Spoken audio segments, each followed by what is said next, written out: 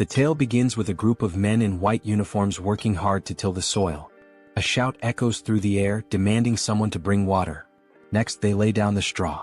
Several men stand in a line carrying buckets of water, while another man perched on the edge of a small cliff berates them as slaves, barking orders to speed up their efforts. Nearby, a goblin scribbles notes into a log carried by one of the men. Meanwhile, one man cannot escape the agony of the relentless lashes tearing into his shoulders, nor the mixture of blood and sweat saturating his body. He grumbles about the excruciatingly harsh existence of lifelong servitude. In a completely different context, the strongest man alive had claimed the title of champion at the young age of 27 and maintained his position as the world's top fighter for 2 consecutive years. During a decisive fight, the referee declared the match over when the towel was thrown in. The victor, with an unbroken record of 23 wins and 0 losses, had secured his place as the heavyweight champion of the largest MMA league in the world. He even wrapped up his career with an undefeated title defense before retiring. That man is Choi Hyunseok, a celebrated athlete from the Republic of South Korea, and he is the central figure of this story. Not long after his retirement, fate dealt him an unexpected hand in the form of the infamous truck Kun. As you might guess, the truck collided with him, cutting his life short. Hyunseok found himself bitterly lamenting the loss of all the money he had painstakingly saved for his retirement. After all, fighting was the only thing he had ever known in life.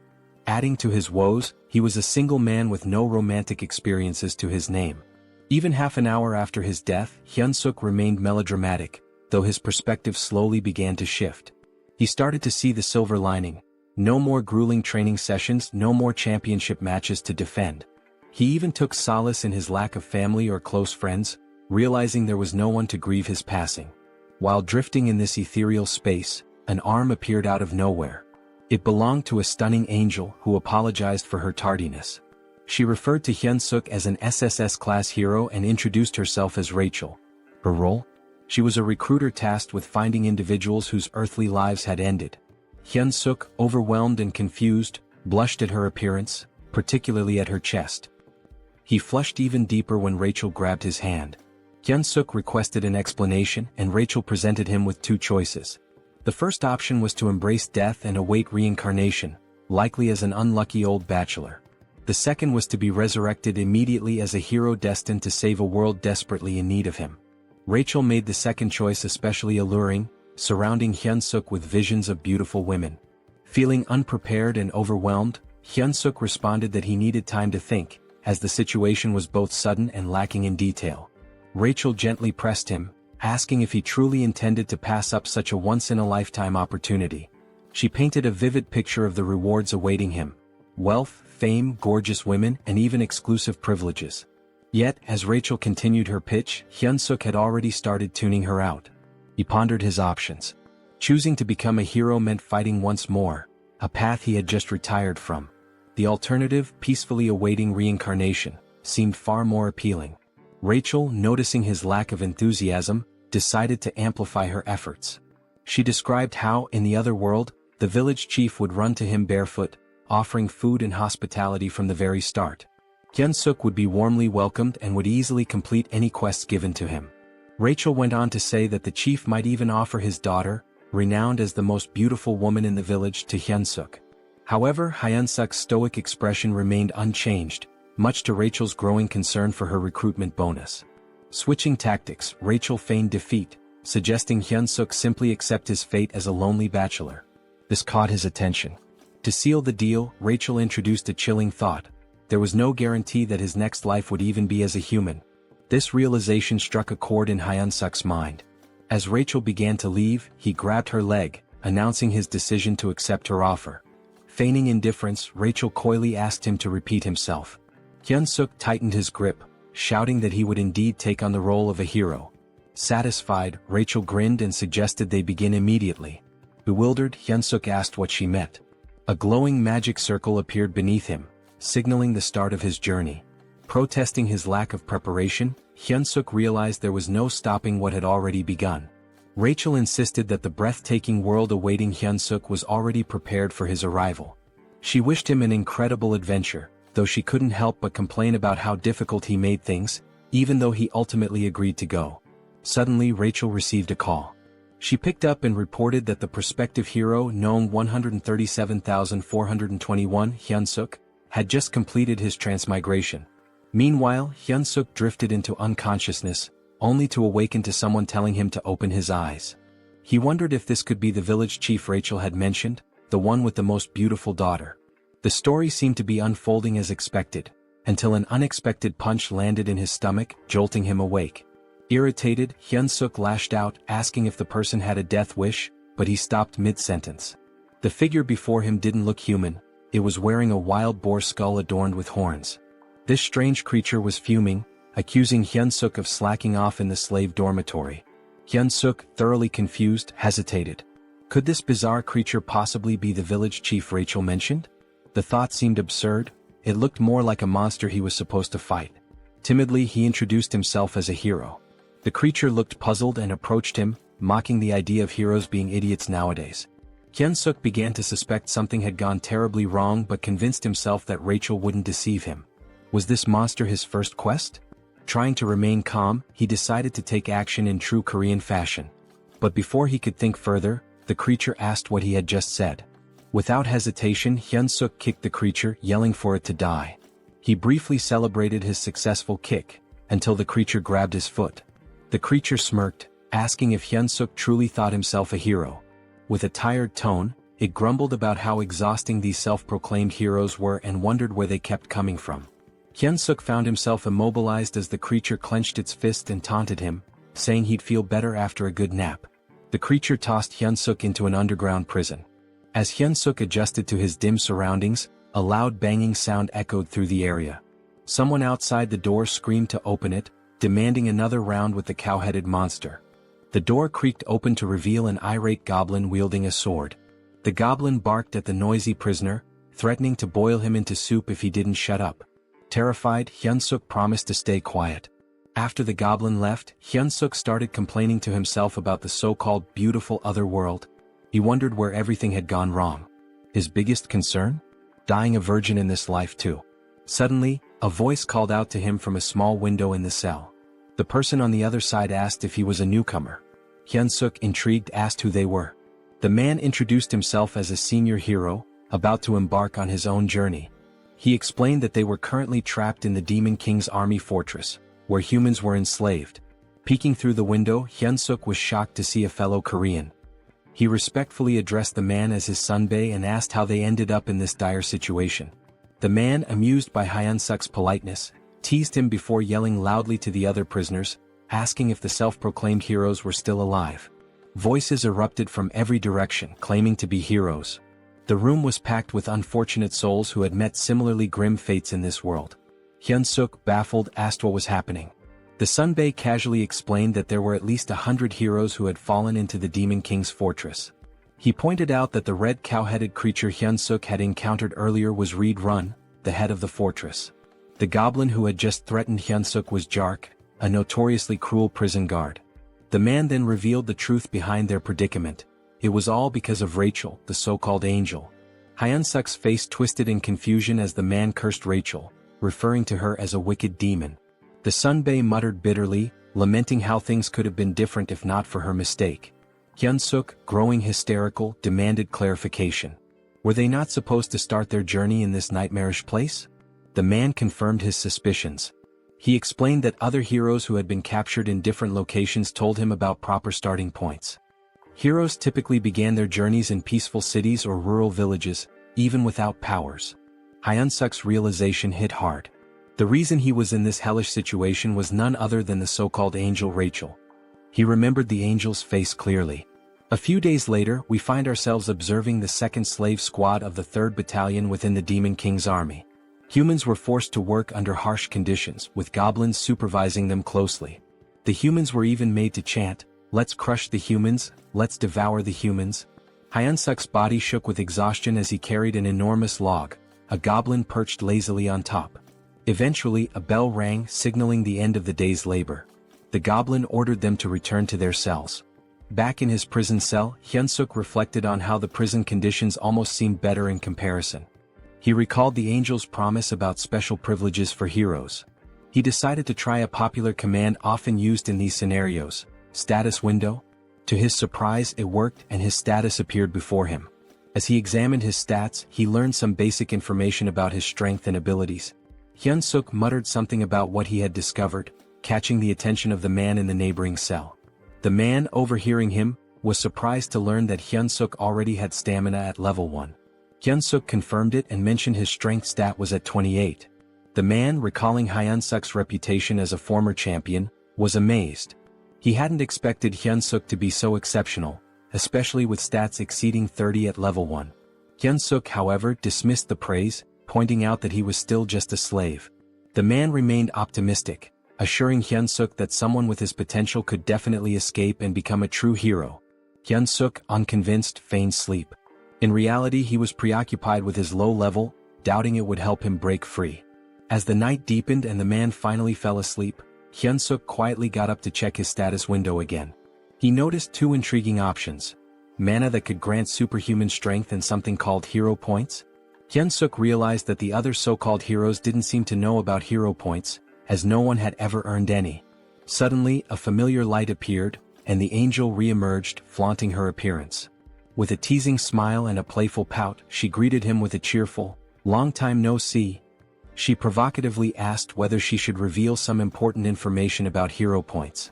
Before she could finish, Hyunseok grabbed the diminutive Rachel in his hands, his expression dark with frustration. He told her bluntly that he didn't care about hero points or anything else she had to say. At that moment, his priority was giving her a piece of his mind. Moments later, Rachel found herself tied up and dangling like bait on a fishing line. Apologetically, she explained that her magic circles had malfunctioned due to an unfortunate accident involving spilled coffee during a snack break. During her explanation, soundproofing magic was activated to ensure privacy. Hyunseok questioned whether she had been punished by being assigned as his manager. Rachel clarified that her role was to be his personal fairy, a guide to assist him until he defeated the Demon King. Hyunseok made it clear that he no longer cared about being a hero. Rachel, puzzled, asked him to elaborate. He explained that he had no intention of defeating the Demon King and would prefer to live a normal life. Rachel admitted that many prospective heroes chose that path, but she emphasized his extraordinary SSS-level potential. Hyunseok argued that his potential didn't obligate him to anything. He confessed that he never felt it was his destiny in the first place. Rachel tried to protest, but Hyunseok interrupted, saying he didn't want to live a life filled with endless battles as he had in his past. Rachel was startled by his words. She had always seen him as a foolish warrior driven only by fighting in women, but now she worried about her own fate. When she received her assignment as a personal fairy, Rachel had vehemently protested. She felt it was unfair for someone of her status to endure such a humiliating role. Nevertheless, she was ordered to stay by Hyunseok's side until he defeated the Demon King, and the decision was final. A personal fairy, she was told, must actively support and share both successes and failures with their assigned warrior. Despite her protest, she was teleported directly to the Demon Fortress. Back in the present, Hyunseok deduced that a personal fairy was obliged to obey their warrior's commands. Using this to his advantage, he instructed Rachel to contribute to his escape plan. Reluctantly, she agreed. A sudden noise from the door made Hyunseok act quickly, grabbing Rachel to conceal her presence. Goblins were waking the prisoners for the next day's labor. Rachel grumbled that she could use her stealth abilities without his interference. Even after roll call was complete, Hyunseok noticed that Jark, the cruel goblin guard, was still lingering by his door. The Jark informed Hyunseok that Raidran had summoned him to his office. Once there, Raidran brought up an unexpected topic. Apparently, Hyunseok had been working diligently these days. Hyunseok was utterly shocked while the Jark casually lounged on his shoulders. He couldn't believe that the foul-smelling goblin had actually complimented him. Raidran admitted that initially he had thought Hyunseok was just another lunatic human, but seeing his recent efforts had changed his perspective. That was why Raidran proposed a new role for him, head slave. Hyunseok was baffled and had no idea what Raidran was implying. Raidran elaborated, explaining that the workload had significantly slowed down recently, and someone needed to step up to manage the humans. Rachel anxiously hoped Hyunseok would refuse the offer outright. She whispered furiously, pestering him to decline, even yelling that a hero should never submit to officers in the Demon King's army. Both Raidran and the Jark heard the commotion and asked what the noise was. Hyunseok quickly shouted that he'd handle everything and ensure the humans worked harder. To distract them, he exaggeratedly bowed, slamming his head on the desk with a loud thud. Raedran was delighted. He confessed that, contrary to his first impression, he was beginning to like Hyunseok. He even promised to write him a special recommendation letter to join the Demon King's army, if he continued to perform well. Hyunseok was dismissed but felt despair deep down, watching his escape plans crumble. A few days later, the humans were chanting while working. Hyunseok strutted around, smugly scolding one worker for being too slow. He mocked, "Even my grandma could run faster than that." With such an attitude, he looked perfectly suited for the Demon King's army. The system window popped up, revealing that his hidden skill, charisma, had increased. Due to his leadership experience, Hyunseok exclaimed that being the head slave was the best.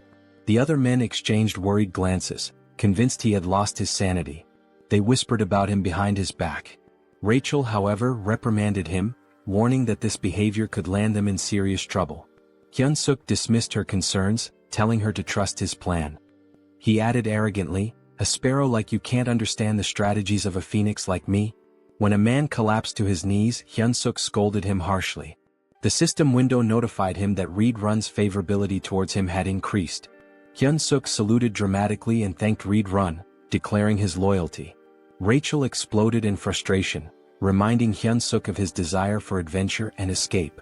Hyunseok scratched his head, explaining sheepishly that he was simply following the system's guidance. He reasoned that obeying the system was part of being a hero. Rachel argued furiously, insisting that boosting the Demon King's army officials' favorability was absurd and completely unlike any hero quest she had ever seen. Hyunseok stood firm, claiming it was the truth, even offering to read the quest description aloud. He read, "You who have found yourself trapped in the Demon King's fortress due to an idiot's mistake?"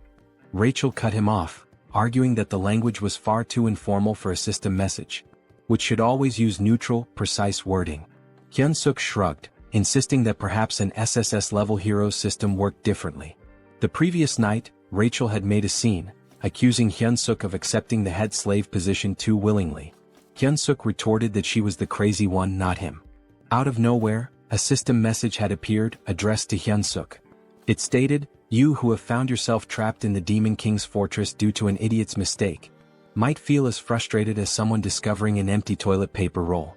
However, this is an opportunity. To become a true hero, you must gain the favor of the Demon King's officer, Red-Run, and earn 100 hero points." Hyunseok had been stunned at the time but realized this was his only viable option. Now back at work, Hyunseok led the slaves in singing the Demon King's Third Army Corps song.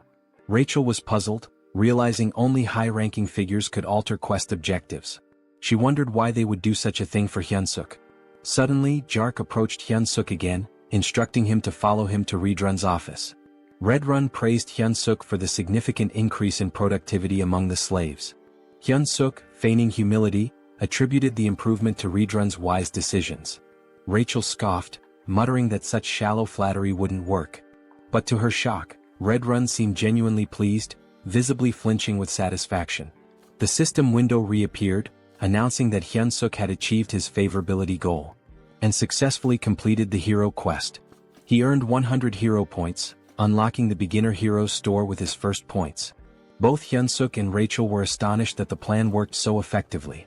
With the favorability quest complete and everything progressing smoothly, Hyunseok decided it was time to move on to the next phase of his strategy. He approached Red-Run, asking permission to begin training the slaves. Red-Run raised an eyebrow and questioned the request. Hyunseok painted an idealistic picture, a group of slaves working in perfect harmony, trained to the point of discipline mastery, each performing the labor of three without slacking. He emphasized that with such efficiency, the fortress could be fully constructed within a week. Red-Run, however, argued that humans were physically too weak to endure training while continuing their tasks. Unfazed, Hyunseok added that if this plan succeeded, even the commander would heap praises on Red-Run. This was enough to convince Red-Run, who approved the training without much further thought. Back in his cell, Rachel was dramatically despairing over the situation.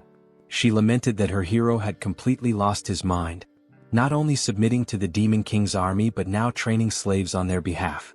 She felt utterly hopeless and dejected. Hyunseok, irritated by her theatrics, snapped at her for being so noisy.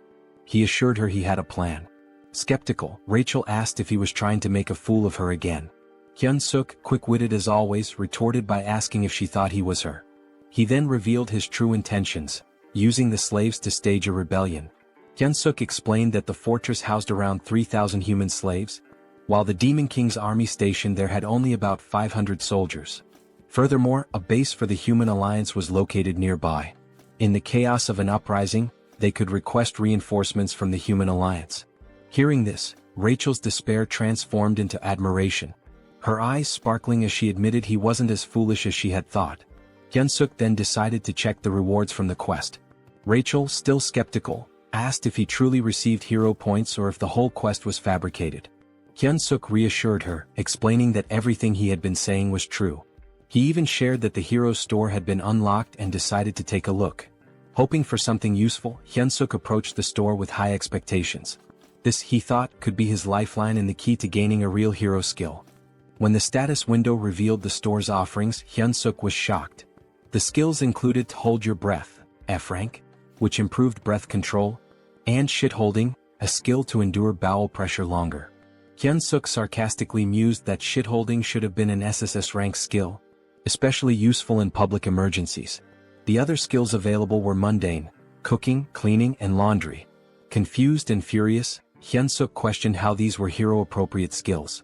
Rachel, laughing at his frustration, explained that the store was still at level 1. She assured him that collecting more points and leveling it up would eventually unlock better options. Still fuming, Hyunseok lashed out, telling Rachel to shut up and calling her a swindling fairy. The next day, the slaves saluted the Demon King as Hyunseok commanded them to sing the Third Army Corps song. At his signal they began. We, the great Demon King army, defeat humans, eat humans. Forget all the suffering when you catch them. Nothing under the sky compares to the Demon King's affection. Reed Run observed the performance, feeling pleased with his decision to allow Hyunseok to train the slaves. Suddenly, the door to his quarters burst open as Jark entered with urgent news. The human army was advancing toward the fortress. The 8th Division, the largest unit in the area, had already fallen into a trap and retreated. If the 8th Division had been defeated, Jark warned, it was only a matter of time before the humans reached the fortress. Despite the dire situation, Reed Run remained calm. He acknowledged Jark's suggestion to evacuate but insisted they wait a moment. He declared that since ancient times, wars were won or lost based on supply lines. The first rule of war, he stated, was never to lose a competent supply officer. With that, he instructed Jark to leave while he took care of Hyunseok before following. Meanwhile, Hyunseok scolded the slaves, asking if they were prepared to follow his orders. Hearing a commotion, he sighed, suspecting that combat training might once again be interrupted by Reed Run's constant surveillance. Checking the status window, Hyunseok noted that while his abilities had improved slightly, it wasn't enough to launch a rebellion. He muttered aloud, hoping for an unexpected event that could help him increase his power quickly.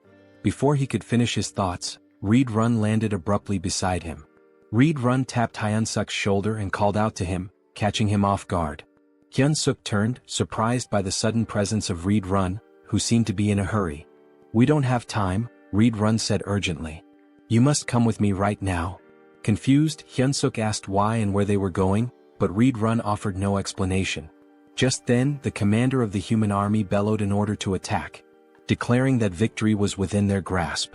Human soldiers armed with spears charged forward, successfully striking several goblins in their path. Their advance, however, was halted by a terrifying sight, the Red Nightmare Reed Run. The commander shouted for the troops to retreat and let the knights handle the enemy. Despite the order, the humans continued their charge, emboldened by their momentum. As Hyunseok watched the chaos, a thought crept into his mind. Why were human troops here? He began considering the possibility of using the situation to his advantage. Perhaps this was his chance to stab the Demon King's commander in the back end. Return to human society as a hero. One of the humans yelled, "Die, Red Nightmare," and lunged at Reed Run. With unsettling ease, Reed Run grabbed the man by the head and crushed it, leaving Hyunseok frozen in shock. Reed Run then unleashed his combat arts, performing the 7th movement. He slammed the soldier's face into the ground, following it up with an area of effect attack, the explosive destruction wave. The ground shattered, sending human soldiers flying through the air. Turning back to Hyunseok, Reed Run asked, "Are you all right?" Hyunseok saluted reflexively, replying that he was fine and subtly adding that he'd be leaving soon. This moment reminded Hyunseok that he was still in the company of one of the Demon King's most formidable warriors. The battlefield buzzed with activity as the humans claimed the area. They raised 2 flags at the center and began organizing the citizens of Mariot Kingdom and Drasan Empire. A soldier questioned Hyunseok's prison mate, asking if they were warriors. The man replied affirmatively. The warriors were separated from the other captives and led down a different path. A figure appeared to greet them, Olivane Grimier, a middle-aged man with striking red hair and a beard.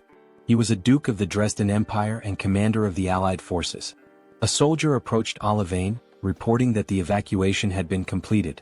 Olivane praised the soldier for his efforts. The soldier also mentioned that those claiming to be warriors had been drafted. Olivane gave the order to begin. "All soldiers to your positions," he commanded. Moments later he gave a chilling order, "Annihilate all the warriors before us." Meanwhile, a carriage traversed the forest. Inside, Hyunseok sat in sullen silence, bidding farewell to his dreams of adventure and his imagined second life. Across from him, Reed Run sat stoically. Hyunseok couldn't help but think about how Reed Run had effortlessly dispatched everyone chasing them. Their pursuers were no longer a concern. Rachel, attempting to cheer Hyunseok up, remarked that moments of crisis often present opportunities. She suggested they head to the headquarters and properly assess the Demon King Army situation. Hyunseok, unimpressed, told her to shut up. Breaking the silence, Reed Run admitted, "I must have fallen asleep for a moment." He looked at Hyunseok and asked, "Did you say something?" Hyunseok quickly covered, claiming he was just mumbling about how honored he was to accompany someone like Reed Run. Reed Run, seemingly touched, expressed his appreciation. He informed Hyunseok that they were nearing the 3rd Corps headquarters and encouraged him to look forward to it. "Once we arrive," Reed Run added, "I'll officially enlist you in the Demon King's army." Hyunseok turned pale but managed to force out, "It's an honor." Rachel too panicked silently. At the headquarters, a guard announced Reed Run's return, prompting the gates to open. Reed Run gestured for Hyunseok to follow, stating that he would take him directly to the commander. "It's an absolute honor to meet the commander so soon," Reed Run remarked, though his body language hinted otherwise. He warned Hyunseok to be on his best behavior in the commander's presence if he wanted to live. Recalling an old saying about surviving even in a tiger's den by keeping one's wits, Hyunseok steeled himself and vowed not to give up. At the commander's door, Reed Run announced himself and was granted entry. As the door opened, Hyunseok heard a woman's voice, making him wonder if the commander was human. The figure before them was striking, a woman with long ears, claw-like nails, and her eyes obscured. Her jaw and neck bore a different hue, adding to her otherworldly appearance. She lounged in her chair, wearing stilettos, exuding an aura of command. "Welcome back, Reed Run," she said with a smile. She observed that he had gained even more muscle since their last meeting. This woman was Hemis, the commander of the Demon King Army's 3rd Corps. Reed Run responded with a compliment, remarking on how her beauty had become even more radiant. Hyunseok felt his cheeks flush. He couldn't believe that such a stunning woman was a commander. Hemis smiled graciously and thanked Reed Run for his kind words. Meanwhile, Hyunseok was panicking internally, unsure of how to respond. Should he also compliment her beauty? He wrestled with the thought as Reed Run shifted the conversation. Reed Run admitted his shame for failing to defend the fortress. Hemis dismissed his guilt, explaining that the blame lay with the 8th Division commander, not him. She added with a sharp tone, "I should have already made a bag out of his hide." Hyunseok felt his breath hitch. Hemis continued, noting that the 8th Division commander had returned alive, but as a disgrace. The pressure Hyunseok felt in her presence was overwhelming, far surpassing anything he had experienced before. He clenched his fists, doing his best to conceal his trembling. Changing the subject, Hemis turned her attention to the human Reed Run had brought. Reed Run introduced him as Hyunseok, the individual he had reported about earlier. He announced that he had brought Hyunseok to officially enlist him in the Demon King Army. Hemis stepped closer, inspecting him. "He's cute," she commented casually. She expressed her anticipation for his performance, especially since he had been chosen by Reed Run. Hyunseok, though flustered, managed to stammer out that he would do his best. Hemis, however, remarked skeptically, "With that body you won't last long in the Demon Army." She turned to Reed Run, asking if he agreed. Reed Run nodded, adding, "He'll be eaten alive by the others." Reed Run then noted how rare it was for a human to join the Demon Army and requested permission to train Hyunseok personally. Hemis's response was swift and firm. "Absolutely not," she said. She explained that Reed Run's time shouldn't be wasted on a human. Then something startling happened. Hemis began to transform. Her head morphed into something resembling a flower, but one with teeth and a long tongue. Hyunseok's jaw dropped in disbelief as he watched her shove her arm into her own mouth. Moments later, her face returned to normal, and in her arms she held a black dog-like creature. She informed Hyunseok that he would now be tasked with caring for her pet. The creature, though small, looked ferocious. "This is Bobo," Hemis introduced him warmly. "Isn't he adorable?" Hyunseok on the inside wondered what kind of pets this could possibly be. He couldn't help but think that it looked like it had come straight from the depths of hell. Also in his own language the name Bobo meant stupid, which added an ironic twist to the situation. Reed Run observed the creature and remarked, "I can sense immense power in it even as a baby." Hemis beamed at the acknowledgement, clearly pleased. Hyunseok, however, remained skeptical. Noticing his hesitation, Hemis asked pointedly about his reaction, intimidating him further. "Don't you like it?" she pressed. Hyunseok quickly backtracked, insisting, "It's an honor to care for Bobo." Satisfied with his answer, Hemis handed Bobo over to him. She advised him, "Bobo is growing, so don't forget to feed him. He gets unpleasant when hungry." She also warned that assigning new caretakers for Bobo had become a challenge, since he had been eating them all. Rachel's voice rang out loudly, surprising everyone. She had noticed a new hero quest in the system window and couldn't contain her shock. Hyunseok shushed her immediately, fearing she might wake Bobo.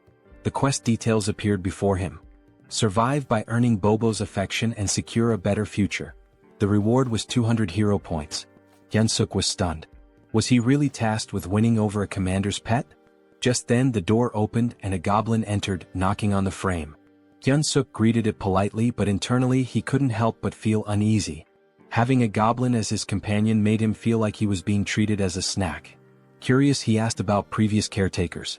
The goblin informed him bluntly that there were none left. They were all dead. The goblin explained that from now on, it would be their job to prepare meals for Bobo. "Is that all?" Hyunseok asked. "Yes," the goblin replied, but just as it was about to bark another order, a shadow loomed over it. It was Bobo, licking the goblin's head ominously. Terrified, the goblin clung to Hyunseok's leg, pleading desperately. The goblin even offered Hyunseok his food to save itself. Hyunseok's patience snapped. "What are you doing?" he shouted. The goblin ignored him, knowing one of them wouldn't survive. Furious, Hyunseok grabbed the goblin and hurled it toward Bobo. "You're the one who's dying," he declared as Bobo prepared to make his move. Hyunseok handed the snack to Bobo, who seemed delighted. Without hesitation, Bobo devoured it. Hyunseok and Rachel watched as Bobo happily enjoyed his treat. Later, Rachel found herself in a panic, running for her life. Bobo was chasing her. Desperate for help, she shouted at Hyunseok, but he casually replied, "You better not run too long. He'll get hungry again." Hyunseok's eyes caught something. A new item was available, an extra-large bone. This particular bone could attract Kennedy-type monsters and charm them. It was priced at 30 hero points. Acting quickly, Hyunseok called Bobo and showed him the bone. He threw it and Bobo's eyes lit up with excitement before dashing to fetch it. Meanwhile, Rachel, exhausted from all her flying around, grumbled, "You should have found that sooner." Hyunseok, smug, replied, "That's why my brain doesn't miss the small stuff." He thought the quest would be smooth sailing from then on, but he was wrong. Bobo suddenly lunged at him, narrowly missing and tearing only the hem of his shirt. That's when it hit him. The bone wasn't enough. Bobo needed fresh meat. Rachel asked if he was seriously considering taking Bobo outside. Hyunseok mulled it over, feeling the pressure as Bobo began baring his fangs. Frantically, Hyunseok blurted out the first calming word that came to his mind. "Walk." Bobo froze and immediately changed his demeanor. The feral energy vanished, replaced by a happy, tail-wagging excitement. Bobo even hugged Hyunseok, who sighed in relief. Now outside, Hyunseok searched for the kitchen, but he was utterly lost. Bobo, full of energy, was pulling him in all directions, making things harder. Rachel, scanning the area, admitted she couldn't smell any food. She spotted a goblin and suggested asking it for directions. Hyunseok approached the goblin, who looked puzzled to see a human. As Bobo reverted to his wild nature, the goblin froze in terror. Hyunseok tried to reassure the goblin, explaining it was just Bobo's walk time. The goblin, still horrified, asked why a human was walking Bobo. Bobo licked the goblin's face and Hyunseok firmly told him, "You can't eat him." Hyunseok asked where the kitchen was and the goblin, trembling, pointed to the left before sprinting away. Rachel and Hyunseok stared after him, stunned, before bursting into laughter. The goblin's terror was so over the top, it made them question if he really belonged in the demon army. Once the laughter died down, Hyunseok refocused. He was ready to search for meat in the kitchen. Rachel, however, questioned his long-term plans, asking if he intended to care for a dog forever. Hyunseok scoffed, replying that, of course not, he still had dreams to chase. But when he turned back, Bobo was gone. Panic hit him instantly. He turned pale and shouted, "Where the hell is that dog?" Hyunseok felt despair creeping in. Bobo was a walking disaster, and even looking away for a moment was a mistake. Rachel scanned the surroundings and pointed toward a direction. There they spotted Bobo trotting back toward them. Hyunseok exhaled in relief, scolding, "You scared me half to death." Bobo returned happily, but blood dripped from his mouth, and his stomach was visibly full. Suddenly they heard shouting, "Commander Regis is dead." A vow for revenge echoed through the air. Hyunseok froze in horror. Rachel pointed accusingly at Bobo, whispering, "He's the culprit." Goblin soldiers emerged, and Hyunseok and Rachel began running for their lives. Rachel, gasping, asked if they were about to die. Hyunseok snapped, "Shut up and run." They reached a dead end, cornered by goblins shouting accusations. One goblin vowed to tear off Hyunseok's arms like chicken wings. Another lamented that the commander was already digested, wondering how he would have tasted. Yet another suggested ripping both Hyunseok and Bobo apart, dividing the spoils. Hyunseok forced himself to stay calm and shouted back, "How dare you?" Outnumbered, he needed a plan. Thinking quickly, he lifted Bobo and asked the goblins if they knew who the brave one was. Confused, the goblins stared at Bobo, who they had assumed was just a wild beast. When Hyunseok heard their words, his fury rose and he reprimanded the goblins. He declared that this adorable yet lethal creature was none other than Bobo. The goblins hesitated, recalling that Bobo was rumored to be Commander Hemis's pet, but they dismissed it. They assumed it was just another deceitful trick from a human. Still, some goblins began to worry that Hyunseok might actually be telling the truth. Hyunseok questioned how they could fail to recognize Bobo, calling it a disgrace. The goblins stared at him, baffled by his confidence. Hyunseok, maintaining his composure, commanded Bobo to unleash his beast mode. Without hesitation, Bobo obeyed, transforming into a ferocious predator, saliva dripping as if anticipating a meal. Hyunseok addressed the goblins again, reaffirming, "This is Bobo." He then ordered, "Bobo, bite him." Bobo let out a deafening roar and pounced on the nearest goblin. Blood splattered as Bobo's teeth tore into his target. Hyunseok watched the grisly scene unfold, casually remarking, "A dog without a muzzle sure gets messy." When Bobo finished, only the goblin's bones remained. Turning to the others, Hyunseok asked mockingly, "Anyone else doubt who Bobo is?" The goblins frantically apologized, claiming they had no idea it was really Bobo. At that moment, a system notification appeared before Hyunseok. It revealed that his extraordinary charisma had subdued numerous demons, increasing his hidden charisma stat. Hyunseok grinned, pleased with the recognition.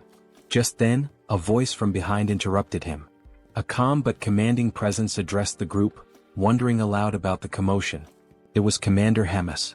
She surveyed the scene, amused, commenting that the cute newbie was causing quite the stir outside. Hyunseok felt his blood run cold. Standing in her office had been nerve-wracking enough, but now facing her here was even worse. Hemis chuckled, clearly entertained by Hyunseok's audacity in using her name and Bobo to survive. Hyunseok bowed deeply, admitting he had committed a severe offense. Hemis raised an eyebrow, confused, as she had actually intended to compliment him. She admired his resourcefulness and wit, contrasting him with the less clever demons she often dealt with. "You've got guts too," she added with a smirk.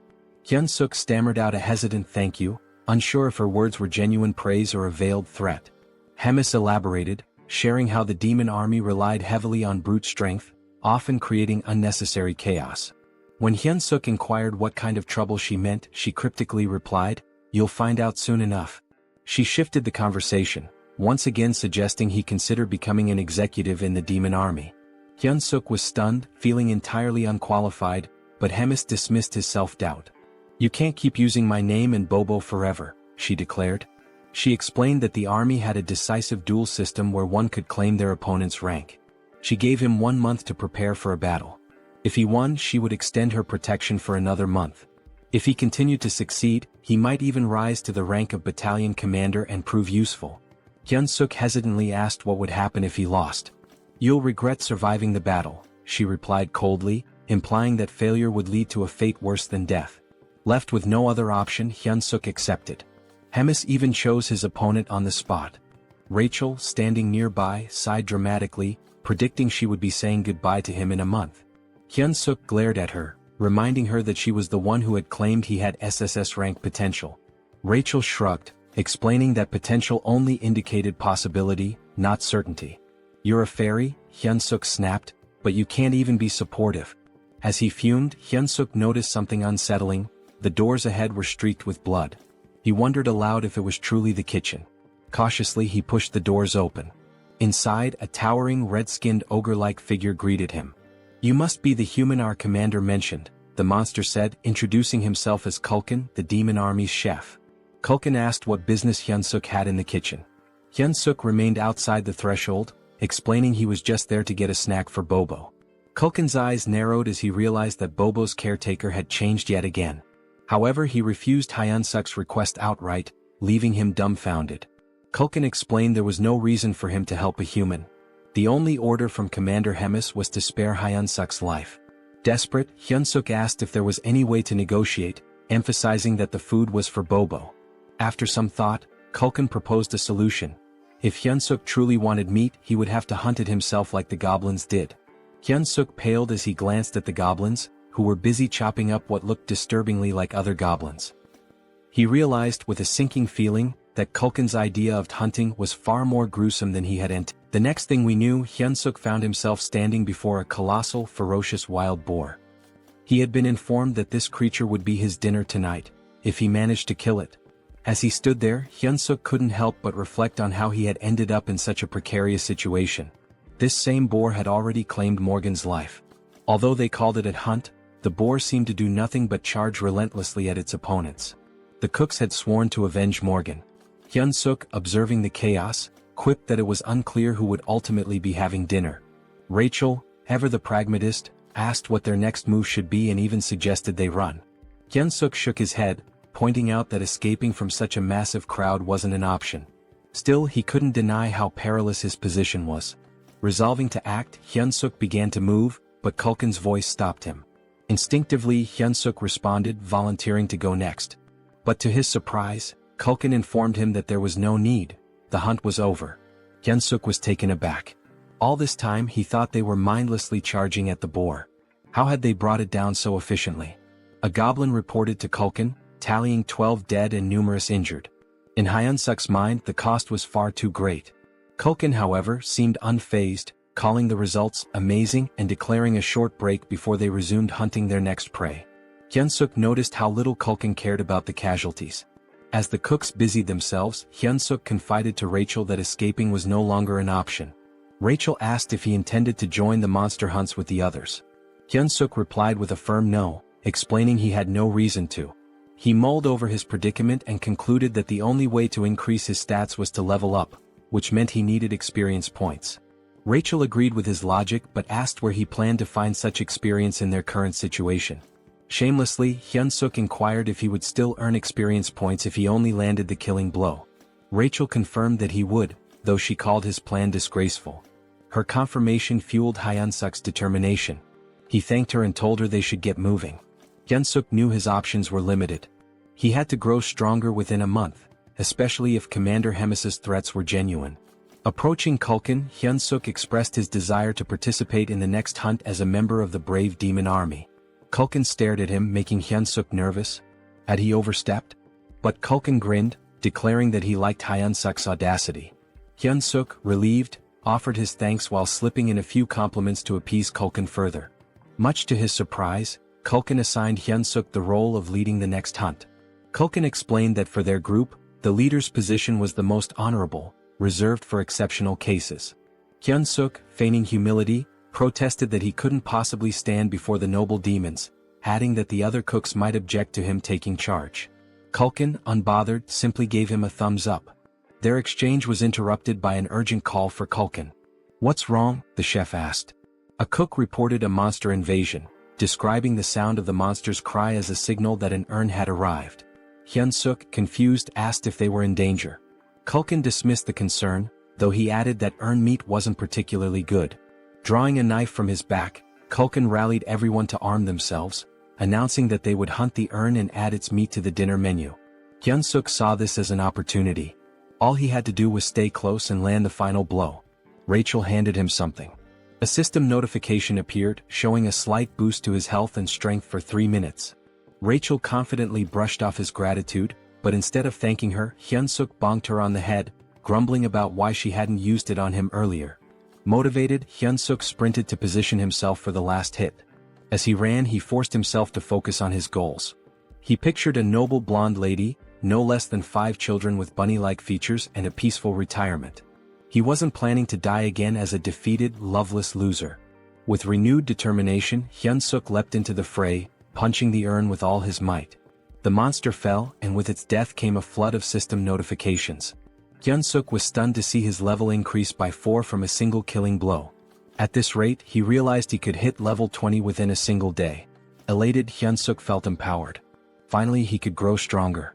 Moments later, a trembling cook approached the dead urn, raising a butcher's knife. Before the cook could act, Hyunseok casually elbowed him, claiming his arm had slipped. He laughed maniacally, his grin wide and menacing. It was almost as if he had lost his mind when he declared that every last hit in the world was now his to claim. Time passed and more monsters were slain. Rachel, visibly drained, asked if they were finished now. Hyunseok smirked and praised his buff bot companion for her assistance. All the monsters had been dealt with, and it seemed like the cooks had wrapped up their butchering. But upon closer inspection, he realized the cooks were already gorging themselves on the fresh meat. One of them even shouted for a larger serving, leaving Hyunseok utterly baffled. Culkin caught sight of him staring and called out, asking what had captured his attention. Hyunseok questioned whether it was acceptable for the cooks to indulge in the army's food like this. Culkin responded nonchalantly, explaining that it was one of the cook's privileges, especially since monster meat spoils quickly. He added that for common soldiers, having fresh meat was a rare and special opportunity. The chef even admitted that enjoying good food was the main thing keeping him going. A flood of questions raced through Hyunseok's mind, like what kind of privilege this was or how they managed without a labor union. Despite his skepticism, the chef offered him a portion of the meat, saying he had earned it as a warrior. Hyunseok hesitated, staring at the meat and contemplating how much the cooks had risked for it. Eventually he took a bite. The flavor wasn't bad, there was a strong smell that oddly enhanced the taste, but overall the meat was bland and chewy. Hyunseok couldn't help but think that, back in South Korea, this kind of meat wouldn't sell for long. The realization struck him. These cooks were risking their lives for mediocre meat. His thoughts shifted to an idea. What if he created a dish better than this? It dawned on him that he could win their loyalty through their stomachs, earning their favor and becoming the kitchen's god. He opened the Hero Shop interface, much to Rachel's surprise. After spending points on a skill and an item, he revealed his purchases. A cooking skill ranked F, costing 50 points, and a seasoning loaded with MSG for 20 points. Rachel looked at him in disbelief, scolding him for wasting points on salt. Hyunseok dismissed her criticism, explaining that she was underestimating its potential. He demonstrated, sprinkling the seasoning over the meat. The transformation was immediate. The aroma became rich and the meat turned juicy and inviting. Hyunseok felt triumphant, imagining himself as the god of this new culinary world. He presented the enhanced meat to Culkin, who initially declined, saying he was already full. But Hyunseok insisted, claiming he had poured his soul into the dish and could die happy if Culkin tasted it. Reluctantly, Culkin took a bite. The flavor transported him to his childhood. He remembered his mother asking if he wanted meat for dinner, a memory so vivid it brought tears to his eyes. Afterward, Hyunseok left with a bag of meat, a gift from the chef, who reminded him that it would stay fresh for only 2 days. When Hyunseok returned, Bobo charged at him, startling him. Quickly, he handed over the meat, calming Bobo instantly. Hyunseok encouraged Bobo to eat to his heart's content, pulling out every piece of meat from the bag. Bobo devoured it happily, and Hyunseok even promised to bring more tomorrow, earning a boost in Bobo's affinity. This also completed their hero quest, awarding them 200 hero points, exactly as Hyunseok had planned. Rachel noticed his success and pointed out an item on his screen that could enhance his stats. When she asked why he hadn't used it, Hyunseok explained that he avoided it because he didn't know how it worked. blaming at certain idiots who had skipped the tutorial. Rachel, unfazed, reassured him that it wasn't too late. She began explaining how bonus points worked. Strength increases power. Stamina boosts endurance and resilience. Agility improves reflexes and speed. Mana corresponds to magic. When Hyunseok asked about charisma, Rachel explained it was a hidden stat that couldn't be leveled up with bonus points, only through proper training. She advised him to balance the stats equally, but Hyunseok disagreed, believing it would be more effective to focus solely on strength. Rachel was taken aback by his train of thought. She explained that while focusing on strength might work at the beginning, mana becomes crucial as things progress. It's clear that a body enhanced by mana far surpasses one built purely on muscle training. Hyunseok adjusted his points and asked Rachel if the distribution was acceptable. Rachel examined it and admitted it wasn't bad. She then instructed him to visit the shop and purchase a fundamental skill for mana control. Curious, Hyunseok asked what mana control entailed. Rachel explained that it was essentially a skill to help him manage and manipulate his mana efficiently. She estimated the cost at around 100 hero points. Hyunseok began searching for it in the shop, only to find nothing. Rachel was shocked as it was supposed to be a common item. Disappointed, Hyunseok muttered how he'd thought she'd finally be of use. Frustrated, he even accused her of being completely useless. Rachel defended herself, insisting it should have been there. 3 weeks later, Hyunseok reached level 100. But the process had taken longer than he expected. Rachel remarked that the experience points required increased significantly as he leveled up. Hyunseok pondered whether any other heroes were working as tirelessly as he was. Rachel informed him that he had already become a sinecure. Hyunseok found that hard to believe. He berated Rachel, reminding her of the countless times he had nearly died that day. Rachel explained that most people take about 6 months to reach level 100. She added with some sadness that she wanted to get along with him, but Hyunseok retorted that she had brought it upon herself. At that moment, the door opened and a goblin entered, informing Hyunseok that the commander wanted to see him. When Hyunseok arrived at Hemis's office, she greeted him warmly. She remarked that he looked healthier than before and had clearly grown stronger. She noticed that his mana had doubled. Hyunseok explained that he had been working hard to provide the best quality meat for Bobo every day. Hemis, however, commented on how rapidly his strength was increasing. She asked if it had something to do with the hero leveling system. Hyunseok froze, realizing that Hemis knew he was a hero. He wondered how long she had known. Hemis assured him that she had figured it out the first time they met. He asked her how she knew. She explained that she had a connection to someone who was deeply interested in heroes. Hemis then asked why he thought she had summoned him. Hyunseok tried to guess, mentioning his recent battles. She reminded him of their promise and asked if he remembered it. When Hyunseok affirmed that he did, she scolded him for his behavior. Suddenly, Hemis transformed into a monstrous flower-eating creature. She expressed her frustration with how quickly he was leveling and warned him to work harder if he wanted to survive. For her, it was all about entertainment. Hyunseok recalled how crowds are most thrilled not by flashy performances or easy victories but by dramatic, unexpected twists. He realized she had set him up against an opponent he could never hope to beat. Rachel, panicked, yelled, asking what his plan was. Hyunseok told her to stay calm and let him think. He reasoned that his best course of action was to gather as much information as possible about the opponent before the battle. Hyunseok intended to study their strength carefully. Rachel pointed out that they only had the opponent's name, questioning how he planned to identify them. Hyunseok revealed his plan to buy an item from the hero shop called the Combat Power Meter. The device, costing 50 hero points, would measure an individual's strength, stamina, agility, and mana. Hyunseok intended to use it to gauge his opponent's power level and then train against someone with a similar level. Rachel sighed, teasing him for only being clever in critical moments. Hyunseok fired back, saying it was better than always being useless. They tested the combat power meter on Rachel first. Her combat power was 375. She admitted she couldn't tell if that was high or low, so she suggested measuring Hyunseok's. Hyunseok handed her the device, waiting for the results. However, Rachel appeared confused. Hyunseok asked if she had seen anything. Rachel hesitated, then claimed the device must be broken, as she couldn't comprehend why his stats were higher than hers.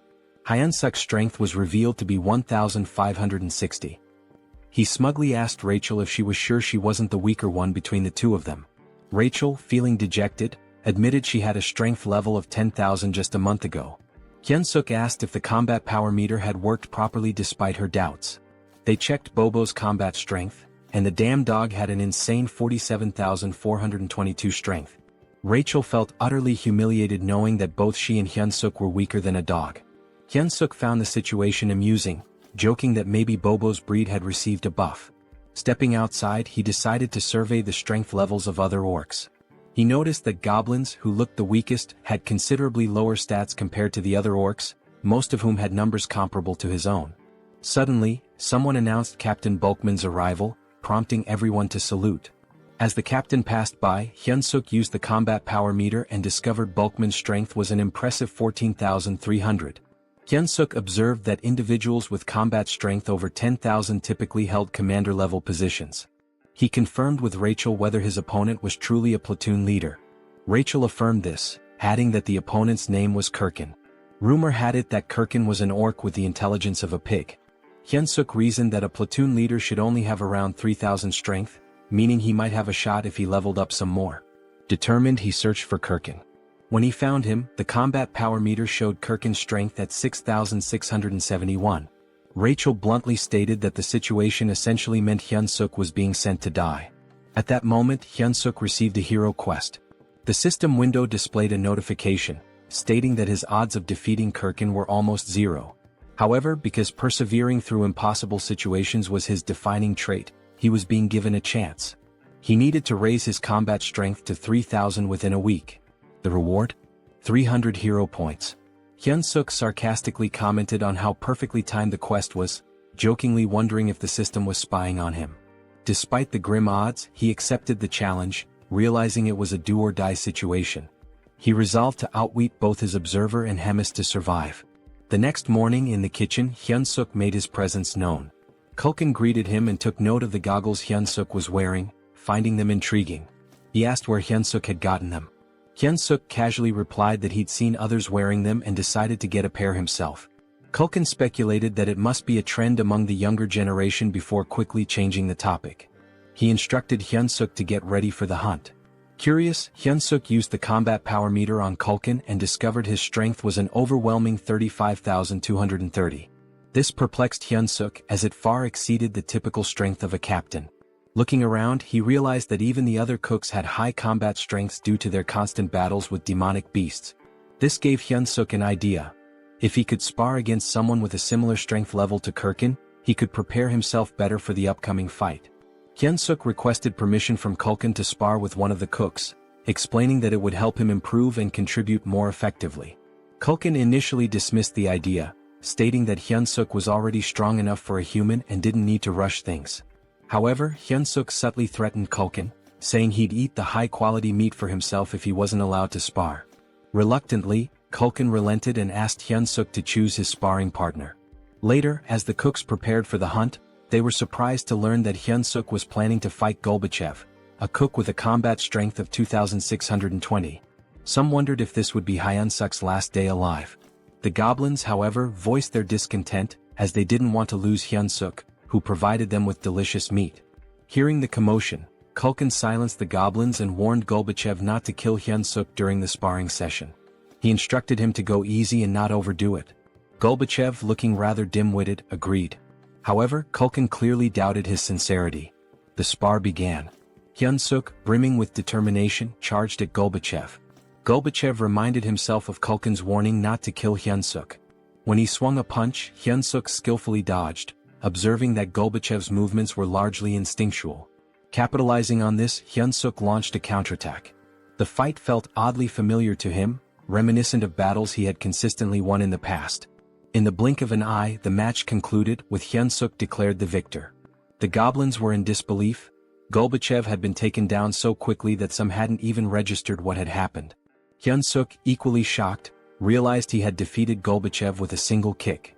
This unexpected victory sparked a newfound confidence in him, making him believe he might have a shot against Kirkin after all. At the northern edge of the Black Fortress, near the Great Forest, Hyunseok replayed the spar in his mind. The fact that he had knocked out an orc with double his strength using just one kick reinforced his belief that combat strength was merely a number and not an absolute measure. He concluded that with a bit more improvement he could secure an easy win in his upcoming fight. Just then, a goblin approached Kulkin to report a large number of Talas appearing up ahead. Kulkin, visibly annoyed, asked if they were within Tala's territory.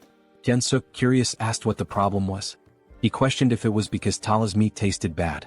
Culkin clarified that their meat wasn't too unpleasant. In fact, their bone marrow was considered a great delicacy. However, Talas lived in groups and had remarkably strong maternal instincts.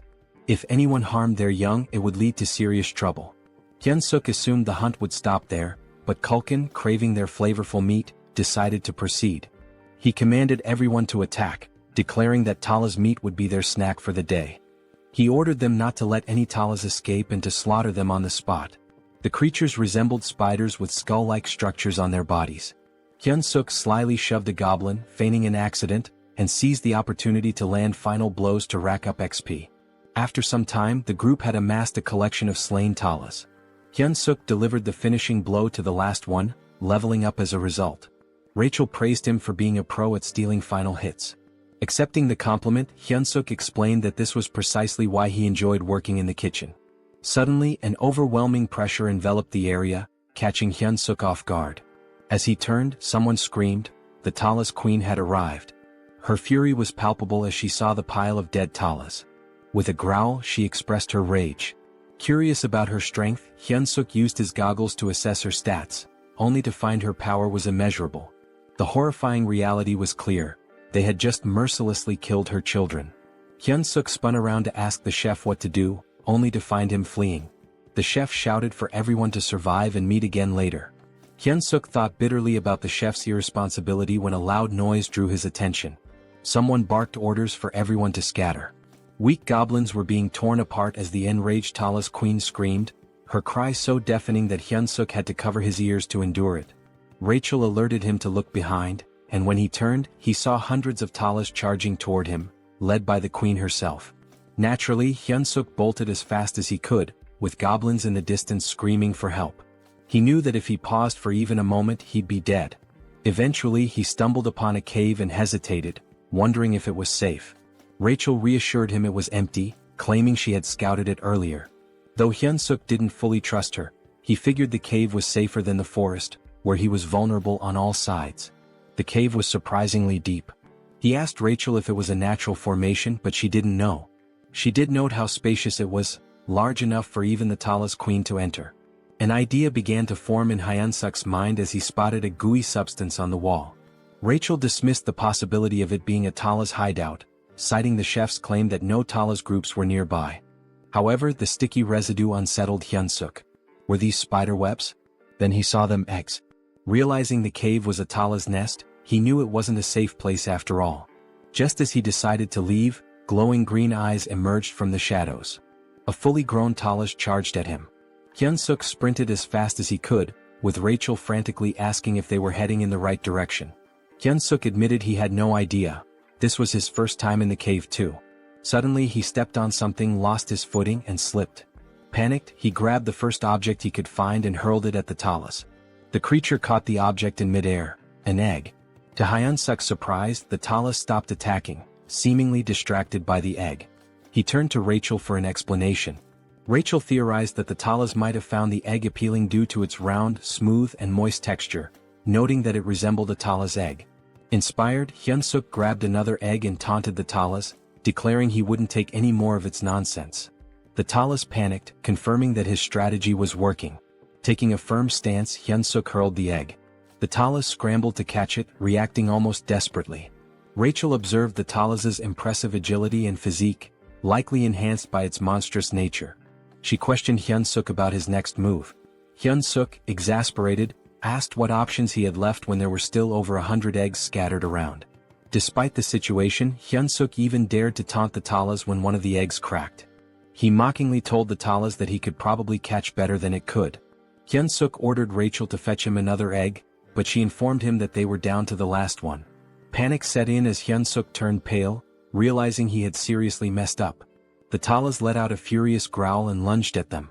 Hyunseok quickly ordered Rachel to cast a buff spell. The Talas queen was seething with rage, but Hyunseok noticed that she was already drained from chasing after the eggs. He steadied himself and focused, knowing he could seize victory. As the Talas queen charged at him, Hyunseok prepared his ultimate attack, Paradise Reincarnation shot. Instead of retreating, he confronted the monster head-on, delivering a powerful strike that defeated the Talas. Several system notifications popped up, confirming that Hyunseok had leveled up. Rachel rushed over to check on him, asking if he was alright. Hyunseok admitted he wasn't, joking that he felt like he was dying right then and there. He suggested they find a safer spot. To his surprise, Rachel revealed that she could also use healing magic. Hyunseok praised her, remarking that investing in mana points had really paid off. Rachel, however, modestly explained that her magic wasn't very potent and could mostly just stop bleeding. Hyunseok allocated his newly earned stat points and decided to head back. At level 108, his stats now stood at Strength 56 plus 2, Agility 53 plus 2, Stamina 55 plus 2, Mana 53 plus 2 and Charisma 27. He felt a sense of accomplishment with his now balanced stats, even though he wasn't sure how to utilize them all just yet. He considered it an investment for future endeavors. Suddenly a familiar voice echoed in the cave. It was Kulkin, delighted to see Hyunseok alive. Hyunseok asked why Kulkin was there. Kulkin explained that he'd found the cave while fleeing and thought they were lucky to have made it out alive. But Kulkin froze when he realized it was the Tala's nest. He spotted the scattered items on the ground. Hyunseok revealed that they were Tala's eggs, explaining that this was where the Talas laid them. Kulkin's eyes lit up upon hearing this. He excitedly mentioned that Tala's eggs were an extremely rare delicacy, reserved for high-ranking officials. Hyunseok, irritated, yelled at Kulkin to focus since they needed to escape. Kulkin remarked that the Tala's queen was likely already in the cave and admitted that defeating her would require someone of division commander rank or higher. He resigned himself to the idea that the egg would be his final meal. Suddenly voices echoed from the entrance. The surviving goblins had arrived, along with the head chef. Kulkin acknowledged those who barely made it and offered them a taste of the precious egg. Hyunseok silently vowed not to let this be his last meal, especially since he hadn't yet enjoyed his wife's 5-dish spread. Determined, he refused to die in such a pitiful place. Meanwhile, in Hemis's office, someone greeted the commander, commenting on his usual stiff demeanor. She inquired if he had completed his assigned mission. Readrun reported that he had successfully captured the Holy Empire's next saintess as instructed. Impressed, Hemis praised Readrun for infiltrating a fanatical cult in just 3 weeks. She patted his head, causing him to blush. Their moment was interrupted by a knock at the door. Annoyed, Hemis remarked on the interruption. A goblin informed her of an urgent report regarding the cooks sent to gather ingredients. Hemis dismissed it at first, assuming it was a routine issue, but the goblin clarified that the incident was severe. The Tala's queen had appeared, leaving most of the cooks, including Kulkin, dead or missing. Hemis asked about Hyunseok, to which the goblin reported that he was also missing. Hearing this, Readrun's expression darkened. Back in the cave, the goblins were toasting with Tala's eggs, resigned to their fate. Kulkin bid them farewell, but Hyunseok smacked him on the head, yelling at him to snap out of it. Kulkin gave him a bewildered look as if asking, "What the hell?" Hyunseok replied that Kulkin seemed to be under some wicked spell and claimed he used a secret weapon to wake him. With a triumphant grin, Hyunseok pulled out a new item, the Beast Encyclopedia, Demonic Beast Edition. The encyclopedia contained detailed information on nearly all demonic beasts and required 50 hero points to acquire. He searched for information about the Talos, a spider-like demonic beast that lives in colonies and is known for its exceptionally strong legs. To defeat a Talos, one must aim for its weaker spots such as the torso and head. The bodily fluids of the Talos are extremely flammable, and its eggs contain a substance as volatile as a bomb. The caves constructed with the Talos saliva are also highly susceptible to fire, so using flame magic inside them is a dangerous gamble.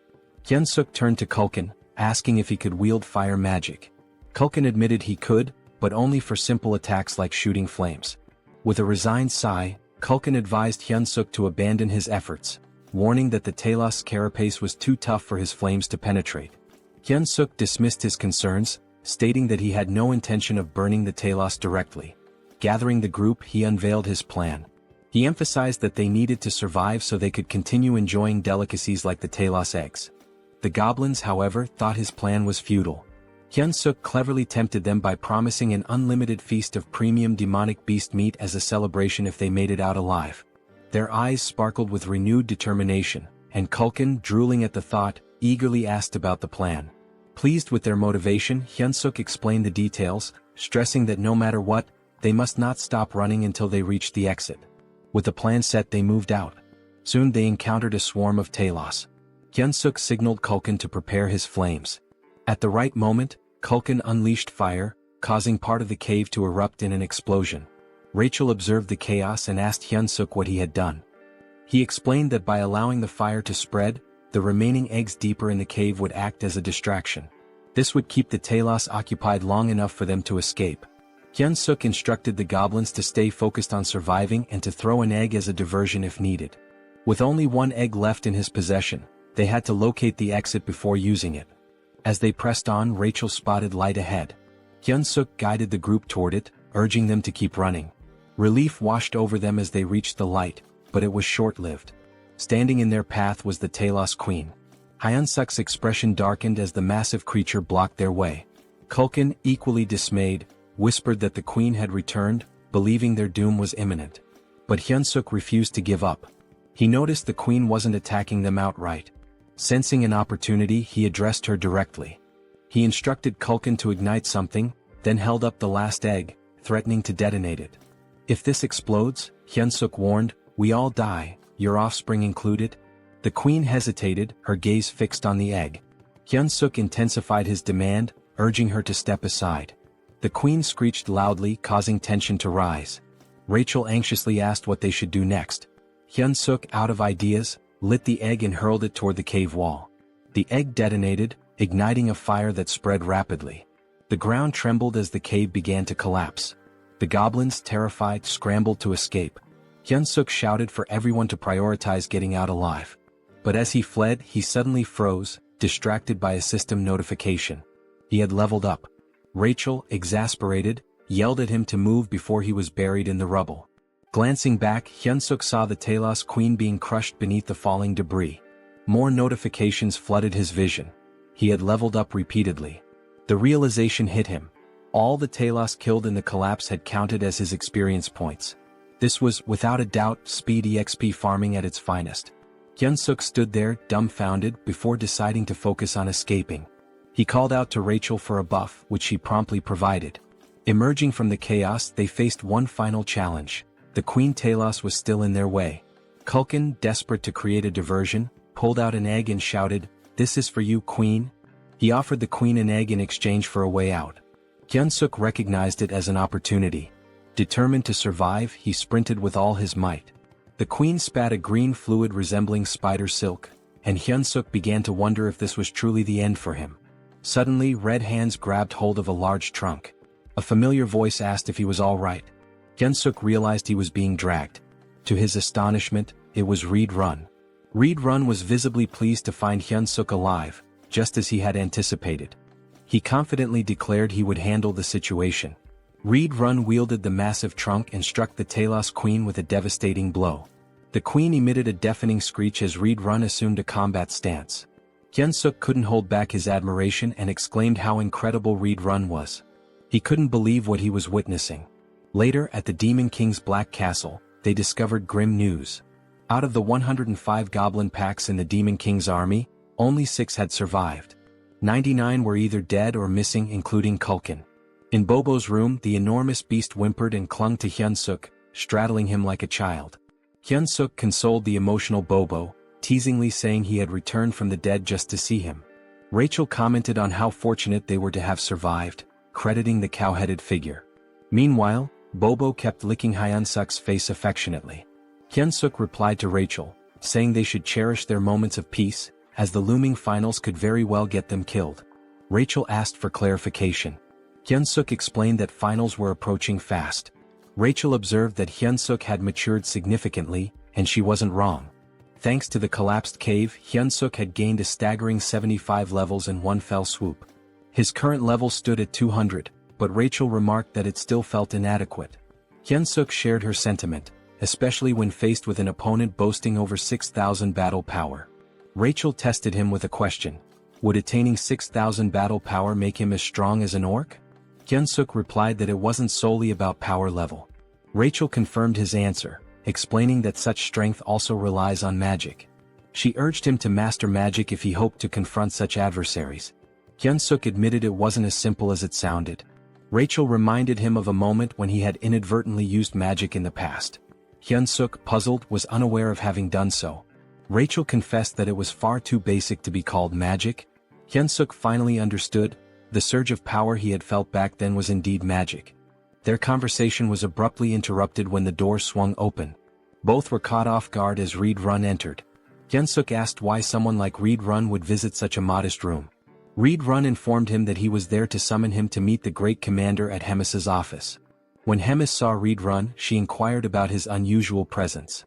Reed Run explained that he had a personal matter to discuss. He requested permission to teach Hyunseok the art of battle. Hyunseok was shocked. Hemis asked for the reasoning behind this.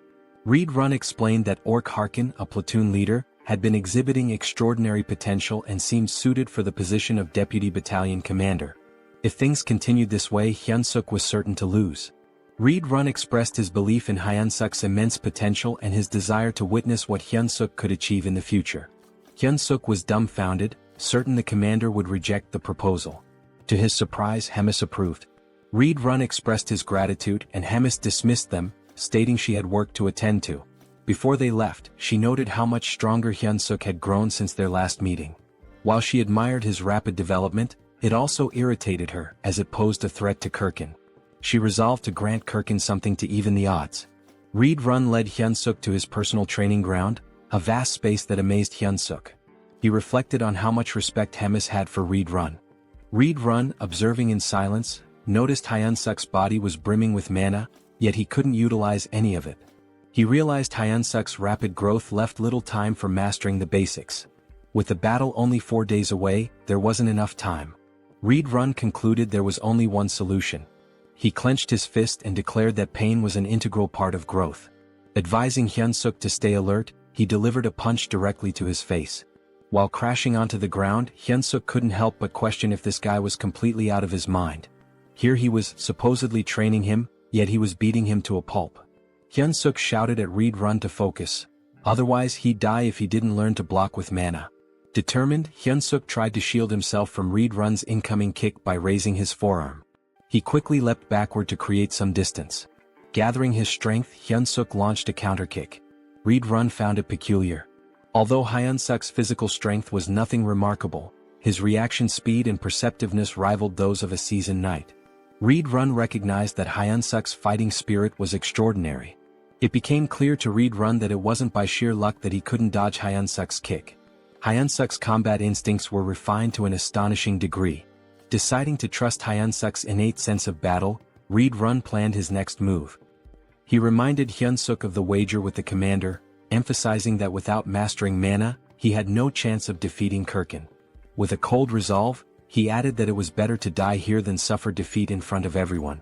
Then with a powerful punch, Reed Run hurled Hyunseok into the air. Hyunseok realized in that moment that Reed Run wasn't bluffing. Another hit like that might actually kill him. His mind wandered to his unfulfilled dream of getting married and having adorable children. But Reed Run wasn't giving him time to reminisce. He was already pursuing Hyunseok mid-air, leaving Hyunseok with only two choices: die or block the attack. Praying to God, Hyunseok clenched his fist and prepared to retaliate. The next moment, the ground trembled from the impact of someone crashing into it. That someone was Hyunseok. The force of his landing shattered a significant portion of the terrain. Rachel, standing nearby, was visibly alarmed. Reed Run approached Hyunseok's motionless body, observing him carefully.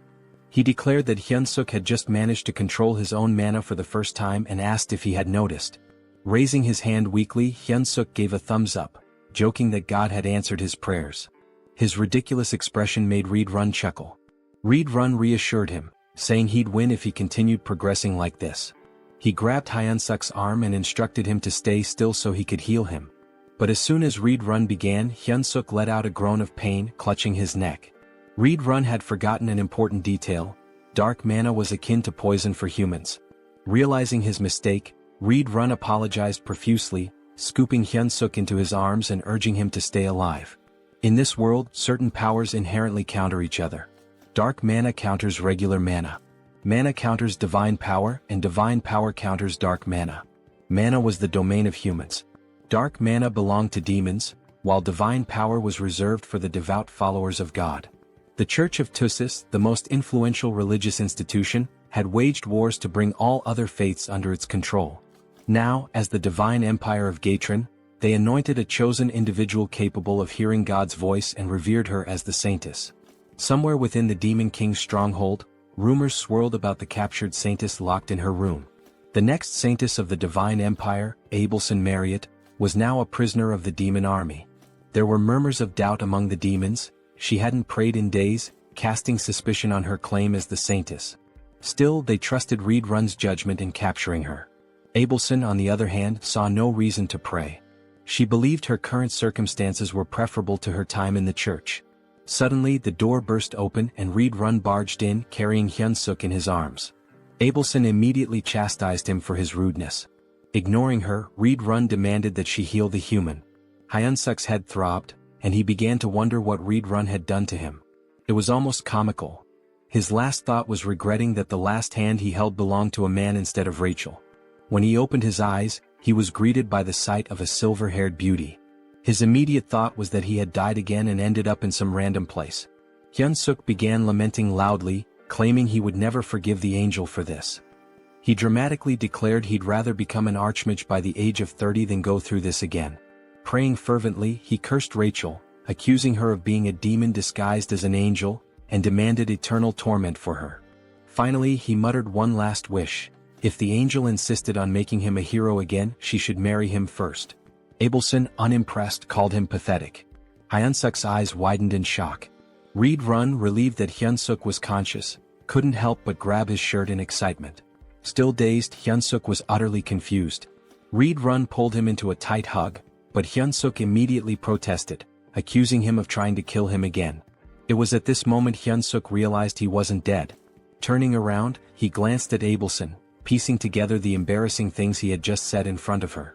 Reed Run, meanwhile, asked the saintess if Hyunseok was fully healed. The saintess responded that Hyunseok was not yet fully recovered, and it should be evident to Reed Run as well that the dark mana still lingered in his body. She admitted she didn't know what might happen to him. Reed Run asked if her divine power couldn't erase the dark mana. Abelson warned that any misstep could result in Hyunseok's death. She suggested waiting, as the dark mana might dissipate over time. Apologizing sincerely, Reed Run promised to make amends by helping Hyunseok grow stronger through training. Despite being nearly suffocated by the hug, Hyunseok managed to remark that Reed Run didn't need to go to such lengths for someone as lowly as him. Reed Run dragged him away, but Hyunseok protested, asking him to wait. Meanwhile, Abelson grew curious about Hyunseok, wondering why a human was being trained by a demon. A few hours later, Hyunseok finally made it back to his room. Bobo, as usual, was there playfully chewing on Hyunseok's head. Hyunseok thanked Bobo. He recalled hearing that Bobo had destroyed his home and eaten the soldier who tried to feed him. Once again, Hyunseok thanked him, acknowledging that if it weren't for Bobo's separation anxiety, he'd still be stuck in training. Hyunseok began venting to Bobo about everything that had happened that day. It was enough to make him cry. And to top it all off, the dark mana was still coursing through him. Looking up, he asked Rachel if he was going to die. Bobo simply kept licking Hyunseok. Hyunseok called for Rachel again, but she didn't respond. Rachel was crying, devastated that her hero had been ruined and corrupted. She told him that he wasn't the same hero anymore. Hyunseok was taken aback. Shouldn't he be the one crying after everything he had just been through? Eventually, Rachel calmed down and confessed that all of the misfortunes were her fault. The dark mana in Hyunseok's body, his near-death experience, it was all on her. With biting sarcasm, she added that it was because she was a demon wearing an angel's face, a deranged maniac destined to suffer eternal torment in hell. Hyunseok froze, recognizing those were the very words he'd said to the saintess upon waking up. Realizing his mistake, he scrambled to console Rachel, even going as far as to claim there was no buff item in the world as amazing as her. Rachel, however, was unmoved and told him to shut up, saying he didn't mean any of it. Now all Hyunseok could do was wait, racking his brain for a way to make amends. 3 days later, Hyunseok felt like he was going crazy. Collapsed on the ground, he cried from the grueling training Reed Run had put him through. Abelson, who was present to heal him, tended to his injuries as usual. Hyunseok praised her beauty as he always did. Abelson, disgusted by his behavior, couldn't believe this so-called hero. Yet she healed him anyway. Hyunseok shyly scratched his head and asked Abelson for a favor before his battle the next day. He wanted her to pray for his survival and if possible to come watch him fight. The request caught Abelson off guard. The day of the battle finally arrived. a match that would decide Hyunseok's fate. The crowd buzzed with speculation. Why would anyone challenge the commander, let alone a mere human? Of course, Hemis and Reed Run were in attendance. Hemis, enjoying the atmosphere, asked Reed Run who he thought would win. Reed Run confidently replied that Hyunseok would emerge victorious. He had worked tirelessly and his talent was extraordinary. Intrigued, Hemis leaned closer and proposed a bet. If Hyunseok won, Reed Run could continue training him. Reed Run found the wager unusual and asked what would happen if Hyunseok lost. With a sly grin, Hemis revealed the catch. Reed Run would have to kill Hyunseok with his own hands. It was the responsibility he would bear for his bold words.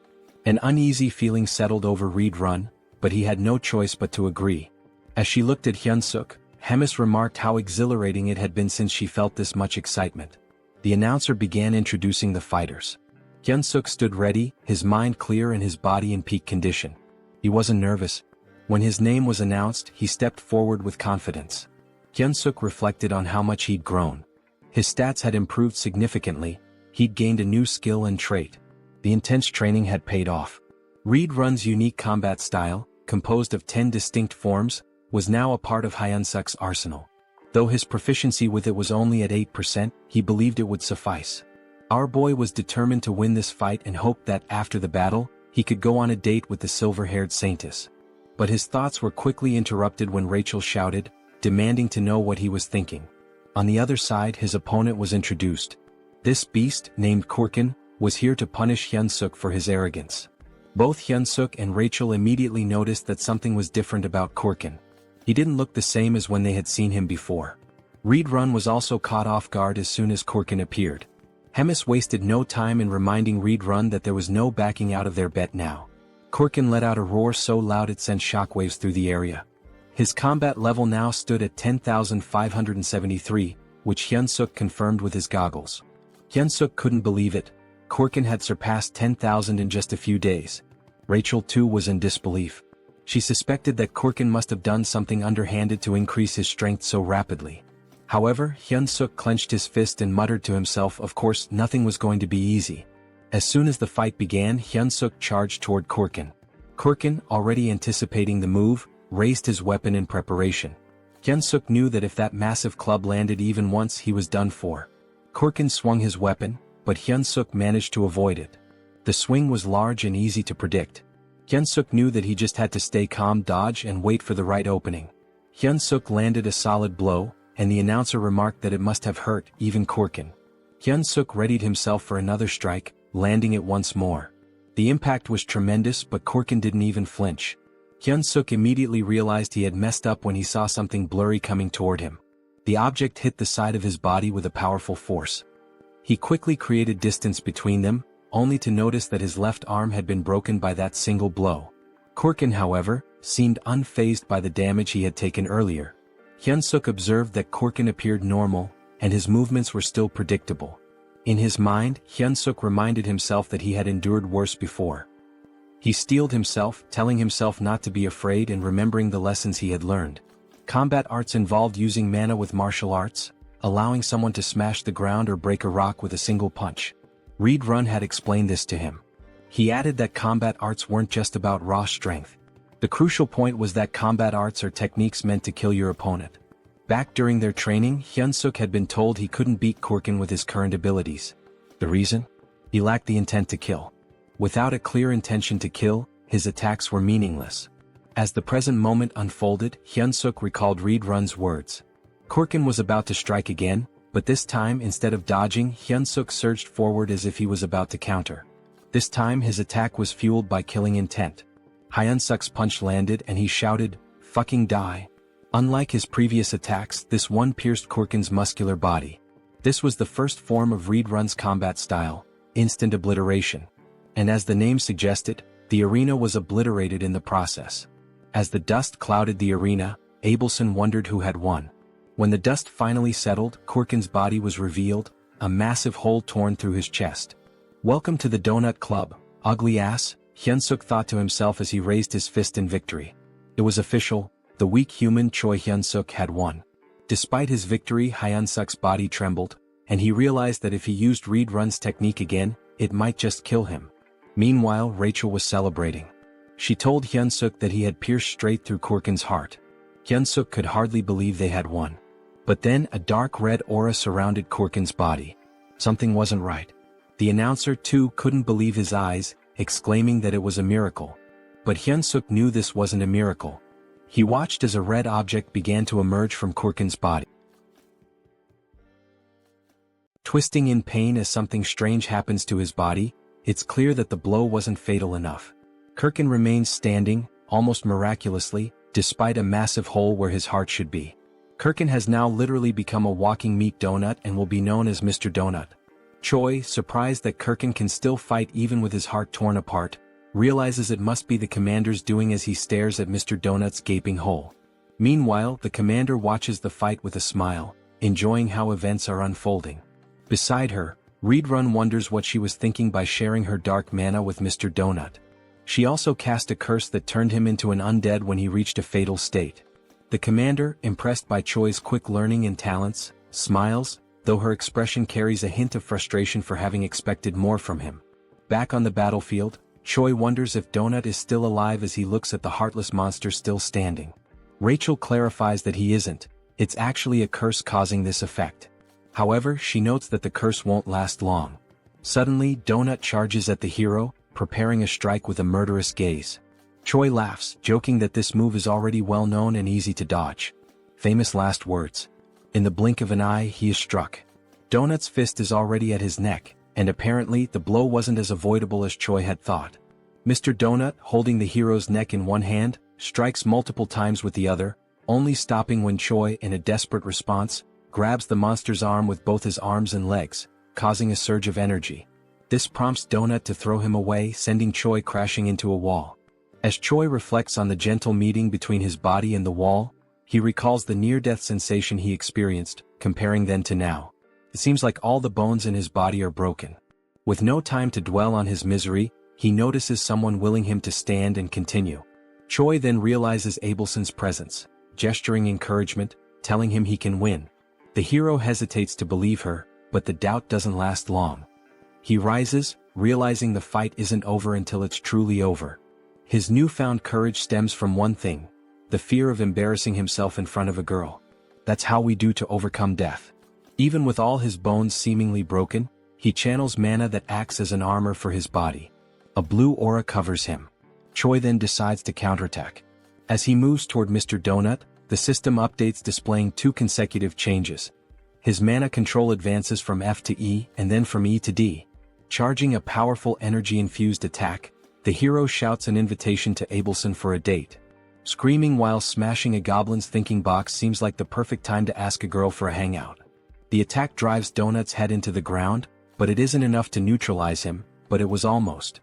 Realizing his attack was highly effective, Choi continues his assault, repeatedly striking Donut's meat coconut. The audience watches in stunned silence, unable to process what's happening in the arena. Meanwhile, in the room where Reedrun and the commander are watching, she asks Reedrun if was he the one who taught the hero all those moves.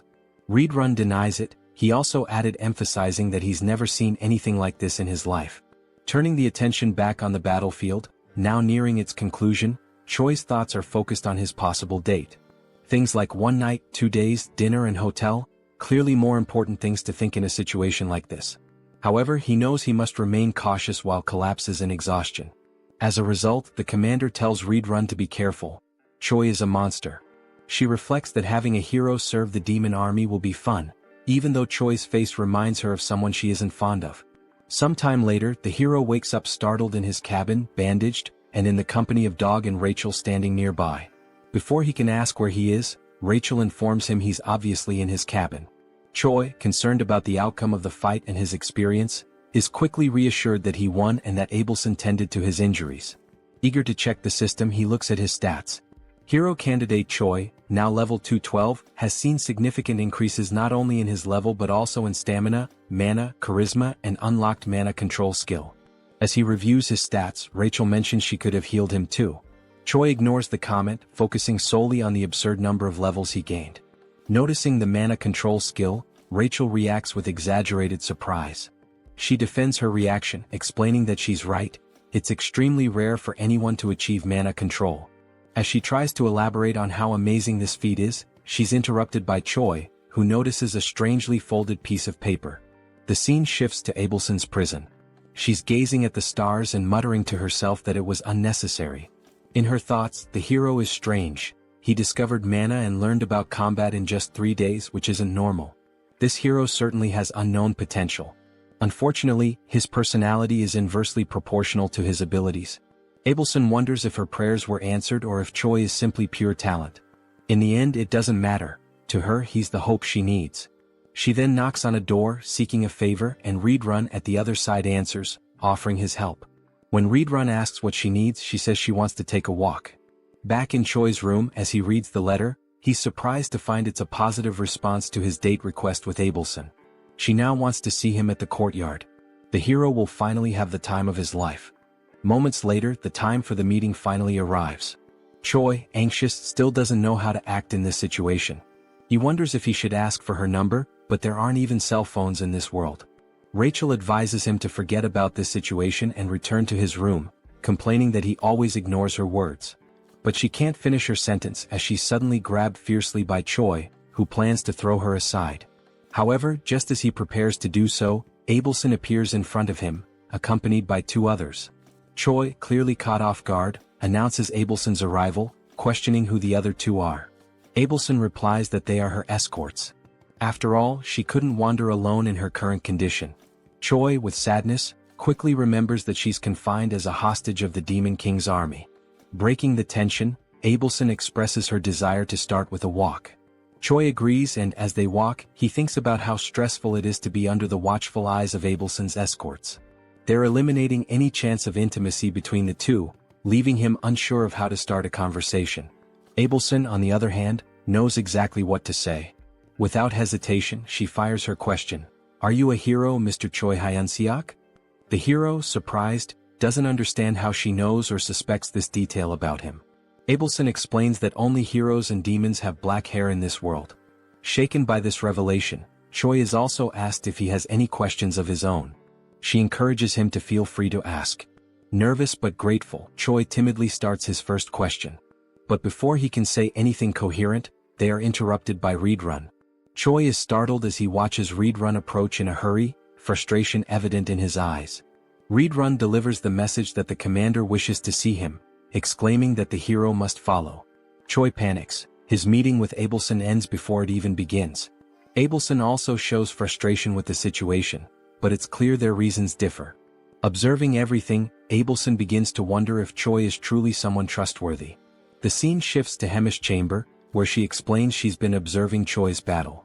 She comments on his ability to consistently escape death with tenacity and then asks if he remembers what was offered to him. Choi cautiously confirms that he remembers she promised to protect him if he participated in a battle with an opponent of her choosing. She asks him to recall more details of the agreement. The hero recounts that he would become an executive under the commander. Hemis admits that this last part wasn't entirely intentional. She didn't think Choi would last long in his adventures. However, as events unfolded, the commander's perspective changed.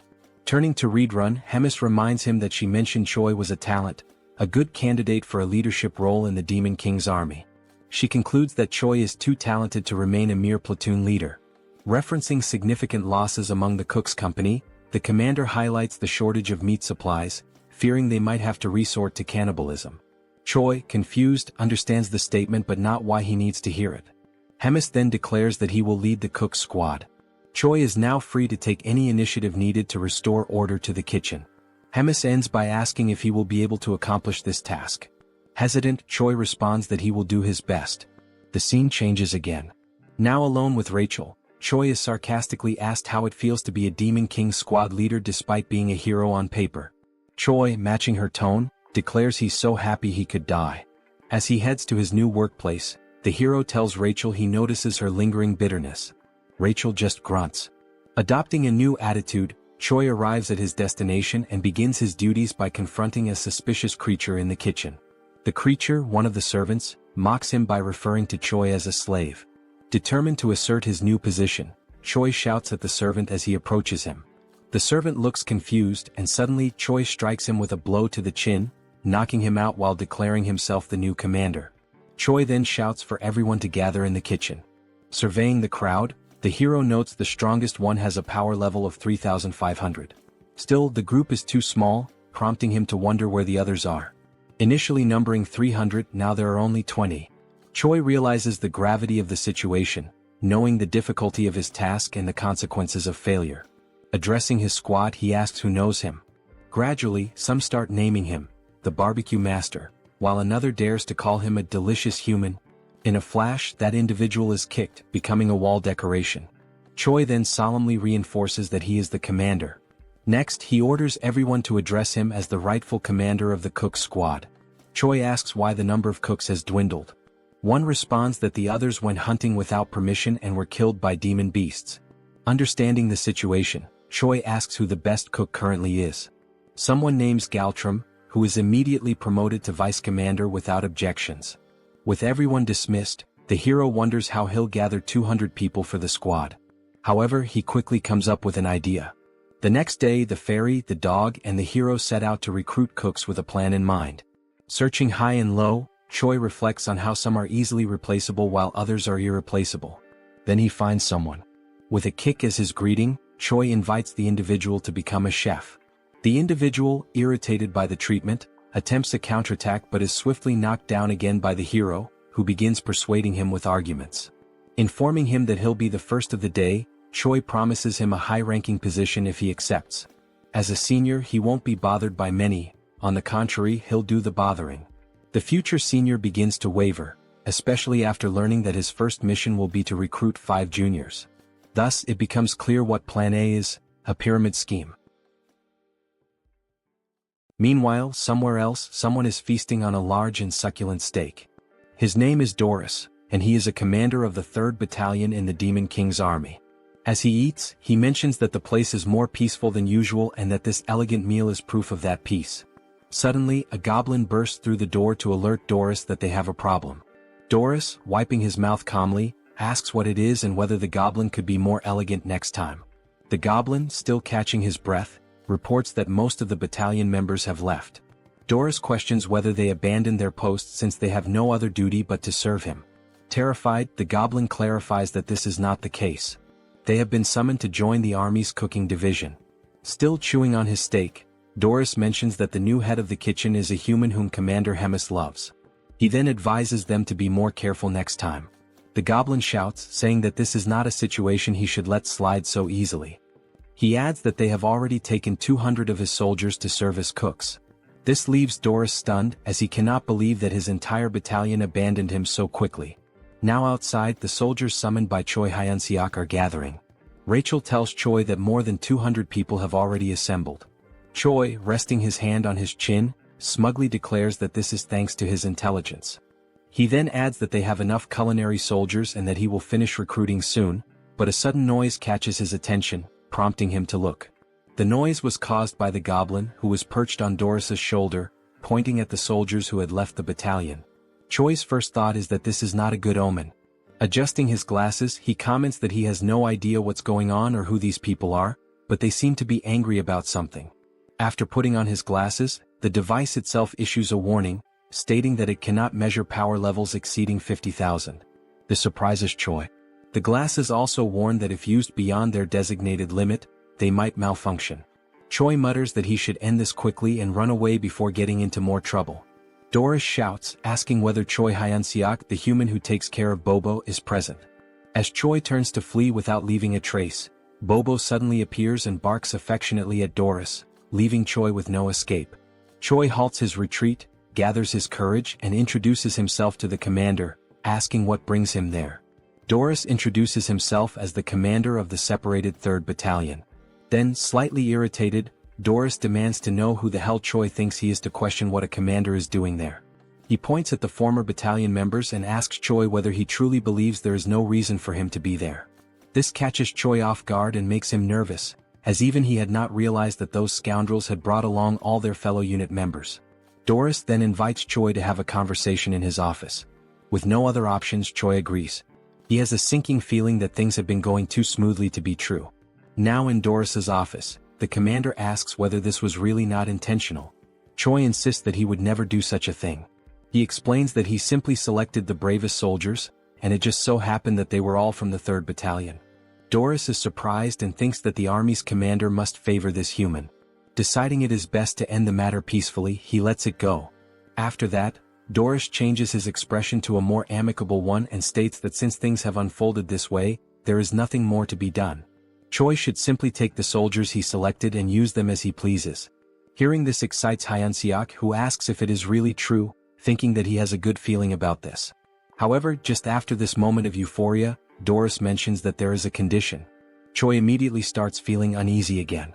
As a true gentleman, Doris explains that since Choi has already taken 200 of his soldiers, there is one specific soldier he should also take. Choi becomes alert, thinking that even after taking so many soldiers, Doris still wants him to take one more. That must mean this soldier is a useless failure who will only cause trouble. Annoyed, Doris asks whether Choi is refusing and whether there is a problem, even after taking all of his 3rd Battalion soldiers. Feeling the pressure and his legs beginning to weaken, Choi insists that it is not what Doris thinks. He says he is simply overwhelmed with happiness and does not know how to properly express his gratitude. As the door opens, Doris declares that he has made his decision and will now introduce Choi to his new soldier. Then a massive hand appears, and Doris announces that the name of the new soldier is Yuzaru, adding that he is a lovable hybrid born from an ogre and an orc. Yuzaru introduces himself, speaking in the 3rd person. Yuzaru has arrived, Commander. Since Choi was still using his glasses, he realizes that Yuzaru's combat power also cannot be measured. While Choi remains paralyzed at the thought of having someone so strong as a soldier, Doris comments that Yuzaru's flaw is that he is incredibly stupid, but he is strong. He then tells Choi to make good use of him. As Yuzaru tries to enter the room, he bumps his head on the doorframe and loudly states it, making Choi wonder just how stupid he really is. Back at the recruitment site, Choi announces that he will reintroduce himself to all members. He states that his name is Choi Hyunseok, the tamer of Bobo and the new head chef of the army. One of the soldiers comments that this is the first time he has seen Bobo. Choi, holding a bone, remarks that Bobo is a good boy. Bobo's eyes light up, and he even drools at the sight of the bone. Then, turning to the members, Choi declares that from now on, he will be organizing the unit. He puts up a list for everyone to see and explains that it is a new list, prepared by him, in which everyone must check their names and organize themselves accordingly. Rachel, surprised that he actually prepared a list, asks what criteria he used. Choi tells her that he believes everyone has the same level of intelligence, so he organized them based on combat power. He further explains that he assigned the weaker soldiers with more kitchen experience to kitchen duties. Then he asks Rachel if that was not a genius idea. After a while, one of the soldiers calls for him, stating that everything is ready and everyone has been organized. Delighted, Choi says he will check. With everyone divided into 2 large groups, Choi announces that the squad on the right is the culinary unit, while the one on the left is the combat unit. Using his experience, he acknowledges that some people might be unhappy with their assigned roles and invites anyone dissatisfied to step forward. A soldier raises his green hand, confirming that there is a problem. The goblin with a parted hairstyle, one of the weakest in the battalion, is the one who raised his hand. He states that he also wants to hunt and eat fresh meat right away. Choi gives a strained smile, admitting that this is a headache. He then calls for the goblin to come closer. The goblin cautiously approaches, contemplating what might happen. Once he is close enough, Choi suddenly kicks the poor goblin in the balls, making him scream in pain, his eyes bulging. Then Choi announces that this was his entrance exam. The poor goblin, now realizing that he will never be able to have children again, is left in agony. Without remorse, Choi declares that since he failed to withstand the kick, he has failed the test. Only then does the hero system finally appear, displaying a notification that thanks to his excellent leadership and command skills, Choi successfully organized and stabilized the unit. The system grants him the hidden skill of charisma level up, as well as an upgrade to his leadership skill level.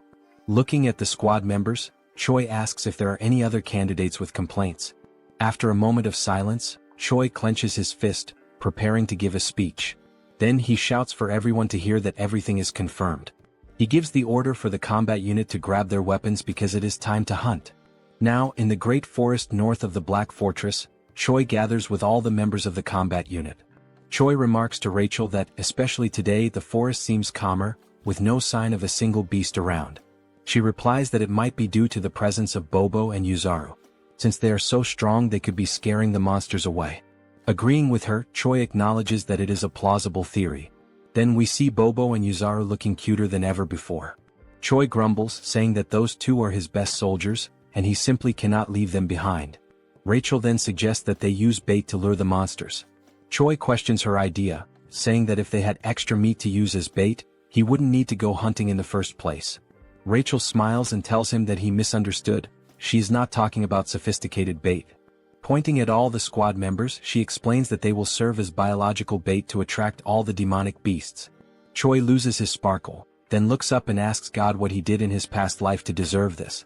Then he crosses his arms and, with conviction, Choi orders the numbers 14, 3, 1, 43, and 7 from the list to step forward.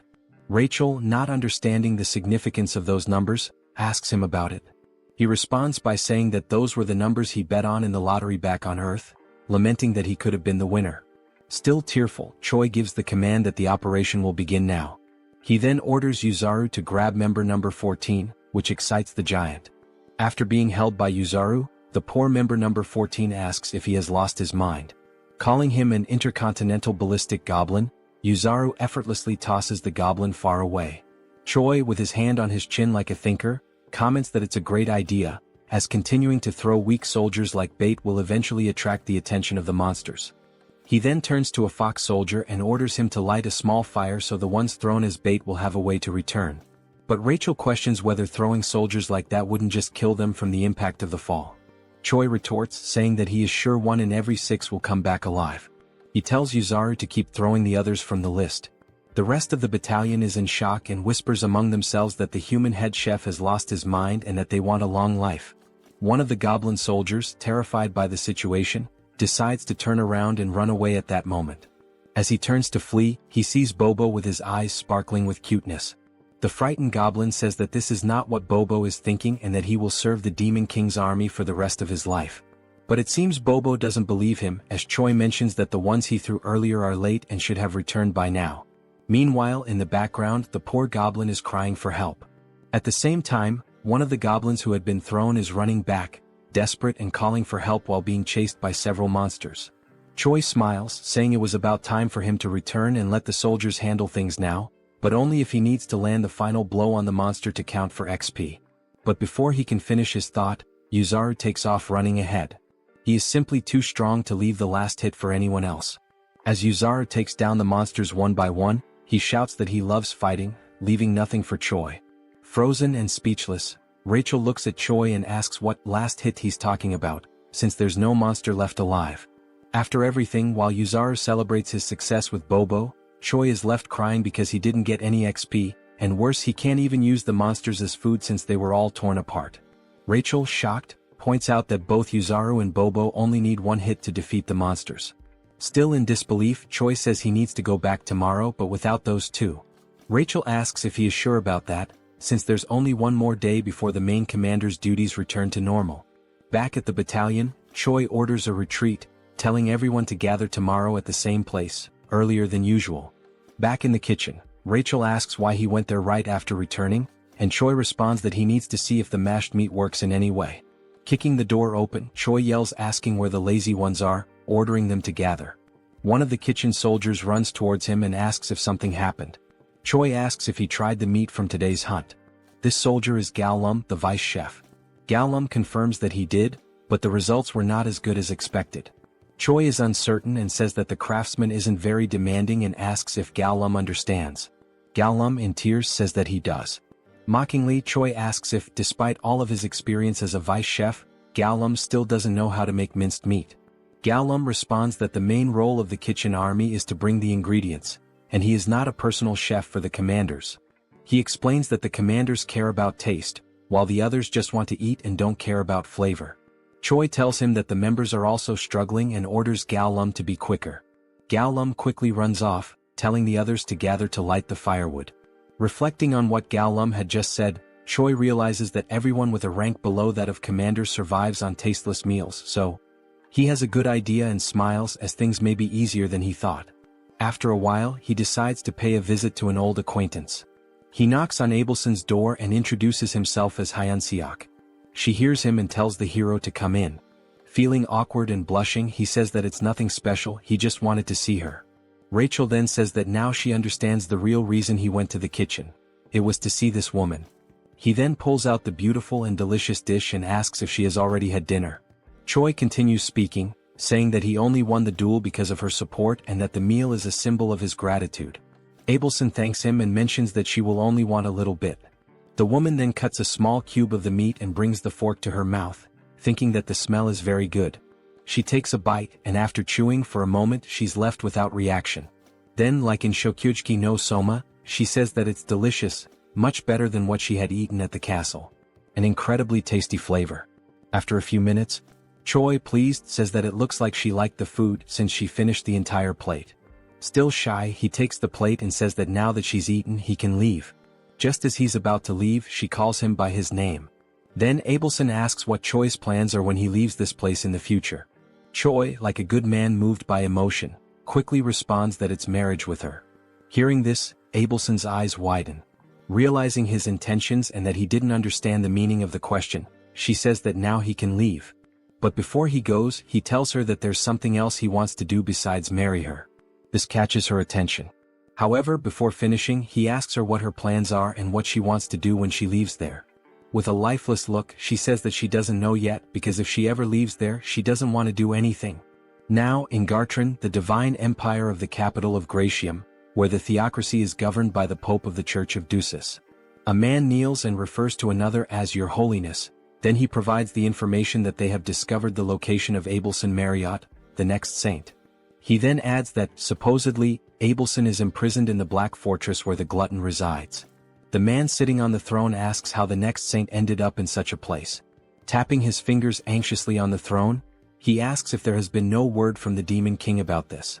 The man replies that there hasn't been, as no one knows what they want since they're not demanding anything. Rising from the throne, the Pope says that in the history of wars between humans and demons, there have been only a few times when humans managed to breach the Black Fortress. Even so, on those occasions when they succeeded, the glutton Hemis was absent. So, attacking directly now would be very reckless. Opening the curtain to the window, he says that he will send a secret rescue team. Then, Pope Orvan IV gives the order for the man to summon their hero. Back in the hunting grounds, Choi organizes the kitchen battalion soldiers into 2 blocks, literally. However, something keeps nagging at him. He can't stop thinking about what the hell Abelson meant when she said that she didn't want to do anything else. Walking to a suitable spot, he stops and says that this should be enough. While rummaging through his backpack, he calls the platoon commander forward and tells him to step up. He takes something from his backpack and tells the platoon commander to eat. What he pulled out were 2 steaks of meat, and while the soldiers look on in disbelief, they think it's some new type of bribe or some kind of leftovers. Choi asks if they're not going to eat, and the soldiers apologize and quickly begin eating. After tasting the meal, the soldiers who ate it shine their eyes and enter a state of ecstasy due to the delicious flavor of the meat. The 3 platoon leaders kneel and say that from now on they will be loyal to Choi, begging for another piece of the meat. However, he pulls out more pieces of meat and says that the chance to taste it is over, meaning that from now on, Choi shouts at them to run, because only the platoon that captures the most living demon beasts will be allowed to eat with him. The 3 platoon leaders run desperately, urging their soldiers to do the same. Seeing this, Choi says that the plan was a success since they're all slaves to their appetite. The plan to bring the monsters alive was precisely so he could land the last hit and level up. Looking at the system screen and seeing his level, status and charisma increasing, Choi says that while he was cutting the monsters, he quickly leveled up 10 times. One of the platoon leaders then asks who the winner was among the 3. Choi turns to them and announces that the winner was the Wolfken platoon and that the Wolfken platoon will have an amazing meal with him. The members of the other platoons ask what they will receive, and Choi answers with boredom that they will have the leftovers. Choi also shouts at them, giving the order to gather all the slaughtered meat and take it to the kitchen. Meanwhile, beyond the Black Forest, we see several lifeless bodies of soldiers and a man in a black cloak holding a sword. Back at the headquarters, someone stands in front of a door and says that they've finally arrived. Inside, Abelson says that she shouldn't have said that to Choi. After all, she can't keep hiding this forever. The door opens and it's the man in the black hood calling Abelson by her full name. He then removes his hood and we see that it's not Choi but a blonde man with green eyes. He says that he's there to rescue her. Recognizing him, Abelson calls him Sir Guffin and asks if the Pope sent him. He replies that he thinks so but isn't sure. Leaning against a table, she apologizes and says that she can't go back now, politely asking him to leave. Surprising her, he says that he'd love to retreat as well, but a mission is a mission and must be completed. With a serious expression, she says that as he should know, the glutton Hemis lives in that fortress, and if he tries to take her, he knows what the worst outcome could be. He approaches her, smiling, and asks how she plans to do that, and Abelson says that she will use her holy power to summon Hemis there. The man then grabs Abelson by the neck and says that he's not there for games, because he's not a prince but a soldier. With a cold expression, he orders her to close her eyes, and when she wakes up, she'll already be in the capital. With his grip tightening around her neck and her almost fainting, Abelson realizes that he may use holy power and wonders how that's possible. As her eyes slowly close, she thinks that she can't go back there again. Then a sleep spell is launched toward the blonde man. It's Choi telling him to take his hands off Abelson. The punch hits his face, but it seems to have little effect. With a small trickle of blood on his face, the blonde man says that it was a punch infused with magical energy and asks what Choi is. He adds that Choi's movements are very impressive for the magic he possesses. Irritated, Choi throws another punch and asks what the hell the blonde is talking about, ordering him to get away from Abelson immediately. The man retaliated with a kick and said it wasn't part of the mission, but it's always good to have something useful, so Choi would go with him as well. The kick was so strong to Choi's stomach that he couldn't stay on his feet.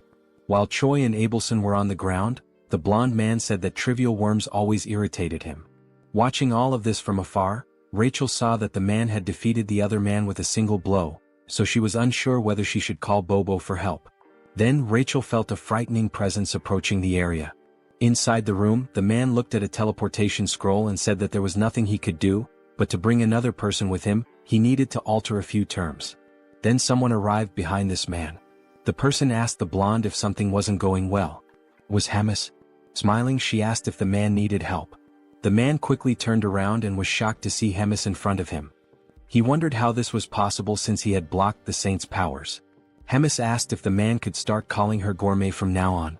The blonde, trembling with fear, thought that he couldn't feel any magical energy coming from Hemis, and maybe this was due to the difference in their levels.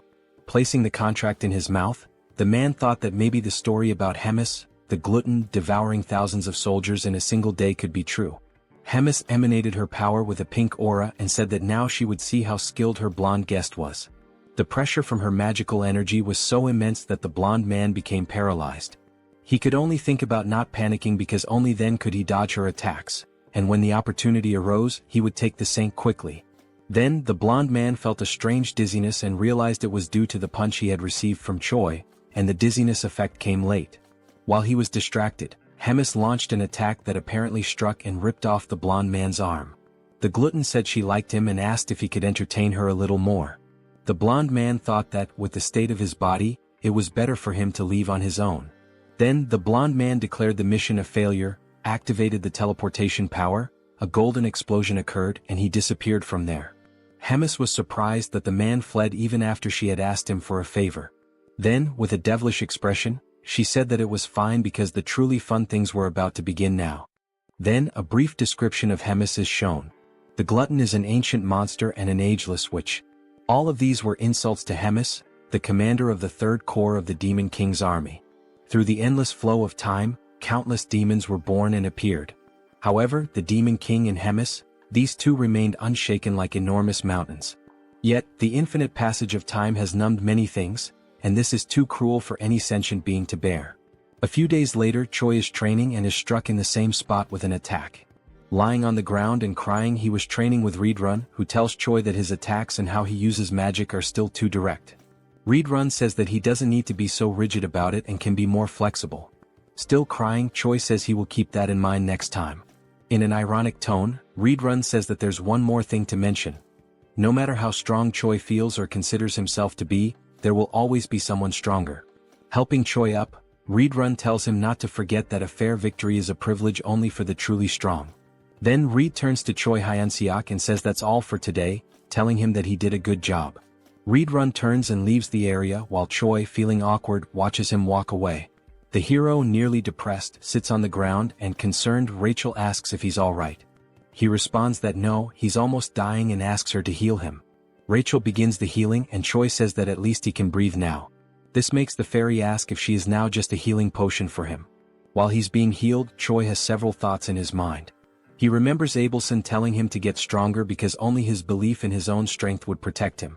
Then he tells Rachel that Abelson said he needed to be stronger. Rachel gets angry because he's already talking about that woman again, and because of her, he almost lost his life. She doesn't know if she's a saint or a witch.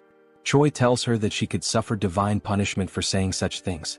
While still using the healing, Rachel remembers that the assassin used sacred power, so she questions why, if she is really a saint, he attacked her. Choi, thinking, says that she's right because the next saint should be a valuable existence, and that's not what happened. Choi becomes frustrated thinking about it and says that, in any case, he's done thinking about it. Then Rachel asks why he's so fond of her. Choi ignores her and says she's just jealous. Rachel yells that he's a woman-crazed moth and asks if he really wants to die. Shortly afterward, there was Choi, head down and sad, while Rachel and Bobo looked at him. Choi says that it's over for him and asks to be reborn as a rich family's cat in his next life, leaving their eyes confused by the situation. Rachel asks if Bobo is concerned and if he would accept someone like that as his master. Bobo still doesn't understand, so Rachel says she will tell him what happened. 30 minutes ago in Hemis's office. Hemis calls Choi Hyunseok and tells him that she has a big dilemma. She quickly says she's been bored for a long time, which surprises both Rachel and Choi with this sudden revelation. Sitting on her throne, Hemis says that because of this she should see something fun, and Choi just agrees. Hemis then says that he will have 1 month to train and defeat the battalion commander, which leaves him incredulous and nervous, asking if she really said that. With her aura emanating from her claws, she asks if something is wrong or if he can't do it. She asks if he wants her help, like she did with Mr. Donut in their fight against him. Remembering what she did, he bows, hitting his head on the table, and says that he doesn't need it and will handle it himself. Rachel then finishes recalling the events and Choi cries in the background. The fairy tells Bobo to say goodbye as he won't be seeing him for a long time. And now, I believe Bobo understands the situation. Rachel then turns to the hero and tells him that it's about time he accepts the fact that he's a hero, asking if he intends to defeat the battalion commander with only 9,000 power. Choi says he's already crying because of it and asks if Rachel wants him to die right now. While he laments, Rachel remembers that indeed Choi became strong quickly, but it's not enough because the battalion commander is on another level. Hyunseok remembers that the average battalion commander has a combat power of over 40,000 and he laments because there's no way to reach that number in such a short time. He looks at Bobo and thinks it would be wonderful if Bobo could replace him and fight in his place, as Bobo could fight on equal terms or even win against the battalion commander. While Bobo consoles him, Rachel says that the fight should be a duel and Choi confirms that. Only then does Choi have an idea, remembering what Hemis actually said. He then asks Rachel what Hemis had said, and Rachel replies that he has 1 month to defeat the battalion commander. He gets excited again because he realizes that at no point did Hemis mention a duel or a main fight.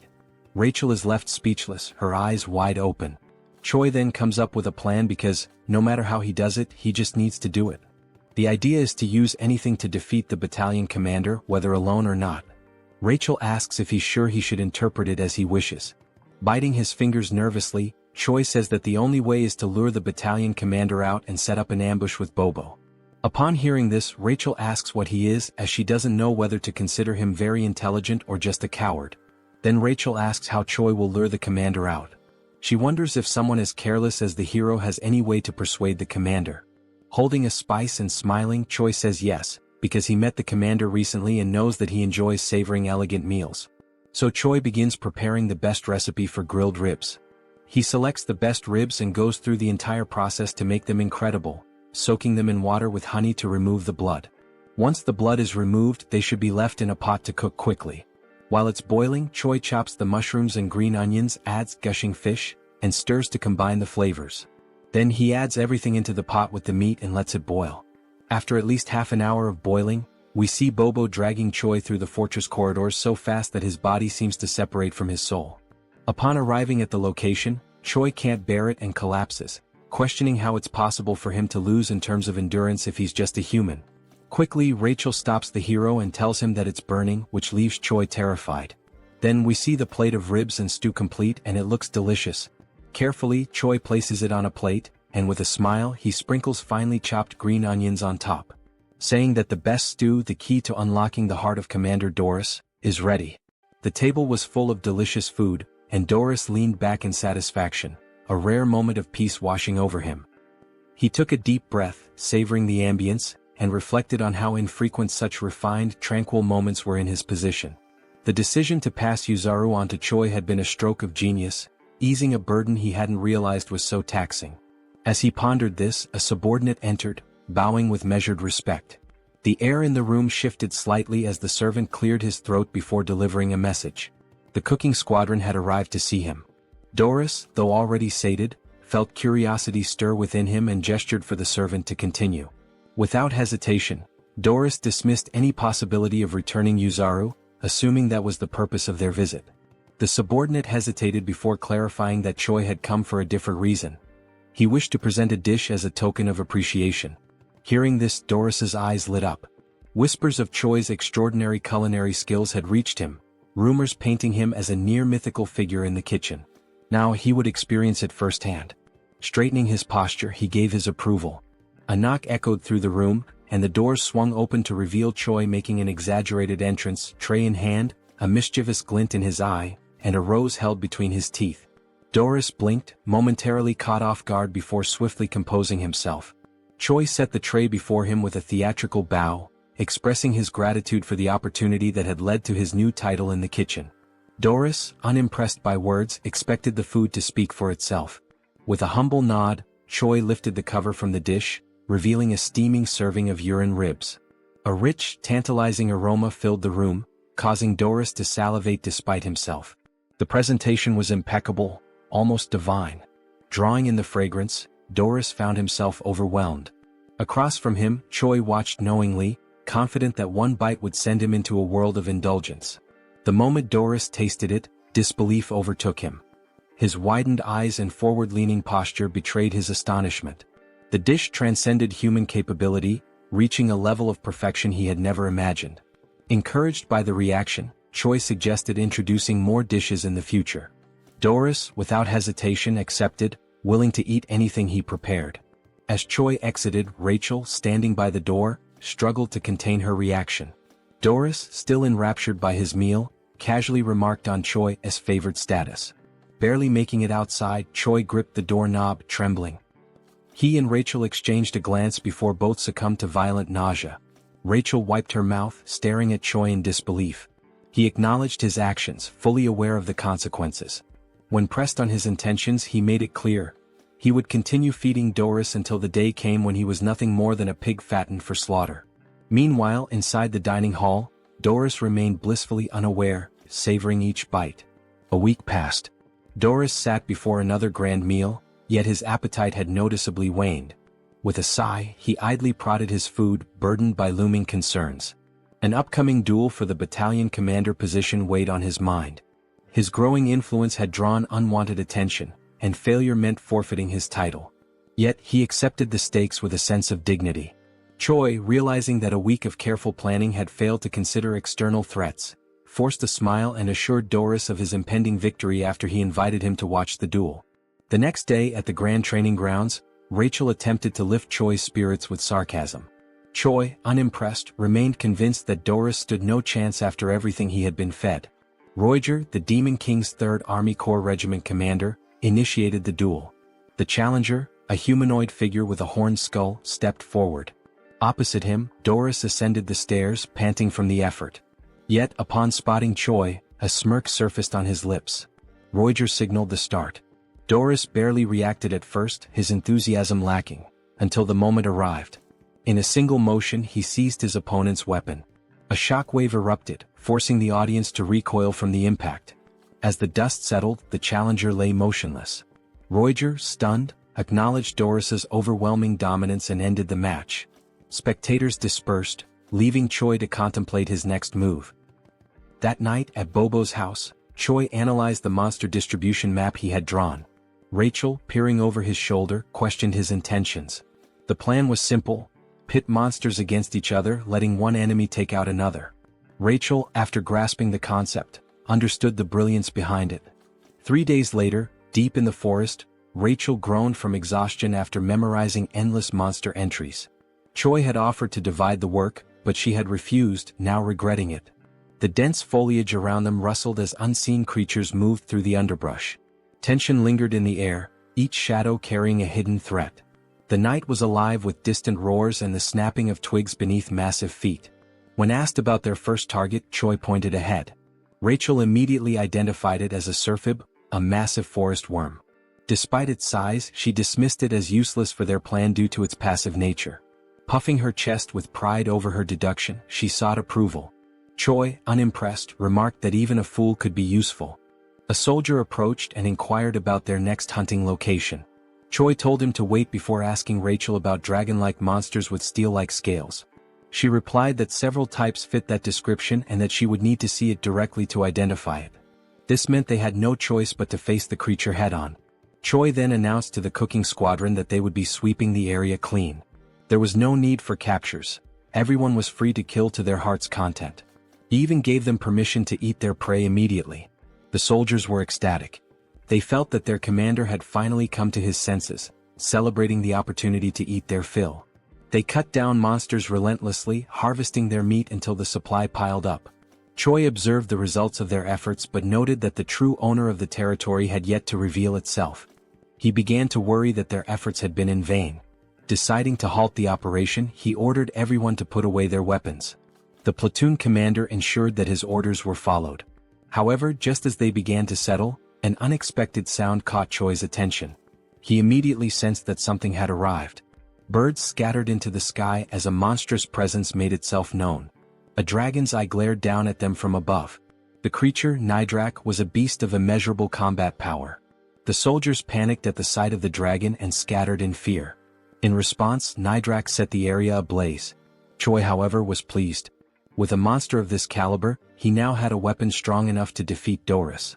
At Hemis's office, she spoke to Reed Run about her growing concerns. 3 weeks had passed without any news from Choi. She speculated that Reed Run might have been training him for something extraordinary. He dismissed the notion, stating that their training was nothing out of the ordinary. Hemis then asked for his assessment of Choi's chances against the battalion commander. Without hesitation, Reed Run replied that there was no chance of victory. However, he did note that Choi had been getting close to Doris recently. This information caught Hemis off guard. She recalled how Choi had once claimed he would defeat the battalion commander, yet he seemed to be growing closer to him instead. This contradiction left her curious about his true intentions. At Doris's office, he continued eating, enjoying the grilled meat prepared by Choi. He thanked him for the meal. Choi, letting out a sigh, caught Doris's attention.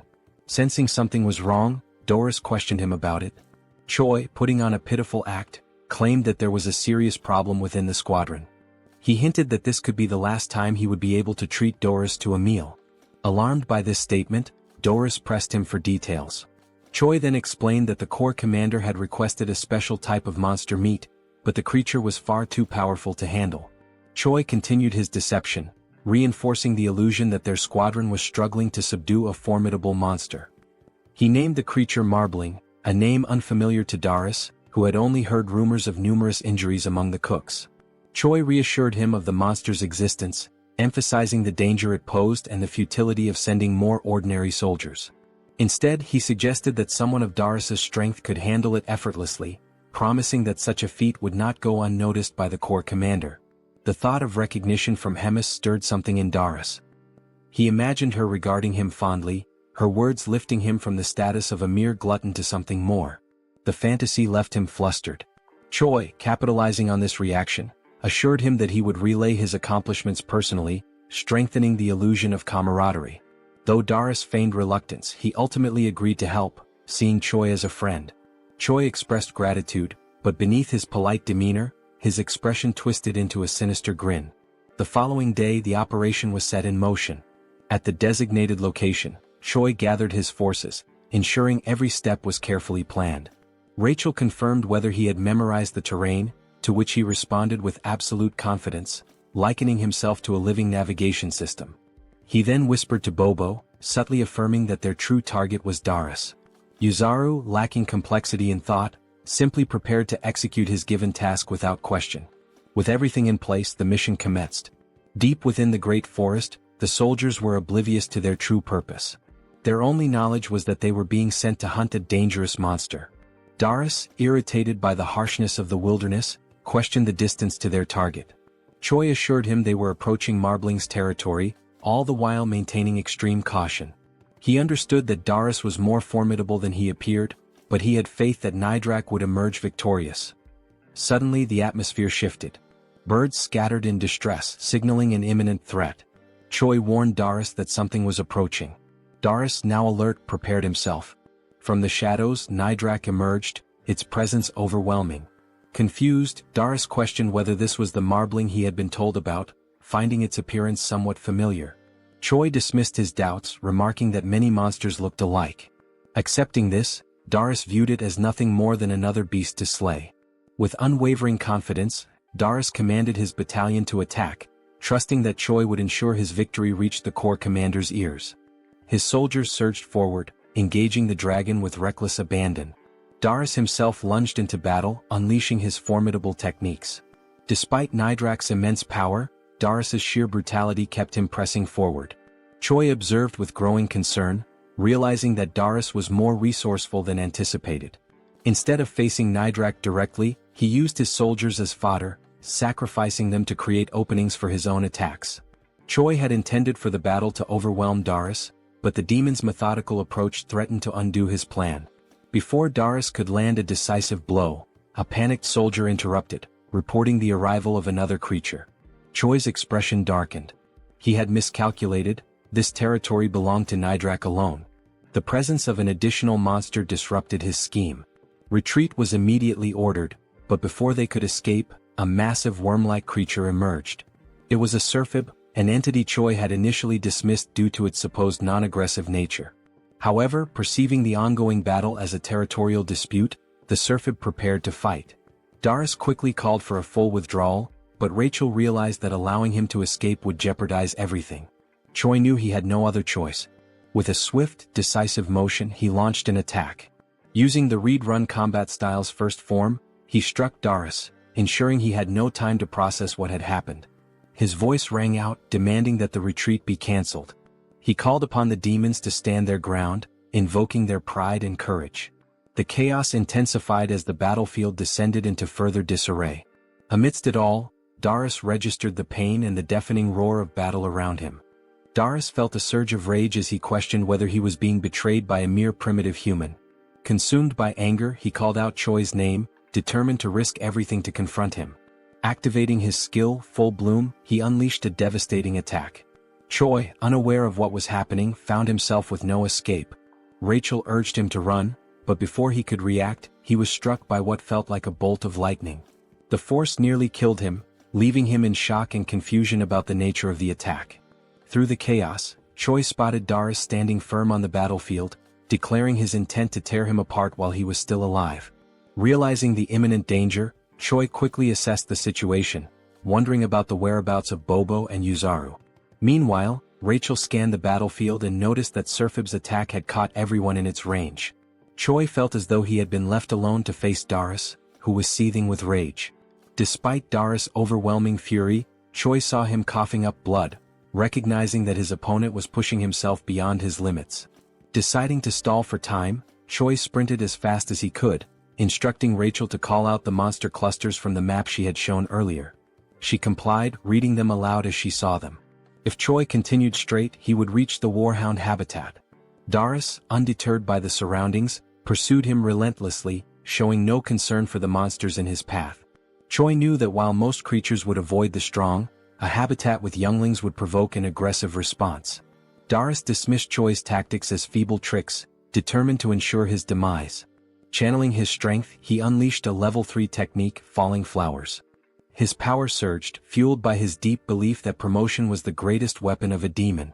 With confidence in his overwhelming strength, he prepared to end Choi once and for all. However, something felt off. His body wavered, and he suddenly coughed up a significant amount of blood. Choi, having stopped to observe, listened as Rachel pointed out that Darius' demonic energy was depleting rapidly. Darius realized too late that he had reached his limit. Expending excessive energy while hunting demonic beasts had left him drained. Acknowledging the situation, he turned away, unwillingly accepting that he could not continue. Choi called out to him, questioning his retreat. Darius, though displeased, admitted there was no choice but to recover first. He vowed to return and exact vengeance, declaring that he would never forget this humiliation.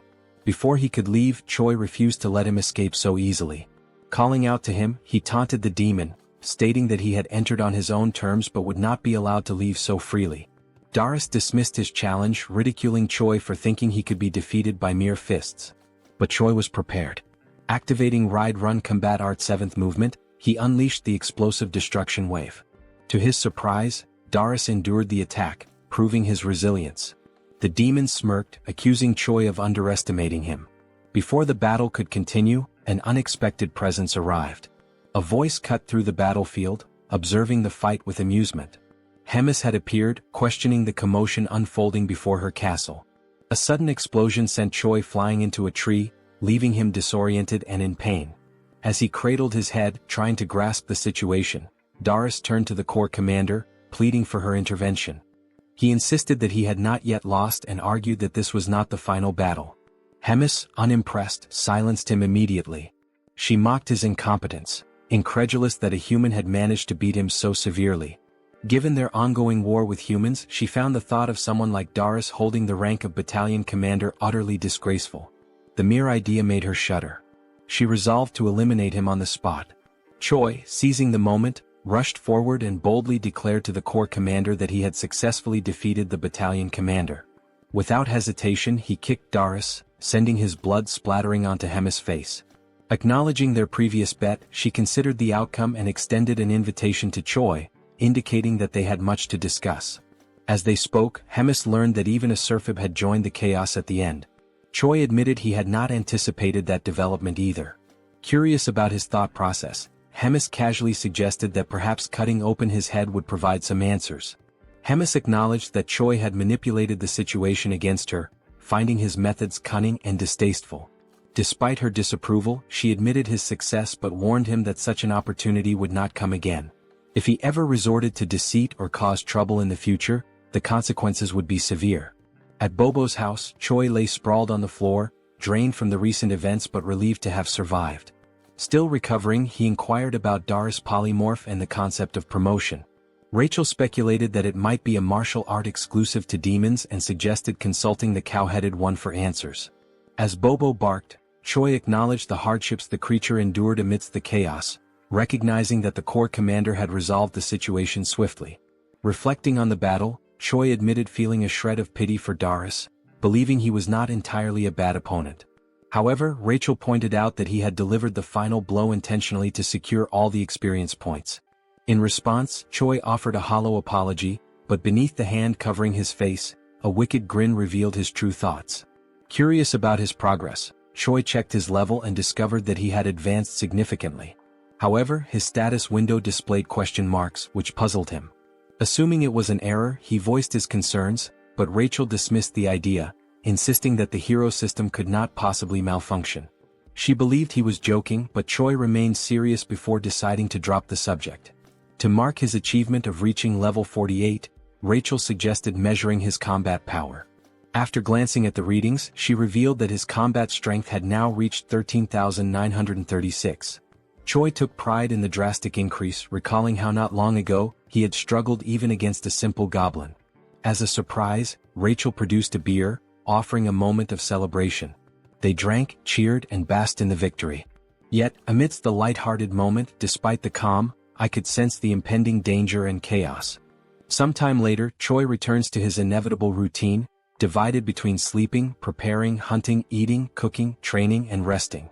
He lives this loop of tasks daily and endlessly, regardless of how strong he becomes.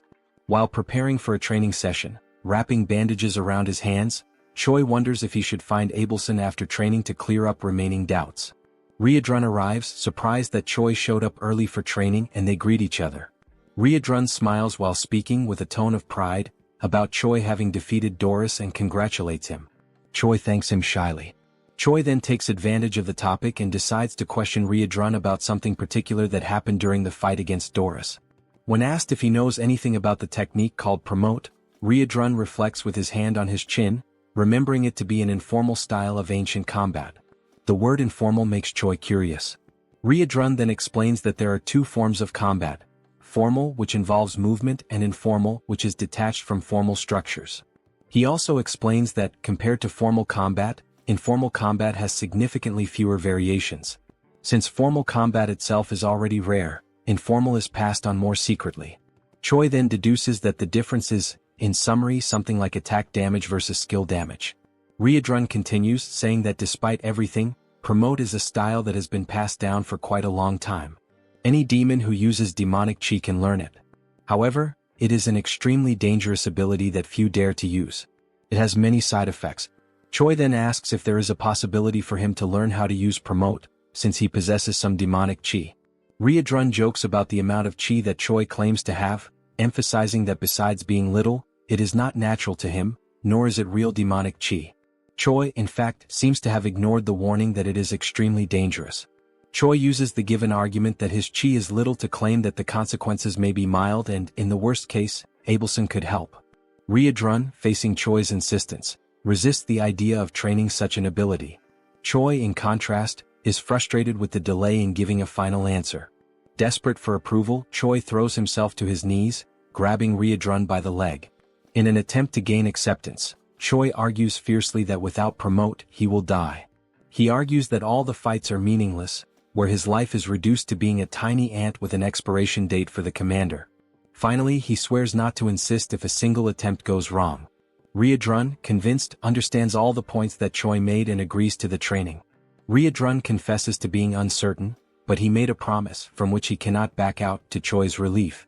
Riadrun then announces the beginning of training and demands that Choi pay close attention. The scene changes not to the underground prison of the Empire of Gartran. There, a shackled prisoner receives a visit from a man in white robes. The man in white greets the prisoner, whose name is Geffen. Geffen replies that he was wondering who was coming, surprised that it is the Pope. Geffen then asks what the Pope wants, since he had said he had no more business with him. The Pope responds that he brings an opportunity to make peace. Geffen then asks what he needs to do. The Pope, with a malicious look, responds that the mission is to eliminate Abelson. Geffen is surprised by the mission, asking why not a rescue and why the orders suddenly changed. He also asks what the church will gain if the goddess dies. The Pope responds with irony that it is not something Geffen needs to know. Geffen shows concern as there is a glutton there. The Pope reassures Geffen. He replies that he will place 4 warriors with him and that the glutton will be out for a while. The Pope then finishes with a threat, telling Geffen to succeed, stating that failures will not be tolerated. Back at the training field, Choi agonizes as a red energy emanates from his body and foam comes out of his mouth. Abelson is beside him, worried, asking Choi to try to control himself. Riadrun just watches without reacting. Meanwhile, Abelson scolds them for practicing demonic combat techniques, saying it's a madness considering that Choi is human. Riadrun argues that at every moment Choi claimed to be fine, and after so much time training there shouldn't be much demonic QI left. Abelson, enraged, disregards Riadrun's words and retorts, asking if they are healers. There's no way they could determine that Choi was fine since they're not specialists in that. Abelson explains that she had controlled and sealed Choi's demonic QI, but during the training it was undone as they thought they could handle it. Riadrun then asks what's going to happen to Choi, and Abelson replies that she won't be able to hold the situation as it is. She says it's too late to try to seal the demonic QI. Instead of sealing it, she decides to try to make Choi's body adapt to the energy flow. Abelson tries to compress the demonic QI and suppress it with divine energy to spread it out so that it stops being concentrated, and that way Choi's body can endure it. Riadrun is surprised by the idea and questions if it's really possible. Abelson shows that she's not completely sure because she's never done anything like it before, nor has she ever heard of another deity doing it. There's even a chance that the demonic QI will rebel against the divine power and get even more out of control. Nevertheless, she decides to insist on the idea even if it results in the worst. In the end, time is passing and there's no other choice but to try. Sometime later, Choi wakes up in his room startled. He tries to get up, wondering what must have happened, as if a lot of time had suddenly passed. Suddenly he is hit by Rachel and Bobo, who throw themselves on Choi, happy that he finally woke up. Rachel doesn't hide her joy as she fervently repeats that Choi finally woke up after 3 days. Choi is shocked by how long he slept, which leads Rachel to ask if he doesn't remember anything. Choi replies that he remembers trying to learn promote and tries to check if anything changed in his system window. Upon checking, Choi notices that something has changed. He finds a new status called demonic QI accompanied by question marks in the system window. While calmly checking it, he is interrupted by someone's arrival. Riadrun and the commander enter the room, and the commander jokes, saying she knew Choi would wake up. Choi tries to get up to greet the commander, staggering. However, the commander says he doesn't need to strain himself in his current state as he can barely get on his knees. The commander then points out that she heard from Riadrun that Choi was practicing the use of demonic QI. Choi gets nervous when questioned why he didn't tell them about it. The commander approaches Choi, evaluating his condition, knowing that the goddess was the one who healed him, stating that it was worth having been revered as a saint. After all, she did a good job. Choi gets confused by the mention of the saint. The commander turns to Choi, conjuring dark energy from her mouth, saying that the demonic QI training isn't over yet. This time, she herself will give a special help. After all, as Choi himself said, he is a little ant that belongs to her. The commander strikes Choi on the neck with her magic like a snake, biting him and instantly putting him into shock. Riadrun tries to ask what's happening. The commander responds that it's nothing to worry about Choi, he will just need to rest a bit more. Choi watches them leaving for a meeting with the Demon King in his last conscious seconds. Days later, at Bobo's house, the saint finishes another day of healing Choi's body. Abelson has been treating Choi since the day of the incident during training. After she finishes, Choi thanks her for always helping, and internally, he's grateful for the chance to see her every day. Abelson mentions there's no need for thanks, since it was Choi's willpower that helped stabilize the crisis. She also murmurs that thanks aren't necessary because he is her hope. Choi doesn't understand Abelson's murmur and asks her to repeat it. She ignores the request and says goodbye, saying she's done everything she had to for the day. Choi is left confused, thinking about other times the saint said things he couldn't understand, and how many strange things are happening in this world, leaving many questions. The only thing left for Choi is to wait for things to unfold. Later that night, Choi and Riadrun are together, with the hero receiving lessons on the theory of demonic chi manipulation. Riadrun, however, warns Choi not to overdo it. Choi says he's fine, as it's already been 3 days since he woke up and he'll be okay as long as he doesn't use that type of magic again. Riadrun then recalls that it's been exactly 3 days since the commander left. As Choi continues talking, Riadrun gets lost in his thoughts. He reflects that even though the meeting is an annual and recurring event, this particular year feels like there's something strange involved. Choi notices Riadrun is distracted and calls his attention, prompting an apology from him. Choi mentions that Riadrun has been very busy in recent days. He offers to help if necessary, as Riadrun has been handling command duties alone. Riadrun replies that everything is fine and the commander will return soon.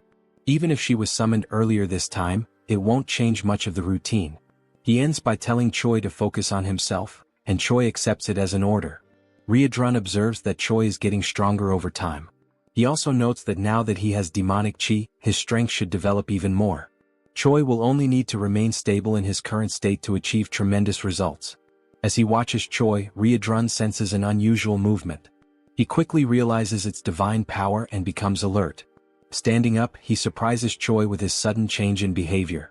He then explains that he sensed the presence of someone with divine power in the castle who isn't the saint. Before Choi can process it, Riadrun confirms it's an intruder. Riadrun then orders Choi to stay quiet while he goes to investigate the situation. The scene shifts to the castle's hallways, where 4 men in black cloaks are gathered. They discuss how entering the castle was relatively easy. One of the men comments that this ease came from the commander being away. Geffen, instead of responding, demands silence. He knows and warns that even without the commander, there's still an opponent they must be wary of. When Geffen mentions the name Red Nightmare, Riadrun appears in front of the group, demanding to know how they knew about Commander Hemis's absence. Realizing they're facing the one they feared, one of the men panics, confirming it is Red Nightmare, while Geffen tells the group not to lose composure as they assume battle positions. Geffen then assigns 2 of the men to go after Abelson, while the other stays with him to fight Riadrun. Realizing their goal is the saint, Riadrun becomes concerned because the room where she is confined is not far from their current location. Clenching his fists, he becomes frustrated, knowing that dealing with all 4 would be easy, but handling 2 while the other 2 escape is much more complicated. Suddenly, a voice echoes down the corridor. Choi appears, asking if everything is alright, anxious because Riadrun had left the room with such a serious expression. Riadrun scolds Choi, saying he was very clear when he ordered him to stay in the room. But internally he is grateful that Choi showed up. He then asks Choi to pay attention to a new command. Explaining that the intruders are after Abelson, Choi must reach her before they do and escape with her. Riadrun throws his necklace to Choi, who is confused about what to do with the accessory. Geffen charges at Riadrun before he could finish the instructions, and even so, while defending himself, Riadrun explains that the necklace will serve to convince high-ranking officers of the situation. Choi promptly follows his path at full speed. Geffen, irritated, orders his companion to go after Choi and stop him. Meanwhile, Riedrun finally decides to attack, making it clear that Abelson will not leave the castle without the commander's permission by anyone's hands. Riedrun activates his combat-style 7th movement, attacking Geffen with powerful strikes. He also launches a blow called Explosive Destruction Wave, his eyes glowing red with determination. Meanwhile, Choi runs as fast as he can to reach Abelson's room. As he runs, a mission window appears. The mission this time describes that evil men are trying to kill Abelson and Choi must protect her, and who knows, maybe after that a romance might arise with a reward of 1,000 points. Knowing that the humans are actually trying to kill the saint makes Choi anxious. Another detail in the message that confuses him is the large amount of points awarded if he manages to complete the mission. Upon arriving at Abelson's room, Choi urgently announces that they need to get out of there immediately because humans are attacking. Abelson is caught by surprise and does not understand what is happening, so Choi explains that it is an attack from the same people who attacked previously. Meanwhile, in the nearby corridors, Riedrun's troops delay the intruders' advance. The comrades warn Choi not to waste time and to flee with the saint. Choi immediately grabs the saint by the hand and in a swift motion places her on his shoulder. With no time to apologize for the lack of courtesy, he runs carrying Abelson. The scene shifts to a room where a meeting is being led by the 3rd Commander Roiger. He comments on Doris's defeat by a low-level human with a tone of disappointment. The memory of the commander asking him to take care of correcting everything while she's away takes over, and Roiger wonders why he was chosen for such a task. Focusing on the meeting, he decides to end it as there's nothing more to be discussed and asks everyone to follow the orders. Suddenly, a goblin interrupts with an urgent report. He explains that Choi has arrived carrying Riedrun's necklace, and Roiger tries to understand the situation. The goblin then explains that other humans are attacking the castle trying to find Abelson. Roiger receives the message and becomes irritated with such inconvenience. Moments later, Roiger encounters Choi accompanied by Abelson in a corridor, who intends to explain the situation in more detail. Choi then begins to tell that Riedrun detected divine power within the castle, and promptly went after the intruders who turned out to be humans seeking to put an end to Abelson. Roiger does not believe that humans would attempt on the saint's life, and asks Choi to calm down, thinking it must be some mistake. In a brief moment, Roiger senses something strange approaching, and before he can react, with only enough time to tell everyone there to protect themselves, a devastating attack hits the corridor windows, signaling the arrival of another enemy. Now, with no more doubt about the human's objective, Roiger is stunned by the reality he is witnessing. Roiger, seeing that the enemies are approaching the saint, casts a restriction spell to try to stop them. However, the distance is too great, being insufficient to stop both attackers. Choi decides to act, preparing to use the 7th movement of Riedrun's combat art. Before one of the enemies could reach Abelson, Choi hits him from behind with a powerful punch, knocking him out instantly. Choi shouts as he attacks, declaring that he will protect Abelson. Meanwhile, in Riedrun's battle, one of the invaders has already been defeated, while Geffen mocks the loss of his companion after having used him as a shield. Riedrun already expected Geffen to be a strong opponent, but even so, the level of Geffen's strength is surprising, equating to that of a commander. Besides strength, divine power and demonic IQ are natural enemies. Such points are essential to classify warriors like Geffen as heroes of humanity. Geffen laughs while belittling Riedrun, considering his struggle against the 2 invaders as proof that he is just another ordinary demon. Riedrun keeps his composure, questioning how someone with no chance of victory can be so arrogant. Geffen asks who could possibly stop him now that the commander is not present and Red Nightmare is not all it was believed to be. Confident in his strategy, Geffen only needs to keep Riedrun occupied while his comrades deal with the weaker henchmen. Riedrun takes on a more serious stance as the enemy has demonstrated deep knowledge of the castle's defense strategies. Determined to end the clash, Riedrun declares he no longer has time for talk and will finish this quickly. Geffen smiles and asks how Riedrun plans to end the fight quickly, considering their powers are incompatible. Riedrun responds that pure brute force can overcome any incompatibility. Meanwhile, in Choi's fight, after knocking out one of the invaders, Choi hears the other one say he didn't know there was another hero in the Demon King's army. The man laments that he didn't expect 3 corrupted humans to be on the Demon King's side. Choi ignores the enemy's concern and warns that the invasion plan has already failed and that all castle allies are on their way. Choi also declares that no matter how strong this enemy may be, there's no way to fight an entire army and the best strategy is to surrender. The man scoffs at the hero's statement, asking if he's sure the invasion has actually failed. Nearby, Roiger wonders when the hero learned Riedrun's combat arts, but also feels grateful that it allowed them to capture one of the invaders. The captured invader mutters something inaudible which soon reveals itself to be an incantation, a spell to use his own body as a sacrifice and quickly spread flames. He used sacred magic to burn himself completely, creating fire as a last resort, forming a wall of fire, a blaze that creates a kind of flaming arena. These flames are capable of killing a person with just a single touch. The man, now more confident, raises his sword while stating that not even the highest-ranking demons will be able to easily pass through the wall of fire, giving the hero the only option, which is to hand over Abelson. Choi is caught in distress, desperate, not understanding why the humans are interested in killing the saint. Choi desperately wants to know why they want to attack someone who is on their side. The man does not acknowledge Choi's statement, and when he tries to explain the obvious, Abelson decides to speak for herself. The divided empire abandoned God a long time ago. Choi is caught off guard by the information, and Abelson continues explaining that the only thing the empire needs is a puppet that obeys commands. For that it doesn't matter whether it is the real saint or not. Tired of the conversation, the man strikes his sword to the ground. He declares that he no longer wants to hear drama and will give the hero a 10-second head start. Choi finds himself under pressure, with no safe strategy to withstand a direct fight for long. The only thing that comes to mind is exactly the riskiest possible option. While the man begins his 10-second countdown, Choi starts activating Promote. Upon activating the first level of the magic, Choi immediately causes concern in Abelson, because she realizes what he plans to do. The saint tries to warn him that his body won't withstand it and tries to make him stop, but time is running out. Nothing will be able to convince Choi because he already believes that everyone is going to die, so the only thing left is to fight with everything he has. Pushing the technique to its limit, reaching full stage 2, Choi still hasn't given up on evolving Promote. He recalls Riedrun's instructions, who explained that Promote has 3 stages named Bloom, Full Bloom, and Falling Flowers.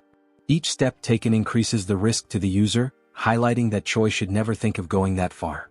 Although he must master the previous level before moving on to the next, reaching the 3rd level is too risky. But Choi saw no choice in the face of certain death. So he decides that if he manages to do it, this will be the only time. After 7 seconds, Choi finally reaches the peak. His heart feels like it's about to explode while his body screams for him to stop this madness.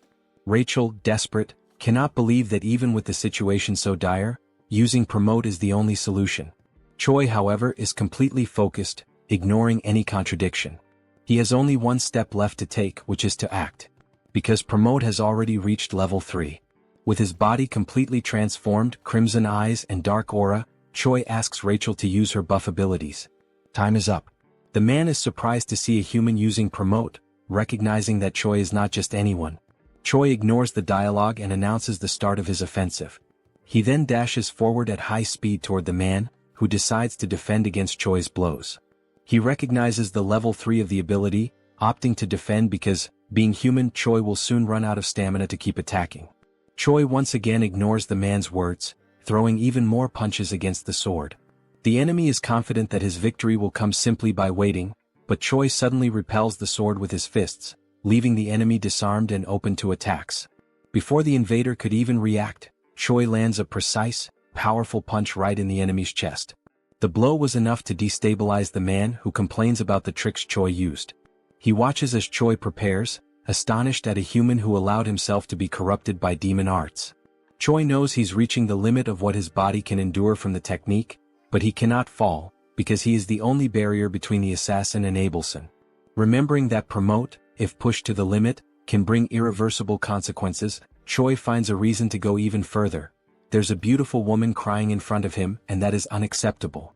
Dying for her to stop crying is undoubtedly a good deal. Now, with his body doomed to perish, Choi's only option is to move forward, surpassing all limits. There is no turning back. Choi decides to give his all to protect Abelson. The saint, witnessing Choi's unshakable will in his pursuit to neutralize the threat, reflects on the danger of using holy power on Choi, who is taken over by demonic chi. That would cause Choi's body to explode immediately. All that remains is for Abelson to pray for him. Choi, determined, advances toward the enemy, activating his combat arts. The man realizes that Choi is stacking attack types and laughs, considering it self-mutilation. Choi ignores the enemy's provocation and charges a jump, attacking with his instant obliteration strike. The enemy keeps intimidating, saying Choi will regret it when facing death. As he delivers his blow, the enemy counters with his sword, declaring it was a very weak attack, but Choi continues charging a much more powerful strike. Not just one more blow but a combo of attacks. This time there was no room for the invader to utter a single word. The overwhelming power of Choi's simultaneous strikes left him stunned. All that was left was to wait for the barrage of attacks to annihilate him. The violence of the strikes was so great that it destroyed part of the castle's structure, sending a massive beam of red energy into the sky. The enemy finally perished. Choi briefly observed the damage he had done to the invader before finally freeing himself from the promote. Rachel immediately noticed that Choi had succumbed, while Abelson panicked and rushed to try and help. Before Choi collapsed unconscious, the saint held him, keeping him seated while checking the hero's shocking physical condition. Abelson noticed that Choi could barely breathe. She tried to talk to the hero to give him strength, but suddenly, a scream startled the saint. The defeated enemy stood up again, furious, declaring that Choi would become a threat to the empire. The enemy managed to gather strength just to end Choi's life. But a massive hand grabbed his head, foiling his plans. Riadrun arrived on the scene, apologizing for the delay, and finally putting an end to the invader. The saint watched while caring for Choi as Riadrun wiped ketchup from the enemy's head. Riadrun quickly noticed that Choi had used, again breaking the promise, the arts they had trained. He then asked if the saint could take care of Choi, and she promptly replied that she would once again do her very best. Worried about how far the hero went to save her, Abelson prayed that he would not perish. The scene shifts to the waiting room in the Demon King's castle. It's the 5th day of the commander's meeting. There, Hemis is complaining about the food and is promptly confronted by a woman who tells her to stop whining and eat what was given, calling Hemis a big mouth. The woman is Park Hyuna, the 4th commander of the Demon King's army. Hemis mocks Hyuna's affront, calling her disrespectful and pointing out that if it weren't for the non-aggression pact between commanders, Hyuna would have died many times already at Hemis's hands. Such a statement made the 4th commander very irritated. Before a bigger argument could break out, a humanoid hamster enters the room yelling.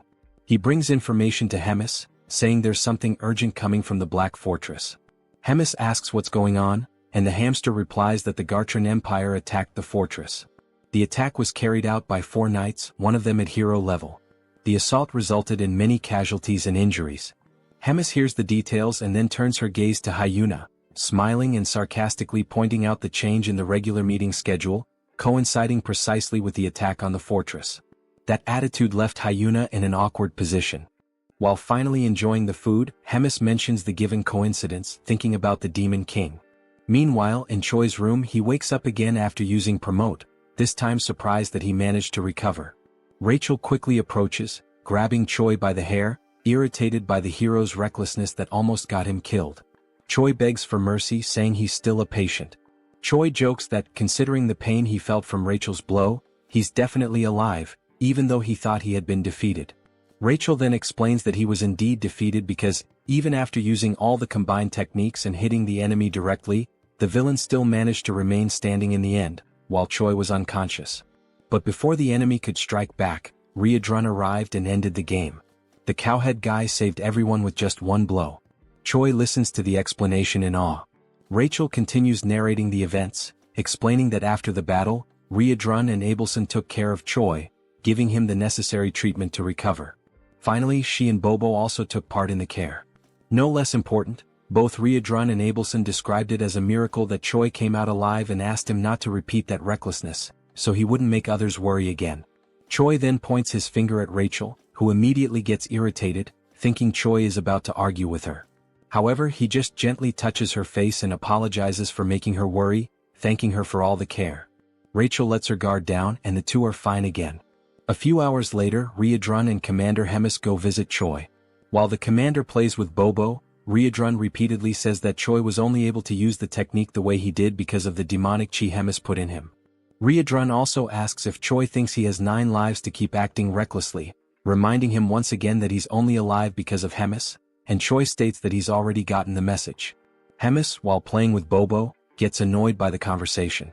Choi asks how the meeting went, and Hemis says she doesn't care about what happened there because what matters more is taking care of the headquarters. That's why she simply abandoned the meeting and returned to the fortress. Choi is shocked by Hemis's attitude, since it was a meeting with the Demon King. Hemis smiles as she notes that the Demon King might have gotten a little upset. Meanwhile, Choi and Riadrun get chills thinking about what that could lead to. Hemis has more interesting matters at the fortress. Choi's performance after she put her own demonic chi in him behaved as if it were his own. While Riedrun and Choi fear the wrath of the Demon King, Hemis is delighted by how interesting Choi is. The scene then focuses on the moment when Hemis meets the Demon King. In the memory, she emphasizes that even during all the battles from the first to the last fought by the Demon King, she remained by his side, following his purpose. Hemis believed that all of the king's actions were with the intention of protecting. The Demon King Tigrad tries to move things along, asking what she means after all. Hemis then gets straight to the point and explains that if the Demon King's plans go against her, they will have a problem. Tigrad responds that Hemis's attitude is insolent and that what she's saying basically means she will no longer obey him. Additionally, Tigrad asks if the fact that Hemis has lived for a long time made her bored, as he sees it as a way for her to kill time. Hemis replies that she already knew that would be Tigrad's reaction and that she doesn't plan to fight him, which is why she will leave. But before going, Hemis looks at Tigrad once more and asks who is really getting bored as time goes by, and tells him to think carefully as this is her final warning as a longtime companion. And after that farewell, Hemis goes to meet Choi, and the scene returns to the moment when Hemis and Riedrun leave. Choi shows respect as the duo walks, and Hemis turns to Riedrun, congratulating him, which makes Riedrun curious about the reason for the congratulations. Hemis explains that he managed to handle a hero-class human on his own and asks if it wouldn't be time for him to evolve into a higher hierarchical position. Riedrun thanks her for the compliments but replies that he doesn't think it's the right time for that. Hemis asks why not, and Riedrun promptly responds that he's still interested in training and following Choi's growth, and with that he also wants to learn more from Hemis's own teachings. That will be good for his personal growth. Hemis briefly smiles, and after a moment she decides to go straight to the point, confirming whether the castle turned into 3 chunks due to the human invasion. Riedrun confirms that yes, and he has no excuse for it. Hemis then says she thinks everyone has gotten lazy, as she didn't even arrive at the front lines. So she gets the idea to start a tournament to select a commander for the Third Army. The scene then cuts back to Choi, who is viewing his shop through the system.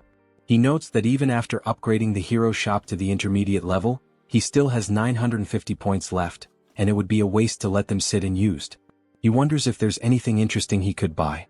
Rachel questions if, since he finished another quest and gained another 1,000 points, that was to be expected. Choi focuses on browsing the shop, excited that after evolving the shop level, there are way more things to explore, seeing all kinds of items and even cosmetics. When asked by Rachel if he's actually going to buy something, Choi reflects that even though there are countless options, all of them are very basic and don't even offer bonus stats, considering their high cost. Rachel agrees, pointing out that all those items could be destroyed like paper by Hydro. Taking another look at the shop, Choi notices that some accessories have different options, but they're hard to understand. So he decides to first upgrade his combat power gauge. Before proceeding, Choi notices something and asks what this item called Wrath and Magic Creation is. Rachel then explains that it's not an item, it's more related to something like a unique skill from the creation system, where Choi can, for example, turn his kick into a skill and then level it up. Even though they're the same kicks, they'll probably hit harder. Choi reflects on Rachel's words. After proceeding, deducting 500 hero points, the system begins the creation process, analyzing the hero's mana and physical movements for a period, with the duration of the analysis being manageable by Choi himself. The countless pieces of information leave Choi confused, and as soon as he understands how the system records movements, he becomes amazed by the skill. With that, he stands up and prepares to record his new skill. While the system records the movements, Choi chooses to start with his kick, performing the motion for the recording. Once it's finished, the system will generate the alteration, optimizing his physical balance and mana control. Choi simply watches as the system operates, and suddenly, a warning message catches him by surprise, while he thinks that his life is finally becoming a real Isekai story. The system's warning message comes with a failure during the creation process and a suggestion for Choi to perform the movement correctly. Choi then gets irritated, asking what the hell is going on, since he did exactly what the system asked him to do, not knowing why the hell it's not working. Rachel speculates that the system might not be recognizing Choi because he's a bug user, since he possesses demonic chi, clarifying that the hero's security system is the most secure in that world. Therefore, it's not Choi's fault that he wasn't able to use the skill the way he did. Choi, even more annoyed, grabs Rachel with his hands and shakes her violently up and down, leaving her desperate. While he explains that he's already pissed and her explanation made it worse, something catches his attention. A new hero quest has appeared, and even before reading it, Choi gets even more irritated by a new mission, having spent a bunch of points for nothing, demanding that the system return his points. In the mission, it informs that it's too early for him to despair over the points spent, stating that he can always earn more points and now it's time to forget the past and move on. The mission is precisely to create a new skill using his strength. Sometime later at Riedrun's training field, Choi begs his master once again on his knees to help him. Riedrun confirms Choi's request, saying that he needs help to develop his personalized wrath, and Choi confirms it. Riedrun takes a moment to analyze, then responds to Choi saying he'll help him. Choi, with teary eyes, is left speechless by the answer, and Riedrun adds that he was already planning on giving Choi some training anyway. Riedrun turns and informs that the training has just begun, and Choi promptly follows him. Moments later, the two are sitting in a moment of concentration, marking the beginning of that training. The session continues with more strikes and some physical exercises, which may be the ones that leave Choi quite exhausted.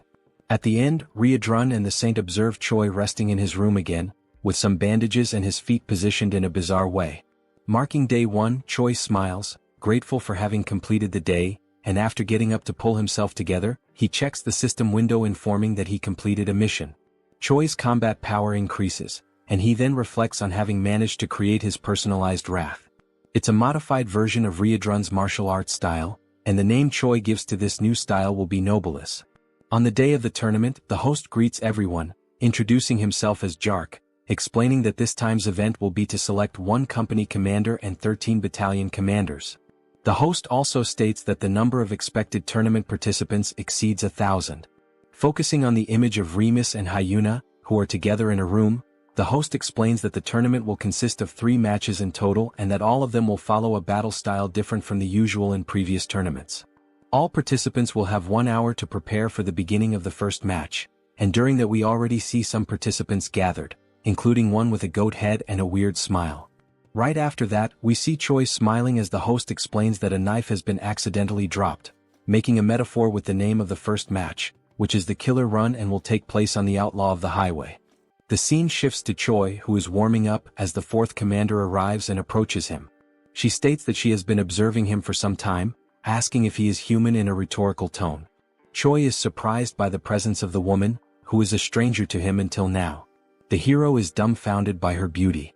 She then begins to describe him, answering her own question by saying that the fact he has black hair and a combat power gauge suggests he is probably just an ordinary hero at first glance.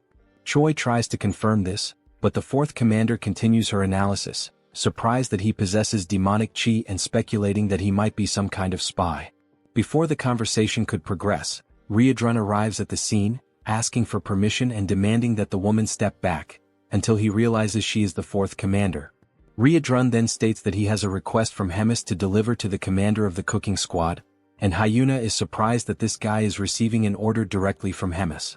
Riedrun confirms it, and Hyuna then decides to step aside, complying with Riedrun's request. As she looks back, she reflects on how Riedrun is standing beside Choi not as prey, but as a commander. She then becomes excited, saying that what is to come might yield more results than she expected.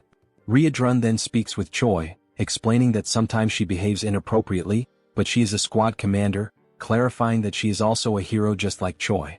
He warns that she came to observe the tournament under the Demon King's orders, but Hemis used the word surveil, so it's best for Choi to keep his distance from her. Choi quickly senses that there is something strange about the relationship between the 2 commanders. He then tells Riedrun that he understands and asks what Hemis's request was for him. Riedrun explains that Hemis said he should reach at least rank 8 in the tournament, and that if this doesn't happen he would be sent to the 2nd Material Research Squad. He also mentioned something about cost protection, which shocks Choi, who fears his fate. 2 hours later, the start of the tournament is announced, and the host explains the rules. The first race is simply a race. The goal for the participants is to reach the final destination, and there are no other rules beyond that. He adds that for today, if a competitor accidentally kills another competitor, there will be no penalties. The goat then turns to Choi, asking if he heard that correctly. In a threatening tone, he says that if he accidentally kills Choi, he'll be forgiven, so Choi shouldn't even come near him. Choi, unfazed by the threat, simply confirms that he got the message.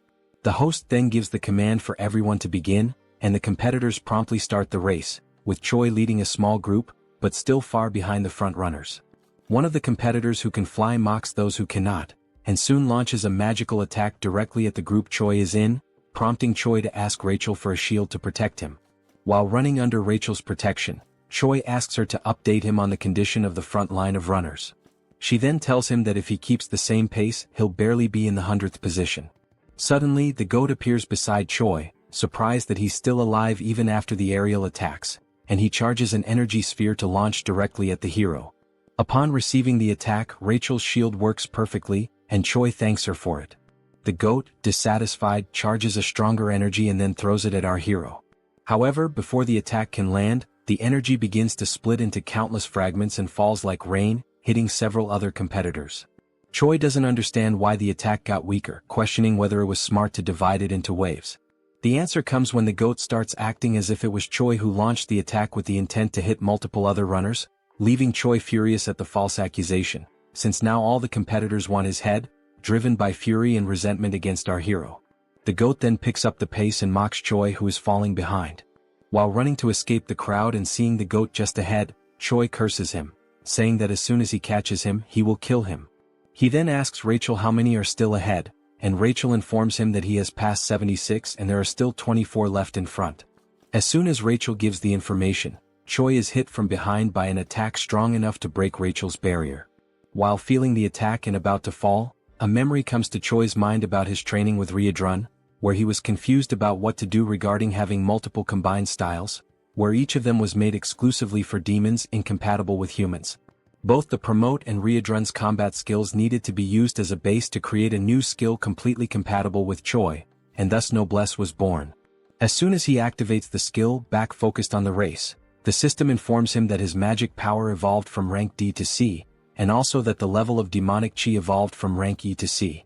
The Noblesse skill then appears in the system, explaining that it was created through the merging of the two forces, thus creating a unique combat style that emanates a purple aura of magical and demonic power, with a proficiency of 0.06%.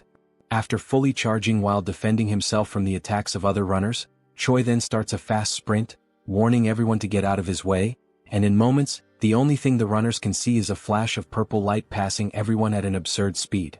He quickly overtakes several competitors, but then the information appears that 95 runners have already reached the destination, leaving only 5 spots available for qualification. Determined, Choi accelerates even more, fast enough for Rachel to barely hold on to keep up. Suddenly, the goat looks back, noticing Choi's approach, surprised that he is already so close. As he approaches, Choi enjoys the situation, grateful for finding the goat right at the end of the race. He then activates Rachel's third combat form, charging an attack, getting even closer to the goat, and as soon as he reaches him, he hits him from behind, saying for the goat to accidentally die. The goat then flies at an absurd speed toward the wall, completely destroying the structure. Meanwhile, observing both amidst the confusion, the host explains that the 99th and 100th positions were filled by Choi and Whole Goat. Choi then sits, relieved for having qualified, while the goat is unconscious behind him. Choi gives thanks and the goat quickly gets up, enraged, cursing Choi and threatening him with death. But before anything could happen, the host intervenes, saying that the race is over. He then explains that the 100 people who passed the first round will have the second stage in 3 days, and everyone else is dismissed. Meanwhile, that night, in a forest near the Dark Fortress, Hemis and Park Hyuna are in a forest location, and the fourth commander asks Hemis if she is really going to release a certain thing inside the tournament. Without answering, Hemis only focuses on what is ahead, greeting Modem, saying how long it has been since they last saw each other. The creature, emanating a red aura, explains that indeed it has been a long time, exactly 97 years, 3 months and 11 days, and asks what can be done for Hemis. The creature is Modem, Hemis's familiar, with a strength of 198,532. Hemis then explains that what Modem needs to do is capture all the participants' flags. Modem confirms he understands, and then Hemis asks him not to be reckless with the task, because if there is a decent participant, Modem needs to go easy on him. Hyuna, hearing this, says that the big mouth is getting too soft. Hemis questions why she is being seen as soft by the fourth commander, and then asks if she knows why demons are losing to humans. Before receiving any kind of answer, Hemis justifies the question by answering it herself, saying that demons are fighting too fairly. They try to solve everything through brute force, and if they lose in strength they do not retreat, and in the end they end up dying. And this is accepted very simply. But unlike demons, if humans are at a disadvantage, They avoid the fight and manage to return later with schemes to unbalance the battlefield. And that is why the Demon King's army keeps losing to weak humans, ending the explanation with a finger pointed at Hyuna's face, who is perplexed by the situation. To break the tension of the moment, Hemis adds that the fourth commander needs to study a bit more, leaving Hyuna irritated by the provocation. Next, the rules for the next phase of the tournament are explained, detailing that groups of 4 people will be formed randomly and each group starts with 2 flags. After 48 hours, the teams with the most flags will be classified for the next round, with a limit of 10 spots. Those teams that do not have any flags will be disqualified, regardless of their position. Hearing the explanations and after the groups are formed, the GOAT is happy with the composition of his team because they are using Choi as bait to attract other participants and collect their flags. Choi is also somewhat content with the strategy, saying that it is brilliant, but deep down he is wondering what kind of bad luck made him end up on the same team as the GOAT. But in the background, with no expressions, are the other team members, one being a hawk and the other looking like Arbok. The 4 of them make up Team 9. The GOAT, still excited with the results, declares that they just need to wait because with the number of flags they currently have, they are practically already classified. But Choi watches him, reflecting on how annoying the GOAT is. It is then shown that Choi's team is in 4th position with 4 flags, but that was not the current position just moments ago. The ranking rose abruptly, and once again the team's position rises to 3rd place without them having done anything. Seeing this, everyone is surprised, wondering what is happening. Suddenly, a steel foot approaches the group, and Choi hears the sound of metal, making him look back and notice the presence of Moten with his extreme strength and intimidating presence. The GOAT notices upon seeing several flags on Moten's back, that he is probably the cause of the mess in the ranking. The GOAT then smiles, wondering if he is a golden goblin, and then recklessly rushes toward the stranger, causing Choi to try to stop him, saying he shouldn't try to fight him. The GOAT continues the charge, calling Choi a coward. Concentrating an attack, the GOAT arrogantly declares that he is going to kill the tin monster and take his flags. With a simple movement, Moten knocks down the GOAT, and in the attack he is thrown against the hawk and against Arbok, losing the flag. While storing the newly collected flags, Moten is being watched by those who sent him. Hyuna questions if that was really necessary. Judging Moten's presence, they're useless since there is no way to win against him with only the skills of Choi's team. Hemis remains silent, just watching while the time for the end of the test runs out, and it is shown that Choi's team is now in position number 25. Later, with only 1 minute left until the end of the test, Choi already has a plan declared and asks everyone to move according to the signal, especially the GOAT head. They have just encountered Moten again, who, after the previous attack, had moved to collect other flags. And as soon as he notices their approach, Moten realizes they are going to try some kind of new primitive attack. Choi then orders the GOAT to attack, and he promptly begins channeling his magical energy, irritated by being commanded by a human. As soon as the energy hits the area where Moten is, he remains standing intact, surrounded by flames and lots of dust. Choi then gives the turn to the hawk, who is already at high altitude and ready. He begins his charge, descending toward Moten at very high speed. Moten notices the hawk's charge and realizes it is a joint attack, also noticing that this is the first team using tricks like this, as he prepares to defend against the attack. As the falcon approaches Moten, he is met with the defense of the tin monster and has his neck restrained, causing the attack to halt, leaving only the strong wind that accompanied him, which brings a certain comfort to Moten, who declares that the wind is refreshing. But he quickly notices that Choi is advancing and states that all members of the team attack in a very simple and slow way, mocking how pathetically weak the demonic chi in Choi is. From afar, Arbok approaches underground while Choi is already practically at Moten's defense. He then orders the centipede to attack and tries to dodge Moten's defense. To finish the attack with extreme determination, Choi then activates his unique skill. Surrounded by the noblesse, he advances toward Moten, and when he is just a few centimeters away from grabbing the flag, Moten stops him and compliments the team's group attack, saying it wasn't bad for an improvised plan.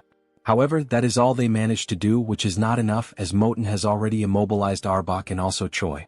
With only 15 seconds left before the end of the test, the 3 team members are already completely immobilized by Moten, and the tin monster then decides to ask Choi what that purple energy he just used was. Choi is not concerned with the question and only focuses on the time left to finish the test. Desperate, he then declares to Moten that he will find out what the energy is the worst way possible. Grabbing the enemy's hand, Choi then activates his new skill, Chi Explosion. The purple energy then moves toward the enemy and in an instant Choi is already out of combat, but the strength of the attack was enough to destabilize Moten. As he falls to the ground and time runs out, with both participants drifting apart, in the final second Moten stabilizes and the match ends. Moten realizes how the ability worked, wondering if it was in fact a self-explosion, although it wasn't strong enough. Choi, hearing this, gets Moten's attention by calling him Tin Can and asks him to look back. On Moten's back is the goat holding a flag, causing confusion in his mind. Choi then mocks the situation, questioning if Moten really thought he would blow himself up without a plan, explaining that everything was orchestrated so that at the moment of the explosion, the goat would be ready to capture one of the flags. Choi then ends by saying it was a great displeasure to meet him, and the ranking is presented as Choi declares that he will never see the Tin Can again, flipping the middle finger at his enemy. The system then presents Choi's new ability, Chi Explosion, with a proficiency of 0.11%. Sometime after the end of the tournament's second round, the scene shifts to a quiet but significant conversation between Hemis and Moten.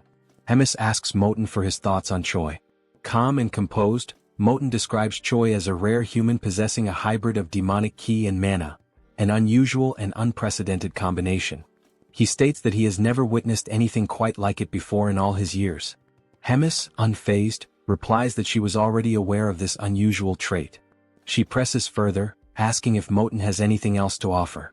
Moten adds that Choi is not only talented but exceptionally quick on his feet. He highlights Choi's sharp, instinctive decision-making, admitting that the young human surpasses many demons Moten has known, even those considered elite. Hearing this, Hemis quietly reflects on the implications. She begins to consider that the direction of the demon army may need to evolve. She muses that, should she choose to pursue her own path, the future could unfold in unexpected, and possibly thrilling ways. The narrative then transitions to the divine empire of Gartrum, where the atmosphere is somber. The Pope mourns the loss of Geffen, a hero-level figure who perished during a mission, a warrior of great promise taken out in a vile and humiliating manner. The mood in the room is tense, laced with both grief and strategy. In the same chamber, a man seated nearby asks what will be done about Abelson. The Pope pauses in silence before coldly announcing that, despite her popularity, Abelson is merely the princess of a small, insignificant kingdom. With finality, he declares her removal as a candidate for sainthood and orders that she be publicly branded a heretic, an ally of the Demon King's forces. Next, the Pope shifts his focus. He asks if Hemis is causing trouble again. The man replies that she has begun restructuring the military command, planning to select new officers through a skill-based tournament. The Pope, ever calculating, inquires if there's any way to sabotage these plans. The man, now revealed to be Elrond, explains that he attempted to contact the Demon King for assistance, but was met with clear resistance. It seems that interfering with Hemis's efforts could risk provoking the Demon King himself.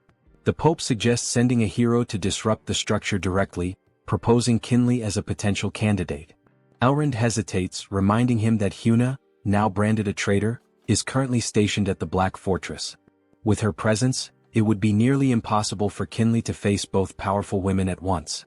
The Pope, ever perceptive, deduces that Huna's position at the fortress may suggest the Demon King is not entirely aligned with Hemis. Elrond momentarily considers canceling the sabotage plan, but the Pope raises a hand to interrupt.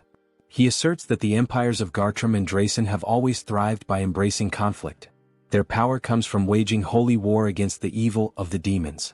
He continues, explaining that evil must exist so the light of righteousness can shine brighter. That light, in turn, fuels the faith of the common people, faith that strengthens the empire itself. For this reason, the war must continue regardless of the shifting tides. One of their strategies, the Pope reveals, has been feigning cooperation with the Demon King to subtly control the war's direction. However, if demons continue to evolve at this pace, they may soon grow beyond the Empire's control. He then instructs Elrond to verify whether their embedded spy has reported the next tournament's location. Elrond checks his notes and opens a map, revealing that the next match will take place in Inamazet, a remote, forested region notorious for its dangerous beasts. They both note the area's distance from the Black Fortress, interpreting the choice of location as divine will. The Pope gives his final command: summon the heroes and use this next opportunity to measure their strength. As plans unfold in the Empire, the story cuts back to Choi, now in his quarters. He sits calmly, amused by the chaotic state of his system after merging demonic ki with mana. The intricacy of energy manipulation has grown considerably. Rachel, watching him with a mix of awe and curiosity, quietly reflects that not long ago, Choi had only one ability, a skill he mastered thanks to Hydrun's relentless training. Choi focuses on the fact that Hydrun's combat style variations have now been officially registered in his skill window, with both Noblesse and Magic Explosion recorded as distinct entries. This brings the total number of unique skills in Choi's panel to 5, a significant milestone. Rachel, observing the update, asks if his leadership ranking has increased as well, noting that the new effects added to his abilities are extremely useful. She remarks on how rapidly he's advancing through the executive path within the Demon King's army, clearly impressed. While browsing through his system, Choi wonders aloud if there might be any items available that could further boost his stats. Suddenly, a voice interrupts, bluntly declaring that nothing will help him at his current level and insisting that he needs to wake up from this dream. The voice, cold and sharp, belongs to none other than Hyuna, who appears unexpectedly, startling the hero. Choi reacts instinctively, crawling backward in alarm when he realizes that the surprise visitor is none other than the fourth commander. Annoyed by his panicked scrambling, Hyuna tells him to shut up and demands that he state how many hero points he earned. Choi quickly answers that he accumulated 1,300 points. She follows up by asking about his shop's rank, and he replies that it's currently at the intermediate level. Hyuna scoffs at his progress, calling it utterly pathetic, even going so far as to label it garbage. Seeing a rare opportunity to learn, Choi timidly asks what Hyuna bought when she was at the same level, practically begging for a veteran's advice. Amused, Hyuna laughs, clearly aware that he's trying to squeeze information from someone far more experienced. She agrees to give him a tip, but only under the condition that he answer every single question she asks. Choi eagerly accepts the deal without hesitation. Hyuna then advises him that, since he already has an aura, the next step is to upgrade his shop level and purchase a dimensional pocket, a valuable inventory-like item that offers excellent utility for its cost. Choi ponders the usefulness of such an item and wonders if it will show up in the next round of shop offerings. Hyuna confirms with a nod but immediately shifts gears, announcing it's now her turn to ask questions. Her first, is Choi really a hero? He responds vaguely that, somehow yes he is. Her second, why on earth is he serving in the demon army? Again he answers that he somehow ended up there. Her third question, how can he use both demonic ki and mana simultaneously? Choi gives the same kind of answer, it just happened. Frustrated by the lack of clarity, Hyuna sarcastically sums up his story. He's somehow a hero who somehow ended up in the demon army, and somehow can use both demonic ki and mana. Choi simply nods in full agreement. Furious at his nonchalant attitude, Hyuna delivers a brutal kick to his face, launching him across the room. Dazed and annoyed, Choi retorts that Hyuna herself is also part of the demon army. The scene then shifts to some time later, with Choi lying face down and submissive, pinned under Hyuna's legs as she casually rests on top of him. When she calls out, he responds instantly. Hyuna asks if he wants to transfer to the Fourth Army and become her direct subordinate, offering to train him personally. Choi, still in pain, politely declines, thanking her nonetheless. Her mood sours again and she increases the pressure on his back, making him groan. As he struggles, she demands to know why he insists on staying. Choi, gasping through the pain, replies that his main reason is simple. If he tries to leave, Hemis might actually kill him. Hyuna then asks what Choi's next point is, whether he has any goal beyond simply staying alive to avoid being killed by Hemis.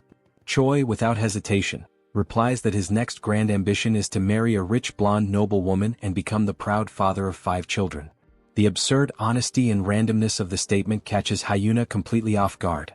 She freezes for a moment before abruptly getting off of him, visibly shaken by what she just heard. With a dismissive wave, she mutters that it would be better for them both to forget the entire conversation ever happened.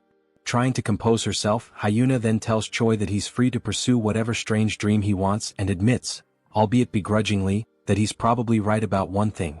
Hemis would never let him walk away so easily.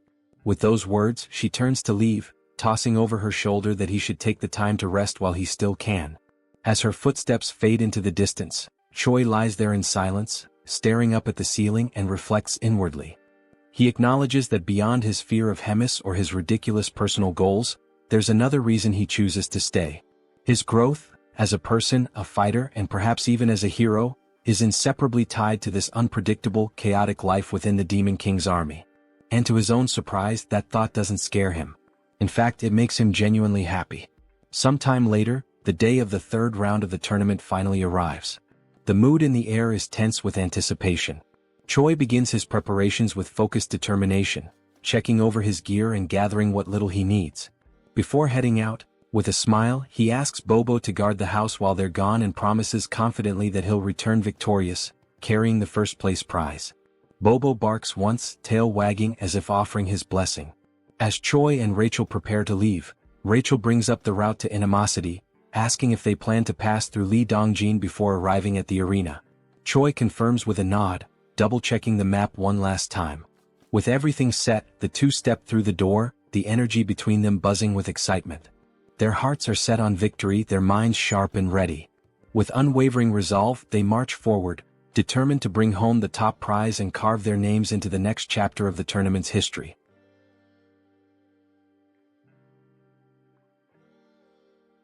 The scene moves forward to the beginning of the third day of the tournament, where Choi is hunting monsters. He notices that he is gaining 1 level for each monster he defeats. At this point he has already leveled up 4 times and wonders if it is actually real.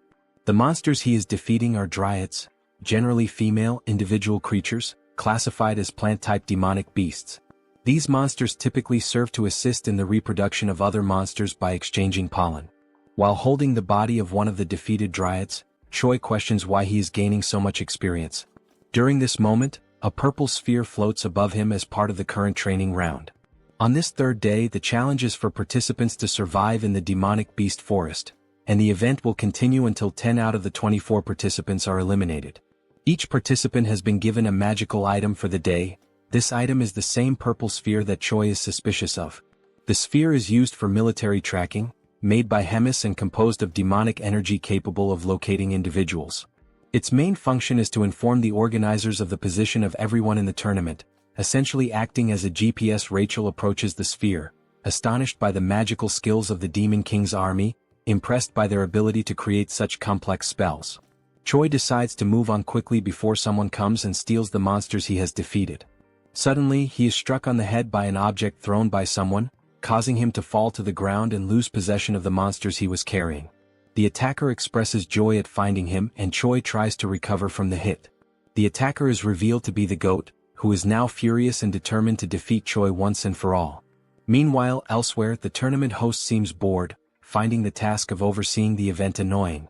He questions why he is always assigned to jobs he compares to guarding a doghouse door, while other guards assist in watching the portal to Inamazet.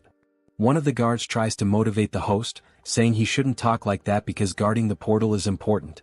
It is the only one connected to the main gate, and if it breaks, something bad could happen. The host agrees but insists that it is unlikely anyone would show up in such a remote location. Far away, a presence appears, and the portal guardian quickly senses strange creatures. He channels his energy to scan them and identifies a group of humans, guessing they might be monster hunters. However, he chooses to ignore the potential threat since he doesn't sense any special magic from them. The Guardian considers that it would be troublesome if he took the initiative to attack and they ended up finding the portal. He decides to wait, reasoning that Inamazet is very large and they probably won't encounter the tournament group. Despite sensing something odd, he continues with his farewell and chooses to leave the strangers alone for now. Back at the confrontation between Choi and the goat, the new enemy tries to intimidate the hero, claiming to have immense power and that Choi should beg for mercy. Noticing Choi's indifference, the goat tells him that if he won't plead, then he should run as there is no shame in fleeing. Scars on the back are not dishonorable for those who fight with their fists. Choi, annoyed, asks Rachel if it wouldn't be better to just kill the goat already. Sensing the shift in Choi's demeanor, the goat immediately changes his own behavior to one of submission, begging Choi not to kill him, warning that he would regret it. This confuses Choi, who doesn't understand the reason behind the threat of regret. The goat then reveals that he possesses very valuable information, prompting Choi to ask what it is. The goat explains that all demons currently have Choi at the top of their target list. Choi is skeptical and asks why, if that's true, they aren't all after him already, since he is supposedly the common enemy of them all. The goat suddenly begins a countdown, leaving Choi confused. As the countdown ends, all the other tournament participants approach a dominating chair, and Choi is startled, while the goat laughs at his situation. Meanwhile, at the Black Fortress, the scene is being magically transmitted to Hemis and Hyuna, who are observing the events of the tournament's third day. Hemis admits she didn't expect everyone to target Choi and laughs, calling it shameful. Hyuna reprimands her, saying this is not a moment to laugh. The transmission is abruptly interrupted by the Guardian, who reports that humans are attacking and attempting to destroy the gate. He explains that the enemy group is composed of highly equipped humans using stealth devices, and somehow they know the exact location of the gate. The transmission ends, and Hemis immediately assigns Riadrun to take action. Riadrun quickly understands the gravity of the situation and offers to act at once. Hemis notes how well prepared the attackers are and declares that information must be leaking from somewhere. As she speaks, Hyuna watches in shock. Hemis then raises her voice, demanding to know where the leak is coming from, while Hyuna reacts again, visibly shaken.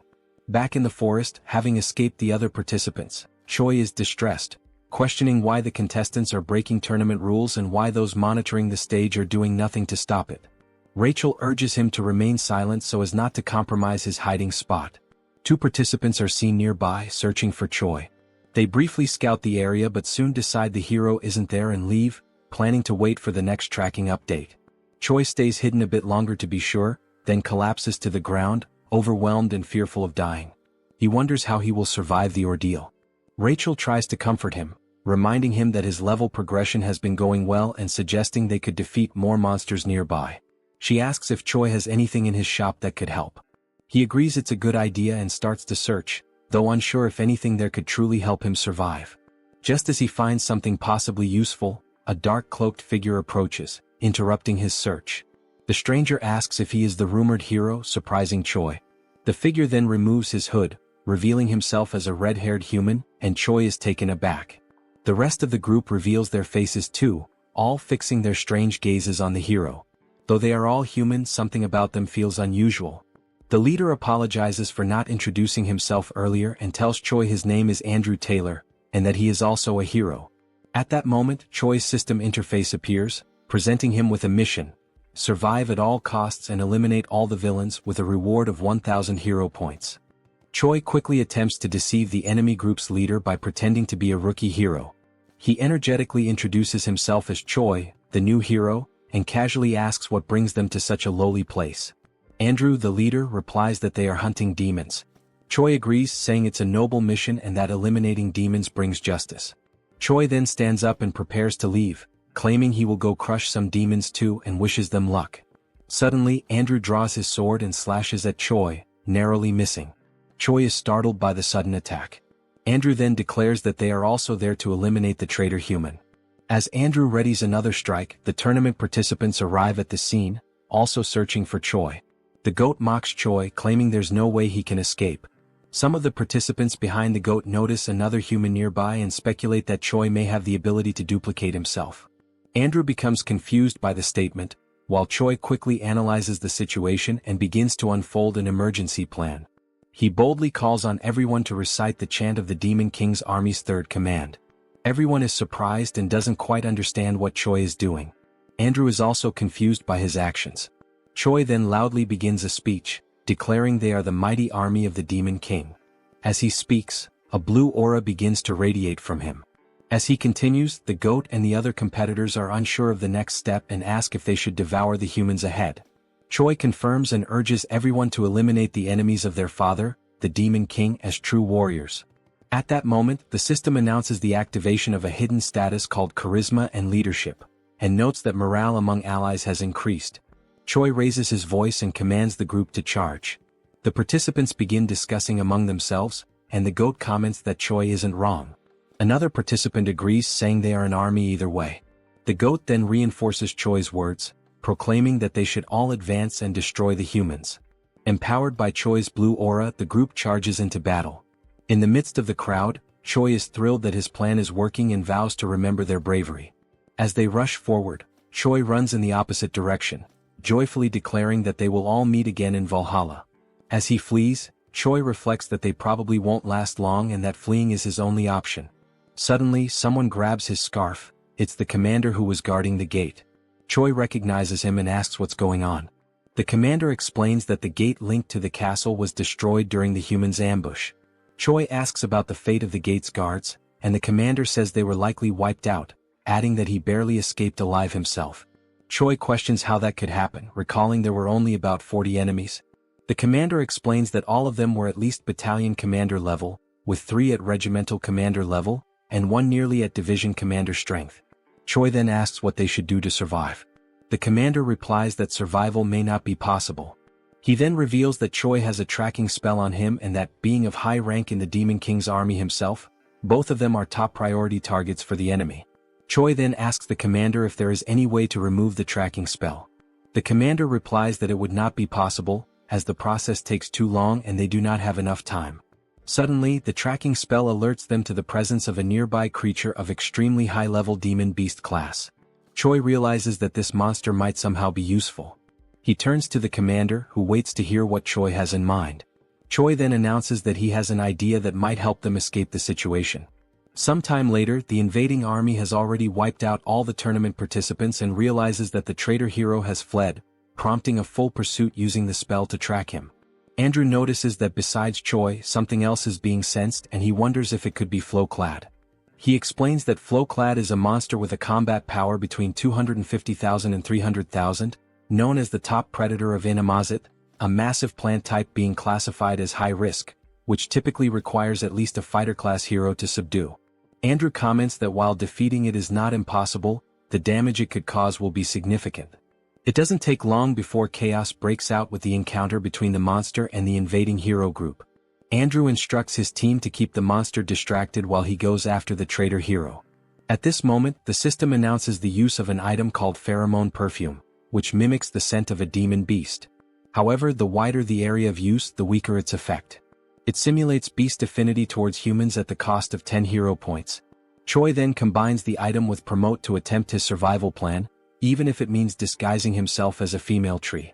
Andrew soon spots the pair's strange outfits and is visibly surprised.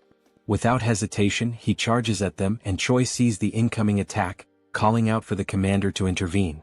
The commander effectively blocks Andrew's strike, and both swordsmen reposition, preparing for battle. Andrew activates his sword's advanced form and attacks again, triggering an epic duel between 2 highly skilled fighters. As the commander is assaulted from different angles, Choi steps in and neutralizes each peripheral attacker one by one. He reassures the commander, saying he will handle the smaller threats and urges him to stick to the plan so they can hold out as long as possible. Andrew then realizes and questions whether the duo's actual plan is simply to stall for time. His question is met with complete silence. The scene then flashes back to when Choi explains the plan to the commander. The central idea is to use the demon beast as their main force against the enemies. The commander's role is to evade Andrew as much as possible, tiring him out while using the beast as a shield against his attacks. Meanwhile, Choi is to deal with the rest of the group by leveraging the presence of the demon beast. The crucial point of the strategy is to never engage in a direct fight. Choi names the operation "You Come at Me." Returning to the present battle, Andrew grows frustrated with the commander's evasive tactics, asking how long he plans to keep dodging blows. The commander remains silent, internally reflecting on the fighting style of the humans, calling it cowardly. Still, he admits that it's exactly this method that allows them to buy precious time. The focus then shifts to Choi, who now faces a cloaked enemy. Weakened but determined, the opponent rises with one goal: kill the traitor. As the man charges, Choi easily dodges each attack. However, he notes the precision and strength behind the enemy's strikes, each one powerful enough to cut him in half. Despite that, the movements are highly predictable. Without embellishment, the enemy swings his sword like a machine. Choi counters, first striking the man's leg to unbalance him.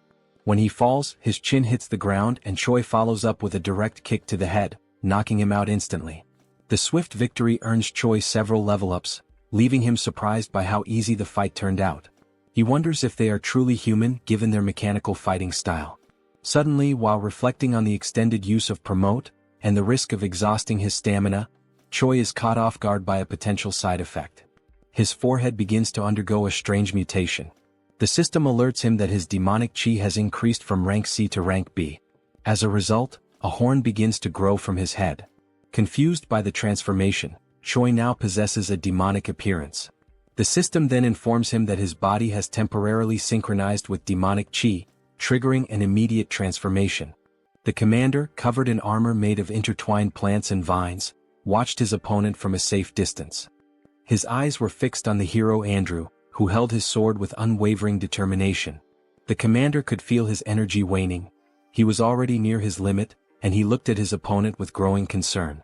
The demon beast he was using as a shield, a towering creature with alabaster skin and razor-sharp claws, bore several deep wounds across its body. Its breathing was labored, its legs trembling.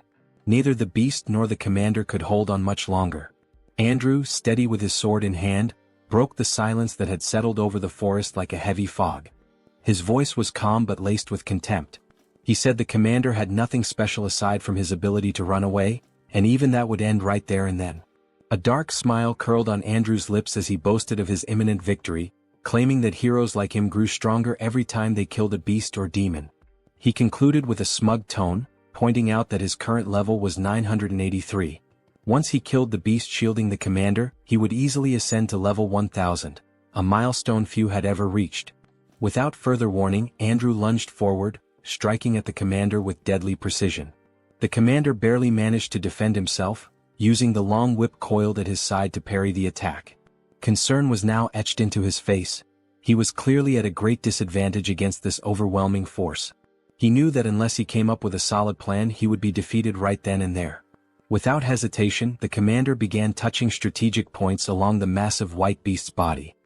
His fingers moved swiftly with practiced accuracy, and from his hand, small red sparks erupted with each contact. These sparks flickered like embers, tracing cryptic markings along the beast's skin.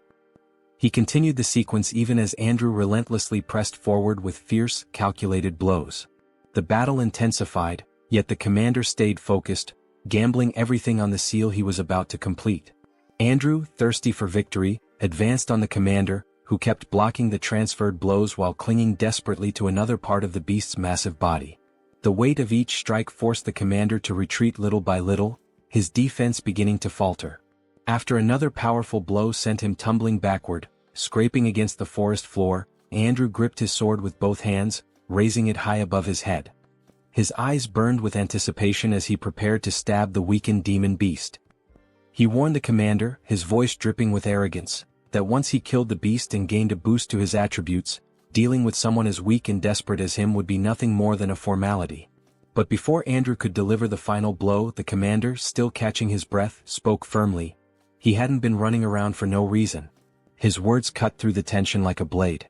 At that moment, the intricate marks left by his hands on the beast's skin began to glow, igniting into beams of radiant red light. The symbols pulsed with energy, and from them, several thick metal chains erupted, snaking out in all directions. Red sparks danced in the air around the demon beast, crackling like fireflies caught in a storm. Then the scene revealed a new technique, an advanced movement restriction skill. The commander, ignoring his injuries, focused his energy and curled his fingers into a circle, completing the final gesture needed to activate the seal. The red glowing chains, now shimmering with intensity, surged forward and wrapped themselves around Andrew from behind, just as he was about to drive his sword into the beast once more. The narrative then shifts to a memory, showing the commander and Choi discussing the second part of their plan in a quiet moment before the battle. Choi, barely able to contain his excitement, suggested they name the plan Kill Steel. The commander raised an eyebrow and crossed his arms, clearly skeptical, and asked if that was some sort of code among the heroes. Choi grinned and continued with the plan's outline, explaining that he would first take care of the rest of the group before the demon beast fell. The commander, always cautious, asked what would happen after that. With a confident smirk, Choi concluded that the commander would keep buying time, just like he was doing now, and when the right moment came Choi would return to help finish off the beast. The two shared a look that said they both understood the risks, even if they didn't speak them aloud. The commander scratches his head with an awkward laugh, accepting that they had no other options anyway, but he points out that Choi's plan has two glaring flaws. 1. Would he really be able to come back in time? 2. Even if he did, could he actually defeat that guy after leveling up? Choi, with his usual blunt honesty, admits that the chances of everything going according to plan are less than 1%. But, he adds with a sharp glint in his eyes, if they gave up now, the chances would be exactly 0. Choi clenches his fist with resolve. If those were his only options, he'd bet everything on that 1%. There was no room left for fear, only for action. The scene jumps forward to the battle's turning point, where Andrew is suddenly restrained by several glowing chains wrapping tightly around his legs, wrists, and even the sword he had just raised, now frozen mid-air. His expression twists in frustration, eyes burning with rage. He demands to know what the commander was thinking. using such a cheap trick to restrict his movement. His voice echoes through the battlefield like a growl. Unfazed, the commander keeps forming hand signs, controlling the magical chains with precision. His face remains calm, his gaze steady. He simply advises Andrew to wait and see, because they also have a hero who can level up. Suddenly, Choi appears on the scene in his awakened demonic form. His body radiates power, dark horns protrude from his head, and his muscles are tense with raw energy. The air itself seems to crackle around him. Andrew's face shifts from anger to disbelief. He can't believe what he's seeing. His voice falters as he asks what that thing is and whether Choi is actually a demon. Choi says nothing. Instead, he charges at the demon beast with nothing but his bare hands, landing a brutal blow that sends a shockwave through the battlefield. His strength is so overwhelming that the chains wrapped around both the beast and Andrew shatter instantly. The hero system interface lights up, confirming that Choi has successfully leveled up, just as the demon beast lets out its final breath and collapses with a thunderous crash. The commander, kneeling with one fist on the ground and catching his breath, lets out a tired laugh. He jokes that there couldn't have been a better time for Choi to show up, even if the timing was clearly cutting it close. Choi, his fist still dripping with the blood of the beast he had just brought down, gives a slight nod and thanks the commander for holding the line. His tone is firm, but there's a flicker of genuine respect in his voice. Without wasting another second, Choi turns sharply and raises his arm, pointing straight at Andrew. Now, he declares with unwavering confidence, the hero will be defeated by me. Andrew lifts his sword, his expression darkening. He scoffs at Choi's boldness, dismissing his claim as nothing more than overconfidence. In his mind, no one could possibly defeat him just because they managed to kill a weakened demon beast. He tightens his grip on his blade and prepares to crush Choi's foolishness with overwhelming force. In the next scene, the air vibrates with tension as Andrew's newest skill is revealed, a high-level sword technique in Form 3, ominously titled Dragon Slayer. Energy flares around the blade, forming arcs of blue light as the hero steps forward, each movement heavy with the confidence of someone who has never lost a battle. Then with a roar he strikes. Choi doesn't flinch. He braces himself, raising his arms and crossing his wrists above his head. The massive blade crashes down, but he holds firm, stopping the strike with raw power. The ground cracks beneath him from the impact, yet he remains standing. Andrew's eyes narrow. In that instant he understands, this wasn't just a brute. Choi is a close-range combatant with terrifying physical strength. If he lets him close the distance again, his sword advantage might not be enough. On the other side, Choi's eyes glow with intense white light, sharp and calm, reflecting not just power but total composure. His gaze pierces through Andrew, void of fear. He's not impressed by the glowing sword or the title of hero. He's here to finish what he started. Andrew begins delivering a series of strikes with his sword skill, one after another, tirelessly forming blue beams around Choi. Yet Choi defends against all of them effortlessly. Worried that level 3 won't be enough, Andrew pushes the skill to level 7. He charges again to land another blow, but before he can finish, Choi retaliates with absurd force, releasing violet lightning that sends Andrew flying. He crashes down from atop the demon beast, stopped only by a wall of rocks that cracks under the impact. Blood drips from Andrew onto the ground. His teeth are clenched, his eyes wide in a desperate scream. He wonders what the hell Choi is, and if he truly is a demon. Choi, now standing on the forest floor, radiates a violet aura. He walks toward where Andrew fell and calmly states that every opponent he's faced until now had been stronger than him. Then, with a powerful kick to Andrew's stomach, he makes the hero gasp in pain. Suddenly, Choi grabs Andrew's face and slams him into the ground. Still holding him down, Choi speaks, his voice unwavering even as Andrew begs him to stop. As he advances on the enemy, Choi delivers each blow with brutal precision. In the brief pauses between attacks, he murmurs words almost like a mantra, as if each strike were meant to engrave a single truth into his opponent. That level in the end is just a number. With fists wrapped in energy and determination, Choi finishes his declaration with one final punch, more powerful than any of the previous ones. It is this final blow that ends the confrontation, leaving behind only the certainty that he had proven his point. At the end of the battle, Choi leveled up several times, and with that, a new hidden attribute was unlocked. The attribute is called Fighting Spirit, capable of increasing resistance to mental debilitation and adding focus during combat. Choi starts with 10 points in this new attribute. A few moments later, Choi is lying on the ground, agonizing from having used Promote once again, but this time with fewer side effects. He takes the opportunity to be dramatic, saying that he's going to die, although clearly he's not that bad. While Choi cried in his exaggerated reaction, the commander approached, asking if the hero was still alive. Choi replied that no, he was dead. Suddenly, the commander poured a red liquid over Choi's face, catching him by surprise and ordering him to drink it. Choi reacted by sitting up and complaining about the terrible taste of the potion, asking where it came from. The commander then replied that Rachel was the one who had brought a bunch of those potions. Rachel then appeared, explaining that it was a high-level potion while holding another potion bottle. She offered more of the potion, and the system informed that the potion, in addition to healing, also restores a bit of mana. Choi then turned directly to Rachel, asking where she got so many potions from. Rachel replied that she obtained them from defeated heroes, saying they drop everything they have when they die. Choi was surprised to hear this detail. Choi then looked at Andrew and declared that heroes in this world are far too strange. Rachel didn't understand the meaning behind Choi's words. He then explained that heroes are supposed to be righteous people. They should face evil and save the world. However, in this world there is no punishment for taking down another hero. On the contrary, by doing so you can gain XP and items. Choi reflected that even though he is a hero, he's been acting like a villain for some time. He does exactly what a villain would do, but suffers no kind of retaliation. The commander, after hearing Choi's words, responded. He said that this concern makes sense from a human's point of view. However, as an ally, Choi's actions are analogous to those of a good hero. After all, he saved him.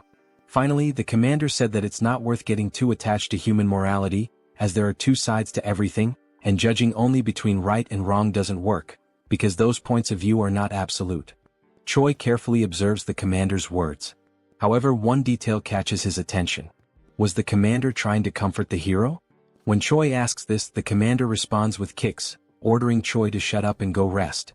Choi, still suffering from side effects, complains about the aggression, saying his bones hurt.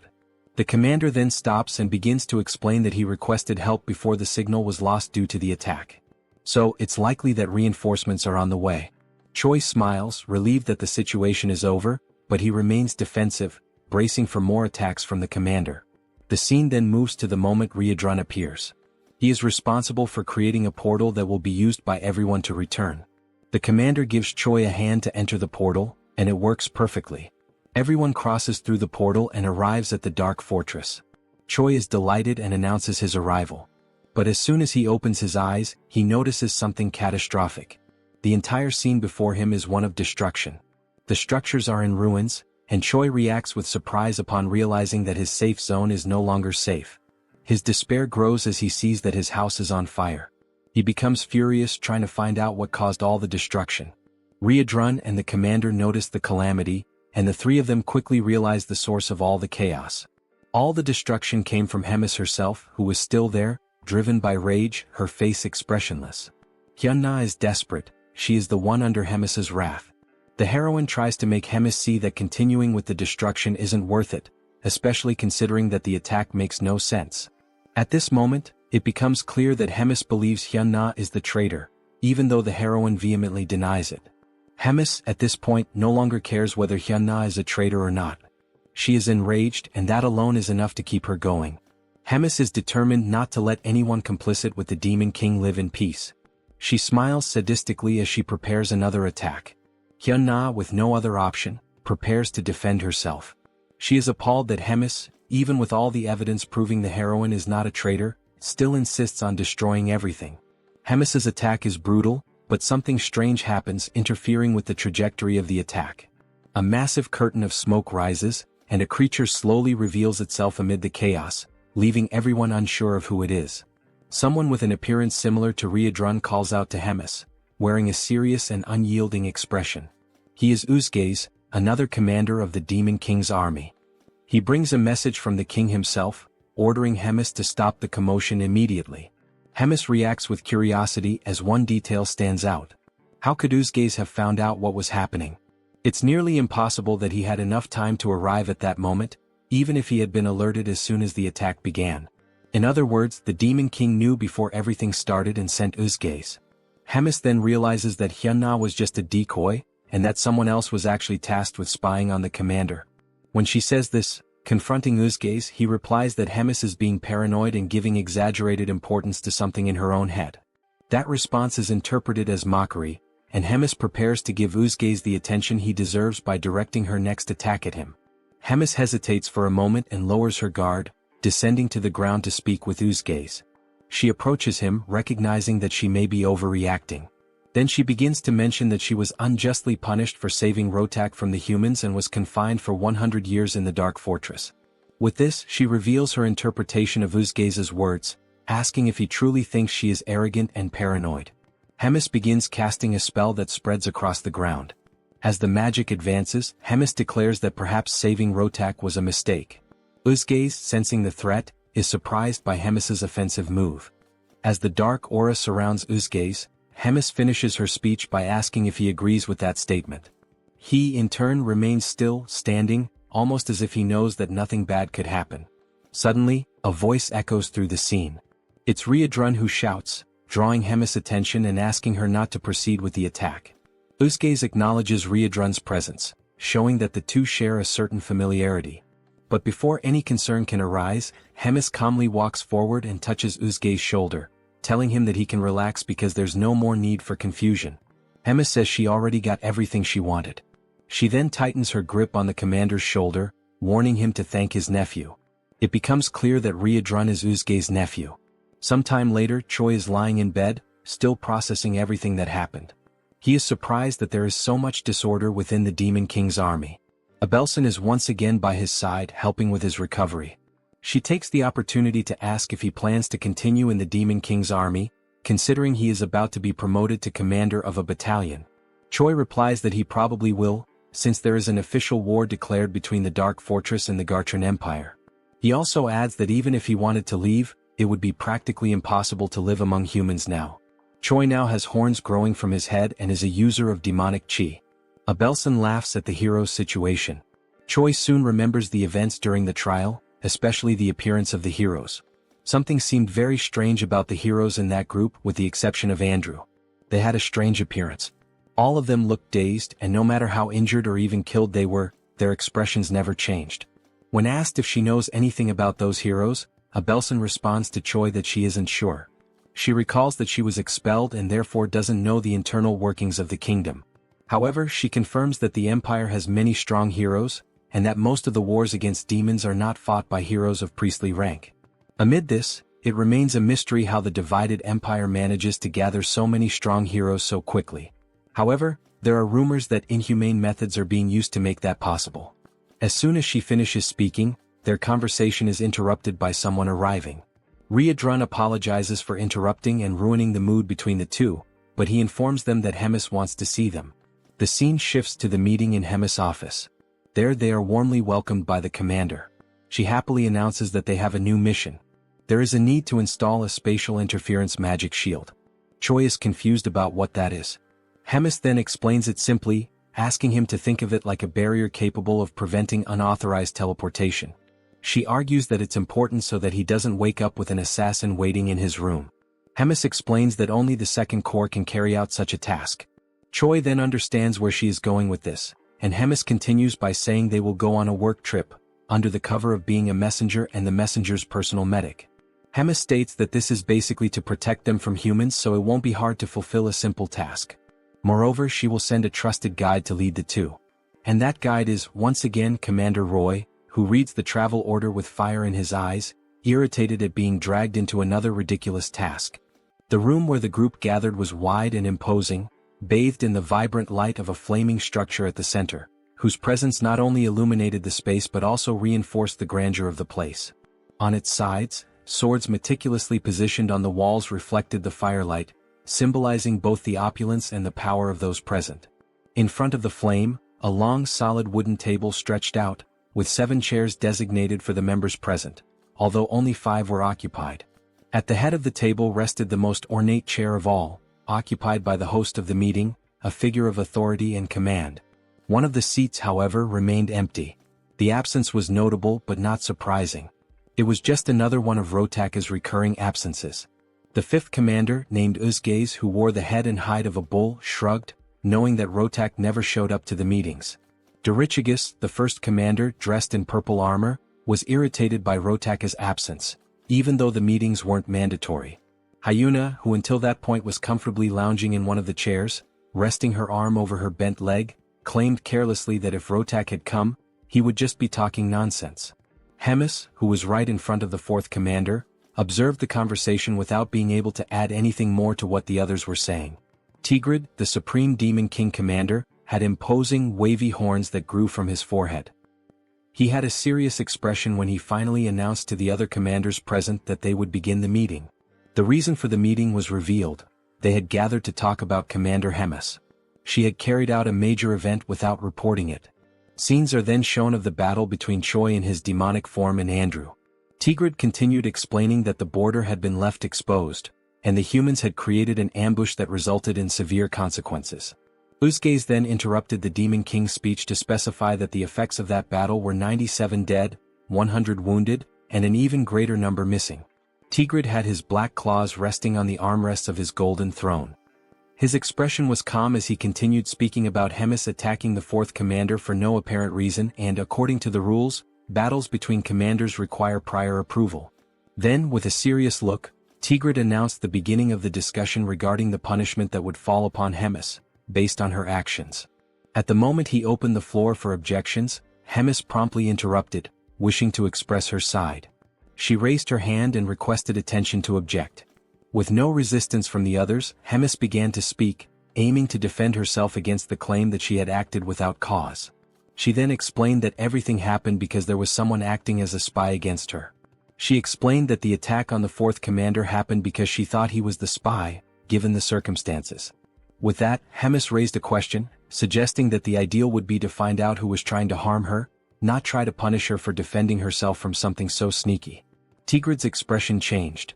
He was irritated by the question, seeing it as an affront. He then asked if such a proposal was a way of challenging his authority. Hemis simply replied that it was nothing more than a humble suggestion. She smiled, and her bold expression spoke louder than her words. Such an attitude only raised Tigrid's indignation, who was stunned by the commander's boldness and clenched his fists on the armrest of his throne. Some time later, Uzgaze, Dorichigus, and Hyuna gathered in the corridors, in front of the meeting room, discussing what had just happened. Uzgaze pointed out how terrible the emotional outburst of both commanders had been in front of them, rendering the meeting useless. Hyuna expressed her frustration, irritated by the possibility that Rems and the Demon King would never be friends again.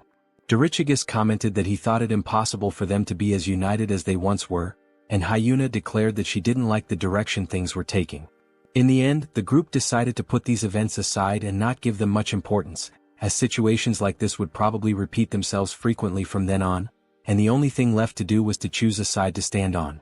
Meanwhile, in the magical tower of the fourth command, Shai's group approaches, and the hero is soon mesmerized by what he sees. They are then received by the fourth commander's bodyguards, who immediately request everyone's identification. Roger introduces himself as the commander of the 3rd Regiment and notes that he is accompanied by 2 humans. The guard receives the referral sent by Hemis, reads the contents of the paper, and greets everyone enthusiastically, declaring that the commander is waiting for them, and then guides the group to the meeting. Meanwhile, Rotak is in his office, relaxed in his chair, reflecting on the human who can use dark mana and who, furthermore, has a body in the process of transforming into a demon. Even though he finds the situation interesting after receiving warnings from Hemis, he ultimately reminds himself that the human is still just a human. Soon, the group arrives at the room and greets Commander Rotak, who receives them and immediately jumps toward Choi, who barely has time to greet him and is caught off guard. While analyzing Choi's body, he is surprised that he doesn't feel anything and then begins the infusion of energy into one of the hero's arms, warning that it will hurt a little, but that Choi needs to endure it.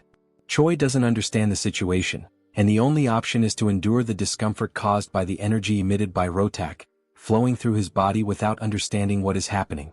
As soon as it ends, Abelson expresses her concern, asking if the hero is okay, while he is on his knees trying to recover from what just happened. The saint approaches Choi, ready to help him, while Rotak declares he is impressed with Choi's evolution.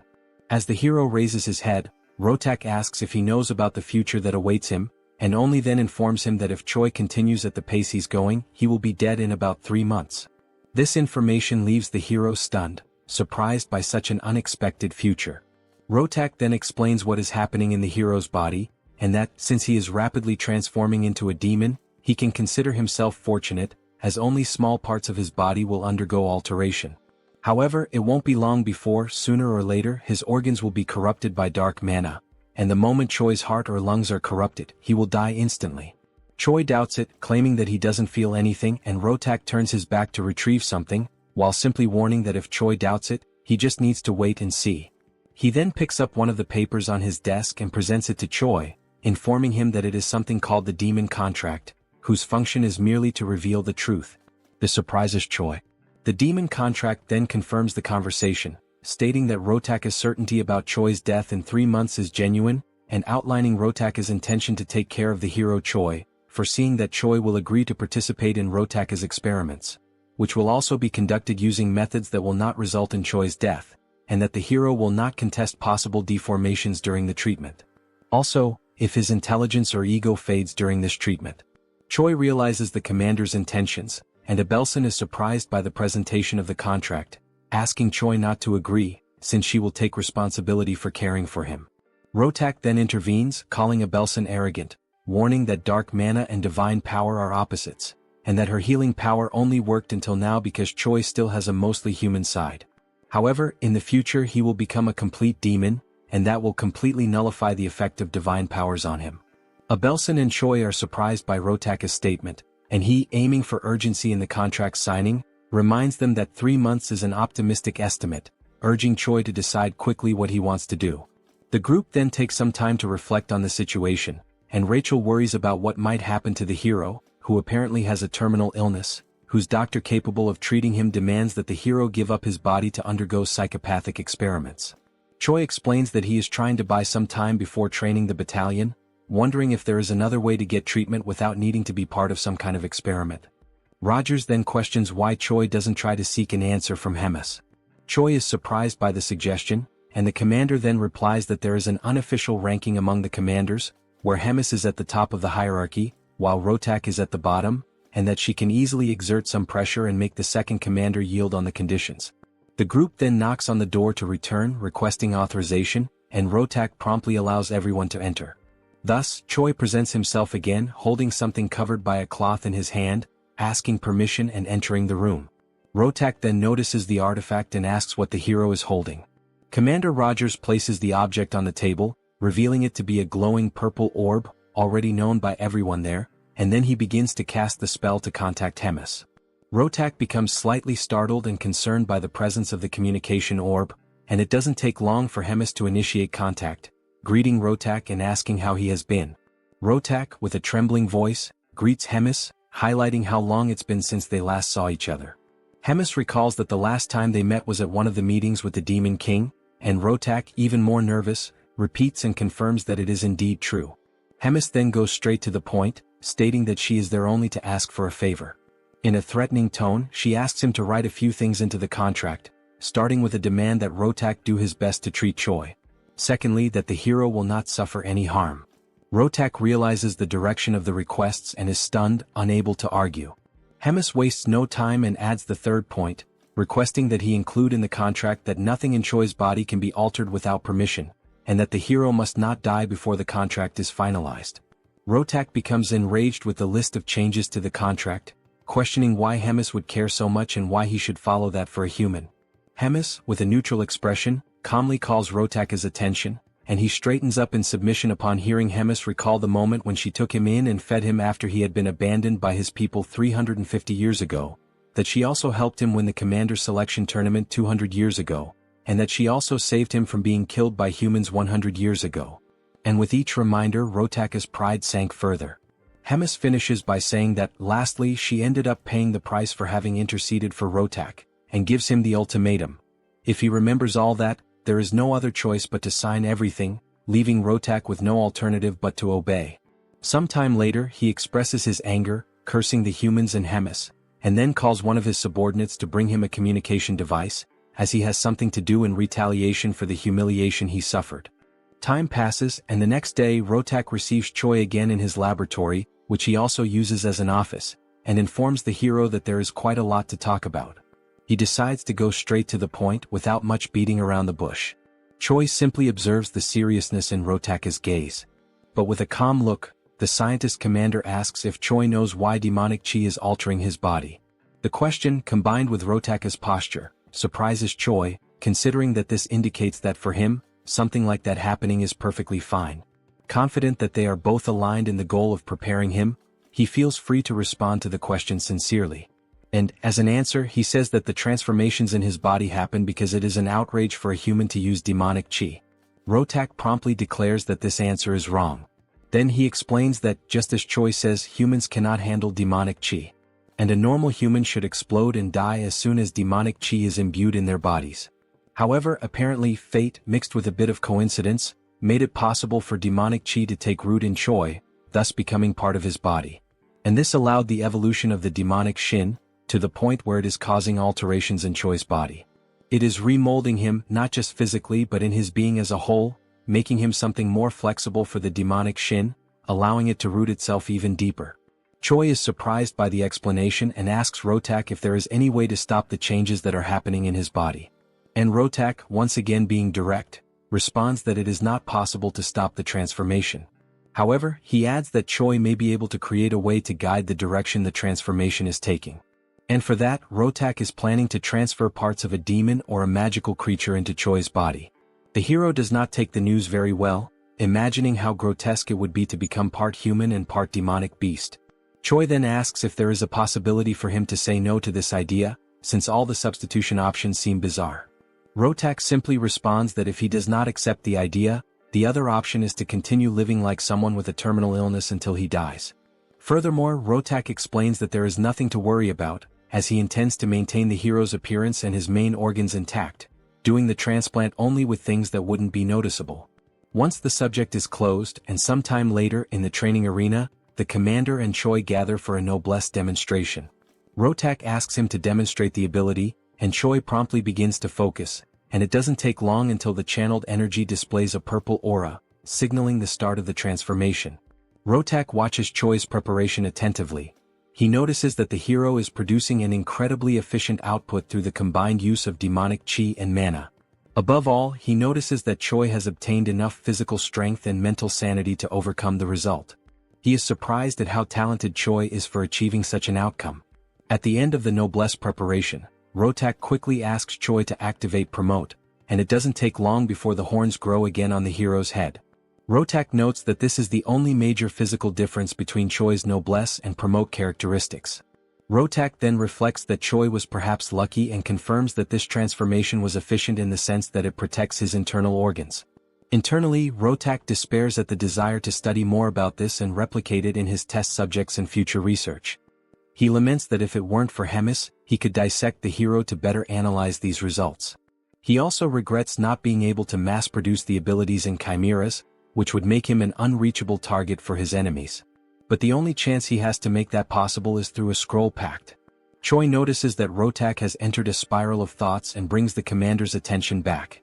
Shortly after, he asks what he should do after using Promote. Rotak refocuses and informs him that there's no need for further demonstrations today and internally, reflects that he already has all the information he wanted. Then he tells Choi that starting tomorrow he will begin working on fixing the hero's body and abilities one by one, and advises that it's best for him to get some rest. After that, the hero performed more Promote demonstrations and also engaged in some physical training, pushing himself to the point of exhaustion. Once he reached that limit, he was subjected to physical interventions by Commander Rotak, causing changes and pushing him to surpass new limits with his altered body, which in turn generated more and more needs and modifications. He was always accompanied by Commander Rogers and Abelson, who monitored everything at all times. The scene then shifts back to a conversation between the hero and Rotak, and it's noticeable that Rachel is also in the room, enjoying some cookies. The system shows some improvements in the hero's status, who in turn, is so tired that he wishes for death, until he realizes he feels so bad that it's very likely he's already dead. Rotak observes the hero's drama and says that unlike someone dead, Choi's aura and body are much more stable than before, thus declaring the end of another day. The hero thanks him and leaves, his exhaustion evident. As soon as he leaves, Rotak once again activates his communication orb and starts a conversation with someone, asking that person if they can talk now. On the other end, the person asks what's going on for Rotak to suddenly open a call like that. He then asks, with a sense of urgency, what the answer is to a proposal he made earlier. The person on the other side asks which proposal, but quickly remembers something mentioned earlier. It's then revealed that Reuna is the person on the other end who brings up the proposal made by Rotak, an alliance between the two of them to overthrow the third command of Hemis. Reuna smiles, given the situation, but replies with some doubt, wondering if she really understands what all of that means, since even though she has disagreements with Hemis, she doesn't understand why Rotak would want war against the commander, given that she was the one who raised him from childhood and supported his growth to the point of making him one of King Amon's commanders, carrying him on her back. Rotak apparently responds that that time has passed and that their paths have been separate for a long while now. His tone is sharp, distant. We then see a moment in which Rotak and Hemis talk, where he expresses a desire to proceed with his chimera research, claiming that it is undoubtedly a powerful technique. Hemis scorns Rotak's project, asking how long he intends to keep clinging to cheap tricks. She says that no matter how strong his chimeras become, it's all meaningless if he, their controller, remains weak. Her words cut deep, reinforcing how individually unremarkable Rotak is without his creations. Back in the conversation, Rotak asks Reuna to answer whether or not she will ally with him. The commander pauses, considering whether it might be better for him to just keep ignoring Hemis, just as Hemis ignores him, rather than insist on dragging her down. Rotak says he wouldn't mind continuing that way. However, there's an individual in Hemis's hands who changes everything. Someone too valuable to overlook.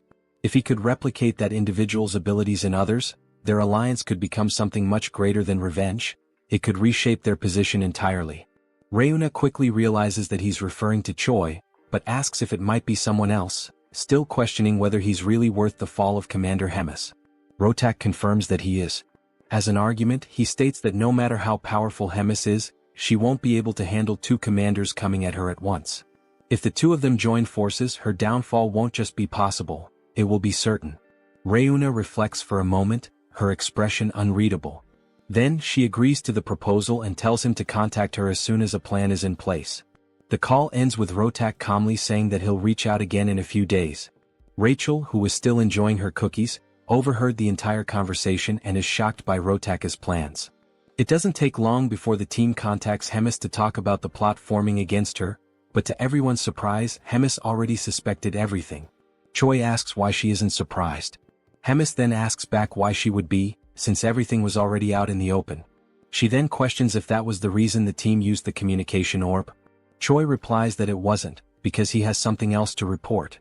He wants to know what he should do in this situation, considering that he is just a small shrimp in the middle of a battle fought by great whales.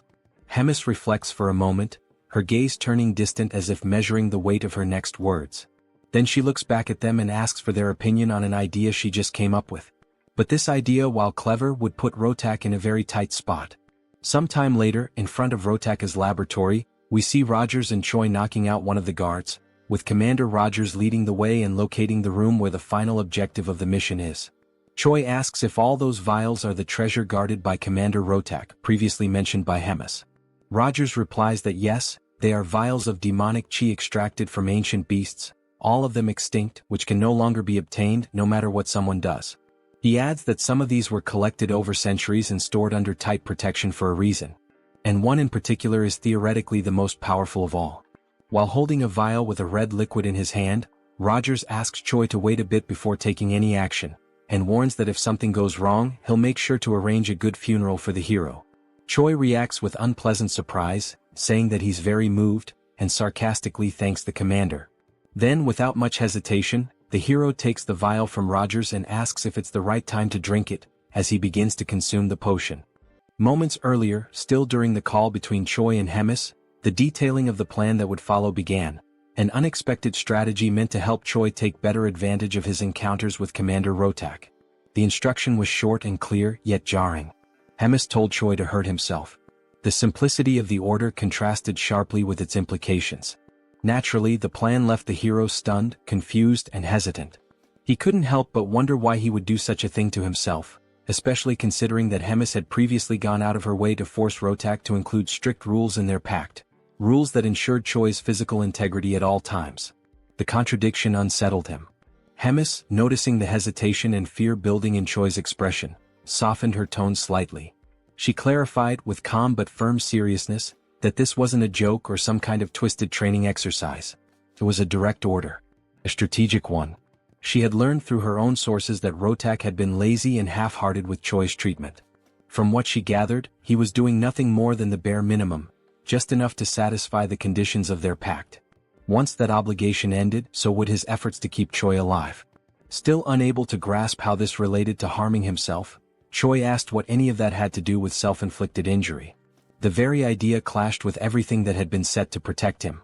Hemis then elaborated, informing the hero about the collection of rare and dangerous demon essences that Rotak had gathered over the years. These weren't mere specimens. They were remnants of power from ancient beings, each carrying immense, raw potential. The plan now hinged entirely on those essences. More specifically, Choi would need to absorb the most powerful ex-demonic essence in Rotaka's possession. The mere mention of absorbing such volatile energy made Choi's stomach turn. He voiced his concern, asking whether ingesting something like that wouldn't inevitably lead to death. It was a fair question, one Hemis had clearly anticipated.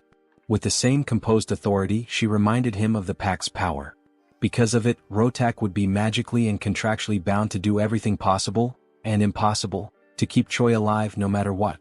That was the very leverage Hemis had counted on when she forced the terms. It was the safety net. No matter how dangerous the essence was, Rotak would be forced to use every last ounce of his knowledge and skill to save Choi from dying in the process. To calm the growing fear inside him, Hemis reassured Choi again, adding something more personal this time. She knew Rotaka's capabilities intimately.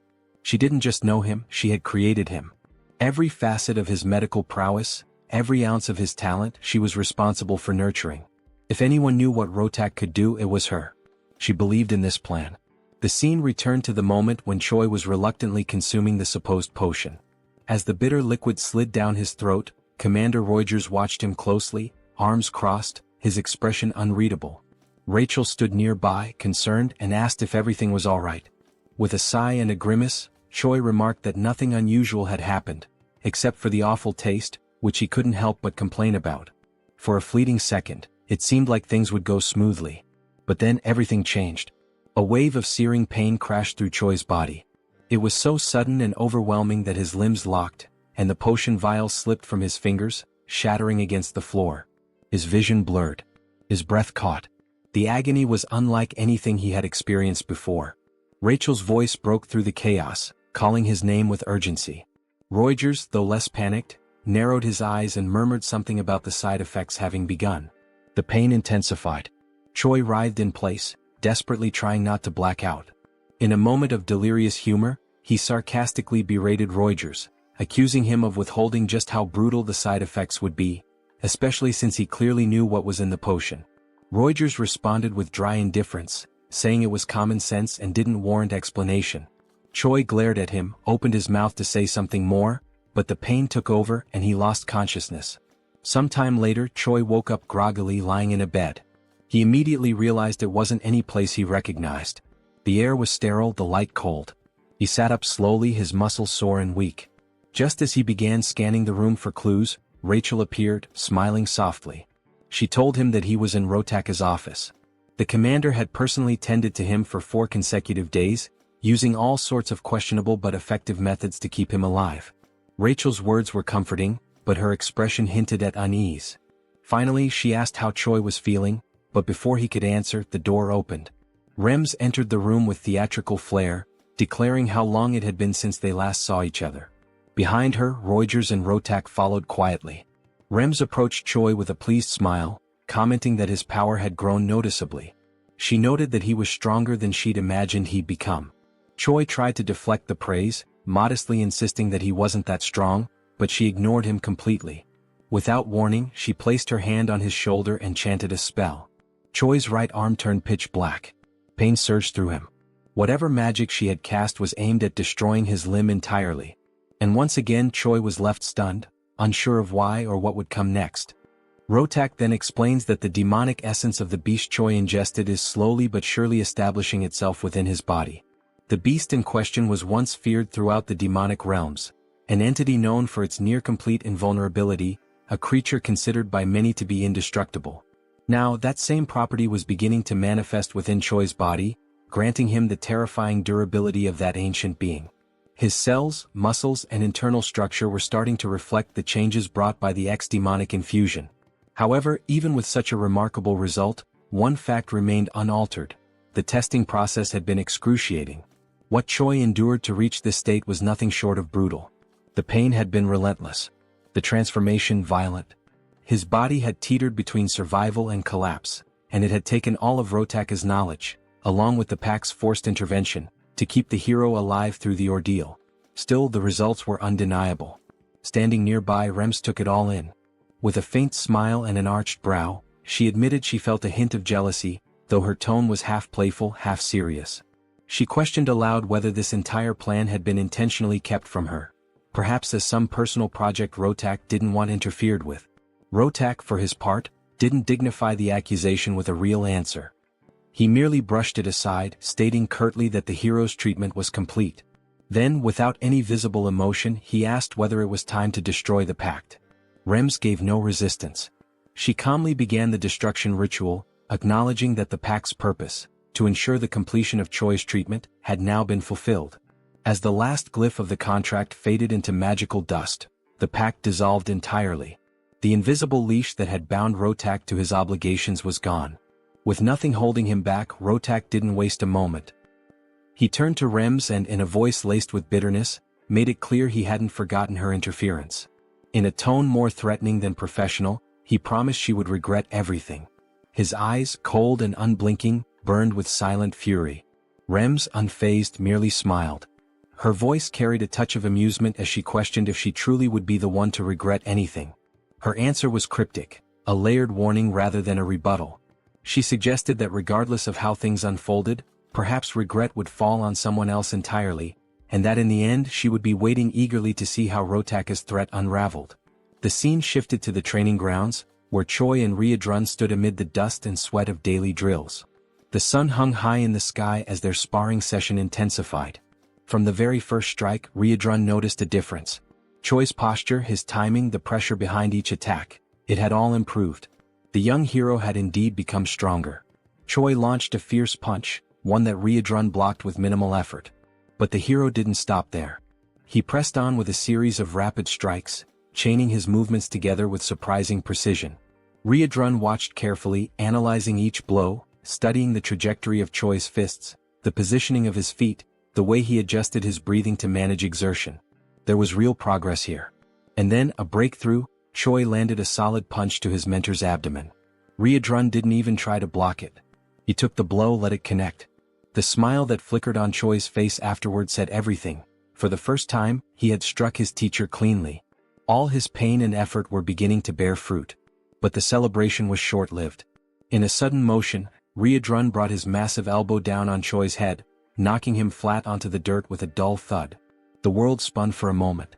Choi lay there dazed, his skull pounding, once again reminded that there were levels to power, and he still had a long way to go. Lying on his back, he reflected on what everyone had been saying. That he had grown. That he had improved. And yet, here he was, laid out once again by Ryodrun's sheer strength. He sighed. Maybe progress wasn't enough. Ryodrun, ever the calm and supportive mentor, knelt beside him. He said that there was no need for discouragement. Choi was unlike anyone he'd ever trained. His rate of improvement was staggering. He didn't seem to have any plateaus in his development, just an unrelenting climb. His body hadn't fully adjusted yet, but once it did, the results would be extraordinary. Choi, still skeptical, rose to his feet. He muttered that he didn't believe it. He remembered how he'd barely survived the last real fight, and that was only because others had stepped in to help. Ryodrun said nothing at first, just smiled at his student's humility. At the end of the session, he extended a hand and pulled Choi back up again. With a reassuring nod, he told him not to be so impatient. The real test would come, and when it did, Choi would be ready. Encouraged by that vote of confidence, Choi promised with quiet determination that he would prove his worth. Meanwhile, back in Rotaka's domain, the atmosphere shifted. Soldiers moved with urgency, preparing for something serious. Weapons were handed out, orders were issued. In another room, cages were being locked, each one containing a chimera ready for deployment. The air was tense. In his office, Rotak received confirmation. Everything was prepared. Without hesitation, he rose. His goal was clear. They were going to retrieve the human from the dark fortress, the one Rems had stolen. With fury burning in his voice, Rotak swore that she would pay. That human wasn't hers to take. He was his experiment, and he wanted him back. Back to the moment when Hydrun and Choi finished their training, and Hydrun speaks words of encouragement to Choi, asking him not to be impatient, as the moment to prove himself is yet to come, leaving the hero with renewed confidence. A great explosion occurs, causing massive damage to the wooden structure surrounding the training grounds. The explosion catches the hero by surprise, leaving him and Hydrun alert for what is to come. The Sentinel team quickly sounds the attack alarm, informing that the Skeben tribe is attacking them.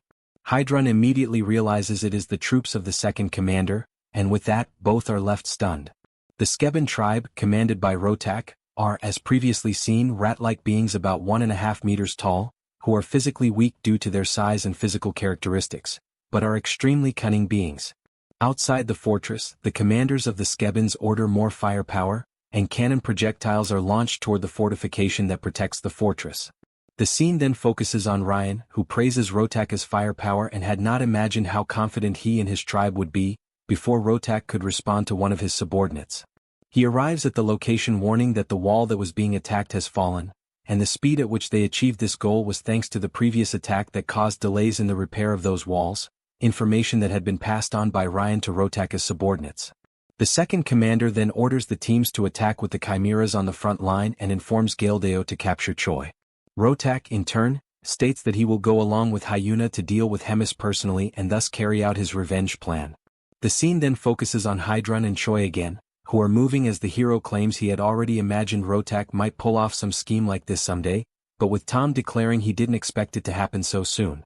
Hydrun, noticing Choi's agitation, asks him to calm down and adds that in moments like this, more than ever, he needs to act calmly. In contrast, Choi reacts hysterically, asking what they are supposed to do now in a situation like this and also asking what he himself should do. Hydrun, with a serious expression, declares that he will gather all the troops and assigns Choi a particular mission. Choi attentively observes the instructions, which are, first, to eliminate Commander Galdeo, which leaves Choi completely stunned, as he is being assigned to deal directly with a commander. Hydrun gives more details about this commander, explaining that he is a very close confidant of Rotak and adds that in other situations he himself would take care of fighting Galdeo. However, Hydrun declares he has full confidence in Choi's strength, and this vote of confidence makes the hero even happier, feeling ready to accept the mission. Secondly comes the mission that is quickly brought into the scene, where Choi is carrying Abelson by the arm while they run through the corridors. The Saint questions whether Hydrun sent Choi directly to get her out of there, and Choi confirms that indeed that is what happened. The justification for taking care of Abelson was rooted in a simple but strategic reasoning. If she were allowed to simply wander freely, sharing her divine power without restriction, she would quickly become a significant threat to the demonic forces. Her presence alone, radiating sacred energy, would be enough to destabilize entire squads. And if such power fell into the wrong hands, or even just wandered unchecked through the battlefield, it could shift the tide in unpredictable ways. This explanation, while grave in tone, was met with a soft chuckle from the Saint, who found some amusement in how seriously her power was being regarded. Choi, standing beside her with a focused gaze and unwavering seriousness, declared his intention clearly. He needed to find Galdeo. The air around him seemed to tighten with tension. But even before he could consider which path to take, the very commander he sought emerged from the shadows, appearing without warning and commanding immediate attention. The suddenness of his arrival caught both Choi and Abelson off guard. The imposing figure stepped forward, introducing himself with confidence and a hint of arrogance. This was Galdeo, the one Choi had been preparing to face. As soon as the hero caught a glimpse of Galdeo's stats, an imposing power level of 162,730, he found himself stunned. The sheer magnitude of strength displayed before him far exceeded his expectations. This wasn't just a strong opponent, this was a genuine powerhouse. The realization drew a comparison in Choi's mind. He couldn't help but recall Taylor, the enemy hero whose raw power had proven incredibly difficult for both him and Rogers in a previous battle. It was a grueling confrontation, one that tested their limits. Now, standing before Galdeo, Choi couldn't help but question whether he had the strength to emerge victorious on his own. Before he had the chance to assess his surroundings or think of a strategy, Galdeo made the first move. With a snap of command, he unleashed his hellhounds. The monstrous beasts lunged forward with ferocity, aiming directly for Choi and Abelson. Reacting instinctively, Choi placed himself between the Saint and the oncoming danger. Snarls and growls filled the air as the hellhounds sank their teeth into him from every direction. The pain was sharp, but he stood firm, shielding Abelson from harm. Gildeo, observing with malicious satisfaction, claimed that he had successfully restrained the hero. He began charging what appeared to be one of his most devastating attacks, boasting that this would end the battle swiftly and leave nothing of the hero behind. However, just as he prepared to strike, Choi interrupted. His voice rang out with firm resolve. He stated that the hound's bites were insignificant, their power greatly exaggerated. As their fangs pressed against his skin, he felt nothing, not even a scratch. With that, he activated his transformation, a blinding surge of energy engulfing him as his body pulsed with raw force. In an instant he ascended directly to level 3. The sudden shift in power stunned everyone. The hellhounds, sensing the danger, instinctively backed away. Gildeo himself was caught off guard, his confidence visibly shaken. But Choi gave no pause. Wasting no time, he darted forward, his speed immense, his body a blur as he charged at the commander with everything he had. Then, with a thunderous impact, Choi's fist collided with Gildeo. The strike reverberated through the air like a shockwave. The confrontation had officially begun, a direct clash of strength. Gildeo snarled, claiming once again that he possessed the finest technology on the entire continent, and that there existed no reality in which he would be bested by a mere human. Fueled by pride and desperation, he shouted for his entire army to converge on the battlefield. The ground trembled as more enemies approached. Abelson, who had remained in the rear, now sensed the danger escalating. Her eyes widened as she witnessed the arrival of the chimeras, grotesque, powerful creatures bred for war. The threat level rose dramatically. In a moment of resolve, she dropped to her knees and began chanting. She focused all of her divine energy into a single incantation, trying to delay or, if possible, repel the monstrous advance. Within moments, the battlefield was illuminated by an immense explosion of sacred energy. Her power surged across the terrain like a tidal wave of light, radiating from her in every direction. The brilliance of the spell could be seen from every corner of the Black Fortress. It was an awe-inspiring sight. But Choi's admiration was quickly replaced with concern. He knew the toll such a spell would take. Abelson, breathing heavily, confirmed that she wouldn't be able to keep going. She had used everything she could muster to deliver a single blast. Her energy had now been spent like a sacred cannon shot. That was all she could give. But it was enough. With newfound vigor, Choi turned his attention fully to Gildeo. Channeling his strength and determination, he began to overwhelm his foe. With a fierce cry, he tore one of the mechanical arms from the commander's armored suit, ripping it free with a sound of screeching metal. Gildeo's expression contorted into one of fear. The commander, once so proud and composed, was now frightened. He couldn't understand how a human could possess such overwhelming power. But Choi didn't allow him time to process. Without hesitation, the hero surged forward once more, gathering all his strength into a single devastating blow aimed directly at the buoy that protected Gildeo's head. The punch landed with tremendous force. Metal cracked and shattered. The buoy split apart entirely, and the impact transferred directly into the commander's body, sending a tremor through him. It was a finishing blow, one that left no room for recovery. With that, the enemy is finally defeated, falling to the ground with a dull impact that echoed through the battlefield, and Choi finds himself unexpectedly disappointed with his rival's overall performance. He tilts his head slightly, observing the fallen enemy with a look of contemplation, questioning whether this individual truly carried the weight and responsibility of a commander. His tone inwardly is skeptical, claiming that the man wasn't all that impressive, at least not compared to the challenge he had imagined. However, as the adrenaline begins to settle, he starts to reconsider his initial conclusion. Perhaps Gildeo wasn't necessarily weak. Maybe, just maybe, the reason this fight felt underwhelming was because Choi himself had grown far too powerful. He reflects on his journey up until this point, training alongside warriors of immense strength, facing trials that demanded the absolute peak of his endurance. For so long he had measured himself against titans, against legends. And perhaps, being among such overwhelming figures had created a distorted image of himself in his own mind, making him feel small when in truth, he had evolved beyond what he once imagined possible. This line of thought is broken as Abelson, still visibly shaken from the recent skirmish, speaks up with a tone of concern, her eyes full of worry as she asks whether the hero is all right. Choi then turns his attention toward her, his expression softening. He answers calmly that he feels fine, still cloaked in the glowing aura of his transformation, Just as he begins to relax, the hero catches a subtle shift. Something about Abelson's posture, or perhaps her aura, catches his attention and fills him with unease. His brows furrow slightly, but before he can dwell on it, the scene transitions, cutting away to another battlefield, a different clash entirely.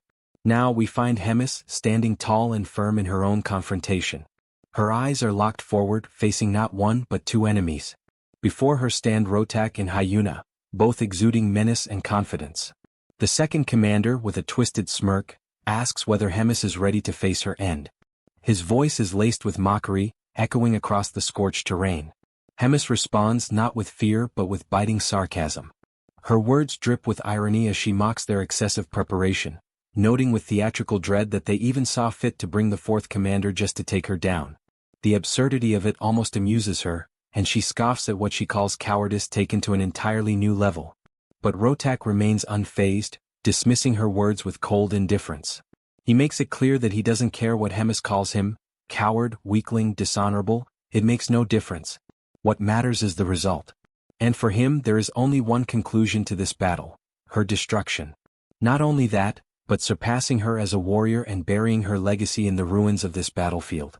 With unwavering resolve, Rotak steps forward, his presence growing more intense, and prepares himself for the clash that is about to begin. Rotak then turns to Hyuna and asks if she is fully prepared and truly ready to begin the decisive battle that will at last bring an end to Hemis's reign.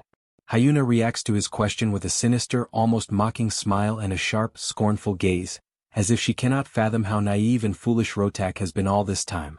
She tilts her head slightly, her eyes glinting with mischief. And then, dripping with heavy sarcasm, she slowly and deliberately responds that she won't be able to join in because, all of a sudden, she felt an overwhelming, uncontrollable hunger deep in her core.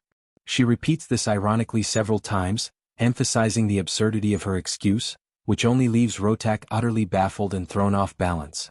Rotak, unable to contain his irritation, demands to know exactly what kind of nonsense and ridiculous excuses Hyuna is babbling about at such a critical moment. But Hyuna remains calm and composed, lightly waving her hand as she casually replies that Rotak and Hemis can go ahead and have all the fun and excitement on their own. She declares that she will be heading home instead to prepare and savor a delicious bowl of steaming hot ramen, almost as if nothing important were happening at all. Before finally turning to leave, Hyuna dramatically points her finger at Hemis and states that she has one final thing to announce before she makes her exit. It is then revealed that from the very moment Rotak first reached out to Hyuna with his plan, she had already secretly decided to betray the Demon King's army and side with Hemis instead, merely pretending and acting as if she were joining Rotaka's orchestrated attack. In exchange for taking Hemis's side, Hyuna asked for one favor in return: that all the endless disputes and conflicts between her and Hemis come to a final conclusion. With that agreement in place, Hyuna bids a rather casual and carefree farewell and walks away, leaving Hemis to focus entirely on Rotak. As Hemis turns her full attention to Rotak, she mocks him mercilessly, sarcastically asking if perhaps he has been abandoned and left behind by his strongest and most trusted ally, which stings Rotak deeply and fills him with rage. At that moment, Rotak finally begins to understand what had been obvious from the very start and demands that Hemis confirm the truth directly, whether she and Hyuna had truly conspired together to deceive and betray him. Hemis, calm and serene, gently affirms that Rotaka's guess is indeed correct. Hyuna had switched sides the very instant she learned of Rotaka's true plan, and because of this betrayal, Hemis had known every intricate detail of his schemes from the start. At last, Hemis, wearing a more peaceful expression on her face, decides to ask Rotak if even after everything that has happened, he still insists on moving forward with his foolish plan. Despite the shocking situation and betrayal, Rotak, seething with anger at what he perceives as Hemis's pity and condescension, activates a strange, hidden device embedded deep in his chest. While doing so, he fiercely declares that nothing else matters anymore and that he will finish this no matter the cost. By activating the device, he begins to generate a strange, complex technological armor that wraps and twists tightly around his arm, emitting a dark, ominous crimson energy that fully envelopes him and finalizes his transformation. Now fully armored and brimming with murderous intent, Rotak stands prepared for battle, clearly determined to demonstrate in the most brutal way possible everything he has learned and all the skills and experience he has gathered through the hundreds of years he spent living and training in Hemis's shadow, always yearning to surpass her. Meanwhile, back with Choi, it is revealed that the moment he noticed a figure was actually the moment Hyuna approached him, leaving him shocked and completely caught off guard to see her there. Hyuna calmly explains that she was merely passing by and happened to become concerned that Choi might get caught up and hurt in all the surrounding chaos. However, she quickly adds that she is relieved to see that he has obviously become much stronger, admitting that she worried for nothing and had overthought the situation. This unexpected revelation leaves Choi utterly puzzled and speechless, since she had originally been his enemy. Yet here she stands now, completely calm, asking casual questions and even showing genuine concern for his well-being. Choi then decides to ask directly if she wasn't supposed to be preparing to fight on the battlefield. Hyuna answers without hesitation that she was sent by Hemis under strict orders to stay out of any combat or direct confrontation, so she decided to simply watch from a safe distance instead. Realizing that Hyuna was faithfully following Hemis's instructions, Choi then decides to ask who she believes will emerge victorious in this critical fight. Hyuna, looking thoughtful, declares that she is truly impressed by how well-prepared and determined Rotak is for this battle. However, she calmly adds that she knows with complete certainty that Hemis is infinitely superior to any power or strategy Rotak could have possibly brought with him into the fight. As the battle ignites, several blazing energy spheres are launched directly toward Hemis, who merely stands still, patiently waiting in total composure as all of Rotak's attacks hurtle toward her. Seeing Hemis's unwavering, passive stance, Rotak grows increasingly frustrated and loudly questions why she refuses to retaliate, demanding that she take this seriously and treat it as a true fight. He reminds her that he, too, is one of the proud commanders of the Demon King's army and, beyond that, the leader of an entire tribe of his people who are depending on him. Realizing that Hemis's unwavering stance would not change no matter what he said or did, Rotak decided to channel every last drop of his energy to the absolute limit, gathering all the strength he had accumulated through countless years of struggle and pain to strike at his opponent with everything he had left. Hemis, still calm and composed as if nothing in the world could shake her, questioned out loud why she should even bother to counterattack or treat this as a real battle. In her mind, it was pointless, since regardless of any effort Rotak might make, she already knew with absolute certainty and unshakable confidence that she would ultimately emerge as the sole and undeniable victor. Without any further words or hesitation, Hemis unleashed a tremendous, blinding surge of energy that roared forward like a raging storm, crashing directly toward Rotak. At the same moment, she hurled harsh words in his face, mercilessly reminding him that he had been betrayed by Hyuna, the very ally he had trusted so deeply and counted on to stand beside him in this final confrontation. Moreover, the powerful weapon he had spent so many long years carefully developing, refining, and relying upon was now completely useless, rendered worthless in an instant, as Hemis's precise attack had been aimed straight at Rotak's most critical equipment, completely destroying it beyond repair. Hemis, her voice echoing with both authority and pity, asked him once again whether even after all this crushing defeat and betrayal, he still intended to continue fighting this hopeless battle.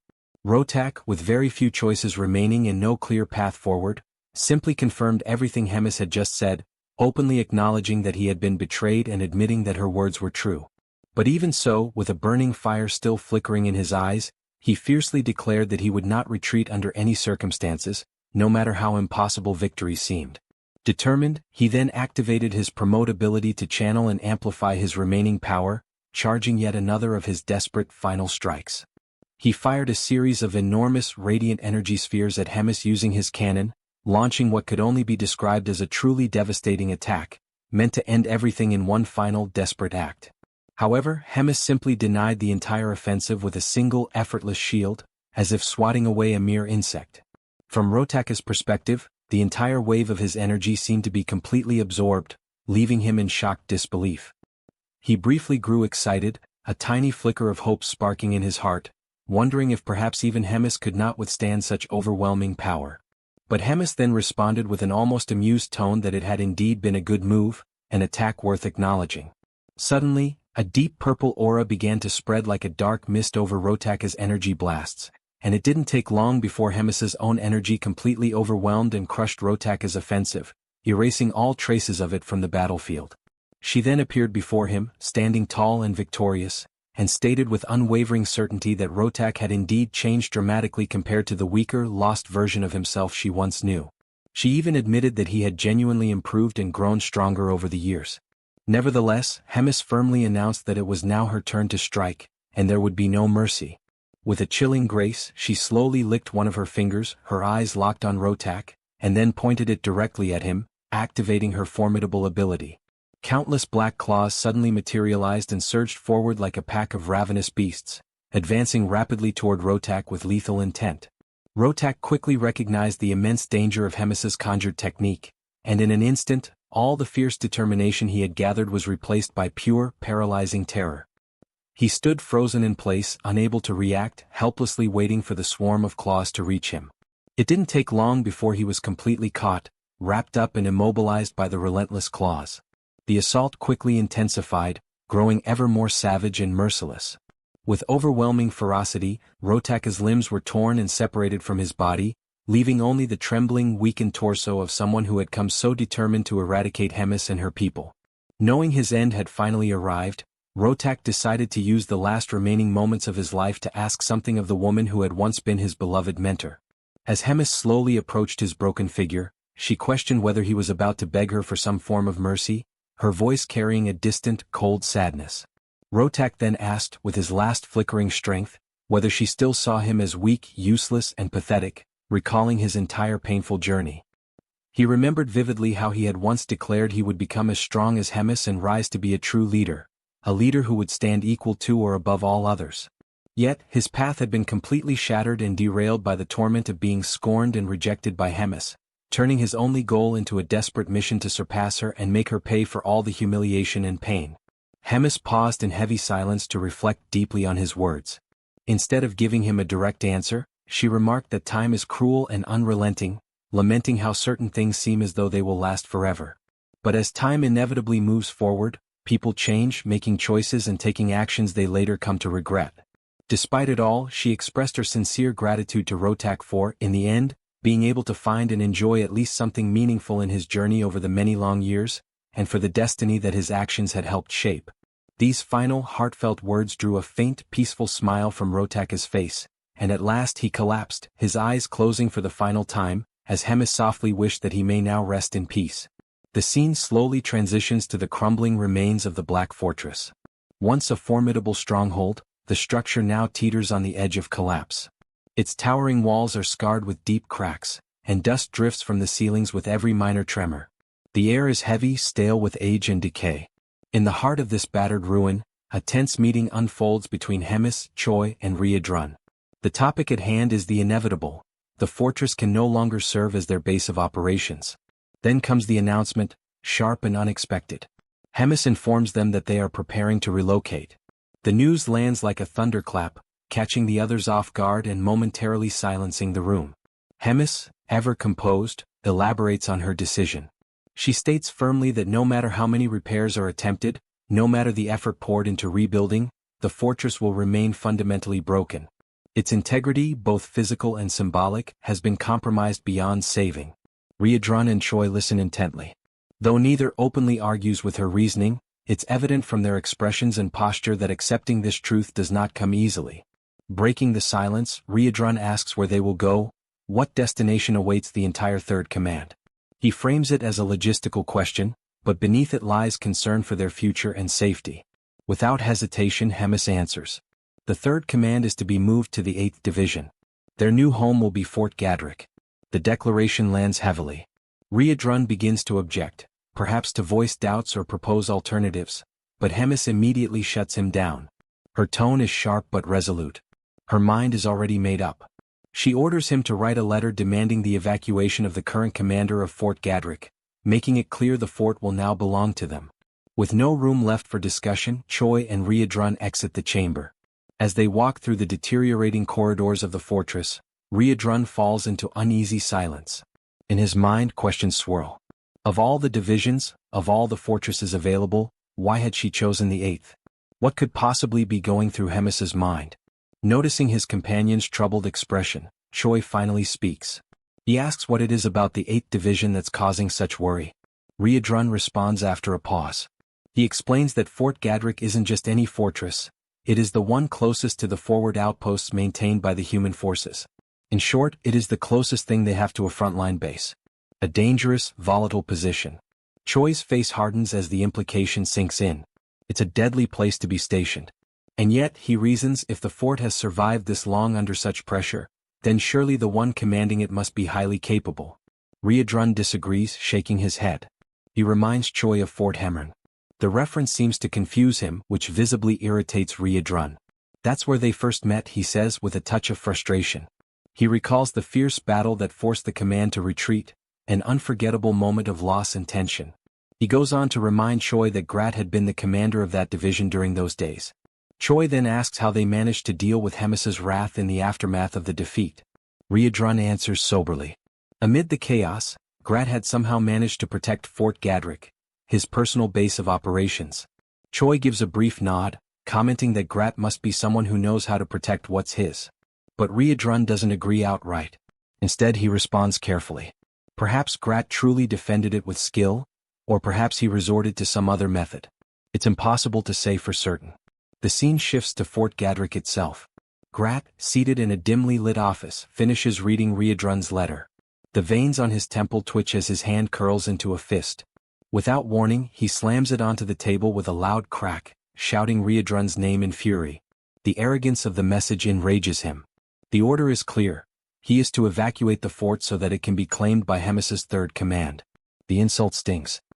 He mutters bitterly under his breath, calling Hemis an old witch, and questioning what her true intentions could possibly be. Despite his outrage, Grat knows there is no escaping this order. Still, something in his expression suggests he is not finished. He stalls briefly, then reaches toward a communication orb nearby. With practiced hands he activates it, initiating a magical connection. Once it stabilizes, he announces himself. Grat, commander of the 8th Division under the Demon King's army. A voice on the other end responds with dry amusement, remarking how long it's been since Grat last reached out, and asking what he wants this time. Grat doesn't waste time. He states plainly that he has a proposal, an urgent and significant one.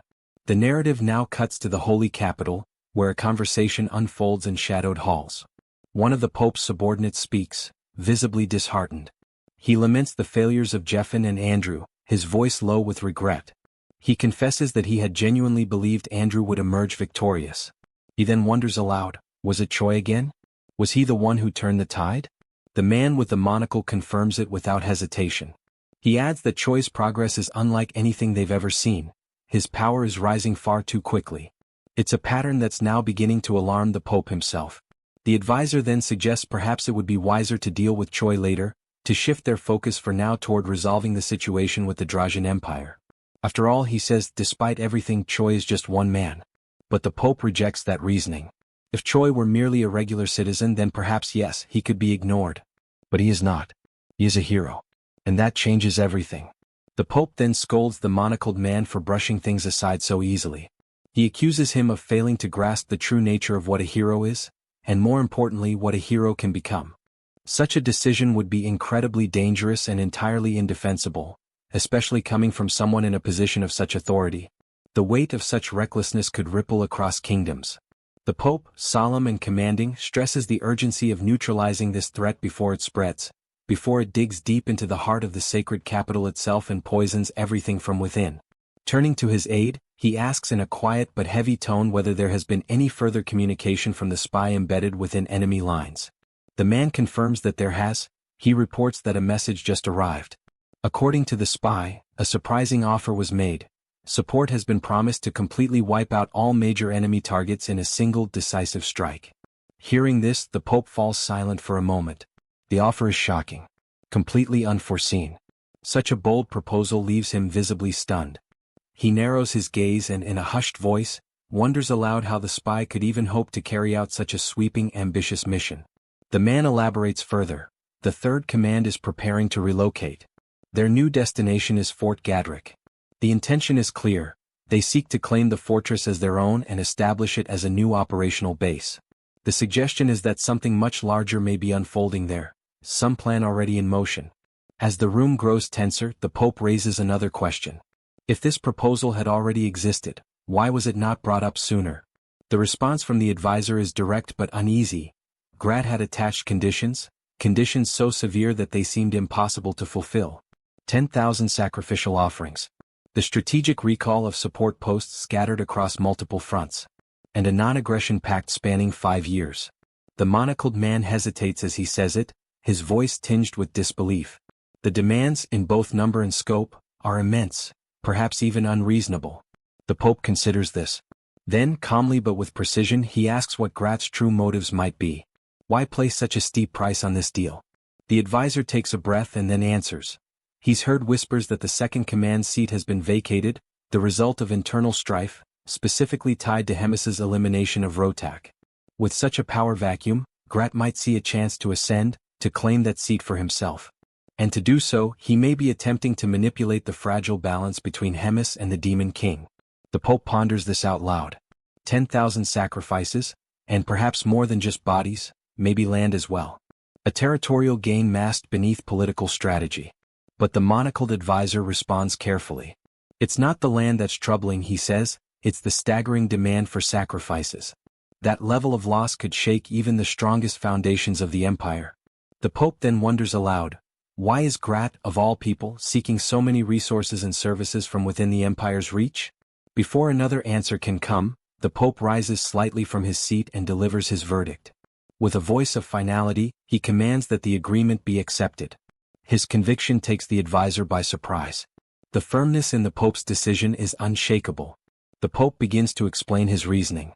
This might be the only opportunity they'll ever have to crush every looming threat in one bold stroke. To sever the heads of every rival in a single campaign.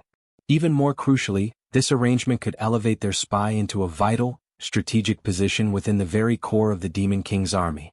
And that, above all else, is an advantage they cannot afford to lose. No matter the cost. Be it 10,000, 100,000, or even 1,000,000 sacrifices. However, the Pope warns, such a scale demands meticulous planning. Every step must be executed flawlessly. The margin for error is now non-existent. No further failures will be tolerated. With that, the Pope issues his final order. Summon the legendary warriors of every region. The time has come. Every blade, every spell, every oath must be prepared, for the final battle is about to begin. Sometime later, within the shadowed walls of Gadrick Fort, Grat welcomed the arriving members of the Third Command. His face wore a smile, but it was clearly forced. His exaggerated enthusiasm poorly disguised the tension lingering beneath. He appeared to agree with their mission, to vacate Gadrick Fort as ordered by Hemis. On the surface he was cooperative. But it didn't take long for the cracks to show. Barely a few words in, Grat's tone shifted. Something wasn't right. His eyes narrowed and a hint of concern bled through his voice. Riadrun, sharp as ever, cut straight to the point. He demanded to know what kind of issue Grat was referring to. Grat then launched into a detailed explanation. According to him, the nearest human army had been behaving oddly. Their troops had been shifting in strange patterns, and massive quantities of supplies were being relocated. From that movement alone, Grat deduced something dangerous. They were likely preparing a full-scale siege on the fortress. It wasn't a guess. It was a calculated warning. Riadrun, concerned but focused, immediately asked what countermeasure had been planned. With a grim look, Grat laid out his strategy. He was preparing a segmented wave offensive, designed to strike preemptively before the enemy could tighten their hold. But to execute it properly, he needed support, solid reinforcements to hold the line until Hemis's main force could arrive. According to Grat, the 8th Division had been suffering from ongoing complications, minor setbacks here and there, that left them undermanned and overstretched. They were in no shape to hold out on their own. Riadrun gave his word. The Third Command would provide the necessary backup. Then he asked if the rest of their team would also participate in the counterattack.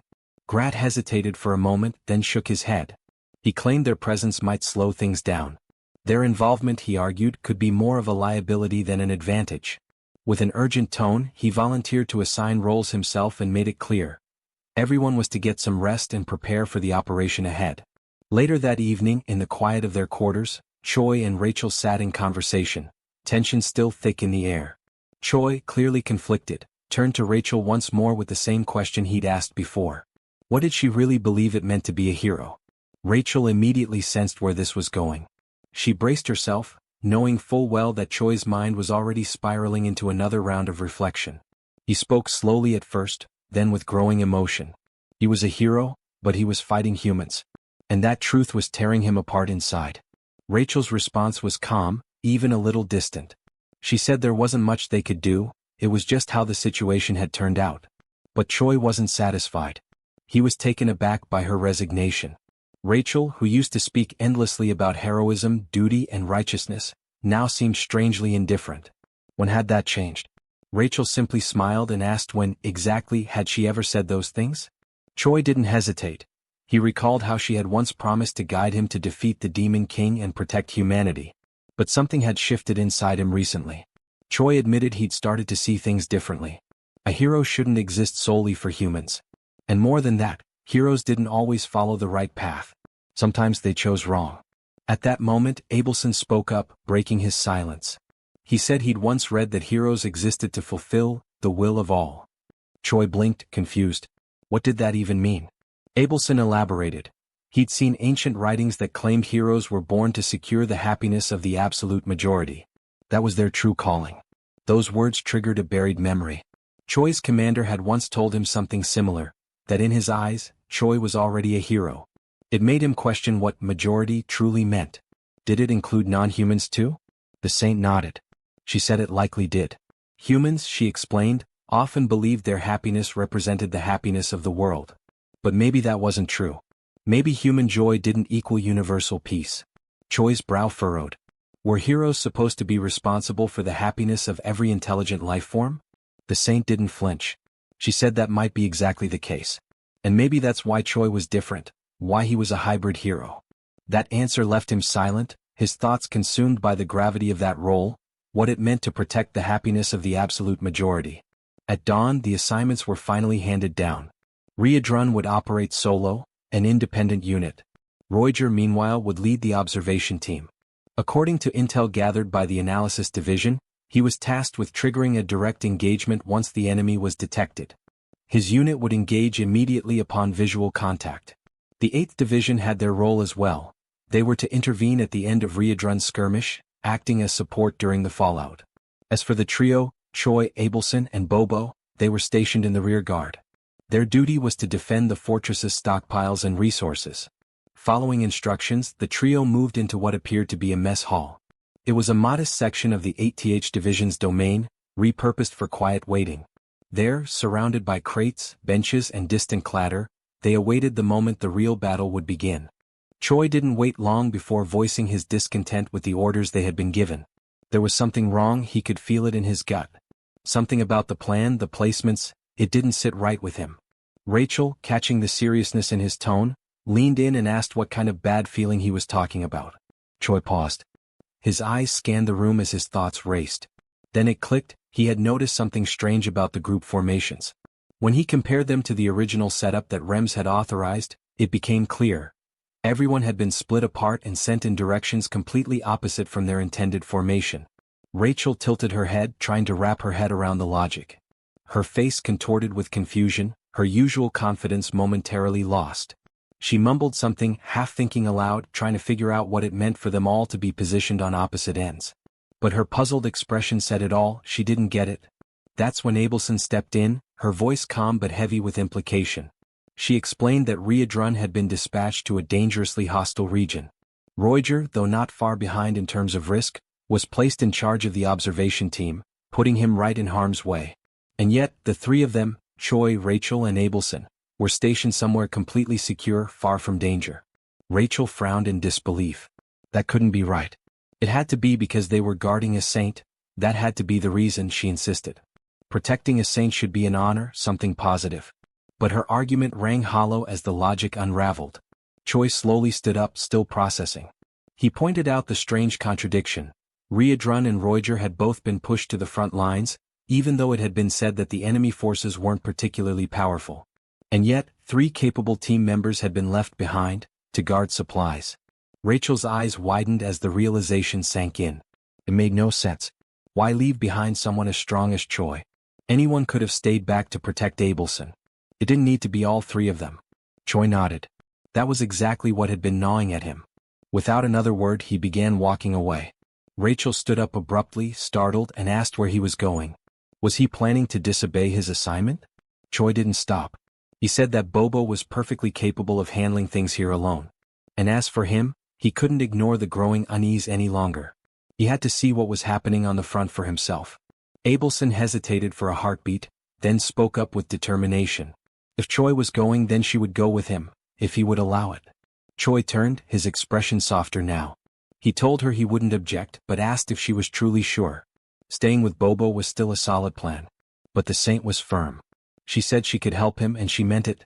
Choi reminded her that he could move faster using his transformation. He wouldn't just sit around and slow anyone down. That wasn't the issue. But something else, something deeper, was bothering him. Abelson looked confused by his words, but before she could press, Choi shook his head. He told her to forget what he said. As long as she felt well enough to keep up, then she could come along. And with that, he announced his intent to head toward the battlefield. But before he could take a single step further, armed guards stepped in his path. Their orders were clear. Choi was not allowed to leave the zone. Not without explicit authorization. Thinking fast, Choi cracked a half smile and claimed he just needed to use the bathroom. But then, sarcastically, he asked where it even was. He promised he'd be right back. The guards didn't budge. One of them repeated the directive firmly. Choi was not to leave under any circumstances. That shook Choi. The level of control, the extreme effort being made to keep him here, it felt too calculated. His anxiety intensified. Something was deeply wrong. And all he could do now was silently hope that Riedrun was okay, and not completely on his own. Meanwhile, far from the safety of the fort, Riedrun was already in the thick of it. He was breathing hard, his body marked by battle, facing off against a gray-haired hero wielding a blade. The clash had clearly begun, and it hadn't been an easy fight. Then another voice entered the fray. A red-haired warrior appeared, observing the fight with a smirk and calling Riedrun by his infamous nickname, the Red Nightmare. He praised Riedrun's performance. Even though Byron, the gray-haired one, was still just a rookie, the newcomer admitted he hadn't expected Riedrun to hold off two heroes. Byron scoffed. He said that if he hadn't let his guard down, he could have defeated Riedrun on his own.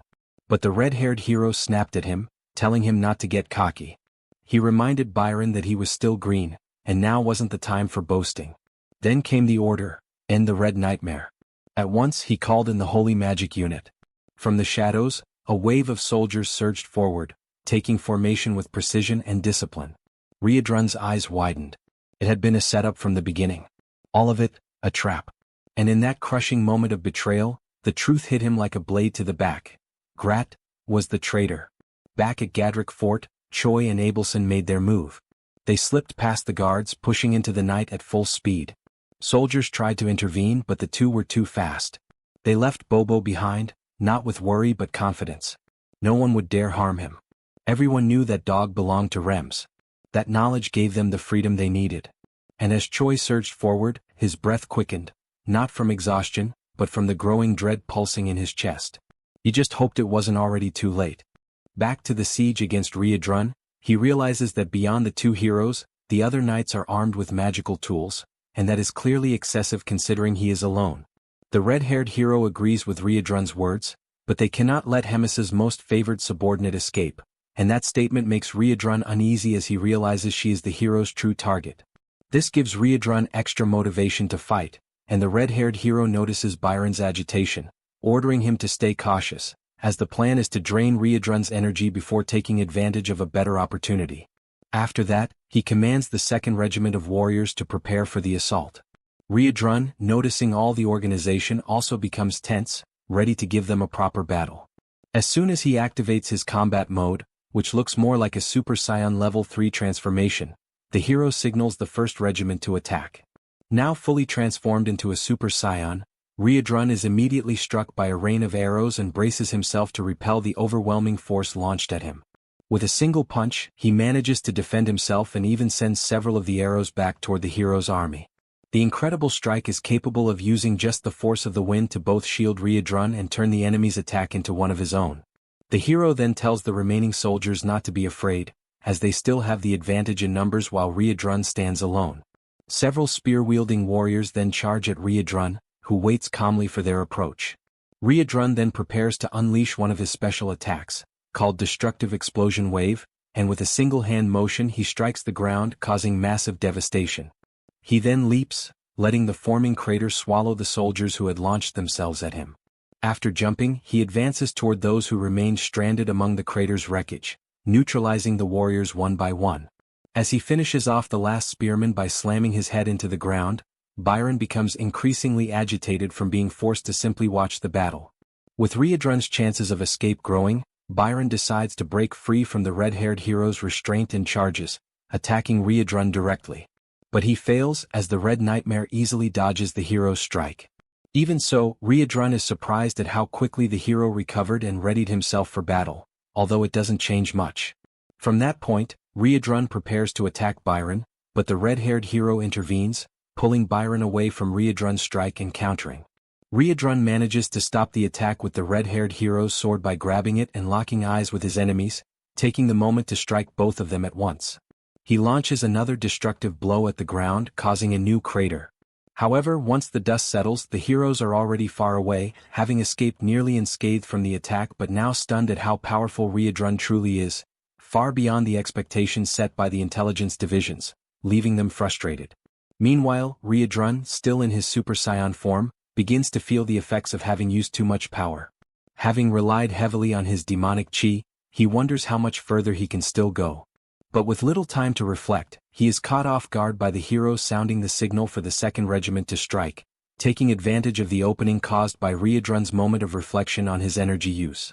Along with the 2nd Regiment's attack, the heroes themselves now launch forward with the other warriors, and Byron stays behind, irritated at how the red-haired hero always takes command. Riadrun, realizing the massive assault, prepares to unleash his destructive attack once more.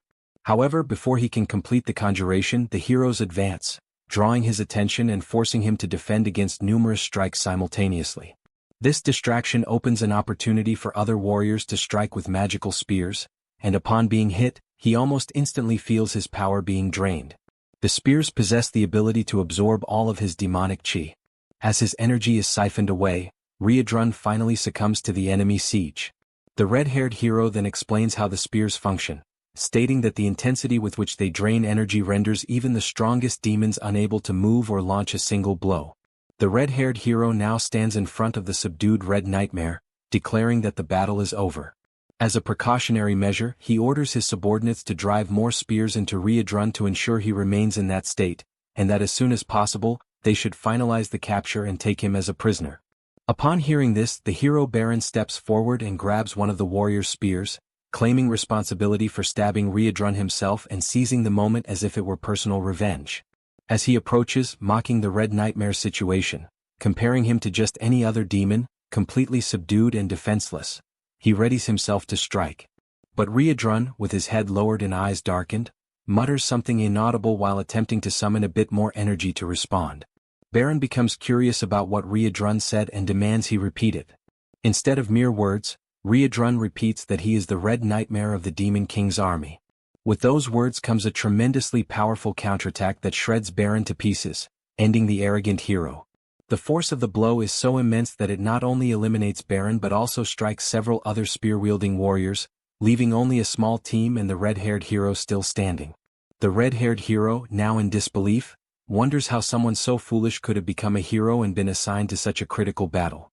He reflects on how the army is now nearly annihilated, but emphasizes that Baron's defeat is not something to celebrate, even if he proved to be useless, though not entirely since the attack he suffered from Riadrun allowed the continuation of the plan, as those were the Red Nightmare's final energies. The hero then commands all remaining survivors to raise their magical weapons and proceed with the encirclement, forming a ring around Riadrun. But before the army can reorganize, the hero is struck by a devastating punch to the face. The blow came from none other than Choi, now extremely enraged and already on the battlefield, transformed into a half-demon and fully prepared to annihilate all the fools who orchestrated this trap for Riadrun. The red-haired hero is struck with such force that he rolls a great distance across the ground. Riadrun then notices Choi's presence, feeling relieved by the help.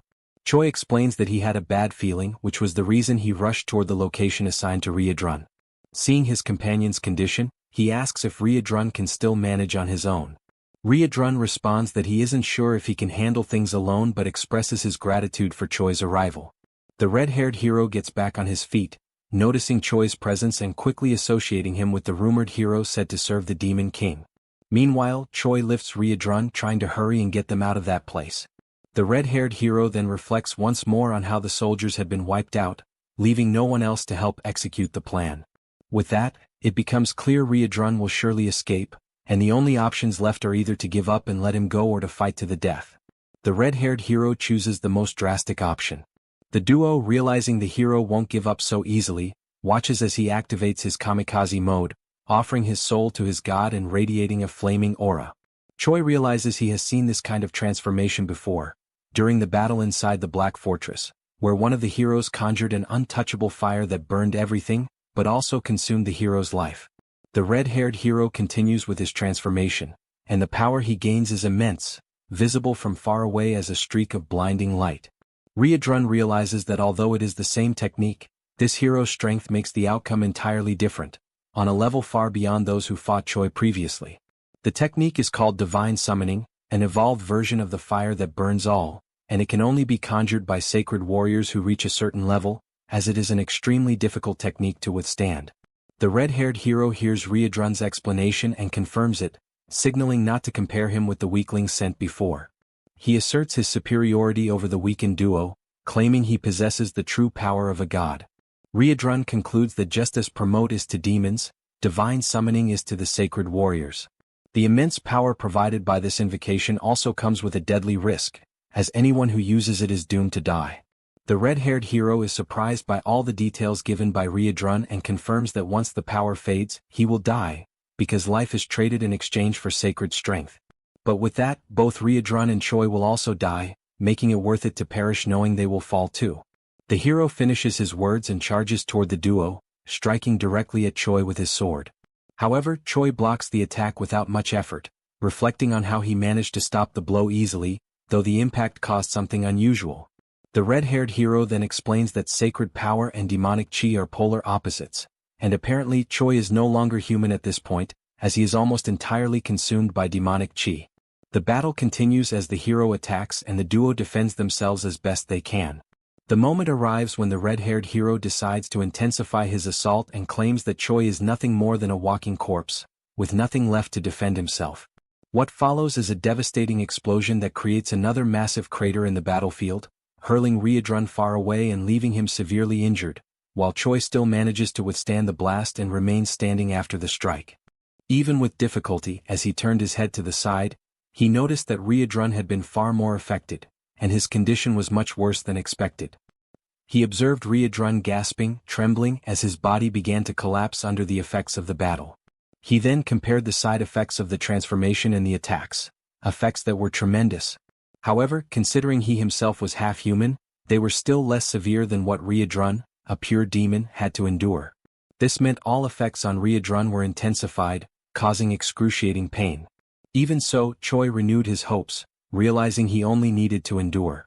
Once the sacred power was exhausted, the red-haired warrior would be defeated.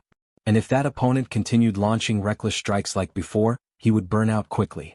Still, Choi wasn't sure how long he himself could remain standing.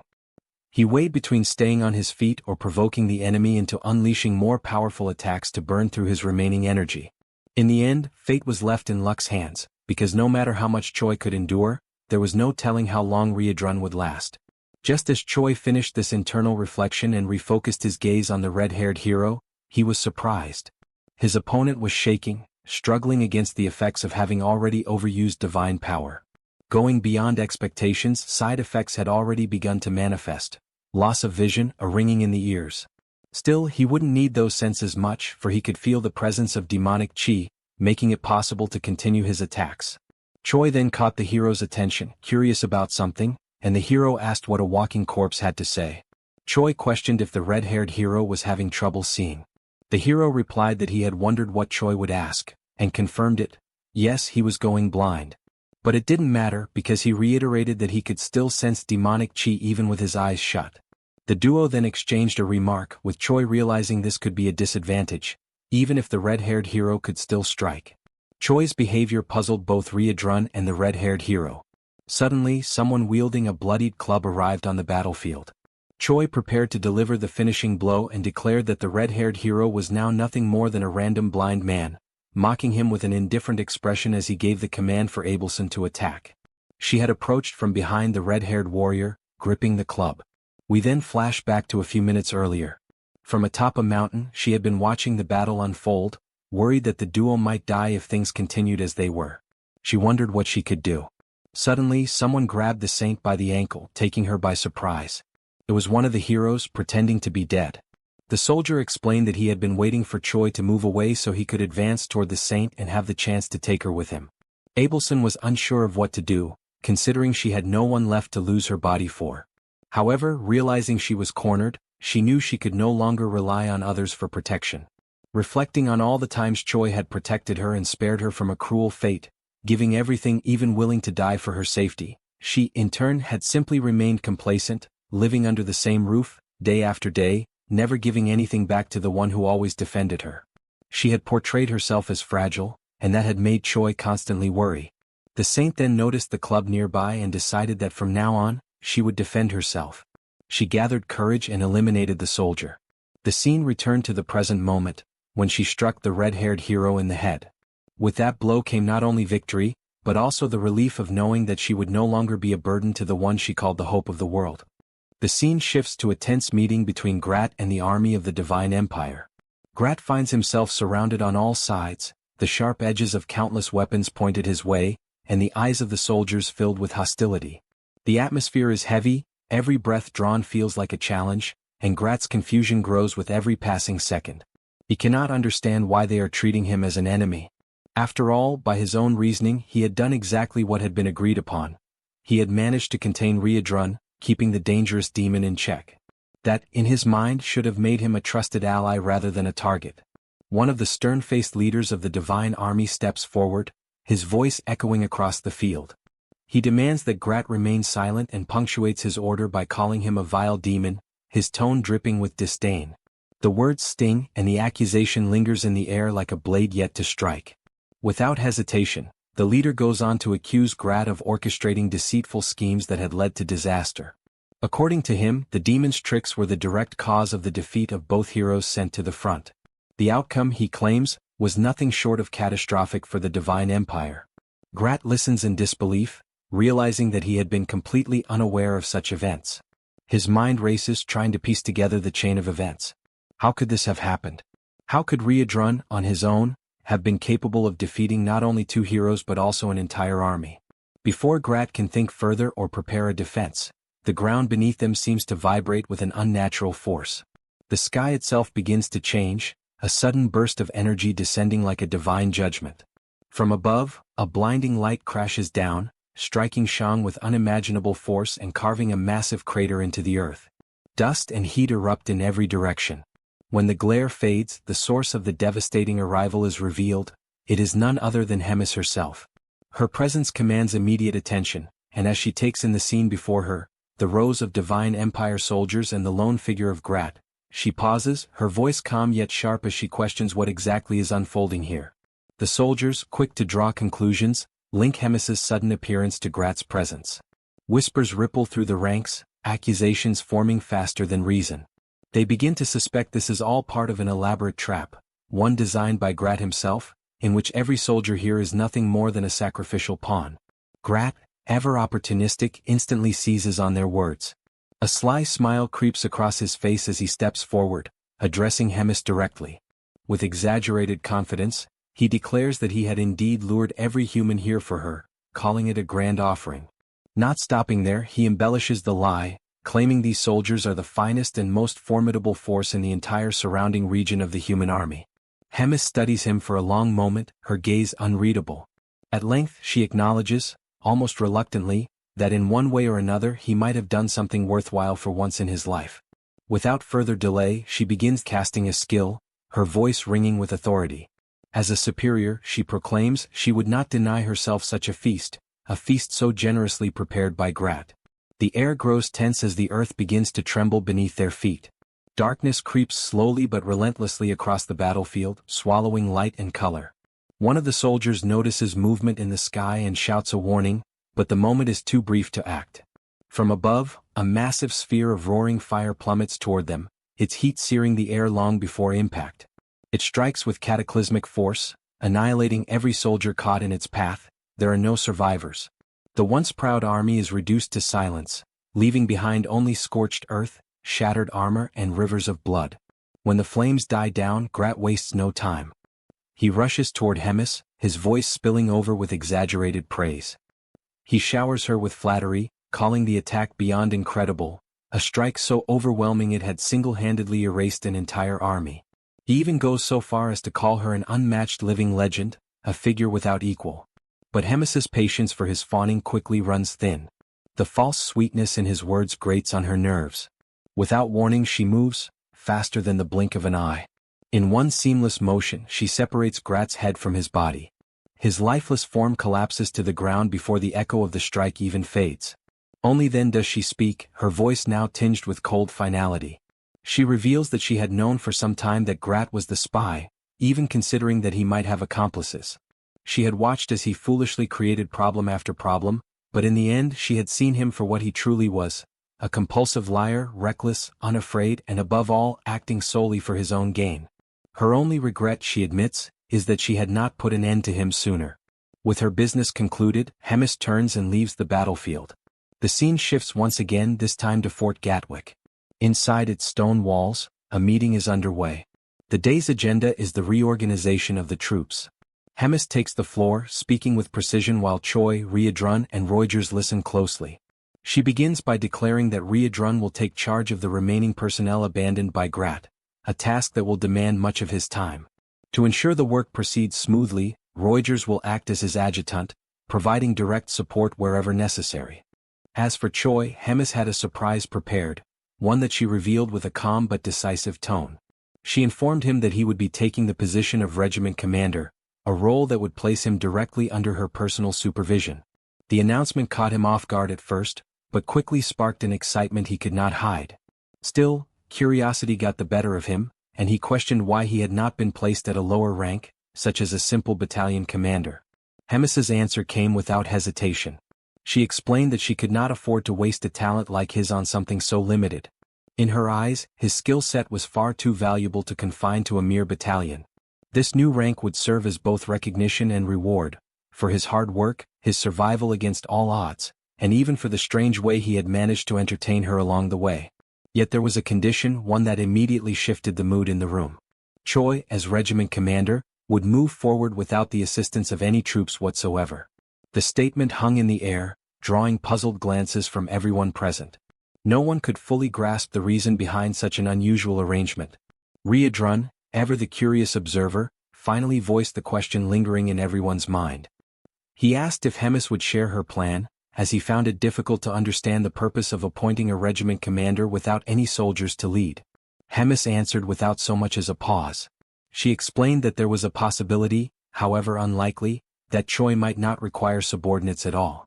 She wanted to see firsthand how events would unfold if he were left to operate entirely on his own. Before anyone could press further, a firm knock echoed against the heavy door. A voice announced a visitor's arrival, and the timing was almost deliberate. It came just as Hemis mentioned that Moten would serve as a proxy commander. The door opened and Moten himself stepped into the room. With a small but purposeful smile, Hemis concluded her statement by requesting that the two men get along well. The moment provided Moten with an opportunity to greet Choi warmly, clearly pleased to see him again. Choi, however, instantly recalled the less than pleasant memories of the time this same man had caused him trouble during one of the tournaments in the past.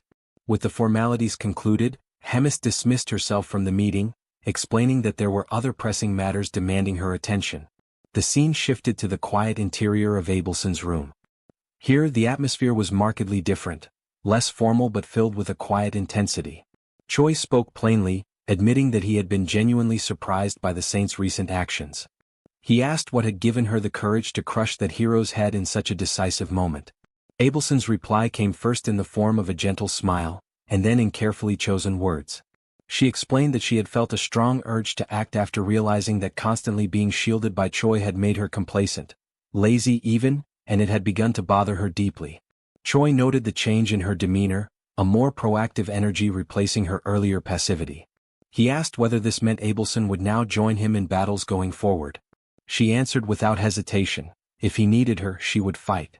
She reminded him that she possessed the powers of a saint and could summon strength similar to a divine invocation. The drawback, however, was obvious. Her physical endurance could not match the demands of long battles and she would tire quickly. Choi was pleased by her determination, even if it came with limits. He remarked, half in jest and half in truth, that she might one day surpass him entirely. There was even a hint of jealousy in his tone, knowing that as a saint she now wielded the highest level of divine power attainable. Abelson, however, responded with humility, saying she was not certain such power alone mattered. Fighting, she said, was never simply about possessing the greatest strength. Her words carried the weight of experience, coming from someone who had often found eccentric, unconventional ways to win against brute force. It was at this point that Rachel joined the conversation, her voice carrying a teasing undertone. She commented that Abelson's words almost made it sound as though Choi relied solely on dishonorable tactics and dirty tricks to win. Then, with a shift toward a more factual tone, she explained something that caught Choi by surprise. The position of battalion commander, she said, was equivalent to the rank of hero in the human hierarchy. Across the entire continent, there were likely only 1,000 humans who ranked higher than hero. By that measure, Choi was already within the top fraction of the most powerful individuals in human society. The revelation left Choi momentarily stunned. He had known his strength had grown, but to be counted among the 1,000 strongest in the world was something else entirely. From here, the focus shifted again, leaving the personal discussion behind. The scene transported itself to one of the holy cities, Benedict. The sight was grim beyond words. The city streets were lined with devastation, collapsed buildings, shattered defenses, and the lifeless bodies of countless soldiers. A dark trail of blood wound its way through the main avenues, leading toward the grand silhouette of a towering church. In front of its massive doors stood only two figures, Hemis and a lone survivor trembling in her shadow. Hemis took a moment to absorb the scene, her expression unreadable. When she finally spoke, her voice was steady and commanding. She told the man she would spare his life, but not out of mercy. It was so he could carry her message far beyond these walls, across the land, to every ear in his people's domain. The man's trembling intensified as she continued, explaining that from this day forward, she would wipe every single village of the Divine Empire from the map, one by one, leaving no survivors. And in that moment, the only thing left for the man to do was to fall to his knees and beg for a mercy he knew would never come. 500 years ago, the continent was plunged into chaos by endless wars. The Great Drazen Empire sought to expand its territory, swallowing smaller kingdoms that resisted. The conflict grew fiercer day by day until suddenly, a new region appeared in the middle of nowhere, accompanied by a massive pillar of light. Speculation quickly spread. Could this be the legendary supercivilization of Valington? A civilization that had vanished into the ocean without a trace 1,000 years before the Great War, once hailed as the apex of magical arts. Rumors suggested that if these were indeed the ruins of Valington, they might hold the key to reviving ancient magic, a power nearly lost when Valington fell. Every nation believed that whichever kingdom succeeded in reviving this magic would gain unmatched supremacy. Thus, each realm embroiled in war sent expeditions into the newly appeared land, hoping it would guide them toward a golden age of power. However, what the humans found there was nothing like the ruins of Valington, nor the lost people of that civilization. Instead, they encountered beings from another realm, demons, hostile, lustful for conquest, and utterly alien to humankind. Faced with this common threat, humans ceased their wars against one another and united for the sake of survival. Their armies turned against the demons, beginning a new war, one that would last for centuries. At first, it was the demons who seemed destined to win. Their innate belligerence and overwhelming physical strength far surpassed that of humans.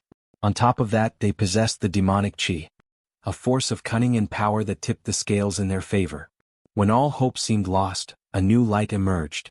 Clerics, healers and priests who had until then served as non-combatants, declared their intent to join the battlefield. With them came divine power, a force capable of countering the demons. Their presence was decisive. Not only did it balance the tide of war, it also spread the influence of religion across the continent. From this, the divine empire of Gartran was born, a union of faithful nations bound together by belief. Over the next 2 centuries, the power of faith grew stronger, and the number of combat clerics multiplied exponentially. Humanity, once outmatched, eventually surpassed the demons, gaining complete military superiority. It was during this period that a new figure emerged, the greatest contributor to the war against the demons. He became a legend known as the Pope. Through his unparalleled martial skill, he trained countless knights and soldiers, and even summoned heroes from other worlds. Under his leadership, demons were driven to the edges of the continent. A new age of peace dawned. But peace brought with it a new problem. During a great council with leaders from every region, the Pope raised the issue.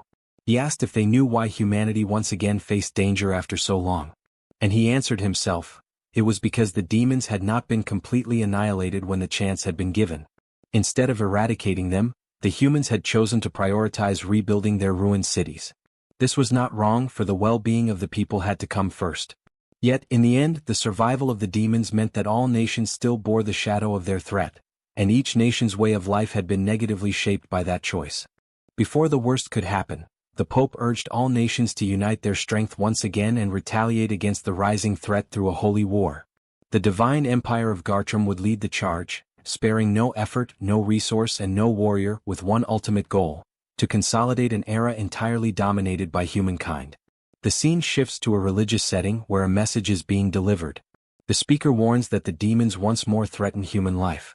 3 cities have already been annihilated within days, and no one knows which will be next. Perhaps, even as he speaks, he and everyone present could be the next to die, for the demons show no mercy, not even to women or children. The man then points to Father Levi, the sole survivor of Benedict. With a hollow voice, the priest confirms that everyone in the city was slaughtered in a single moment, while they were merely living their ordinary lives. Only he remains to deliver the message, but his soul, he confesses, was left behind in Benedict, dead alongside those he once cared for. He admits he has no reason to go on. The speaker resumes, stressing the cruelty of the demons, who grow stronger with each passing day. He declares that the Pope has proclaimed a holy war and refuses to stand idle in the face of this threat. He also announces that Azahel Bald, the legend of Gatling, has ended his long seclusion to take part in the war. Other nations too have promised to send forth their legends and heroes to serve the people. A large-scale offensive is already underway. Yet this alone will not be enough to eradicate the demons completely. For the future of the continent to be secured, every man and woman capable of fighting must lend their support and strength. Now more than ever is the time. The call goes out to all: join the holy war, the will of God, which shall guide them onto the path of peace.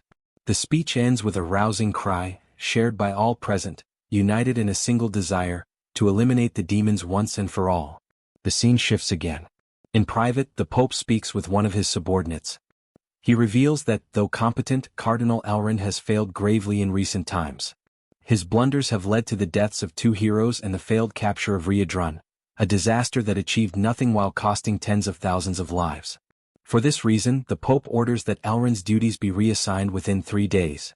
Once this is done, all his possessions are to be seized and he, along with his entire family, executed. The scene shifts once more, this time to Riadrun, who storms into a room abruptly, visibly excited by Hemis's arrival. Hemis greets her with mild surprise, remarking that she never thought she would see the day Riadrun entered a room without knocking first, joking that it must be driven by longing. Riadrun ignores the comment and immediately presses the issue. Why had Hemis attacked an entire city alone? Hemis replies calmly. She had indeed acted alone, but her actions were part of a greater plan, one that, in the end, would benefit all demons. By acting as she did, she forced the humans to deploy their legends, for no ordinary warrior could stand against her. Hemis explains that the legends of each nation are the pinnacle of their strength, and by eliminating these figures, the demons would gain more time. Riadrun, now both nervous and confused, demands to know what she means by gaining time. Rising calmly, Hemis answers, the time she seeks to win is so that the hope carried by these new winds may grow. Looking out the window, Hemis spoke quietly to herself, addressing Moten. She wondered whether Riadrun had truly been convinced by her plans. Moten replied that Riadrun was likely unconvinced simply because suspicion was in his nature. Then he shifted the subject. He asked Hemis if she truly no longer had any intention of working alongside the Demon King. His concern was clear. No matter how strong she was, the path she intended to follow was dangerously reckless. Hemis answered firmly. There was no longer any chance of them working side by side. Even if their relationship could somehow be restored, it would surely come at a price, one she was unwilling to pay. She added that she bore no resentment, for she understood why the Demon King wished to avoid another war with humans. But then she attempted to clear Moten's mind, pointing out that the Demon King had recently begun making foolish choices, guided by meaningless feelings, worrying about things such as the deaths of subordinates, comrades, or even family members. Such thoughts, she declared, were useless. If someone died, it was because they were weak, and thus deserved their fate. In a proper hierarchy, those at the top, the strongest, should trample without mercy upon the defeated and claim victory. This, Hemis stated, was what she believed, and what the Demon King himself once upheld as the natural order of the world. For that reason, his newfound empathy was incomprehensible to her. She decided to confront his cowardly actions, but in the end she lost patience. Giving him one last warning, she turned her back on him, telling him to compose himself and return to his colder, truer self. Yet even then Hemis admitted to herself that she felt a touch of remorse. She was about to make a choice she would never have made in the past. Moten listened, quietly observing the inner conflict within his commander. Hemis lamented that perhaps, had she realized sooner what it meant to want to protect someone, she might have understood the Demon King earlier, and better. That thought led her to regret that better choices could have been made. She then turned to Frisch, apologizing for having dragged him into trouble. Frisch approached with a calm smile. "It wasn't such trouble at all," he declared. "It was an honor to carry out your orders." He was then revealed as the Pope's right hand. Hemis smiled faintly when she noticed that Frisch was still wearing his priestly robes. As he began to remove his disguise, he explained that after so many years as a cardinal, he had simply grown accustomed to them. Hemis handed him a letter, clearly glad to see him again after such a long time. She asked that he deliver it to Riedrun and Moten when the moment was right.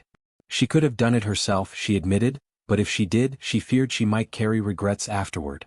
Frisch accepted the letter with full understanding of his commander's will. Hemis then mentioned Choi. She instructed Frisch to make sure Choi would not die. Frisch was visibly surprised by her words. Hemis noticed and teased him, saying perhaps she was getting old, or perhaps she was simply worried about leaving Frisch alone, without anyone to support him in her absence. The next day in Gardrick Castle, the doors burst open. Choi, asleep, was jolted awake. Startled, he leapt to his feet, reflexively shouting with arrogance, "Who dares disturb the commander's rest?" But when he saw it was Riedrun who had woken him, his pride quickly faded. He lowered his tone and asked what was happening. Riedrun ordered him to leave immediately, to flee as far as possible. Shocked, Choi asked why such sudden orders were being given. Riedrun explained that the next day the human army would launch an assault on the castle. A massive battle involving the highest-ranking humans, their legends. Choi protested. Would it not be better for him to stay and help? Riedrun shook his head. The enemy's sole objective was Hemis's death. Though he did not doubt her victory, if anything happened to her, he would not be able to protect Choi alone.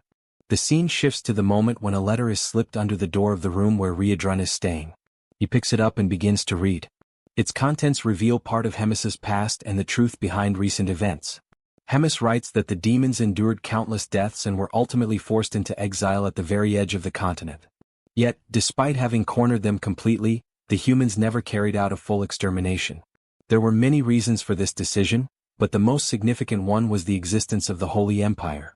For the empire to remain valid, it needed the demons to exist. The Demon King exploited this convenience to form a secret pact with Gartrum. They agreed to maintain the front lines and preserve each other's territories. Thus, the very survival of the demons became tied to the humans' perception of a war, kept alive only through small-scale skirmishes and minor threats. This balance became a key element in maintaining unity among Gartrum and the other nations. Only Hemis was entrusted with knowledge of Gartrum's proposal. Yet she rejected it outright. To her, a proud death was far better than a life of servitude. The price she paid for this defiance, however, was exile. Using Rotaka's actions as a pretext, she was banished to the Black Fortress. Hemis clarifies in the letter that this long explanation was only the introduction. What truly matters now is what comes next. According to Frisch, the humans are preparing a massive attack, an unparalleled battle involving the legends and heroes of every human nation. While she faces this threat directly, Riedrun must protect the castle and take her place as its commander. She admits openly that she knows his current strength may not be enough to make this task easy. However, when the vote to select the next commander takes place, Hyuna and Ashjas will support him. This was arranged beforehand, and Ashjas in particular required no convincing. His affection for his nephew made it impossible to ignore such a request. "This," Hemis writes, "is all I can do for now. From here onward, everything rests in your hands. I believe you will handle it in the best possible way." She thanks Riedrun for making her confinement in the suffocating castle feel just a little lighter. As a postscript, she mentions Choi. She tells Riedrun not to worry about him. His path has already been arranged. Choi will leave the Demon King's army, and if all goes well, he and Riedrun will meet again. For now, however, Choi must depart together with the saint. Later, preparations for departure are made. Riedrun assures Choi that once everything is settled and he has taken his rightful place, he will reach out through the communicator. Choi, uneasy and unwilling to accept what is happening so suddenly, nevertheless agrees to the plan. Suddenly someone calls out to Choi, drawing his attention. Abelson and Frisch appear. Hemis's aide steps forward, introducing himself and stating that he has been assigned to accompany them by Hemis's orders. He explains their next step. They must infiltrate human society and observe events as they unfold. During this time, Abelson will act as a priestess in training. Frisch distributes false identities for them all. He declares that both Choi and himself will disguise themselves as mercenaries. If there are no further questions, he says, everyone should board the carriage. Abelson climbs in first, followed reluctantly by Choi, who is still overwhelmed by denial, clinging only to the hope that everything will turn out well. Once inside the carriage, Choi asks Frisch where exactly they are heading. Frisch sighs, regretting that he had not explained it earlier. He clarifies, the regions of the Holy Empires are extremely dangerous, and Drazen is known for rejecting heroes. That is why they are moving toward the kingdom of Marriott. The next morning as the sun rose, Riedrun found himself alone in his new room. He sat in silence, thoughtful about the next steps he should take, his eyes fixed on the desk that had once belonged to Hemis. His mind wandered, reflecting on the many demons who had already died up until now. He knew that if things continued in the same way, the number of losses would inevitably grow. Riedrun, aware of the truth surrounding the war between humans and demons, reached a painful conclusion. All these losses had no meaning at all. Suddenly, a knock at the door interrupted his thoughts. It was Reuters, standing firmly and declaring that it was already time to depart. Riedrun, taking in one last breath of inspiration, raised his resolve and declared that from that moment onward, demons would be different. He would give his all to ensure that his will prevailed. The scene then shifts to the moment when Riedrun gathers his army. Standing before them, he demanded that everyone pay close attention to his words. He began his speech by exalting who they were, reinforcing that demons are a warrior race, born to fight, and that no other race would ever be able to tame them. For that reason, he told them, they must face the battle to come without hesitation. And if necessary, they must be willing to die for freedom, to die as the warriors they were, for the sake of the future of their entire race. Riedrun raised his voice as he reached the climax of his words, declaring his own way of combat, and as he finished his speech, he emphasized with force and conviction that demons are warriors of pride. The focus then shifts to Hemis, who quickly realized that Riedrun had already begun his movements. With that, she too would have to begin her own, acting from her side. At the top of a mountain, Hemis looked down before leaping gracefully to the lower part. The moment she landed, she came across a man leaning calmly against a tree. The man spoke first, declaring that he had known she was on her way and had been waiting eagerly for their encounter. Hemis recognized him immediately and stated that it had been 150 years since their last meeting, remarking with some surprise that he had grown younger with the passing of time. Basil Scott, the Legend of Drazen, was this man's name. Upon hearing Hemis's words, he explained that his youthful appearance was the result of having reached the realm of legends. Hemis, however, replied that she had been expecting a different human in Scott's place. The one she was truly searching for, it seemed, had been cowardly enough to hide and conceal his magic. Scott, unfazed, declared that Gartram's command was positioned at the exact opposite location from where he and Hemis now stood. With that assurance, he drew his sword, announcing that their fight would happen here and now, without any interruptions. Hemis understood his intention but remained unconcerned about the battle about to unfold. She answered his challenge coldly, saying that he should choose his words more carefully when daring to confront her, for she remembered well how, in the past, while lesser soldiers blocked her path, Scott himself had fled cowardly in search of survival. She then acknowledged that his bravery now was driven by his desire to cleanse his stained name. With that, she activated a magic that created her personal domain, known as the Boundary of Lamentation. Scott, undeterred, declared that back then he had been defeated by a technique he had never seen before, but that now things would be different. As soon as the words left his mouth, he charged toward Hemis with full force. Hemis immediately prepared her attack, the Stars of Loss. Yet the strike had no effect on the hero, for he deflected every blow and continued his advance. He pressed closer and closer until he was nearly upon the commander, his sword now channeling a strike of immense power. At that moment, Hemis reflected briefly on his words. Perhaps this time, it truly would be different. As the attack drew near, the hero struck at Hemis, but she swiftly blocked the blow and mocked him, claiming that she had not noticed any difference in his strength so far. With a sneer, she ridiculed his lack of evolution. Their weapons clashed violently, the sound echoing with each strike, and in that brief moment the hero reflected on how his powers seemed to be evenly matched with hers. Realizing this, he concluded that all he needed to do was remain cautious of the magical projectiles raining down from above. These projectiles, known as the ability Tears of Lament, were conjured instantly by the commander. This time, however, they did not fall solely from the sky, they also erupted from the ground. Taken completely by surprise, the hero was forced into evasive maneuvers, dodging desperately while at the same time avoiding Hemis's relentless physical strikes. At one point she leapt into the air, preparing a devastating combined assault that nearly struck the hero's head. By the narrowest margin he avoided the fatal blow. The feat left Hemis impressed, for it proved that he had indeed improved, managing to evade attacks that once would have overwhelmed him. Irritated by her condescending remarks, the hero shouted for her to be silent. He reinforced his energy and steadied himself, preparing to advance once again. Their clash resumed with even greater intensity. Hemis, however, sought to break his spirit through psychology. With a cold smile, she asked him where he thought the next tears would come from, the ground or the sky. Amused by his visible struggle to cope with so many simultaneous threats, she declared that the moment he let his guard down, she would finish him with a single strike.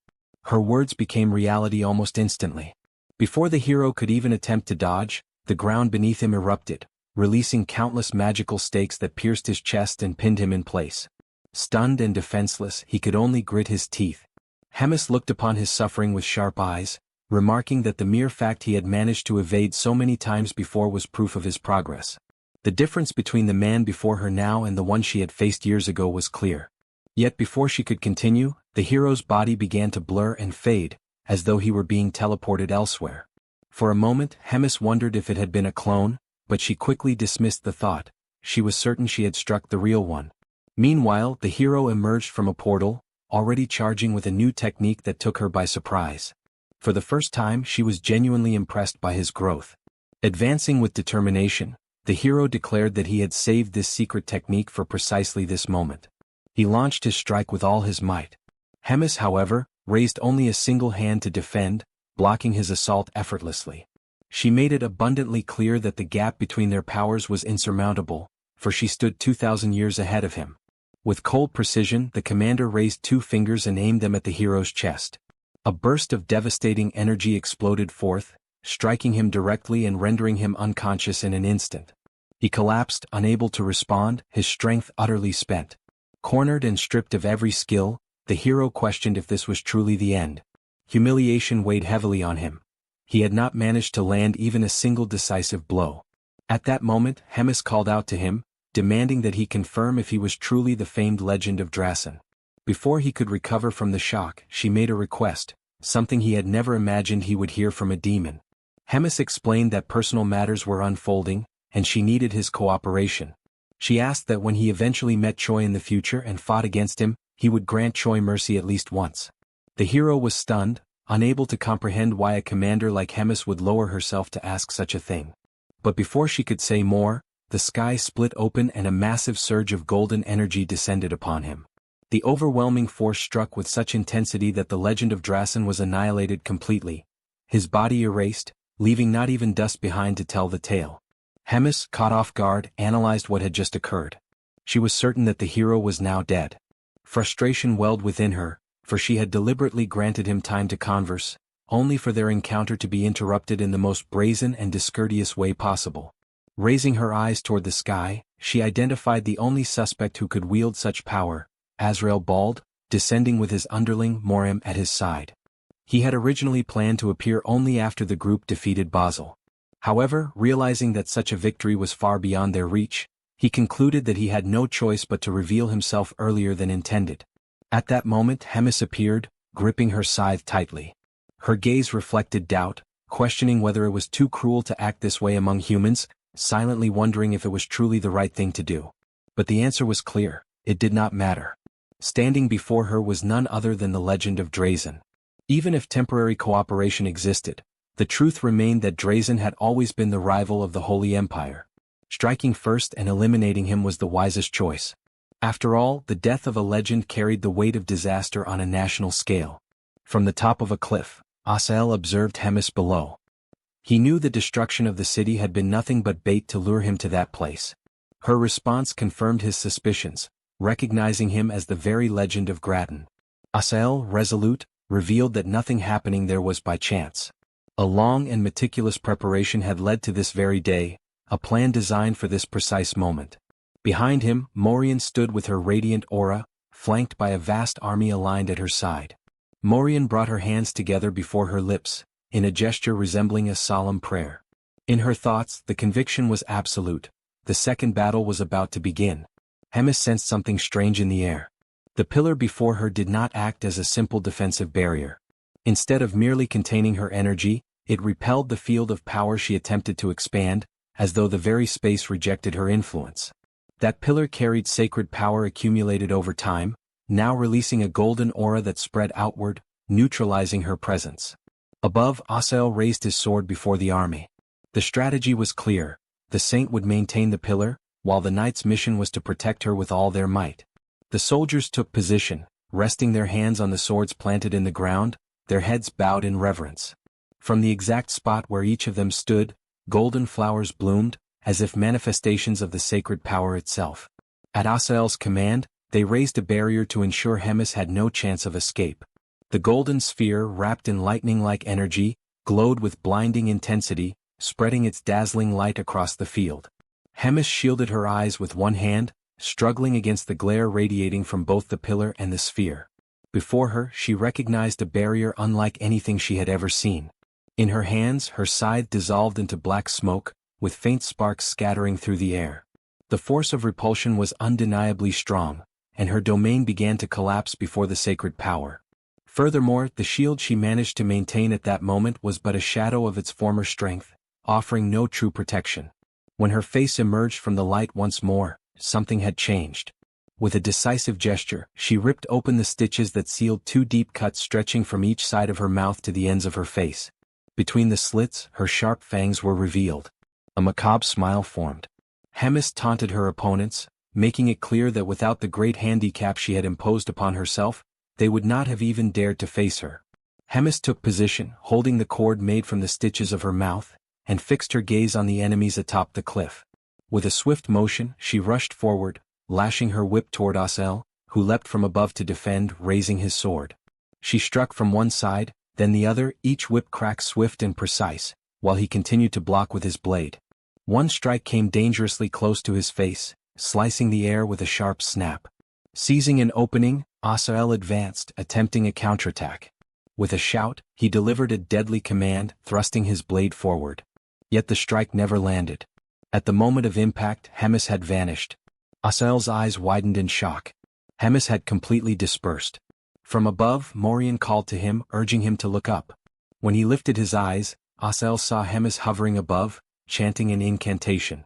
A searing red light wrapped around her figure. It was Hellflash, the evolved form of Hellflare. On the ground, Asael bent forward, frustrated, aware of the overwhelming power pressing down on him. High above, Hemis pressed her hands together and unleashed her might, sending a direct impact crashing down on Asael as if it descended from the heavens themselves. But the attack was halted. Asael gripped his sword with both hands before him, fully blocking the surge of energy. The force etched a deep V into the earth where it clashed against his defense. Hovering above, Hemis clenched her fists, observing the scene. She reflected on his strength. Even as a defensive authority wielder, she had not expected him to emerge without a single scratch. Asael, dripping with sweat, stood firm, his sword still raised as though his entire body channeled resistance against the colossal strike. Hemis immediately realized the effect manifesting before her. The sacred barrier was absorbing the demonic energy of her attacks, lessening their impact and preventing any true damage. A high-level defensive authority wielder, a saint, and a colossal shield powered by the sacred force of hundreds of warriors. Morian remained bowed, eyes closed, hands clasped in absolute concentration, channeling all surrounding energy into the barrier. For Hemis, the sight was infuriating, a battlefield prepared to perfection for a long, exhausting confrontation. In her right hand, violet sparks began to crackle, glowing with rising intensity. For a brief moment, she seemed to weigh her options, questioning what her next move should be against such an impenetrable defense. She felt the burden of the situation. The demonic energy spent against Basel had been heavier than expected, making each movement harder. With only half her strength, breaking that shield was impossible. As she stared at the white-haired man before her, she realized she had now taken Basil's place, facing the very trial he had endured. Suddenly, a flash of memory crossed her mind. The battle resumed at full force. After trading several blows, Asael pressed forward with determination, gripping his sword and declaring his intent to end it once and for all. With his full strength, he drove the blade into the ground, unleashing an immense power of divinity, sword of revelation. At the point of impact, golden light erupted, so intense that shards of stone tore from the ground and scattered into the air, clouds of dust rising around them. Before Hemis, a crimson sphere began to form, pulsing with condensed energy. She watched the technique with both recognition and defiance. Despite the display, she showed no fear. The maneuver was familiar, yet she was far from believing the battle was over. The sphere advanced slowly toward her, as if it had a will of its own. Her claws, sharp and golden, shimmered with a menacing gleam. Then, suddenly, blood gushed from the upper part of her body, forcing her to arch backward. The kneeling soldiers, their swords still planted in the ground, witnessed the scene in utter disbelief. Morian's eyes widened in shock as she exclaimed that he had struck down the glutton. Asael stood equally stunned. His sword still pierced the earth while before him Hemis lay bloodied, collapsed, unable to move. Trembling, he returned the blade to his waist, struggling to accept what had just occurred. A drop of sweat rolled down his face as he murmured to himself, questioning whether it had truly happened. His gaze fixed on Hemis's hand, adorned with golden claws, motionless upon the ground. Suddenly, before Asael could even realize that she was still alive, he found himself caught between the fangs of Hemis. She lunged forward with a monstrous maw, bursting open from the wound Asael had inflicted on her moments earlier. In a single motion, the legendary hero became nothing more than a morsel for the glutton. Only a fragment of him remained, leaving the scene both grotesque and astonishing. The saint, unable to believe what had just happened, cried out desperately for Asael, her voice filled with disbelief. Hemis, brimming with confidence, returned to her original form, mocking the situation and ridiculing the shock she had caused. She then reflected on how dire her circumstances had become, forced to feign death and rely on a strategy once used by Baal. Yet, with a sardonic tone, she joked, asking what everyone thought of her magic trick. But her composure soon faltered as she began to spit blood. It was then that she admitted the Empire was indeed far stronger than she had anticipated. The saint noticed the blood and speculated whether it was caused by Hemis's wounds, or perhaps the result of being unable to digest a paladin. Without wasting another thought, the saint commanded all the warriors to begin multiple enchantments, while she alone maintained every barrier. The warriors obeyed, dividing themselves as they prepared their incantations. Meanwhile, Hemis stood still, drained of strength, unable to muster any form of resistance. She reflected on how the digestion had been far slower than usual, likely suppressed by the sacred barrier. When she lifted her eyes, she saw the attack was nearly ready. In that instant, she understood that her end had already arrived. With a tone of acceptance, the commander declared that her role had been fulfilled. She entrusted the future to those in whom she had placed her faith. Unable to resolve everything on her own, her only hope now was that her allies would succeed. The saint then unleashed the strike, a radiant beam of sacred energy, that struck the commander directly. Hemis accepted it calmly, seated and unmoving, yet content that she had never surrendered to a destiny of servitude. The battle at last came to an end. All that remained from the devastating clash was the shattered and broken ground, a scar left upon the earth itself. At the center of it all lay a vast crater, silent and empty, with no trace whatsoever of Hemis. The saint, breathing heavily and at last somewhat relieved, allowed her thoughts to wander. Her mind returned to Asael, who had acted like a reckless fool. He had let himself be carried away by the fleeting belief that victory was already his. That overconfidence had left him vulnerable, and in the end, it had cost him dearly. His fate had been a terrible one.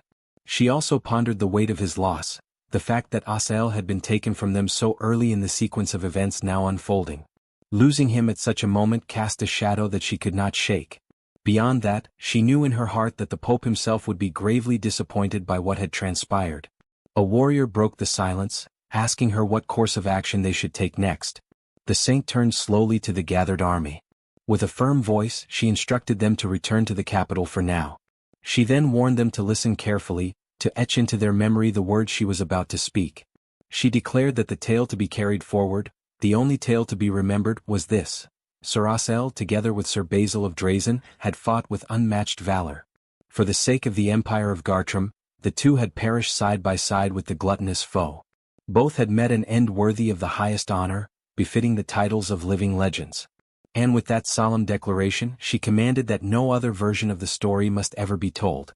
The scene then shifted elsewhere, to the battlefield where Riadrun now stood. He had cut down every last soldier who opposed him, and still he remained tall and unwavering. It was then that Moten arrived, his steps echoing with authority, and he praised Riadrun's performance. Moten declared openly that none of those fallen soldiers had ever been a match for Riadrun's strength.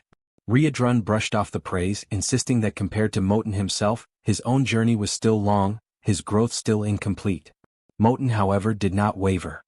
He reinforced that his words were not spoken lightly. His praise was no exaggeration. For it was plain to see that within only a few short years, or perhaps even before the end of the current year, Riadrun would rise beyond him. That claim left Riadrun astonished, his heart shaken by the weight of such certainty. With solemnity, Moten drove his sword into the ground. He revealed then that the link he had once shared with Rems had vanished completely. Riadrun, startled, connected the signs and spoke aloud the fear that the worst might have happened. Moten confirmed his suspicion. Riadrun pressed further, asking what Moten's path would be from here. The knight did not hesitate. He declared that Rems was his one and only lord, and that he would continue to follow her final orders.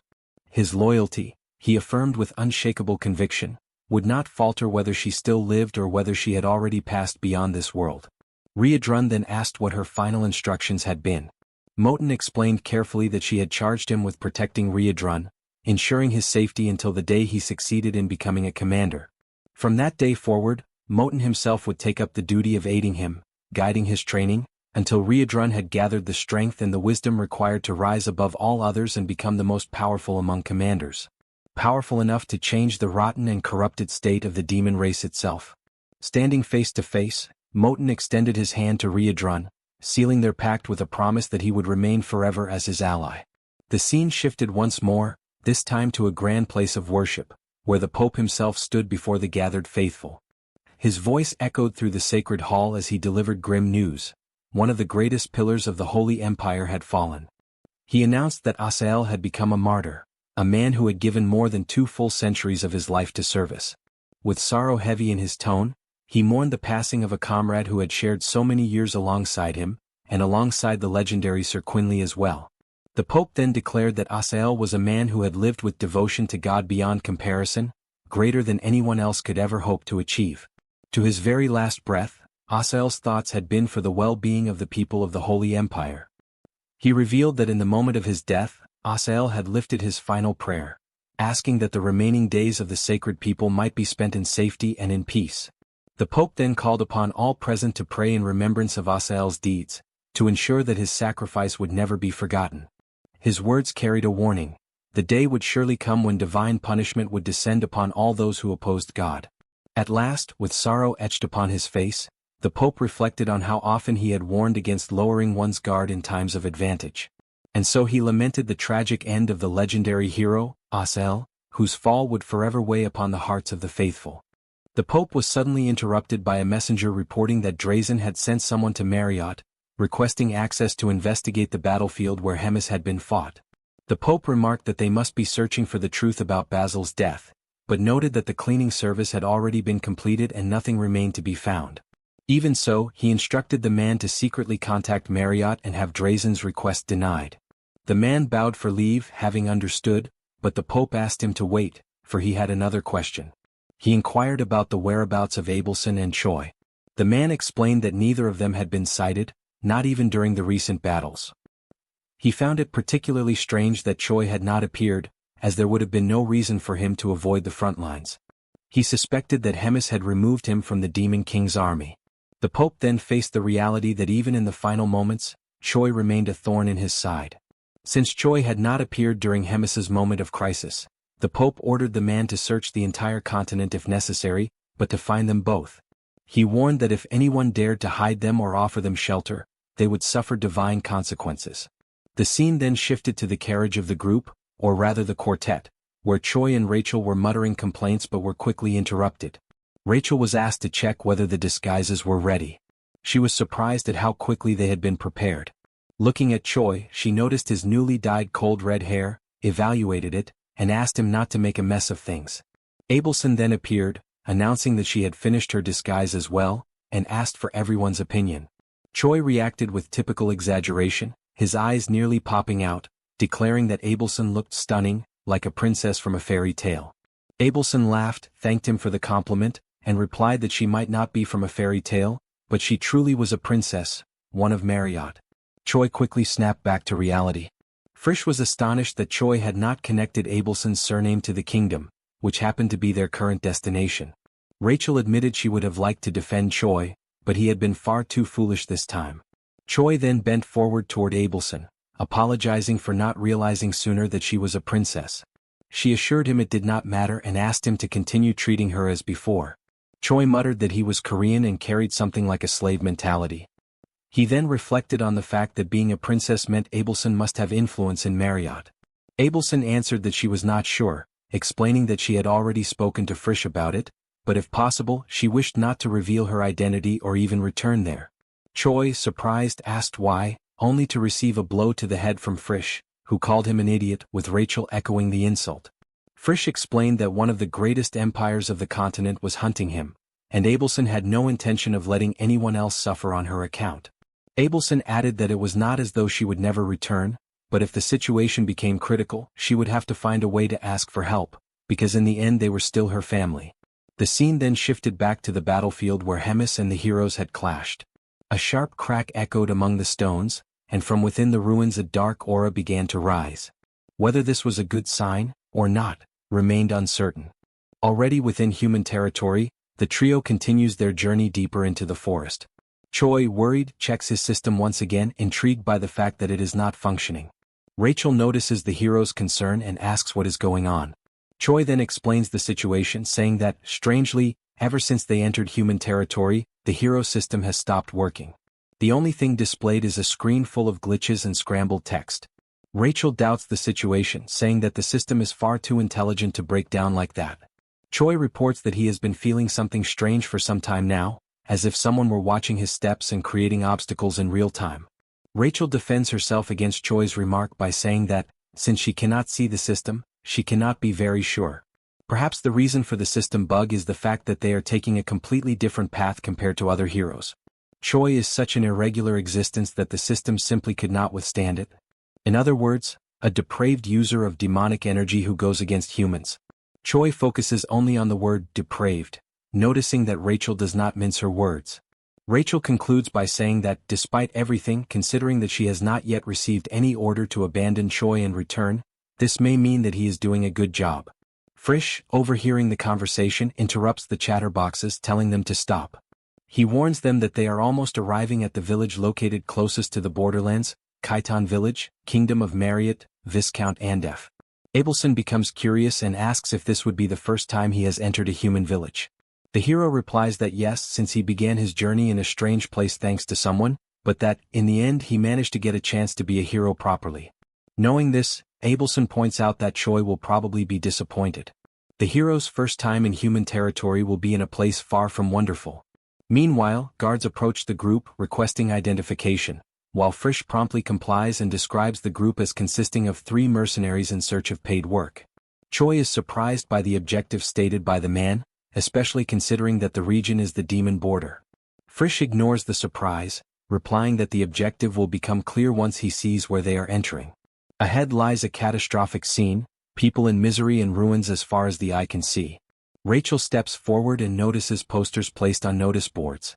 The poster contains discouraging information, stating that the region suffers from taxes, endless labor tasks, taxes and more taxes, and also a bit more taxes.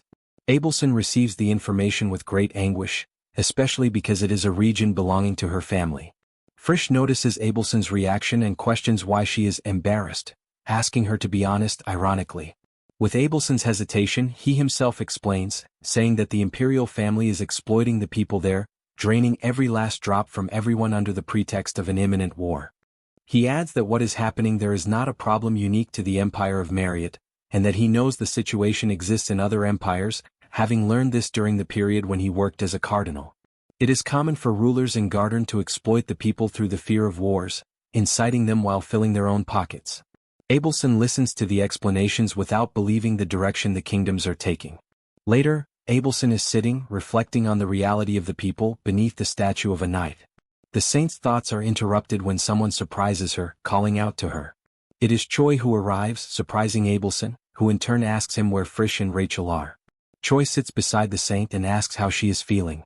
Abelson answers honestly, saying that her mood has not improved at all and that, in fact, she feels angry. Choi tries to joke, saying that she has every right to be after hearing so many atrocities. Abelson clarifies that the feeling is not directed at Frisch, but at herself. She could have tried to argue something that defended the empire, but it was impossible. Nothing she could say would be capable of defending Garden from what it has been doing to the people. Choi is shocked upon hearing the saint and begins to wonder what to do to help her get out of this situation. But the options that come to mind are not the best for the occasion. Before he could reach a decision, Abelson calls his attention. Trembling at the thought that he had said something wrong, he replies already apologizing, even though he had not said anything. This leaves Abelson confused. Choi realizes that it was not a sermon. Abelson is equally frozen by the confusion. The saint then, with a smile on her face, explains that she remembered an old story and thought it would be interesting to tell it to the hero. Abelson then begins the tale about a hero who was a legend of Khitan, which, although it seems like a humble village now, once lived through a time of glory.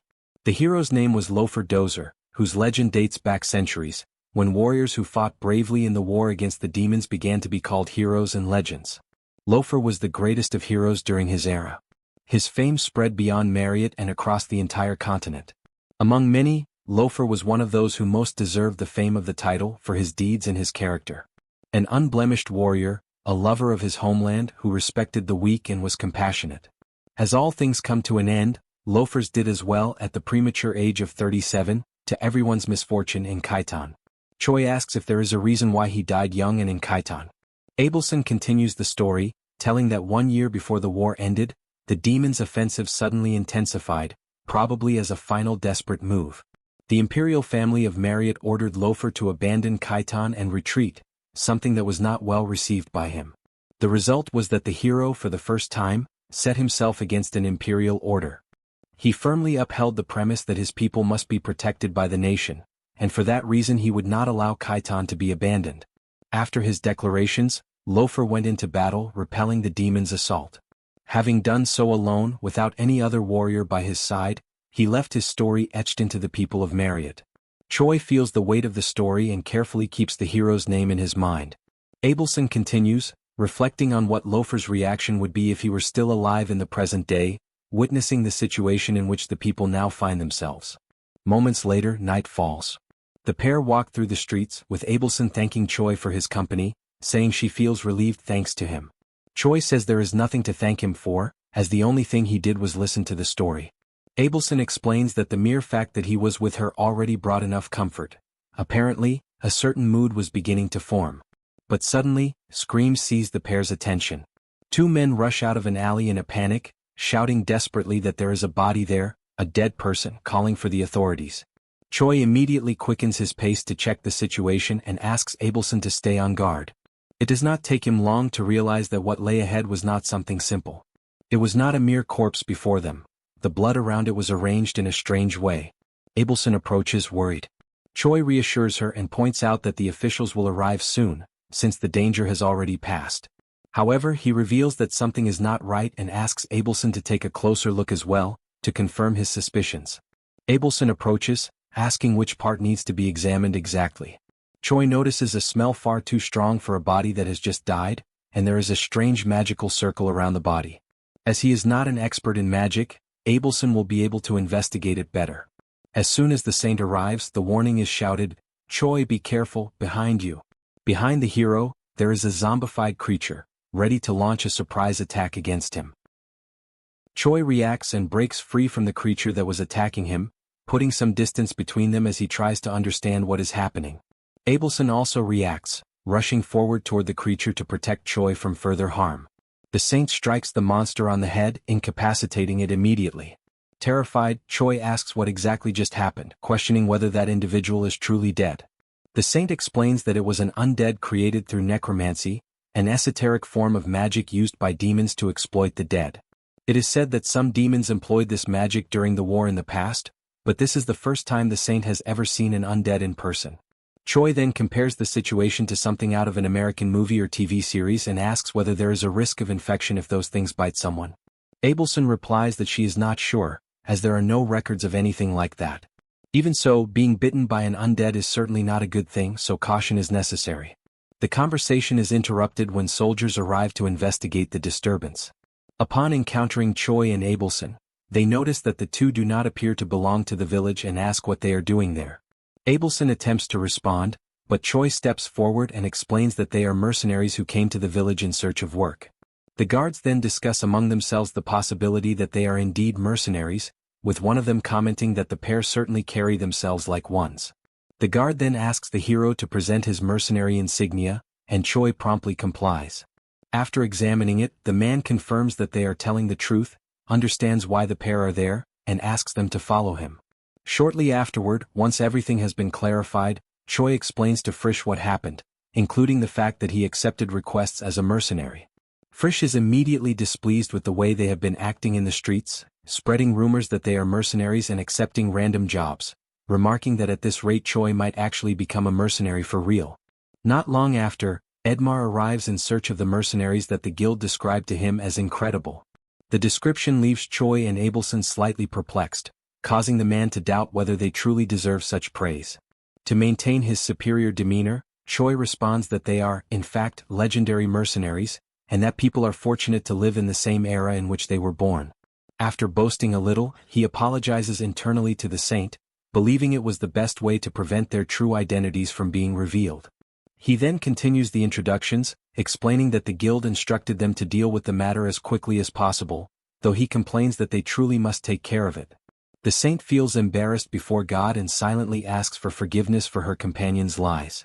The man states that now that he has confirmed the mercenaries' identities, he will get straight to the point.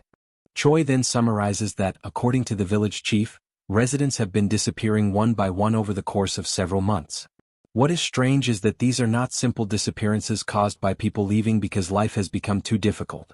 Not long after each disappearance, some bodies are always found around the perimeter of the village. Some of those bodies are placed atop family graves, others are pierced with strange staffs, and others bear unknown letters and crude patterns carved into their bodies. Abelson adds to the explanation, emphasizing that this is the first time she has ever seen anything like it. Choi continues, saying that the villagers recently sent a letter to the Lord, asking him to resolve the issue. However, the response they received was merely an order to relocate to a neighboring settlement, most likely because the Lord did not want to waste his effort on poor villages that could not even pay their taxes. As a result, the residents pooled together whatever money they had and sent a request to the mercenary guild. Trish understands what Choi explains and asks whether that was the reason Choi made them be treated as actual mercenaries. Rachel calls everyone liars, complaining about being abandoned and claiming that this is why they are being punished. Frisch then turns to Abelson, saying that Choi lying might be acceptable, but a saint lying is going too far. Regardless, both of them understand the group's situation, and it would be best for them not to draw too much attention from now on. Since undead are involved, this could attract the Demon King's army, and interfering recklessly would be unwise. Abelson asks whether Frisch could do something, even if only for a single day. She explains that she wants to help the villagers as much as possible before leaving.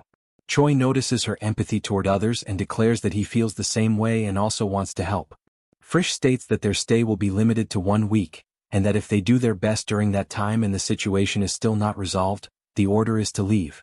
Choi accepts this condition and reacts with happiness, as does Abelson, who now breathes a sigh of relief at being able to help the villagers. The group then devises a plan dividing the village into 2 zones. Rachel and the saint are assigned to patrol one zone, while Choi and Frisch handle the other. Choi asks what Frisch will be doing in the meantime, and Frisch replies that he will keep watch at the village entrance in case outside mercenaries appear. 4 days later, Abelson returns to the room where they are gathered and is greeted by Choi, who remarks that she is late. She replies that she needed to check something beforehand and that she has something important to tell him. Choi grows curious and asks what it is. Abelson explains that it started during her patrol with Rachel earlier that day, and that she is now certain of something. The village has an unexpectedly high density of demonic energy in the air. There is always a small amount of human energy, demonic energy, and divine power depending on the land, and it is natural for one of these forces to be stronger or weaker. However, even if the guardian of a land is human, the demonic energy in such a place should be minimal. In this case that is not so, and it is unnatural. Frisch and Choi immediately mention that they have felt this energy before. Abelson adds that, regardless, this abnormal demonic energy is most likely the reason behind everything that has happened in the village. During the remaining days of their stay, they will investigate why this energy is accumulating there and report their findings to the village chief. Choi points out that even with this effort, it will not result in a complete solution and asks whether Abelson is fine with that. She replies that she recognizes she has already taken too much of the team's time and does not feel right asking to interfere any further. Frisch and Choi then conclude the meeting, stating that they will continue this effort for 2 more days, and that now that they have a clear direction, they should regroup and proceed with the plan. As night falls, the group decides to begin their work. Choi comments that Frisch also uses necromancy. Frisch replies that he does not, and that it is uncommon for necromancy to be used by members of the Third Legion. Choi is surprised by the mention of the Third Legion. Frisch then explains that Rems despises necromancy just as much as it despises chimeras, and that, honestly, necromancy itself is an extremely bizarre form of magic to use. Choi asks in what sense. Frisch then turns his gaze toward the saint, asking whether she ever explained the use of necromancy to Choi. Ava simply replies that she did not, as she does not know many details about how the practice itself works. Frisch then mentions that only a small number of demons ever used this type of magic, and even then, it failed to produce satisfactory results.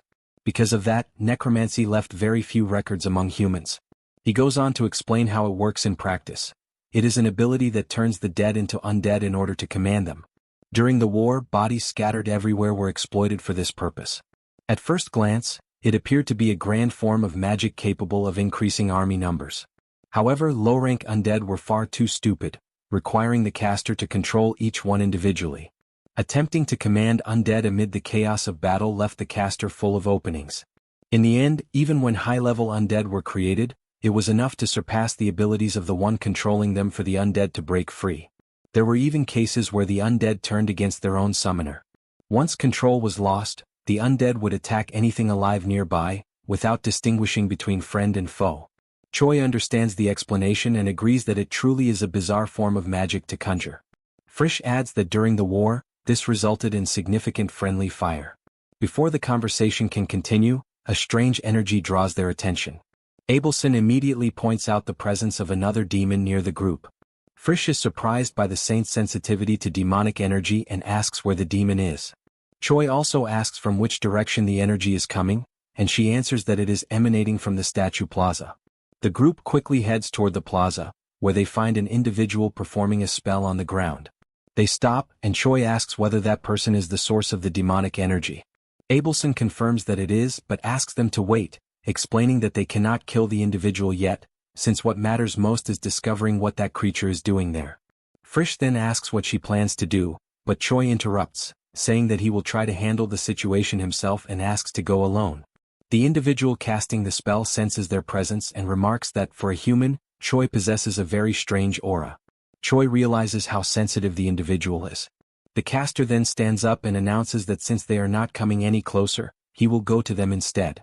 Choi is surprised by the man's reaction, but before he can take any further action, Choi initiates his plan and shouts for no one to attack the individual, declaring that he is an ally. This leaves his companions confused, as it seemed Choi was about to start a fight. The individual is also confused and asks what the hell is going on. Choi then loudly declares that he is Hyunseok, the regimental commander of the Demon King's army, 3rd Legion, and demands that the individual state his own name and rank as well. The moment Choi issues the order, the man in the hood hesitates. He turns the command over in his mind, unsettled by the fact that the demand for identification comes from a human, one who was recruited into the demonic army and made infamous through countless rumors. Doubt lingers. The last time the man had contact with his regiment, Choi had been nothing more than a company commander. Obeying him now feels uncertain. Abelson senses the tension immediately and questions inwardly whether Choi's attempt to mislead the man is the right course of action. Frischl, however, chooses a different approach. Without hesitation, he steps into the role, presenting himself as the leader of a regiment within the 3rd Legion. With measured authority, he points out that the man before them does not appear to belong to the Third Legion at all, reinforcing the demand that he properly identify himself and state his affiliation. The situation leaves Abelson deeply unsettled. From her perspective, both of her companions are blatantly lying. Frischel, however, remains focused on a single objective: resolving the matter quietly without allowing the village to suffer any collateral damage. He calmly advises that if the situation escalates, the saint should withdraw and contact the village chief, requesting an immediate evacuation as a precaution to protect the civilians. At that point, the hooded man slowly reveals his face, his expression tinged with suspicion. He finds it unsettling that Choi and Frischel are acting so calmly while walking among humans. Frischel responds without missing a beat, stating that they are operating under a secret mission issued directly by Hemis himself.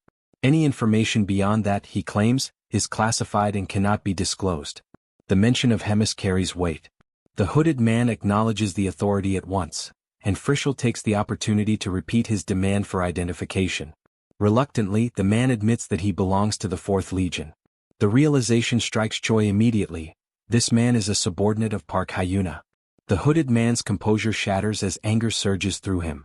He declares that Hyuna is not the rightful commander of the 4th Battalion, insisting instead that the position belongs to Lord Onyx. Choi and Frischel exchange a brief whisper. Frischel explains that Onyx was once the 4th commander, but lost his post after a decisive defeat and was demoted to vice commander. He also notes that the hooded man's reaction is hardly surprising. Many demons refuse to accept a human hero as their superior, and even within the Demon King's army, the chain of command is riddled with tension and resentment. Noticing their hushed exchange, the hooded man demands to know what they were whispering about. Choi dismisses the question, telling him it is nothing important and that he should not concern himself with it. Shifting the conversation, Choi recalls the man's earlier remark, that when he left his unit, Choi was still just a commander. That detail suggests the man has been away from his homeland for a long time. Seizing the opportunity, Choi softens his tone and offers words of understanding, suggesting that much time must have passed and that the man has likely endured many hardships along the way. Frischel mirrors the sentiment, acknowledging the difficulty of solitary assignments and expressing that he understands what it means to carry such burdens alone. The hooded man's resistance gradually fades. Moved by the unexpected empathy shown by the two, his posture relaxes. Before long, the three of them form a loose circle, their guard lowered, and begin speaking more freely, unraveling the reasons that brought the hooded man to the town in the first place. The hooded man hesitates, weighing his words carefully as if measuring the risk of speaking against the comfort of silence. Sensing the opening, Choi presses forward, calmly pointing out the obvious, that the man harbors no fondness for the current Legion commander. If all he wants is a moment to vent his frustrations and speak ill of Hyuna, Choi assures him that both he and Frischel are more than willing to listen. Choi goes further, adding that Hyuna's personality is genuinely deplorable, something he can personally attest to after a recent encounter with her. Frischel follows up by noting that the relationship between Hemis and Hyuna is severely strained, then casually asks whether the hooded man was aware of that fact. Without giving him much time to respond, Frischel mentions that their own presence in the city is tied to a mission as well, and that sharing information would be wise so neither operation interferes with the other. As the hooded man pauses to reflect, the two remark that he seems disconnected from the latest developments in the lands ruled by the King of Amon. Frischel explains that this kind of isolation is common for those assigned to solitary missions, often leading to long stretches without contact or updates from the main force. That observation seems to lower the man's guard. After a brief silence, he finally begins to speak, revealing that his mission involves testing a magical device capable of converting mana into demonic energy. The revelation visibly surprises Choi. The hooded man elaborates, explaining that when demonic energy is injected into the device, it triggers a reaction that converts surrounding mana into additional demonic energy for a fixed duration. The result is an environment heavily saturated with energy and een, an ideal condition for necromantic practices. He adds that the device itself was created through a joint effort between Onyx and Rotak. Over the span of several months, they buried close to 100 bodies while constructing a massive magic circle centered on the village. Recently, the plan began to bear fruit, with zombies appearing on their own without direct summoning. The hooded man explains that he was sent to observe the results, gather data, and oversee the progression of the experiment, until he crossed paths with Choi and Frischel. Choi then asks what is meant to happen once the preparations for the circle are fully completed. The hooded man responds that there are rumors tied to the village, stories of a legendary hero connected to its past. The ultimate objective is to resurrect that hero as an undead. Frischel immediately thinks of Lothar Dozer and questions whether necromancy has truly advanced to the point where someone who died so long ago can be brought back. The man replies that summoning such a figure is certainly possible. Control, however, is another matter. He admits that the operation remains experimental, with no absolute guarantees. Noting Choi's apparent hostility toward Hyuna, the hooded man decides to divulge more. He states that if the experiment proves successful, the next step is to turn Park Hyuna into an undead as well. The statement jolts Choi to his feet, shock written across his face. The man calmly continues, explaining that such an undertaking would require an enormous number of magical devices, but if it succeeds, there would no longer be any need to entrust the position of commander to individuals of other races. In that scenario, his master, Lord Onyx, would be free to reclaim his rightful place as commander of the 4th Legion. With that, the hooded man concludes the conversation, expressing his hope that the paths of the two groups will not cross again. Choi shifts his gaze toward Frischel, and Frischel meets it without hesitation. No words are exchanged, no signals given, yet an unspoken agreement is reached in an instant. Their movements align perfectly. They strike at the same time, clean, precise, merciless. The hooded man is decapitated, and his heart is pierced before his body even has time to collapse. In the final fragments of his consciousness, disappointment settles in. Not fear, not hatred, only the bitter realization that he had been outplayed by the very people he thought he had manipulated.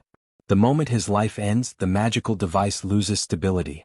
Its core pulses erratically, energy spilling outward as it ricochets across the plaza, scraping stone and scattering sparks before crashing violently into the statue at the center. The device shudders once, then falls silent. Frischel breaks the stillness, noting how curious it is that, without exchanging a single word, they both aimed for the same result. Choi admits he did not expect their instincts to align so perfectly. Frischel follows by stating that the interests of the Legion mean little to him compared to those of Lord Hemis. He adds that he would much rather see Hyuna remain a passive, unambitious commander than allow chaos to rise through internal power struggles. Choi lets out a slow breath, tension finally easing from his shoulders. From his perspective, the legal problem is over. The summoner is dead, the device neutralized, and they can leave the city without guilt weighing on them. If they manage to dismantle the remaining magic circles, the undead will disappear entirely, and the demonic energy saturating the village should return to normal levels. Confident in that conclusion, neither of them notices the subtle shift in the air behind them. As they walk away from the plaza, a strange mist begins to thicken in their wake, spreading silently across the ground. Choi casually remarks that after this incident, his relationship with Park Hyuna will probably improve, if only slightly. His words are cut short. A massive beam of green light erupts behind them with a thunderous roar, shaking the air itself. The sudden surge of power forces both Choi and Frischel to stop in their tracks, shock flashing across their faces as they turn back toward the plaza. Far from there, Abelson stands before the village chief and the gathered residents, calmly issuing instructions. Suddenly, an unnatural silence settles over the crowd. She pauses, sensing something deeply wrong, and wonders whether she should continue. That doubt vanishes the moment the green light pierces the sky. Recognizing its origin at once, the hero's statue, she immediately decides to return to Choi and Frischel. Before moving, she warns the villagers not to enter the town under any circumstances and orders the chief to contact the nearest temple without delay. Back at the center of the village, Choi struggles to make sense of what he is seeing. The summoner is dead, he is certain of it, yet the ritual continues. As the dense mist slowly begins to disperse, Frischel narrows his eyes, noticing a shape forming at its core. Something stands there, solid and unmistakably real. From within the fading fog, the summoned undead finally speaks, its voice heavy with age and authority. It demands to know whether its homeland is still a safe place. Choi and Frischel are left momentarily speechless when they come face to face with the legendary hero. The weight of Loper's presence is unmistakable, and for a brief instant, Frischel focuses less on the situation itself and more on predicting how Choi might react. Breaking the silence, Choi forces a smile and speaks with surprising enthusiasm, stating that they are in Marriott, more precisely in Kaitan. Loper reacts with visible confusion. He questions why monsters are freely roaming the territory of the Kingdom of Marriott, especially when Choi has promote active. The question leaves Choi cornered, his mind scrambling for a reasonable explanation that does not immediately spiral into contradictions. Before he can form an answer, Abelson rushes in, calling out to both of them with urgency. She stops short the moment she notices the unfamiliar figure standing beside Choi and Frischl. Shock briefly overtakes her, but recognition follows just as quickly. Realizing who the man is, the saint wastes no time. She steps forward, formally introducing herself to the hero. Presenting herself as the successor to the throne, she respectfully asks for permission to speak with Loper. To reinforce the legitimacy of her claim, Abelson produces the Royal Medallion of Marriott. The artifact radiates faint magic, unmistakable to those who know its origin. Loper immediately recognizes it as a relic granted solely to members of the royal family. Without hesitation, he kneels before her. He then introduces himself as Loper of the Lightning, Royal Warrior of Marriott, and offers his respect in proper form. Choi, visibly relieved and pleasantly surprised, quietly remarks to Frischl that the situation is unfolding far better than he anticipated. He observes that Loper appears fully sane and physically intact, showing none of the instability or decay expected of an undead. Frischl, sharing the surprise, comments that necromancy remains poorly understood and speculates that Loper's status as a legendary hero may have resulted in an abnormal outcome. Meanwhile, Loper calmly asks what transpired during the time he was dead and why the princess is now traveling in the company of demons. Frischl studies the hero's posture and composure, quietly wondering how he is processing such revelations with such ease. Abelson answers briefly, explaining that the story is a long one. She then asks Choi and Frischl to return to the hotel and begin preparations to leave the village. As they walk, she assures Loper that she will explain everything in detail along the way. Sometime later, as the group continues their discussion, Loper reflects that the world seems to have changed far too quickly since his death. Choi asks whether he is truly certain about accompanying them. Loper replies that he swore loyalty to the royal family long ago, and trusting that Abelson is acting in the best interests of Marriott, he intends to follow her. Choi challenges that resolve, pointing out that Loper's oath was made in an era long past. No one from that time remains alive, and there is no one left who requires protection out of obligation alone. Loper listens carefully, unshaken by the doubt, before answering that above all else, he fights so that Marriott may remain a good place to live. As he speaks, memories surface, his family and most vividly his daughter. He remembers her as a determined child with a strong spirit, much like his own in his later years. He recalls her running through the kingdom, proudly proclaiming that her father was the greatest warrior in the land. Her greatest dream had been to become the finest tailor in all of Marriott. Yet, considering the age they now live in, she must have left this world long ago. Even so, Loper remains certain that his daughter grew into someone deeply loved by those around her. That belief alone gives shape to his resolve. His ambition is no longer tied to glory or recognition, but to becoming the one who protects everything she once cherished, even in a world that has moved far beyond his time. Abelson is visibly surprised to learn that Loper had a daughter. When he tells her that the girl's name was Rosa Tozer, she listens intently. Loper's voice softens as he adds that Rosa most likely changed her surname to Crossel after his death, since she would have been raised by her mother's family. At that, Abelson points out that the current royal commander bears the surname Crossel. Loper dismisses the idea with a quiet shake of his head, calling it nothing more than a coincidence. Crossel is not a common name, but with so many decades having passed, he finds it impossible that one of his grandchildren could still be alive. Abelson gently counters, recalling that as a child she heard stories about the commander's mother being a tailor, and that the commander himself is skilled in knitting. She also adds that he is regarded as the second legend of Marriott. Legends, she reminds him, do not age as ordinary people do. Given that, the possibility of a surviving descendant is not entirely out of reach. Loper considers her words, then replies that if the man truly is his grandson, he must be someone worthy, someone who carried the hero's lineage with pride and discipline. The thought alone stirs a quiet curiosity in him, and he admits that he would like to meet such a person one day.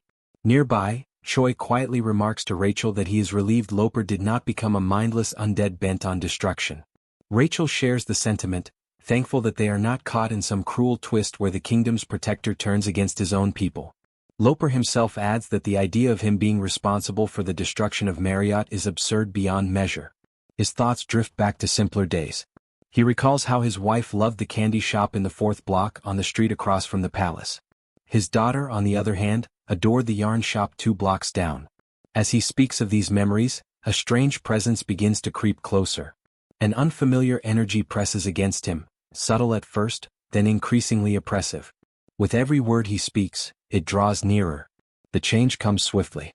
Loper's voice falters, then breaks entirely, replaced by something warped and inhuman. His body bends forward as though crushed by an unseen weight, overwhelmed by a force whose nature cannot be clearly identified.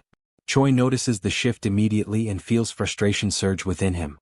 Deep down, he had known that relying on fortune alone was never going to be enough. Frischl reacts at once, taking command and ordering everyone to distance themselves from Loper while they assess what is unfolding. The hero struggles violently against the curse, his body racked with agony. Choi asks Frischl what he believes is happening, and Frischl answers grimly that Loper will likely attack anything that breathes within the village and its surroundings. Worse still, if left unchecked, instinct will drive him toward the capital, a place teeming with civilians. There is only one choice left: to fight. They lack the strength to truly suppress a legend, but escape is no longer an option. Driven by resolve, Abelson steps forward and orders the others to flee, declaring that she will handle the situation herself. Frischl responds with calm reason, stating that this is not something Abelson can manage alone, and that such a burden should fall to the temple or the royal family. Still, considering that undead forces are fundamentally opposed to sacred power, and that Loper may not be at his peak, it may be possible for her to confront him directly. Choi notices Abelson's trembling hands. She knows, just as he does, that she may not be able to stop Loper. Even so, Abelson steadies herself and declares that her greatest motivation is protecting her land as the Princess of Marriott. Choi immediately states that he will stand with her and join the assault. Frischl tries one last time to dissuade them, but Choi argues that allowing Loper to destroy his own homeland would be an even greater cruelty, turning the village into nothing more than a slaughterhouse. Realizing that their resolve will not waver, Frischl abandons any further attempts to dissuade them and commits himself to the fight. He shifts into position with practiced ease, vaulting onto a nearby building to secure the high ground while Choi and Abelson move in from the front. From above, Frischl keeps his eyes fixed on Loper, ready to react the moment the situation turns. At that instant, the possession completes its hold. Whatever restraint Loper had left is torn away, and his body is overtaken entirely. His presence changes sharply, the air around him distorting as raw instinct replaces reason. Almost immediately, his gaze locks onto Frischl's elevated position. Frischl recognizes the danger at once. The hero's instincts are clear: eliminate the backline first. He steadies himself, preparing for a direct assault. Loper lunges forward with terrifying speed, but before the strike can reach its target, Abelson steps in. She intercepts the charge head-on, planting her feet and blocking the blow with her shield as the impact reverberates through the street. Without hesitation, she channels her sacred power. Radiant energy surges outward as spectral chains manifest, wrapping around Loper's limbs in an attempt to bind him. At the same time, she gives Choi the signal to move. Choi explodes into action. He closes the distance in a heartbeat, seizing the opening created by the restraints. In one swift, decisive motion, he grapples Loper, forces him off balance, and drives him into the ground with a crushing physical strike. The impact sends cracks through the stone beneath them. Even as Loper is slammed down, Choi remains keenly aware that this is only the beginning. A legend does not fall so easily, and the true battle has only just begun. Choi then wraps his legs around Loper's body and, gathering every ounce of strength he possesses, hurling him violently into the ground. The impact is brutal, carving a deep crater into the earth. For a brief moment, Loper's body lies motionless at its center. Choi then pushes himself away with a backward leap, creating distance. Just behind him stands Abelson, shield and spear in hand, watching the crater with wary eyes. She tries to determine whether this truly marks the end. Choi, still catching his breath from the exertion, realizes that even after unleashing his most powerful strike, he failed to leave even a scratch on Loper. The scene then reveals Loper's body still twisted backward, his chin pointed toward the sky. Despite the ground around him being completely shattered, he remains untouched. A red smoke slowly spreads around his form, while small sparks begin to flicker in the air. Nearby, Frischl keeps his weapon trained on Loper, fully aware that creatures of this kind only remain down if a purification ritual is performed by a priest or if their heads are removed. Abelson quickly assesses the situation, searching for an alternative. She knows she could resort to exorcism magic, but for it to succeed she would need enough time to fully concentrate on the invocation. With the battle unfolding this way, she recognizes that she is still too inexperienced to fight and cast spells at the same time. High above them, a storm begins to form, spiraling into a vortex heavy with lightning. Abelson lifts her face to the sky and raises her shield in front of her body, instinctively bracing herself. Rachel, accompanying them, blonde-haired with yellow wings, gasps as she feels the first raindrops fall. Her confusion is evident at the sudden onset of rain. Abelson's brows knit together as the water soaks her skin. This is no ordinary rain. At the same time, her gaze is drawn back to Loper. One of his hands is raised, fingers clenched, while countless brilliant bolts of lightning gather and crackle around it. In that instant, understanding falls into place. The title by which Loper is known is no exaggeration. The name Lord of the Heavenly Thunder perfectly describes the power now manifesting before them. Loper has summoned a storm, and mighty lightning answers his command, striking down from the heavens to his position. The force of the thunder surrounding him is so intense that each impact sends dust and fragments of shattered earth flying, as if the very air were being torn apart by electricity. He is, without any doubt, the true Lord of the Heavenly Thunder. The image then settles on him. Standing firm, Loper remains motionless at the center of the storm, his scarlet-red cloak whipping violently behind him, dragged by the fury of the winds. In his hands he wields two swords with absolute confidence, one with a solid, cold silver blade, and the other with a blue hilt, forged from lightning itself, pulsing with living electrical energy. The scene then reveals the activation of a unique, transcendental authority, the Thunder Sword style, known as Lightning Haste. With eyes burning like flames, Loper bursts forward at extreme speed. In the blink of an eye, he crosses the space where everyone stands, leaving only trails of electricity hanging in the air as he charges straight toward the hero waiting with clenched fists. Loper attacks with both swords simultaneously. Choi reacts on instinct, crossing his arms in front of his body to defend himself, stunned by the enemy's absurd speed. Even with his eyes wide open, he can barely follow the movements. Loper is moving far too fast to track. Without allowing any room to recover, Loper appears again, this time striking from above with the sword made of lightning. Choi raises his right fist beneath his face, using it as an improvised shield to withstand the blow. From the rooftop of a nearby house, Frischl keeps his weapon aimed at Loper, holding the backline and preventing Choi from retreating, even under such overwhelming pressure. The rain continues to pour heavily. On the ground, a lightning-shaped fissure tears open, marking the path where Loper's power has passed. Amid the darkness, the red glow emanating from his body remains visible, intense and menacing. Loper's eyes are filled with deep hatred. Veins bulge across his face as he advances on Choi once more. This time, however, Abelson steps in front of him, gripping her spear tightly and raising her shield to protect him. Choi, positioned just behind her, senses the imminent strike and warns of the frontal assault. Abelson responds without hesitation, determined to block it. In the same instant, her shield reacts, summoning a second barrier, massive and golden, that expands outward in front of her. Loper, however, shows sharp cunning. Before colliding with the defense, he uses the shield itself as a foothold, launching himself upward in a precise leap and slipping past the barrier. Midair, he performs a graceful somersault, passing over Frischl armed with a crossbow, who does not even realize the figure has crossed above his head. Abelson stares in disbelief at the maneuver, then immediately breaks into a run, shouting a warning to Frischl and preparing another defense, fully aware that the attack is far from over. Loper raises his arm, and a bolt of lightning tears through the purple sky, descending in a straight line before striking Frischl. The discharge is brutal. His body is blasted off the rooftop and sent crashing down, slamming violently into the ground and tearing open a crater amid the rubble. Rachel flies to the edge of the crater and peers inside in terror. Frischl lies at the bottom, his body twisted unnaturally, like a fly struck head-on. Even so, he is still breathing. Through the pain, he manages to move just enough to make it clear that he barely survived. Had he let his guard down for even a second longer, he would not have lived. Just behind Abelson, Choi keeps his eyes locked on Loper, who now stands atop the house where Frischl had been moments earlier. Above him, the sky remains consumed by the swirling storm, lightning flashing endlessly and illuminating his silhouette wrapped in electricity. Then a new indication appears, revealing the power Loper is about to unleash.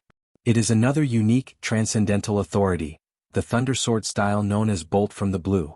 Loper lunges forward in a powerful leap, drawing both swords back before hurling them violently toward Choi.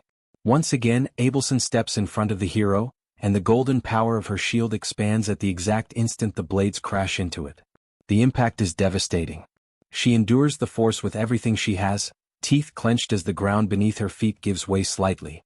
Behind her, Choi spots the opening and signals the precise moment to move. Abelson reacts immediately, dropping to one knee to serve as a foothold. Choi charges forward, using her as support to launch himself into the air, and releases all his power in a flying kick.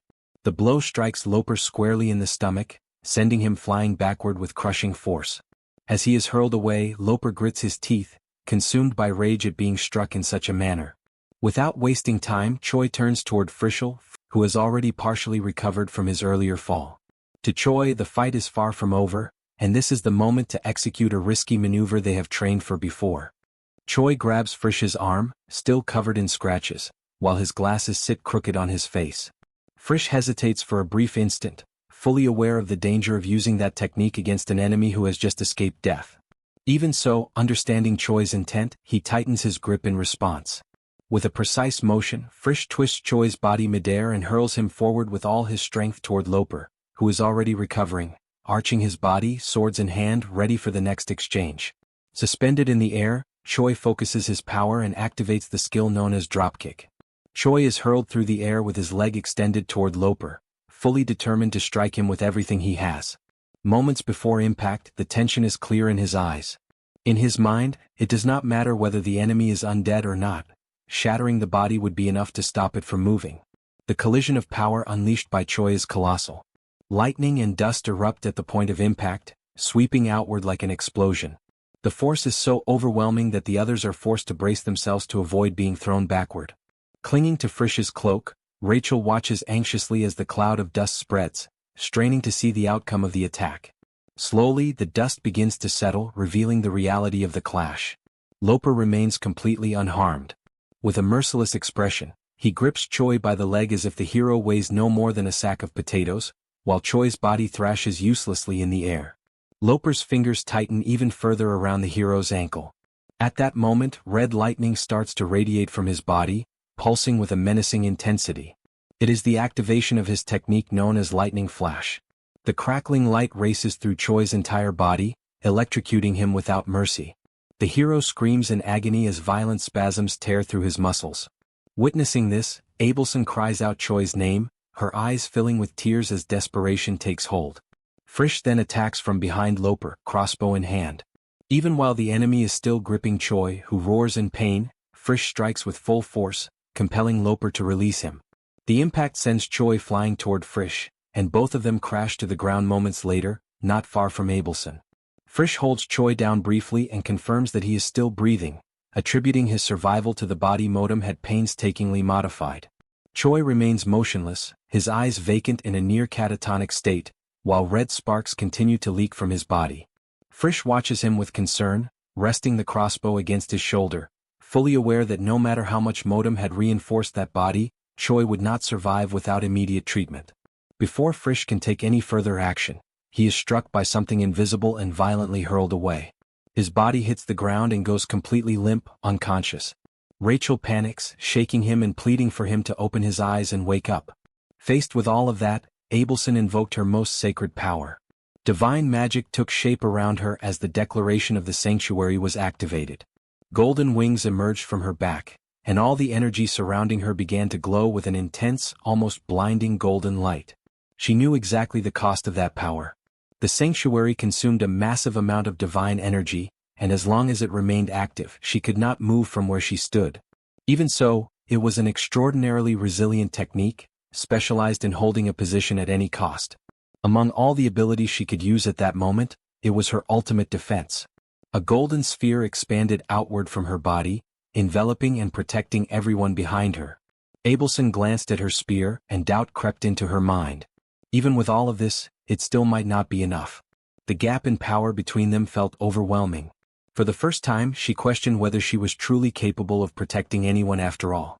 Loper advanced without hesitation and began striking the barrier with brutal force. Each impact made the sanctuary tremble, and cracks started to spread across its golden surface. Abelson thought of Choi, paralyzed behind her, completely defenseless in his current state. If she gave in now, if she collapsed at this moment, he would have no chance at all. Tears streamed freely down her face as she begged Loper to regain his consciousness. She reminded him of who he was, of the village to which he had devoted his life, of the vow he had made when he awakened, that he wished to live again for Marriott. Even so, Loper continued attacking, blow after blow, forcing the cracks in the barrier to widen further. Desperate, watching Loper on the verge of shattering the field of force and no longer knowing what else to do, Abelson cried out through her sobs. She reminded him of the dream he himself had once confessed, the wish to be a father his daughter could be proud of. Loper's hand surged forward in a brutal motion and seized Abelson by the neck, hurling her violently to the ground. He positioned himself over her, pressing down on her throat with enough force to steal her breath. Even as she suffocated, Abelson gathered the last remnants of air she had and continued. She reminded Loper of the countless people of that land whom he had loved, of everything he had once wanted to protect. She spoke of the dream he carried in his heart, to turn that place into something better for everyone. In silent, painful desperation, she pleaded for him to awaken, to see clearly once more, because it was not too late yet. At that moment something began to change. Fragments of memory flooded Loper's mind. Images of past celebrations surfaced, shared laughter, hands raised in gratitude. Moments when he had been praised not as a monster but as a savior, as someone who embodied hope. The pressure around Abelson's neck continued to increase, and her vision began to fade.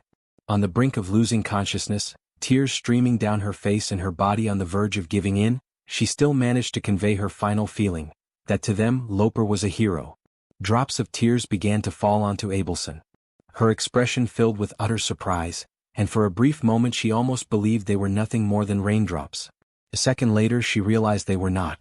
With great difficulty she raised her hand to Loper's face and felt the moisture of tears soaking her fingers. The realization came silently and with disbelief: he was crying. Just as Loper was about to conclude the thought that the girl was unbearably irritating, he erupted into a shout, ordering her to be silent. Red lightning wrapped around his body, mingling with the tears spilling from his eyes. Then, without the slightest hesitation, he lunged forward and drove the silver sword straight into Abelson's chest. Frisch was overcome with horror as he witnessed Loper driving his sword into Abelson's chest.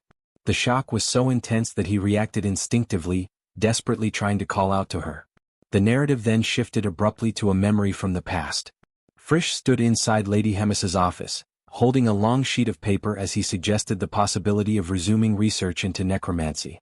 Lady Hemis sat behind a large wooden desk covered with documents. She rejected the idea immediately, making it clear that necromancy was forbidden within the Third Legion and that she herself had ensured the other legions kept their distance from such practices. Frisch observed that she always displayed absolute rigidity whenever the topic of the undead arose, and he quietly wondered what lay behind that severity.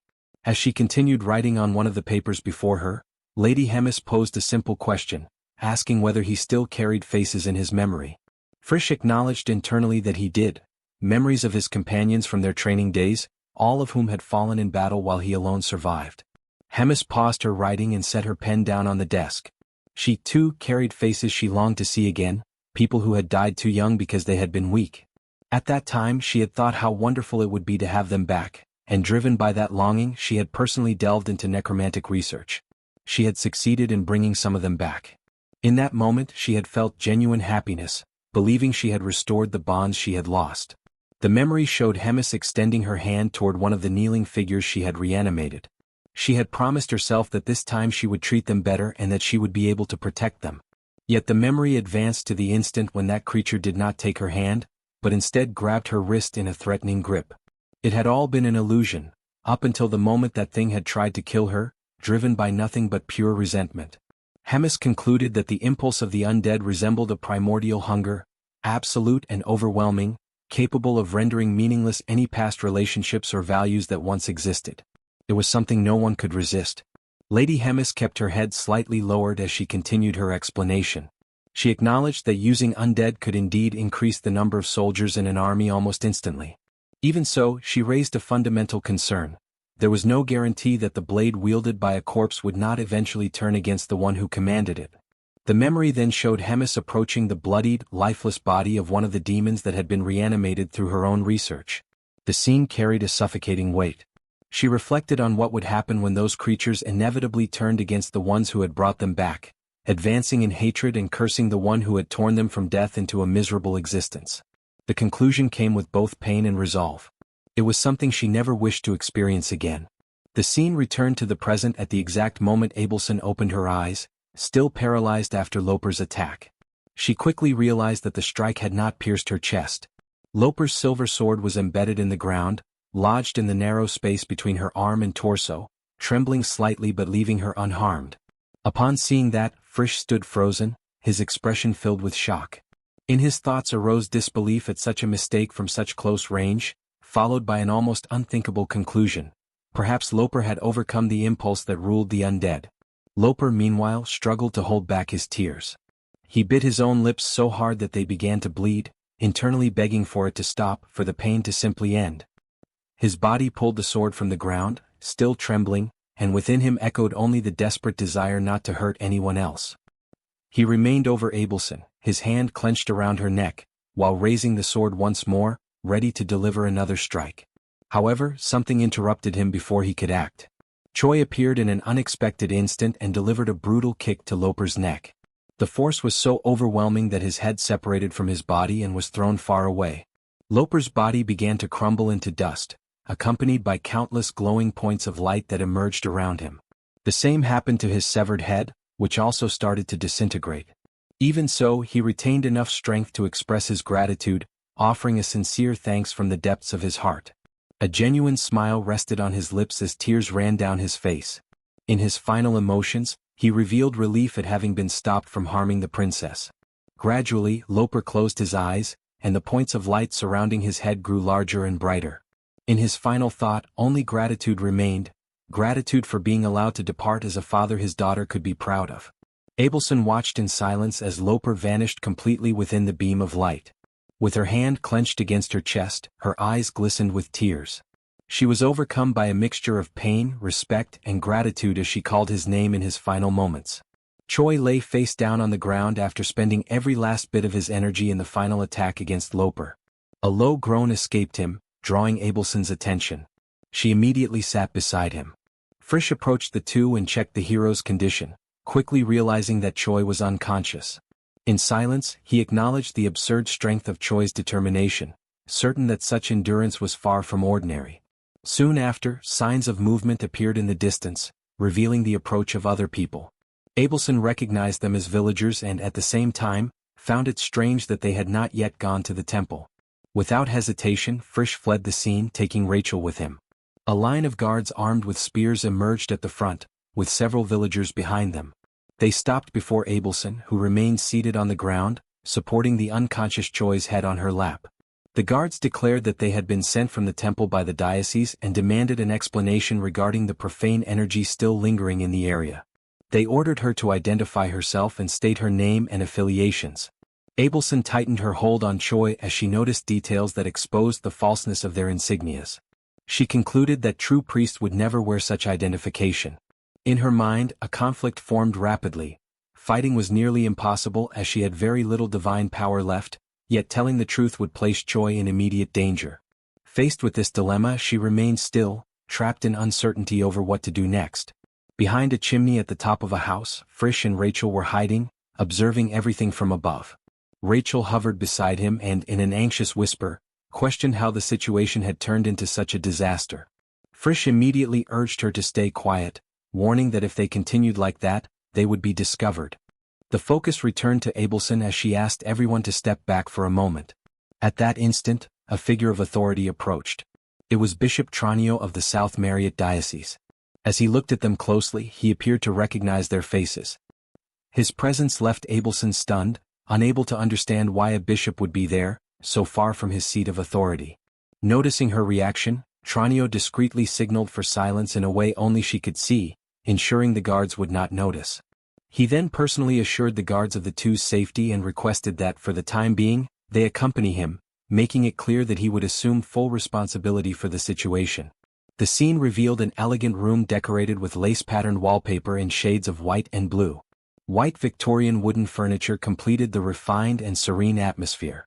At the center table, Tranio held his hand suspended above a purple sphere.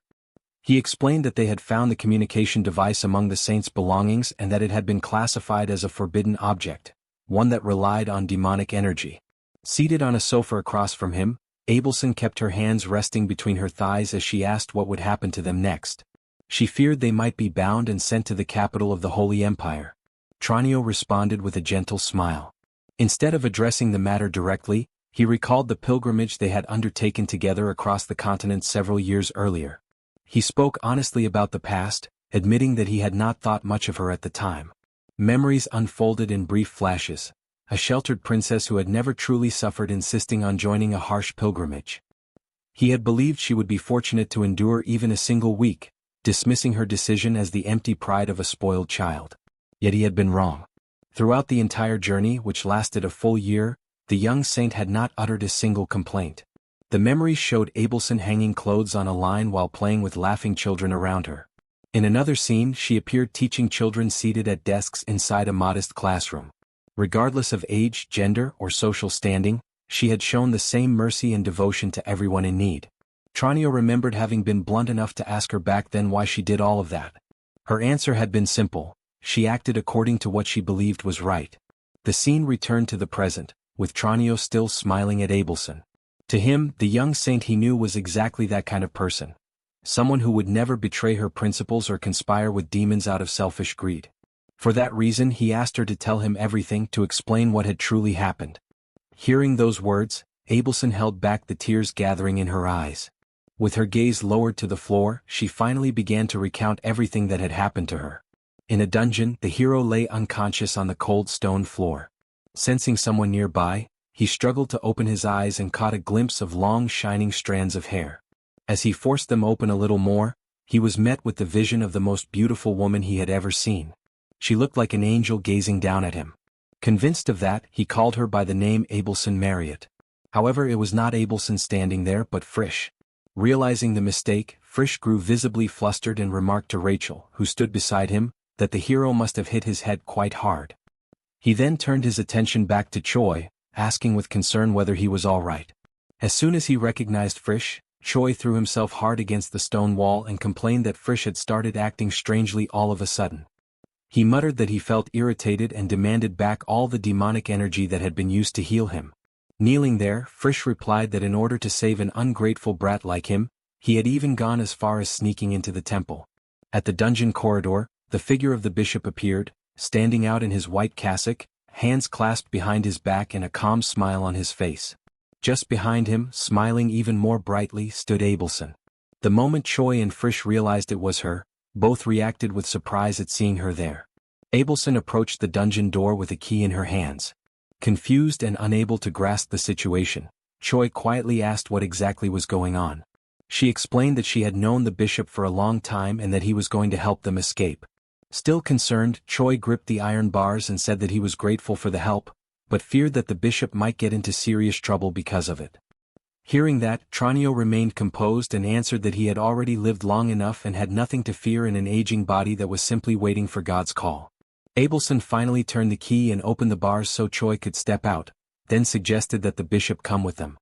He replied that the number of people trembling in fear because of the undead had increased, and that if a bishop abandoned his diocese at a time like that, no believer would truly be able to trust in God. He then slipped one hand into the long sleeve of his cassock and said he was also returning her belongings. He took out the purple sphere and placed it in Abelson's hands, telling her to leave, to go without looking back. He urged her not to worry about anything and to continue following what she believed was right. Her eyes filled with tears, overwhelmed by gratitude. The bishop continued speaking to Abelson, casting a glance toward Frisch at the same time. Frisch was awkwardly trying to disguise himself by putting on pieces of armor, and it was clear that the bishop's words were meant not only for her, but also for the nameless demon and the elf present there. Rachel, small and hovering beside Frisch, was stunned to realize that the bishop already knew what Choi and Frisch truly were.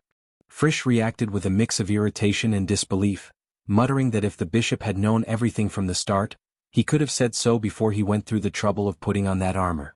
At last, as Bishop Tranio turned to leave, he admitted that he was making a shameless request to a hero he had only just met.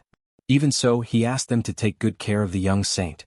The chapter closed with the three of them riding through the forest, each mounted on a horse. The steady rhythm of hooves echoed among the trees as filtered afternoon light danced over them, carrying them toward a destination filled with uncertainty and hope. Bishop Tranio leaned back comfortably in the chair behind his desk, reflecting on the presence of the undead and concluding that he should report it before the damage became even greater. Suddenly, a female voice called out to him. A woman with purple hair entered the room accompanied by guards, holding an official document. It declared that, by decree of His Holiness, Tranio had been stripped of his position for conspiring with the traitor Abelson. Information was also demanded regarding the whereabouts of Abelson Marriott. The woman's identity was then revealed: Kinley Riverford, known as the Legend of Gartran, the Wanderer. Tranio adjusted himself calmly in his chair and greeted her, noting that it was the first time they had met since her last birthday. He then commented that the little saint was not present. Kinley demanded that he reveal where the traitor had gone. She stated that he knew very well what the consequences were and warned that if he continued to provoke Orban's wrath, the situation would worsen. Tranio responded with a light laugh, mentioning the interrogation chamber where only heretics were sent. Turning his back on those present, he stated that if they truly needed his cooperation, then he had no choice. He only asked for some time to prepare, explaining that he wished to change clothes and put on his ceremonial robes. One of the armored guards declared that this would not be allowed and that they could not leave a great criminal alone. Still without looking at them, Tranio reminded them that he had been the one who carried her on his back and helped her grow up. He asked that, in consideration of the bond they had shared in the past, he be granted one last chance to preserve everyone's dignity. After a brief silence, Kinley granted permission and stated that she would take full responsibility. Tranio then opened a door, asking that the documents on his desk be delivered to His Holiness. With that, he bid farewell to Lady Kinley and departed. Kinley remained standing there, watching him leave, while a sad expression appeared on her face as she called out his name. At a small table covered with books, Bishop Tranio opened a drawer while murmuring to himself, wondering where he had put what he was looking for. Inside the drawer were a few stored items. Among them were a small doll that resembled Lady Kinley and a short sword with a golden hilt. Upon finding it, Tranio commented quietly that he had finally found what he had been looking for. He picked up the sword carefully and, in a melancholic tone, admitted that he was glad he had been able to see Lady Kinley one last time. Then he brought the tip of the blade to just below his own chin and closed his eyes. And murmuring, he added that he was also thinking of the little saint, expressing his sincere wish that she would remain safe. The scene shifts, revealing the two demons and the saint riding at full speed along the road. The horses charged forward with force while the wind stirred their clothes. Right behind Abelson, Choi questions whether it might still be possible to return to the bishop at that moment. But Abelson denies it. She states that they must not look back. There was sadness in her expression as she added that the bishop would also have wished it that way. Ahead of the two, Frisch asks where they were going now. Abelson then reveals the destination: Natasha, the capital of Marriott. That was where they were heading, to the royal palace of Natasha. The scene then shifts to the Grand Cathedral of Gartran. Before the altar, the Pope remained standing in silence. It was there that he announced that Tranio was dead. He then concluded that this meant Choi Hyunseok and Abelson had managed to escape. The image widens and reveals that Lady Kinley was right behind him. She explains that even if they tried to track them, everything indicated that they had hired an extremely skilled rogue. Very few traces remained, which made it very difficult to find them at that moment. Kinley held several documents against her chest as she continued her analysis. However, she stated that in the end, their destination could only be one of three possible places. First, they could seek asylum in Drassen, a territory hostile to Gartran. In the background of the scene appeared a crest with a crown, a lion, and a knight. Another possibility would be for them to head to Ultimum Festo, the gathering place of deserter heroes. The third option would be to go to the royal family of Marriott, since Abelson had blood ties to them. The Pope then changes the subject and mentions that he had received reports that Choi Hyunseok's group had defeated Lofer Dozer. He observes that that man's growth rate was far beyond what they had predicted, something concerning. Kinley, still holding the papers with both hands, confirms that, according to the information verified so far, that seemed to be true. Then, she adds that there was an important matter that Tranio had specifically asked her to convey. She then hands the documents to the Pope and comments that, considering the mitigating circumstances, she intended to personally take care of Tranio's funeral. Before she could continue, the Pope interrupts her coldly, ordering that the corpse's head be cut off and hung in the market. Kinley is startled, horrified by the order. To her, It was unthinkable that such a thing would be done specifically to Tranio. The Pope, however, merely turns around and declares that there were no exceptions for treason. It was necessary to show what happened to those who recklessly helped Choi Hyunseok's group. Kinley reacts nervously, reminding him that Tranio had been the disciple Asahel treasured most, even after his death. She also recalls that it had been the Pope himself who had guided Tranio onto the path of the priesthood and everything he had accomplished in southern Marriott. The Pope interrupts her again, this time with a hard voice as he calls her name.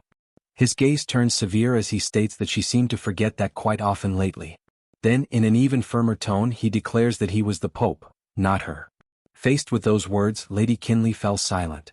Her eyes were wide, visibly shaken by the way he had spoken. A short while later, the Pope was seated on one of the benches in the great cathedral, carefully examining the papers he had received. As he read the documents, he murmured that demonic energy and necromancy were involved, and that, by all appearances, the Demon King had finally decided to oppose him openly. Despite the gravity of the information, his expression remained calm. After a brief moment of reflection, he added that this might be something he could use to his advantage. Park Hyuna was lying comfortably on a large bed, with her hands resting behind her head. Through clenched teeth, she grumbled irritably that it was a pain. The man who had begged for her help had suddenly died, and now she had no idea what she was supposed to do. Reflecting on her own mistakes, she admitted that she should have tested the situation between the Demon King and Hemis more carefully before taking sides. However, at that time she had openly placed herself on Hemis's side, and because of that, she believed that the Demon King was surely plotting something now. Suddenly, Hyuna sat up abruptly in bed. Something was bothering her deeply, it was too quiet. With her teeth clenched, she concluded that with Hemis gone, there should be some kind of retaliation against her as well. That strange calm gave her an unsettling feeling. Beside her head, the imaginary version of a little angel appeared, floating in the air and suggesting that perhaps it would be better to ask Gartran to take her back, to return to the starting point of that other world. In response, Hyuna answered with her head lowered, mocking the idea. Going back would mean becoming a version 2 of Hyuna, without a will of her own, almost like a puppet. She would rather die than accept something like that. On the other side, another version of herself appeared, this time as a little demon, suggesting another alternative. Switch sides and work for another great empire, Drasen. After all, even Lubu had had 3 fathers, so Hyuna could also serve 3 different masters. But Hyuna dismissed the idea. She had already gone to Drasen together with Sullivan, and there they had made it clear that they did not accept refugees from another world. Trembling, she brought her hands to her face while reflecting that only one choice remained now, the Demon King's army.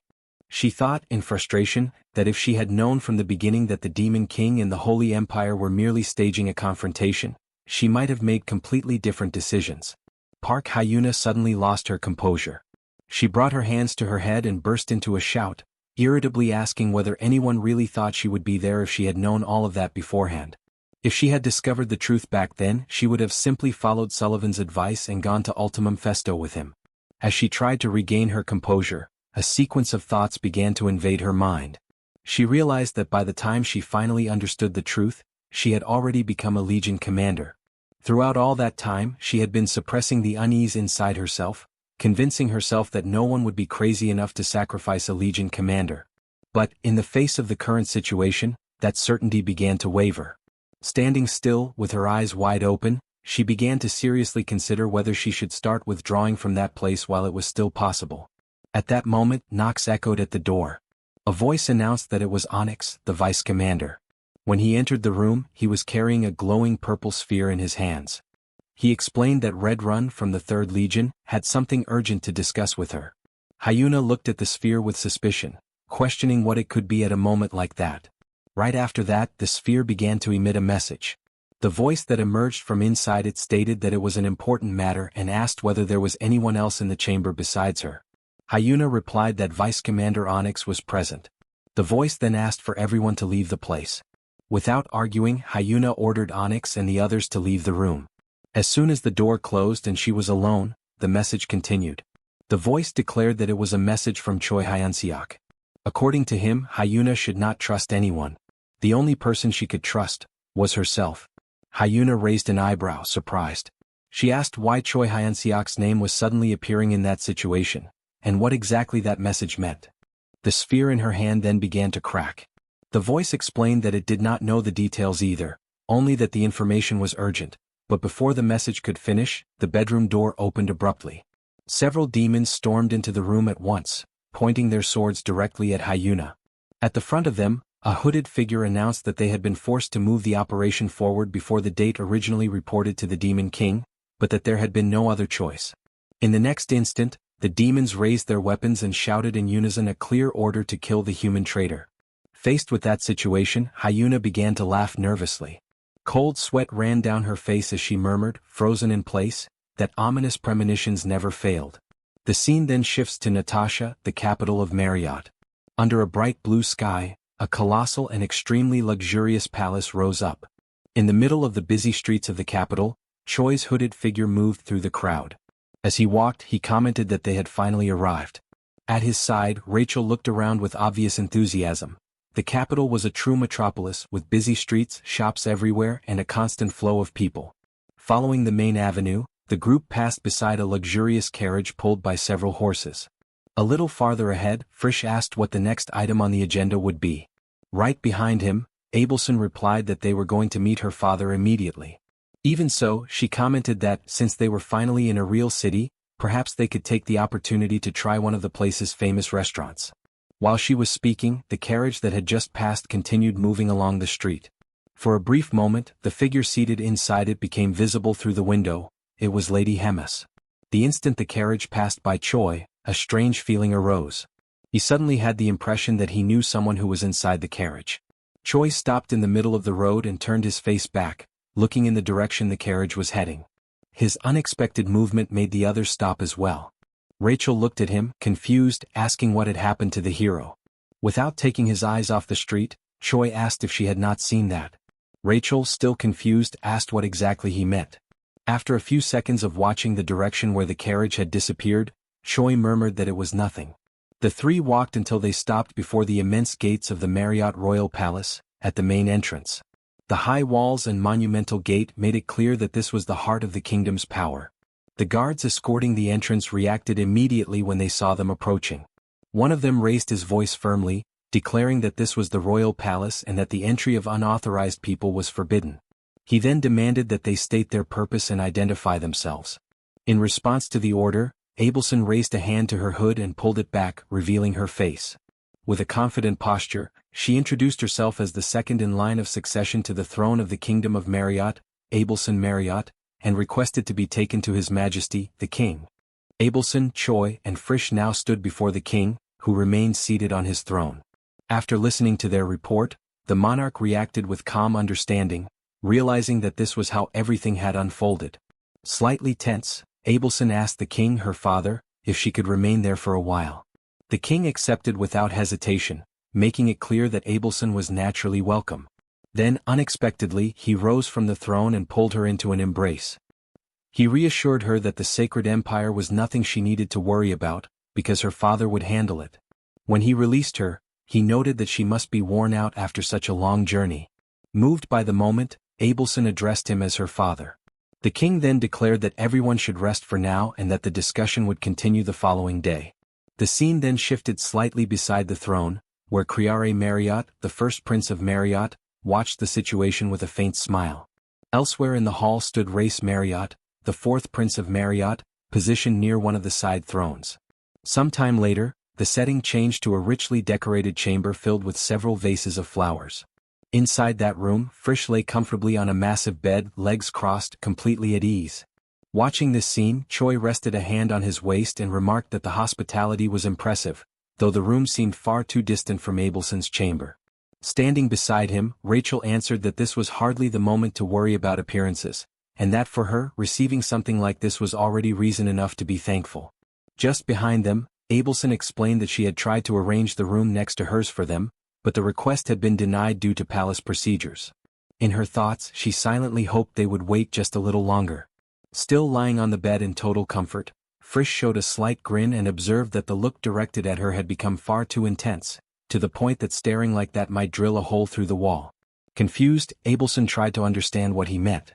Frisch then sat up on the bed and calmly instructed Rachel to cast a sound-isolating spell across the room. After Rachel raised the sound isolation spell, Frisch calmly revealed what he had sensed around the room. According to him, one person was stationed in the tree outside the window, two were positioned in the palace tower, and a strong presence was staying inside the room 2 doors away. The moment she heard that, Abelson reacted at once. She threw the door open and stepped into the corridor, demanding loudly to know under whose orders her companions were being watched. One of the 2 men standing in the hallway answered that they were only following the 4th prince's command. He explained that the surveillance had been placed to prevent any possible scandal involving unidentified individuals inside the palace. Outraged, Abelson ordered all of them to leave immediately. With firm force, she reminded them that she was the second in line to the throne, Abelson Marriott, and questioned whether they had forgotten that fact.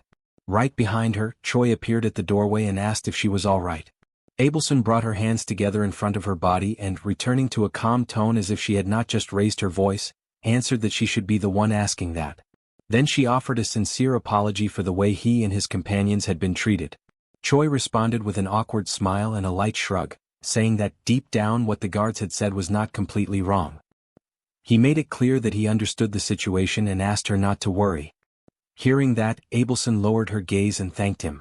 She repeated that she truly regretted what had happened and addressed him respectfully as Mr. Hyunseok. A thought then crossed her mind. Even returning home did not feel as comfortable as she had imagined. Faced with that truth, she quietly began to wonder what they should do next.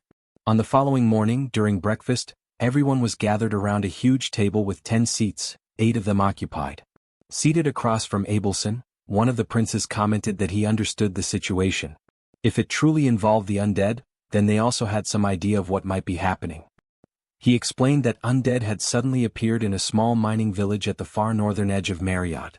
Because of that, half of the Royal Knight's order had been urgently sent there. Abelson kept a gentle smile while he went on to explain that the case was likely similar to the incident in Kaitan.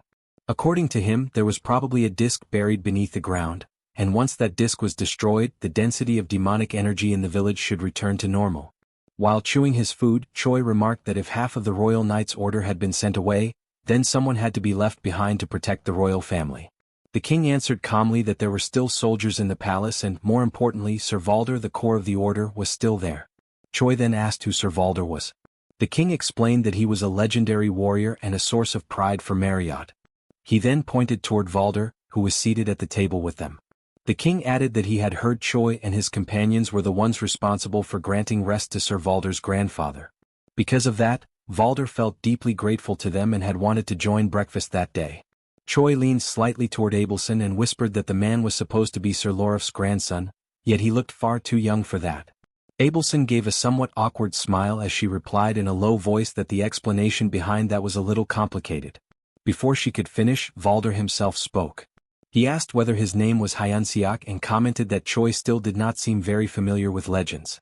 He said he would explain everything later and invited him to go to the training grounds after the meal. There, they could even exchange a few blows while they talked. Choi immediately grew excited and answered that he would definitely go. At that moment, knocking sounded at the hall door. The king looked toward the butler who had just entered and asked what was happening during breakfast.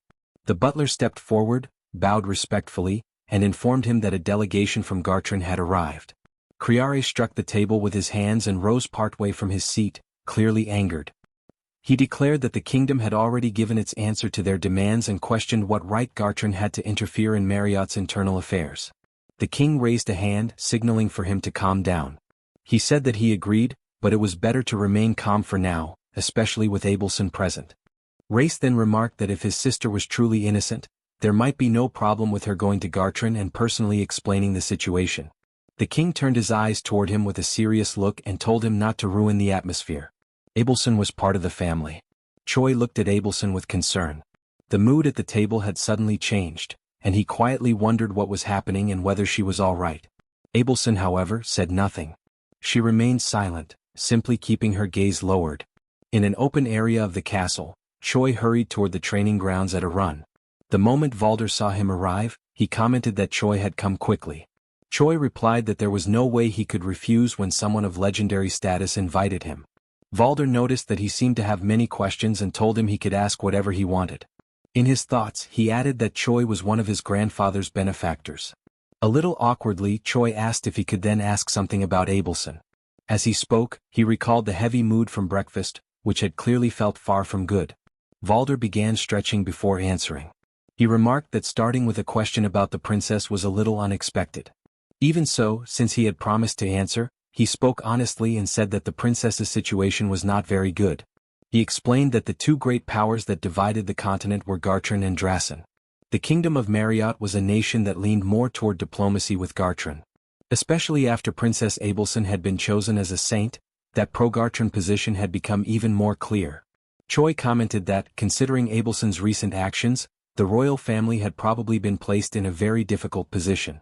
Valder partly agreed, but explained that the king was not the kind of man who would easily cast aside his own family. He also said that Abelson closely resembled the late queen, and that the crown prince, the first prince, was especially attached to his younger sister. As for the third and fourth princes, he stated that both were quite timid and weak-willed, making it hard to predict how they would act. Valder added that, since the king and the crown prince openly showed their affection for Abelson, it would not be easy for the third and fourth princes to push through their own opinions. Choi then asked what Valder's personal stance was in that situation. Valder answered calmly that he was only the royal family's sword, and a sword moved according to the will of the one who held it. Valder continued stretching, bringing his hands behind his back while rolling his shoulders. As he made the motion, he explained that his master had always been His Majesty, the king of that nation. He added that he had made that oath decades ago, at the moment he became a knight. Choi was startled the moment he heard that. In his thoughts, he repeated the word decades in disbelief. A little hesitant, he asked if he could know how old Valder was that year. Valder replied naturally that he was 97 years old. Even more shocked, Choi remarked that this went far beyond what could be called a youthful appearance. It felt completely unreal. As he started stretching his legs, Valder answered calmly that this was obvious. After all, he was a legend. Then he asked how much Choi actually knew about heroes and legends. Choi scratched his head, slightly awkward, and answered with the little he knew, that Valder was young, that he used lightning, and that getting hit by it hurt like hell. Valder let out a sigh after hearing that answer and remarked that Choi truly knew almost nothing. He then began to explain that the lightning power Choi was talking about was an ability that belonged only to his grandfather. To begin with, he explained that hero was a term used for those who possessed extraordinary power, far above the level of ordinary people. At the same time, however, it was also a way to describe those who still had not crossed the boundary required to become a legend. After that, Valder asked Choi what he thought the line between a hero and a legend really was. Choi froze for a moment, his eyes widening. Then he answered with hesitation, suggesting that maybe it was youth. Valder replied that Choi seemed strangely fixated on that point, but even so, his answer was partly correct. He explained that, just as Choi had said, when a hero reached the realm of legends, the body grew young again and returned to its physical peak. That was exactly why he did not look 97 years old. Then he added that there was a second factor, authority. He said the term sounded grand, but it could be understood as a personal trait, a unique ability that ordinary people did not have. According to Valder, when someone crossed the boundary and became a legend, that kind of special trait appeared. That trait could take many forms. Like his grandfather's lightning, it could be tied to one of the 5 elements, or, as in the case of Gartran's Great Barrier, it could appear as a kind of telekinesis mainly meant for defense. He explained that, in most cases, these traits appeared linked to physical strength or direct power. Still, in rare cases, far stranger abilities emerged. As an example, he mentioned Basil of Drasen, whose ability could completely cancel out a specific moment. Valder ended by saying that this kind of power was extremely rare. Choi then asked whether becoming a legend also meant becoming a mage. While raising his arms above his head to stretch them, Valder answered that it was somewhat different from ordinary magic. He explained that mages normally trained incantations and meditation in order to control a certain magical attribute. Authority, on the other hand, worked in a different way. At its core, it was free from incantations. It did not require meditation or training to be used. According to Valder, all someone had to do was add their own imagination to the trait that had appeared, and then wield it freely. Choi quietly murmured the word legend while thinking about Park Hyuna. In his thoughts, he then began to wonder how old that person really was. Valder kept explaining that even so, becoming a legend did not mean becoming all-powerful. He commented that Asahel possessed immense defense, but that it came at the cost of severe physical energy consumption. Then he crossed his arms and added that his grandfather was heavily affected by the weather of each day. Choi's eyes widened the moment he heard that, and he repeated the word weather in clear surprise. Valder explained that it meant his grandfather could not call down storms on a completely clear day, when there was no moisture in the air. Still impressed, Choi then asked what kind of authority Sir Valder possessed. Valder placed a hand on the golden part of the sword hanging at his belt, remarking that he had already expected that question and had therefore already finished warming up. Right after that, he drew the sword from its sheath and took hold of it. He declared that it was time for them to prepare for a training duel and that, while Choi was there, he would allow him to experience that power directly. He assured him that this experience alone would be enough to make him far stronger than he was at that moment. At that, Choi froze for a second, showing a somewhat tense smile. Even so, he ended up accepting the offer and made it clear that he understood. Night had fallen, and the full moon was shining in the sky when Abelson moved quietly through the castle corridors. She stopped in front of her father's room and knocked lightly on the door. She started to announce her presence, saying that it was Abelson, but cut herself off before finishing. From the other side of the door, voices could be heard arguing in raised tones. One of them accused with anger that someone still dared to call himself the king of a nation. The moment she recognized that voice, Abelson was startled to realize that it belonged to her brother, Race. Inside the room, the king remained seated while Race spoke to him loudly. The prince claimed that, in the end, Gartran would be the power that ruled the continent. According to him, even the empire of Drasen, seen as capable of rivaling Gartran, along with the allied kingdoms trapped between those two forces, would eventually be forced to bow before Gartran's power. The scene focused on Race, still agitated, as he kept insisting that Gartran had the strength needed to make that happen. Because of that, in his view, it was absurd for a small kingdom like Marriott to dare stand against Gartran. The king stayed silent, head lowered and eyes closed, listening to everything without replying. Race then pressed further, insisting that a ruler needed to be willing to sacrifice a few in order to protect the many. The third prince, who was also present in the room, answered that Race was not completely wrong. A ruler did need to be capable of sacrificing a few for the sake of the many. Hearing that, the king's hand slowly tightened into a fist. The third prince, however, continued by saying that there was one problem in that reasoning. Abelson was not simply part of the few. She was their older sister, tied to them by blood itself. Race turned toward his brother and fired back, asking if that meant Marriott should go to war against Gartran. He questioned how a small kingdom like theirs could even think of such a thing, all for the sake of personal feelings. That was when the king finally broke his silence. He declared that he was considering opening negotiations with Drasen, even at that very moment. He explained that Marriott was the largest buffer zone between the two great powers, and because of that, Drasen would likely not fully reject a diplomatic approach if the kingdom sought friendship. Even so, he added that they would need to act with extreme caution in order to avoid provoking Gartran without reason. Outside the room, Abelson was sitting on the corridor floor, listening to everything in silence. Race's voice echoed through the door when he finally burst out, saying that this was far too dangerous a gamble.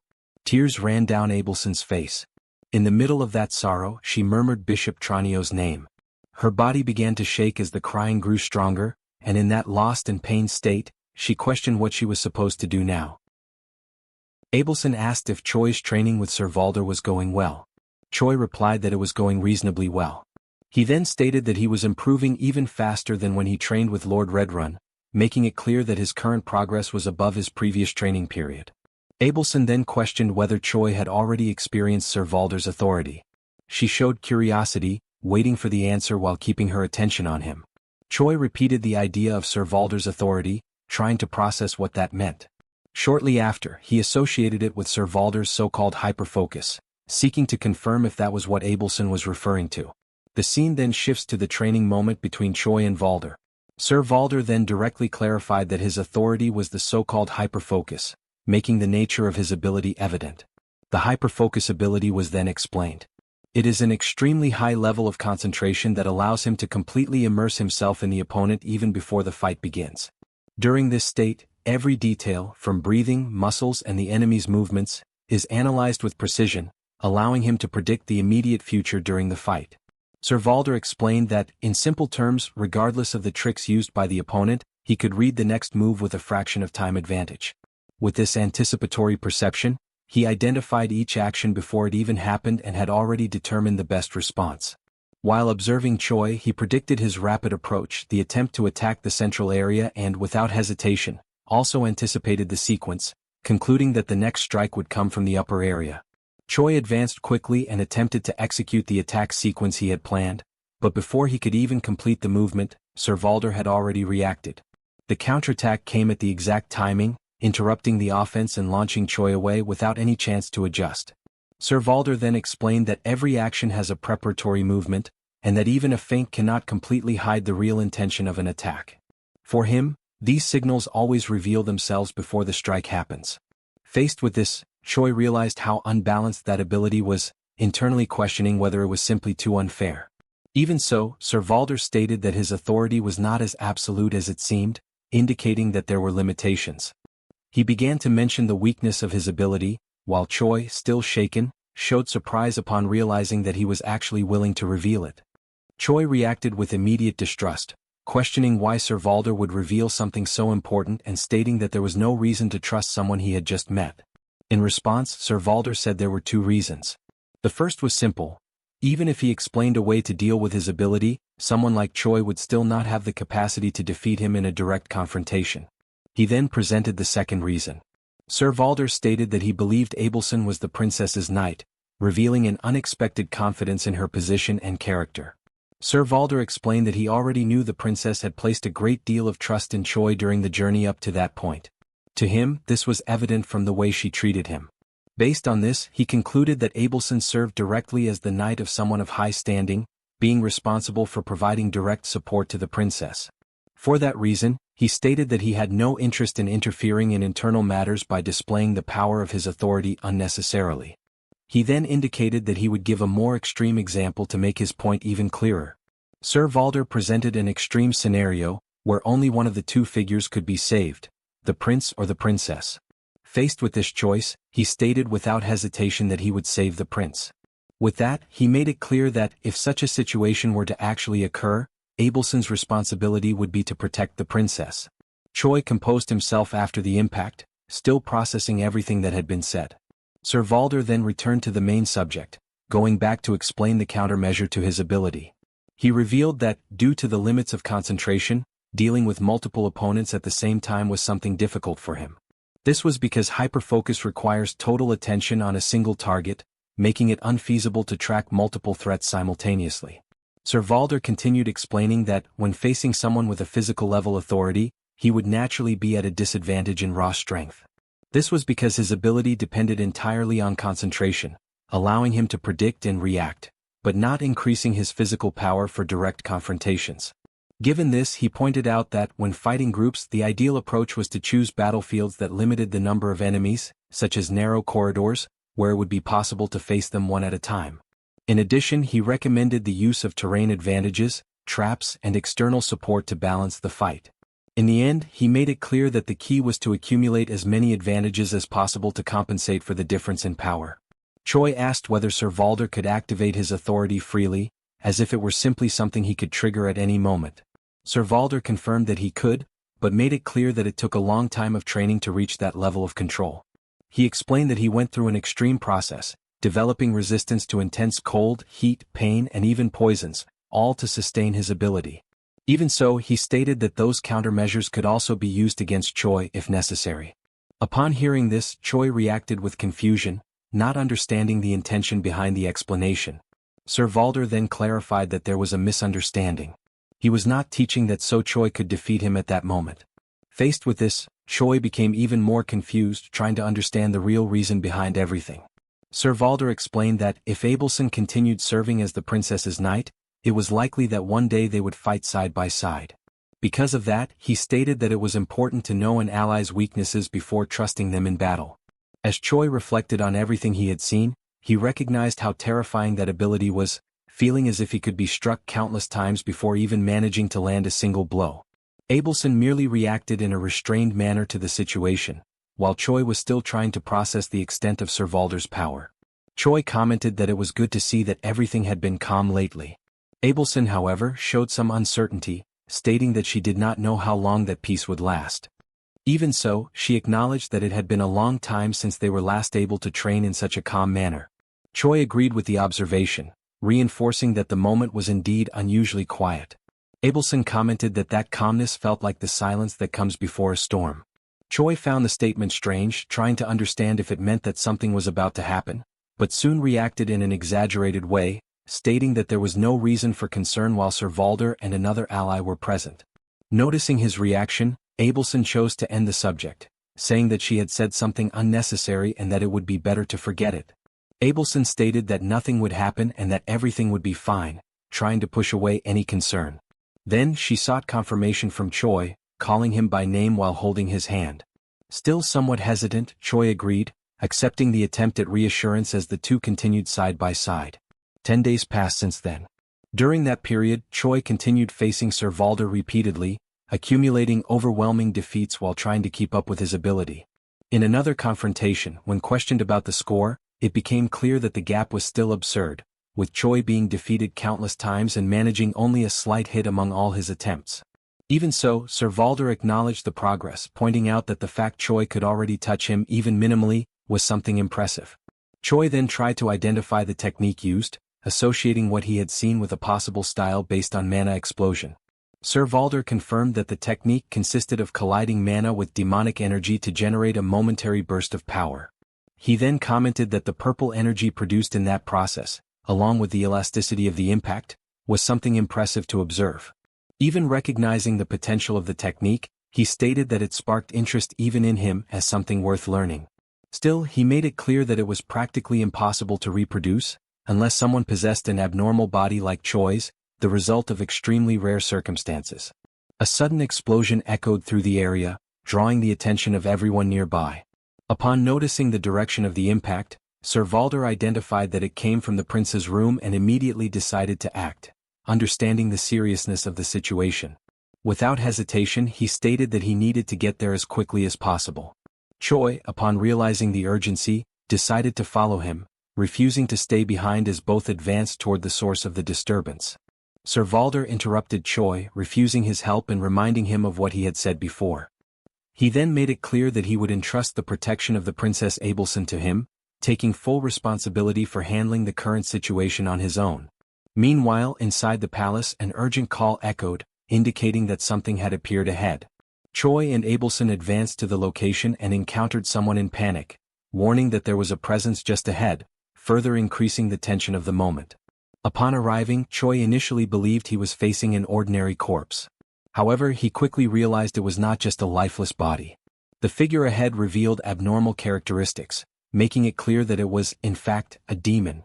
The situation worsened when it became evident that this was not an isolated case. There were several other similar bodies further ahead, indicating a large-scale threat. Faced with this, Choi, already tense, sought immediate answers and questioned whether there was any explanation for what they were facing. Frisch stated that he had no clue about what was happening. He questioned why the Demon King's army would launch such a reckless attack, especially in a place like that, far from the zones where it would be expected. Given the lack of answers, he decided that the best course of action was to further investigate the area in search of clues. After that, he suggested that everyone head to the chambers and regroup with Sir Valder. Abelson agreed with the plan and indicated the way, guiding the group as they moved cautiously through the area. As they advanced through the corridors, the group was met by Race in a clear state of shock, who showed immediate relief upon seeing Abelson, confirming that she was safe. Choi quickly questioned the situation, trying to understand what was happening in the palace. Race then explained that the place had been attacked by individuals who appeared to be demons. He revealed that he had already been attacked earlier and managed to repel the enemies on his own, but warned that there could still be more of them scattered throughout the palace. Race warned that there were still enemies remaining and that it was dangerous to move alone through the palace in that situation. Given this, he decided that he would personally accompany Abelson, as he knew the place well and could guide her safely. Abelson agreed with the decision and began to consider that Choi should also go along. However, before she could finish, a sudden movement interrupted the scene, indicating that something unexpected was about to happen. Choi pointed out that Abelson had enough sensitivity to detect the density of demonic energy in the environment, raising a direct doubt about how that could have gone unnoticed. Given that, he questioned whether it was really possible for demons to have infiltrated the castle without her noticing. Abelson found the remark strange and asked for clarification about what he was trying to imply. Choi then recalled that the fourth prince had stated that everything was a demonic attack, but he questioned that conclusion, raising the possibility that those responsible might not actually be demons. Race reacted with irritation to Choi's doubt, demanding an immediate explanation and making it clear that there was no time to waste. Before the situation could escalate, Abelson intervened, asking for calm and reinforcing that he was part of her family. She then presented a possible explanation for what had happened, suggesting that the enemies might have used magical tools to hide their presence, or that she herself might have let her guard down at that moment. For the time being, Abelson decided to trust Race's explanation, trying to maintain focus given the situation. Shortly after, she sensed a presence in the surroundings and stated that she could feel a faint demonic energy around, confirming that there were enemies nearby. The man reacted immediately, demanding to know where they were. Abelson then pointed out the direction they were coming from, but showed confusion as she noticed that something did not make sense. According to her, even though they were approaching, the enemies did not seem to be trying to hide their presence. Abelson realized that the energy was not only not being concealed, but was also different from that of ordinary demons. She tried to better identify the sensation, noticing that there was something strange and out of the ordinary about that power. Before she could finish her reasoning, the man noticed the imminent approach of something and immediately alerted the prince. Without wasting time, he ordered everyone to take combat positions, preparing for what was about to emerge. Abelson finally identified the nature of that presence, realizing that it was not a common demon. The energy resembled something hybrid, like it being half human and half demon, very similar to Choi himself. Soon after, the figure revealed itself, appearing with a distorted appearance, glowing eyes and a violent aura, confirming that this threat was something completely out of the ordinary. Upon closer observation, Abelson recognized something impossible to ignore and immediately associated that presence with Sir Valder, struck by shock. Choi, noticing her reaction, was also alarmed, trying to understand what had happened and who could have caused that transformation.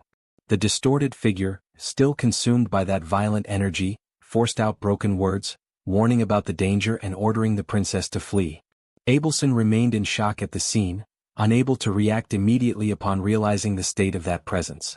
Meanwhile, Race only showed irritation, maintaining control of the situation despite the chaos around him. The scene then shifted back in time, revealing the events from minutes earlier, in front of the king's chamber. Messengers reported that Sir Valder was on his way, while reinforcements from the guard were also approaching. In response, Race ordered everyone to reorganize quickly, making it clear that they needed to complete their objectives before the external forces arrived. Shortly after, Sir Valder appeared on the scene with a precise attack, interrupting the enemy's advance and presenting himself without hesitation. Upon landing on the battlefield, he demonstrated complete control of the situation and immediately checked Race's condition, ensuring he was still safe before taking any further action. Race stated that he had already confirmed the situation in the chambers, taking full responsibility for what had occurred. In response, Sir Valder told him to wait, assuring that he would resolve everything quickly and capture those responsible alive to obtain answers. Race showed confidence, acknowledging Sir Valder's ability and highlighting his loyalty, while stepping back as requested. Sir Valder then emphasized that he needed space to concentrate, making it clear that any interference could hinder him. However, as he approached, Race revealed his true intention. Without warning, he applied a substance directly to Sir Valder, catching him completely off guard. Faced with the unexpected action, Sir Valder tried to understand what had just happened, realizing that something was deeply wrong. Sir Valder was thrown backward by the sudden impact, still affected by the substance he had received without noticing. Even as he tried to regain his composure, he immediately realized something was wrong, turning his attention to Race and questioning the third prince's actions. Before he could react, a new presence appeared, directly thanking Race for what he had done and taking control of the situation. It became clear that everything had been planned. Race had allowed it to happen. Faced with this, Sir Valder began to connect the dots, suspecting that the prince had allied himself with external forces, possibly the group behind the entire situation. He then reflected on the inconsistencies, realizing that there had been no unknown presence in the palace that had escaped his perception. This raised a single possibility: the assassins had not simply invaded, they had been inside from the very beginning. The conclusion weighed heavily, indicating that the attack on the royal family had been facilitated by someone from within. Even weakened, Sir Valder realized that this was not an ordinary poison. His resistance should neutralize practically any existing substance, yet something about that attack completely defied that logic. As he tried to understand what was happening, Race revealed that he had carefully planned how to eliminate someone like him, someone considered immune to poisons. The answer came in the form of something different, demonic energy injected directly into the body. According to him, when this energy collides with human mana, a violent rejection occurs, capable of destroying the body from within. In this way, Sir Valder's supposed immunity became useless, since it only worked against conventional poisons. As his body began to collapse, the hooded allies observed the situation, making it clear that they would help restrain him, but that the final blow should come from Race himself, avoiding any conflict of interest afterward. At that moment, a soldier appeared bringing new information, indicating that Choi's group had been located. Without showing hesitation, Race decided to deal with Sir Valder first before moving on to the next target, making it clear that everything was already part of a larger plan. Even with his body being consumed by demonic energy, Sir Valder still managed to react for a brief moment, releasing enough strength to pull away and disappear from sight. Race watched the escape and briefly considered whether he should pursue him, but quickly dismissed the idea. To him, Sir Valder was already doomed. It was only a matter of time before his own body collapsed. The hooded figures reinforced that certainty, stating that even though he was a legend, his organs were still human and would not withstand the reaction caused by demonic energy. With that, Race decided to prioritize another objective, dealing with his own sister before the guards arrived. Meanwhile, Abelson, completely shaken, tried to deny reality, refusing to accept that Race could be behind all of it. She searched for an alternative explanation, insisting that there had to be some misunderstanding. Race, however, remained silent for a moment, staring directly at her. Then, without hesitation, he made it clear that everything that had happened was because of her. Abelson, still in shock, could not immediately accept what she had heard, questioning how all of that could possibly be her fault. Race then revealed his distorted view of the situation, stating that the real mistake had been confronting Gartrum, a force he considered far superior. To him, the mere fact that Abelson had gotten involved was enough to bring severe consequences, regardless of any real fault. Hearing that, Choi tried to intervene, but the tension in the environment had already reached another level. Race continued, making it clear that this was not just about survival, but about controlling the narrative. He had already decided how everything would be told. According to him, the official story would say that the family had been attacked by demons allied with Abelson, resulting in the death of everyone, including the father, the brother, and even the legend who defended the kingdom. Then he would present himself as the sole survivor who discovered the truth too late, but still managed to put an end to the enemy's plan. And to solidify everything, he claimed that the Gartrum delegation present at the scene would confirm exactly that version. It became clear that this was not just a coup, it was a complete plan to rewrite history and eliminate any opposition. Race continued outlining his plan, stating that after the fall of the kingdom, Gartrum would approach under the pretext of concern over the nation's fragility. According to him, a blood alliance would be formed between both sides, but in exchange the country would grant military rights, territory for troops and free passage, completely opening its doors. For Race, that was not betrayal, but the best possible strategy to ensure the survival of a small country like theirs. Choi then interrupted, questioning whether that decision could truly be considered acceptable. He recalled what he had seen during his journey to the capital. Destroyed cities, people starving, and abusive taxes that were already pushing the population to its limit. Given that, he pointed out that demanding even more sacrifices would only worsen the situation, making it impossible for ordinary citizens to survive. Abelson also reinforced the concern, reminding that Gartrum had an extremely unstable relationship with neighboring countries, especially Drazen. She highlighted that allowing Gartrum's military presence could provoke external conflicts, questioning how Race intended to deal with the consequences. Even so, Race dismissed all objections, stating that only someone who did not understand Gartrum's true power would ask such questions. Race declared that, in the face of Gartrum's power, any resistance was useless. To him, fighting against it would only lead to destruction, and the only rational choice was to submit while there was still a chance. Abelson remained firm, even under pressure, holding her ground as the tension escalated. At that moment, the capital's guards finally arrived, storming the area and trying to understand what was happening. Without hesitation, Race carried out his plan and completely twisted the situation, announcing that the king had been assassinated by demons and directly accusing Abelson of conspiracy, trying to solidify his version in front of the witnesses. With the decision now before her, Abelson was forced to act. Choi, aware of the gravity of the moment, stated that he would rather flee with her, but acknowledged that this was a family matter and that he would respect whatever choice she made. In response, Abelson brought up a striking memory, asking if he remembered the poor people of Kaitan. She recalled how, when they were captured by the temple guards, the villagers had begged for mercy on their behalf, even though they had nothing. That memory reinforced the weight of the decision that needed to be made. Abelson deepened the recollection, explaining that the village chief had already known they were not simple city mercenaries, yet still chose to help them. Even knowing the risks and the possible accusations against those people, the villagers did not hesitate to protect individuals who had been abandoned by their own kingdom. It was thanks to those words and the bishop's intervention that they had managed to survive up to that moment. Faced with this, Abelson reflected on the future, questioning what kind of life those people would have if everything followed Race's will. Choi recognized the weight of the decision and stated that she could leave the rest to him if she had already made her choice. But Abelson refused. With determination, she made it clear that this was a matter between siblings and that she would no longer hide behind anyone.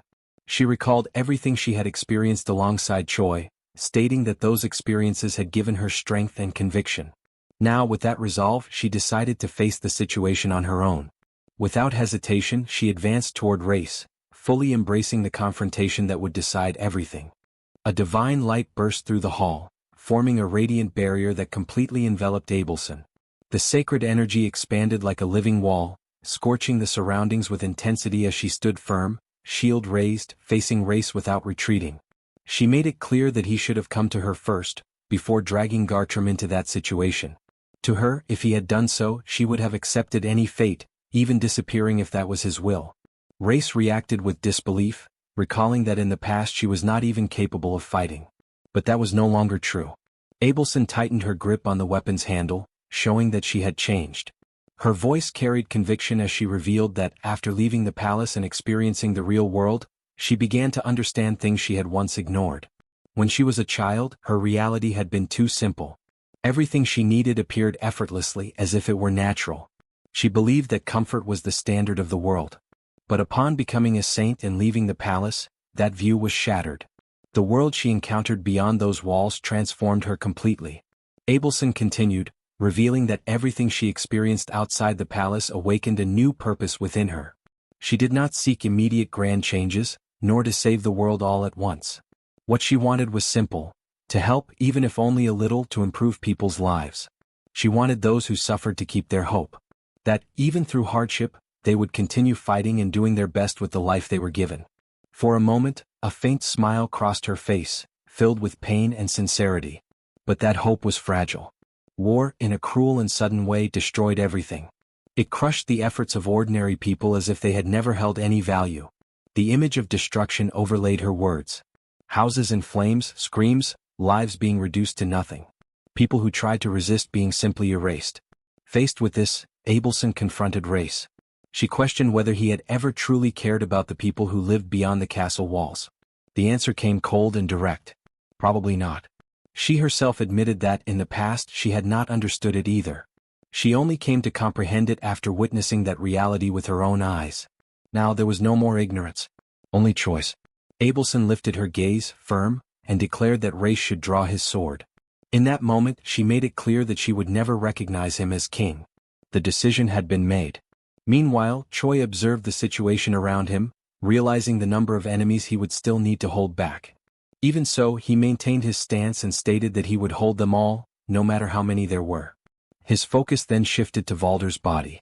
Even in that state, he was still breathing. That was not normal. Perhaps, because of his extreme training, there was still a chance of survival. But there was no time to dwell on it. With determination, Choi positioned himself between both sides and declared that no one should interfere. This was not just any fight, it was the final confrontation between brothers. He reinforced the command, making it clear that no one should interrupt that sacred duel. On the other side, the hooded figures chose not to act. They assessed that, as long as Race had not yet been officially crowned, any direct intervention could be seen as political interference in front of the guards who were arriving. Because of that, they decided to simply observe. Soon after, reinforcements began to appear, confused by the scene before them. Questions echoed through the hall, trying to understand what had happened to the prince, the princess, and the entire situation involving demons and murder. But no answers would come in time. Because, at that moment, everything had already passed the point of no return. Choi stepped forward and took the floor before everyone. Without hesitation, he declared that he stood on the princess's side. Then he dismantled the narrative created by Race, making it clear that the murder was real, but the one responsible was not a demon. Confusion spread among those present. The official version began to collapse. He then led everyone to think logically. If they truly were demons, where were they now? Why did none of them remain there? It made no sense that all of them had simply vanished, especially with him being the only one present at the scene. Some tried to justify it, suggesting that perhaps the attackers had already been eliminated beforehand. But that only made the situation even more incoherent. To defeat someone like Valder, an absurd level of power would be required, something on the level of a commander of the Demon King's army. And an entity like that would never move alone, much less attack in such a discreet way and then disappear without leaving clear traces. Choi left the question hanging in the air. If they were not demons, then what had really happened? The tension rose when he directed attention to the hooded figures. That silent presence now seemed even more suspicious. The guards demanded answers, ordering them to reveal their identities and affiliations. On their side, the discomfort was evident. If they revealed themselves as holy knights tied to the delegation, without concrete proof of a powerful demon, the entire intervention would lose its legitimacy. The situation was starting to slip out of control. At that moment, Race collapsed before Abelson. Completely different from his earlier stance, he begged. He asked for forgiveness, saying he would give up the throne, that he would abandon everything just to be spared. But that desperation was not remorse. It was only fear of losing. Race fell apart completely. With no pride left, he clung to the only thing he could still try to save, his own life. He promised public support, total submission, anything that was necessary. There was no longer ambition, nor strategy, not even dignity, only a desperate plea to stay alive. But before him, Abelson saw no redemption. She saw emptiness. Her voice came out cold, heavy. She questioned if that was all he had. If that was the extent of his resolve. No cause, no conviction, only the miserable instinct to survive at any cost. And then came the harshest blow. She exposed what truly repulsed her, the ease with which he abandoned everything. Family, honor, everything was disposable the moment his own life was at risk. Race tried to justify himself. He said he was afraid, that he did not want to die. He appealed to the bond between them, trying to hide behind the fact that he was the younger brother. But that no longer meant anything. Abelson did not reject him with hatred, but with something worse. Contempt. She ordered him to stand. Straighten his shoulders. Maintain his posture until the end. Even defeated, he should at least uphold his own actions. Denying everything now would not erase anything, it would only make it all even more pathetic. If he went through with it, at least he could pretend he had some kind of conviction. He could uphold the lie that all of this had been for something greater. Otherwise, the deaths of their father and brother would have no meaning at all. Her words cut deeper than any blade. And then, without hesitation, the decision was made. The blade fell. Race broke. On his knees, his body trembling, he still tried to deny reality, but it was already too late. Abelson's decision did not waver. The blade fell without hesitation, fast, clean, final. The dry sound echoed through the hall. And then, silence. For him, everything ended there. Hyunseok watched from the side, exhaling slowly. The tension did not disappear, it only changed form. For a moment, it seemed like everything had been resolved. But his mind was already racing ahead, trying to understand what would come next. Meanwhile, in the shadows, the hooded figures were not satisfied. They called Race a fool. He had failed at something basic. The situation was not over. There were still witnesses, variables out of control. Their solution was simple, cold. Eliminate everyone there and negotiate afterward. But before any move could be made, the sky fell. A violent explosion tore through the palace ceiling. Fragments and flames collapsed like rain, lighting everything in a sudden inferno. The impact was brutal, throwing bodies in every direction. High-level magic. Without warning. Hyunseok reacted on instinct, pulling someone and throwing himself out of the impact zone. The ground cracked, the air burned, and chaos took over. Screams echoed. Total confusion. When the dust began to settle, he was still standing. Injured but conscious. Abelson had also endured. The two exchanged a quick glance. That was not the end. It was only the beginning of something worse. The scene was still burning when a new presence appeared, firm, casual, as if that chaos were nothing more than an ordinary meeting. Park Hyuna. She appeared amid the flames as if she were arriving late to some casual conversation. At her side were Frisch and Rachel, which only made everything even stranger. Hyunseok immediately realized that this changed everything. She was not there by chance. The hooded figures recognized it as well. The tone shifted instantly. Without hesitation they gave a direct order. Get up, prepare, engage in combat. The situation slipped out of their control the moment Hyuna stepped in. On the other side the reaction was completely different. Hyunseok pointed without patience. He called the Knights of Gartrain trash, making it clear that he had already understood who was behind everything. Then he placed the responsibility in Abelson's hands, as if asking whether she wanted to settle it right there. The answer came somewhat awkwardly, but positive. And that was enough. Hyuna did not need anything more. She was already irritated. She said she owed a favor, and that, on top of that, she was in a terrible mood. That was enough. Her body erupted with energy. The air around her distorted with heat. And then, a flaming fist. Flame fist. The blow came down like a living explosion. It was not a common attack. It was pure impact, brutal, crushing. The ground gave way, the fire spread, and the force of the strike tore through everything in its path. No room to react. No room to defend. The fire still crackled through the hall, but to Hyuna, it no longer mattered. To her, that had been nothing more than a quick cleanup. As if nothing had happened, she turned and asked what the next step would be. The atmosphere shifted completely. Without immediate pressure, the tension gave way to something lighter, almost strange after everything that had happened. Hyuna decided she would go with them. She had nowhere else to go, and besides, there was already a certain connection there. For her, traveling with strong people had always been more interesting. Hyunseok accepted, but made it clear that they did not even know where to go at that moment. Then the decision came quickly. She knew a place. A safe point, far from that chaos, where they could talk calmly and organize the next steps. Meanwhile, Abelson made her own decision. She asked for time. Not to run, but to finish what still remained there. The old Duke, still shaken, could barely understand the situation. But when she extended her hand to help him stand, everything became clear. She was not abandoning everything. She was choosing the right moment. She called him grandfather, not as a title but with genuine respect, and explained firmly, she would leave Mariette for now. But not as a fugitive. She would return.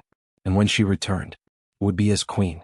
The promise lingered in the air, firm, unshakable. Until then they would need to endure. Because this was still far from over. Even wounded, with blood still marking her face, Abelson smiled. It was not a smile of victory, it was something calmer, steadier. She did not promise power nor revenge. She promised an end to the war. Meanwhile, Hyuna was already on a different pace. Leaning back, writing with some difficulty, she complained about the lost habit. It had been a long time since she had written by hand. That scene contrasted completely with the chaos from minutes earlier. As if all of that had been just another ordinary day. Hyunseok was still trying to keep up. Without fully understanding the plan, he asked where they were going now. The answer came simple, direct, and full of meaning. Ultimum phase. The name sounded strange, ancient. But Hyuna explained. In the ancient language, meant hope. And at that moment, in the middle of ruins, blood and fire, that was exactly what they needed. The scene shifts to clearing forest near Mariette. The group arrives at the location from Hyuna's plan, and Choi asks if they are really in the right place, since he cannot sense anything unusual there. Hyuna reveals that protective magic is hiding the target, which is why amateurs are unable to notice it. She then pulls the necklace from around her neck. As she activates the necklace's magic, she declares that she is there for Sullivan. However, time passes and nothing happens, leaving Hyuna frustrated while the others simply wait. Hyuna angrily asks why the hell it is not working, and Choi reminds her that she herself said it does not work for amateurs. Hyuna then states that even Choi managed to use the magic 40 years ago, and while she is speaking, someone reveals themselves behind her. The presence turns out to be cephalopod Sullivan Campbell Williner, who is pleasantly surprised that Hyuna has finally made contact after 10 years. Hyuna asks why Sullivan did not respond to the summons and whether it was intentional, and Sully answers that of course it was, since Hyuna only shows up when she needs something. She tells her to spit it out already because that fact is irritating. Hyuna introduces the rest of the group as colleagues and reveals that they currently have nowhere to go, informing her that they will be staying around for a while. Choi takes the opportunity to greet her as well. Sully is surprised that Hyuna is personally vouching for the group, and even though it goes against the rules, Sully cannot refuse an act of free will from Hyuna. Sully then takes the group to Ultimate Fest. Choi asks what kind of place it is. Sully replies that, in short, it is a starting point for heroes, and Hyuna sarcastically comments that only in dreams would that be true. Choi reacts with surprise upon learning that a starting point for heroes actually exists. Sully notices this and asks why he is so surprised, also questioning how his own first days were. Choi responds that he was thrown straight into the Demon King's army and lived through hellish times, leading Sully to explain that other heroes also go through terrible experiences. She explains that it is not simple to place a sword in the hands of an ordinary person and ask them to fight. It is not like a game where there are multiple lives, and beginners also need some kind of starter guide. That is the foundation of why 90% of beginners either give up or die within the first year. Even among the remaining 10%, very few survive afterward. If the numbers are calculated, heroes on the level of Sully and Hyuna are extremely rare. On top of that, established heroes usually receive recruitment offers from Gartland. It is an irresistible proposal. But in the end, with only a few exceptions, heroes become puppets without free will. Hyuna immediately gives her opinion, saying that such a lifestyle is a nightmare. For those reasons, Sully created Ultimate Fest so it could serve as a kind of tutorial, preventing heroes from facing that reality. A training ground where seniors could take responsibility for guiding new generations of juniors. Hyuna questions Sully about the purpose of the village, considering that Drazen does not accept outsiders and Gartland is hunting the village with bloodthirsty determination. Sully responds by saying that there is someone Hyuna needs to meet, the Duke of Drazen, who said that Hyuna would come looking for her soon, and surprisingly, that prediction ended up coming true. Hyuna realizes that this means Sully did not bring the group to the village out of her own goodwill, and Sully replies that nobody does anything driven purely by kindness alone. Sully finishes by saying that it will be worth hearing him out, since a good deal might emerge both for Hyuna and for the village. The scene shifts to the meeting, where the man introduces himself as Olivant Grimier of Drazen. Choi returns the greeting, but Olivant says there is no need for introductions. After all, he already knows the group. The question he asks is what they plan to do from this point onward. Since Marriott stirred up Gartland, the group should already have a solid plan for the possible retaliation. Abelson steps forward in the conversation to explain that the group's plan is to end the war against the demons. She explains that thanks to the threat of the demon race, Gartland continues spreading its religion in order to influence nations and expand its army. They claim to have led the historic victory in defense of humanity. Because of that, many people are grateful to Gartland. That gratitude eventually became faith, and from faith came reverence, raising Gartland to the status of guardian of the continent while strengthening its public relations campaigns and diplomatic influence. Olivant becomes excited by the conversation and asks Abelson to continue. Abelson then raises a question. What if the demon army is no longer a threat? What if Gartland's protection is no longer necessary? What would happen with the end of a war used to extort the people through taxes under the pretext of defense, while instead leading humanity into an era of peace through development and coexistence? Such an era would no longer depend on swords. And Gartland would lose its reasons to continue interfering. Olivant understands the argument but says it is highly unlikely.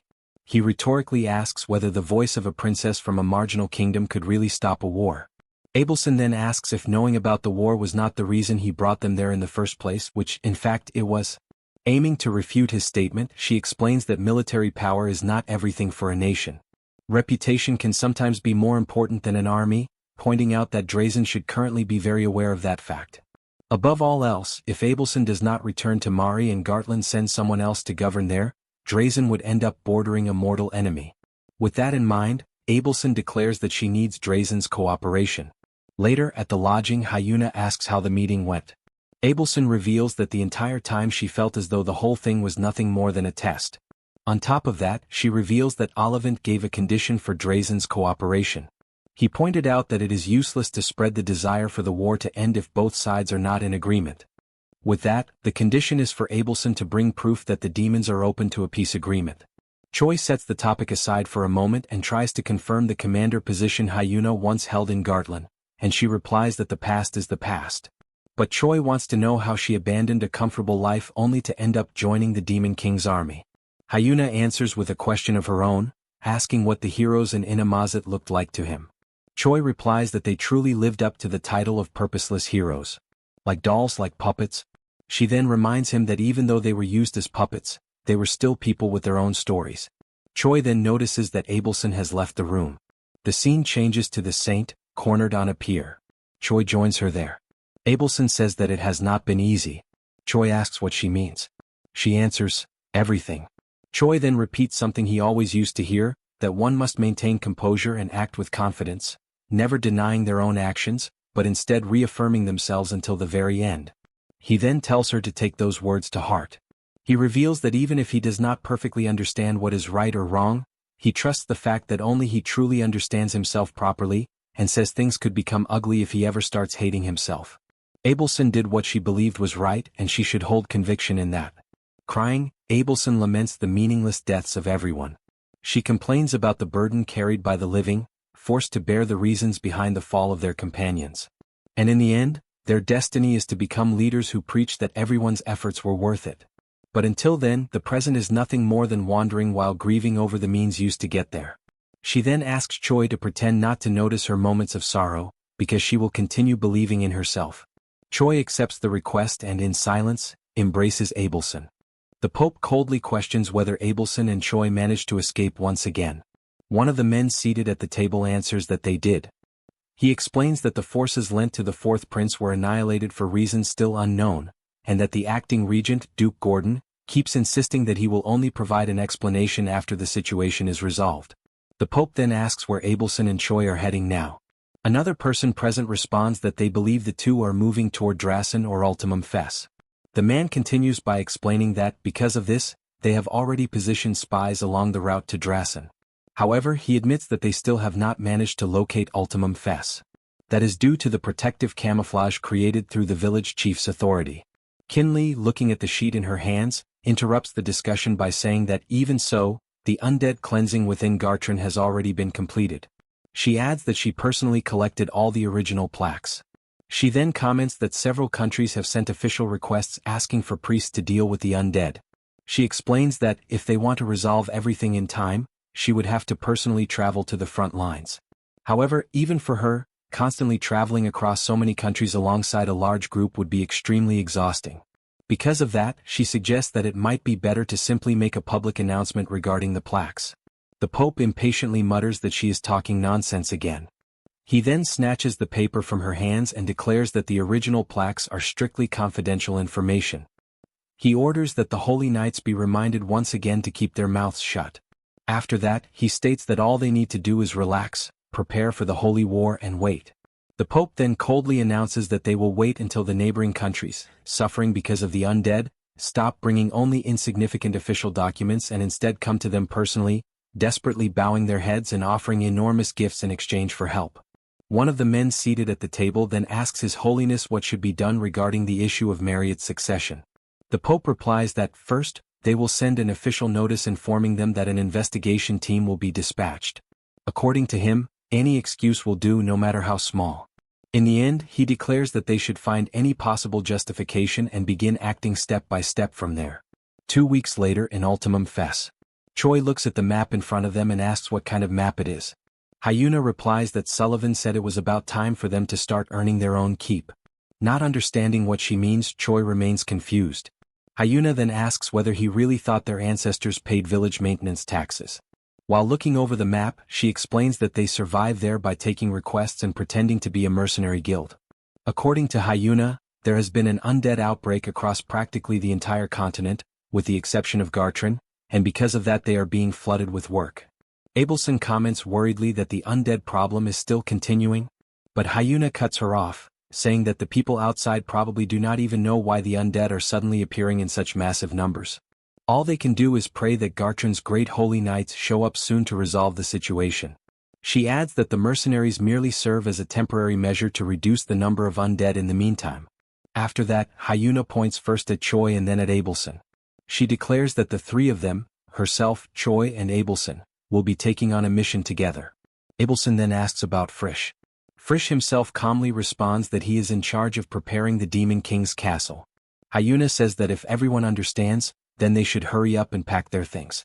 According to her, it was already time for them to start paying for their lodging and food with their own work.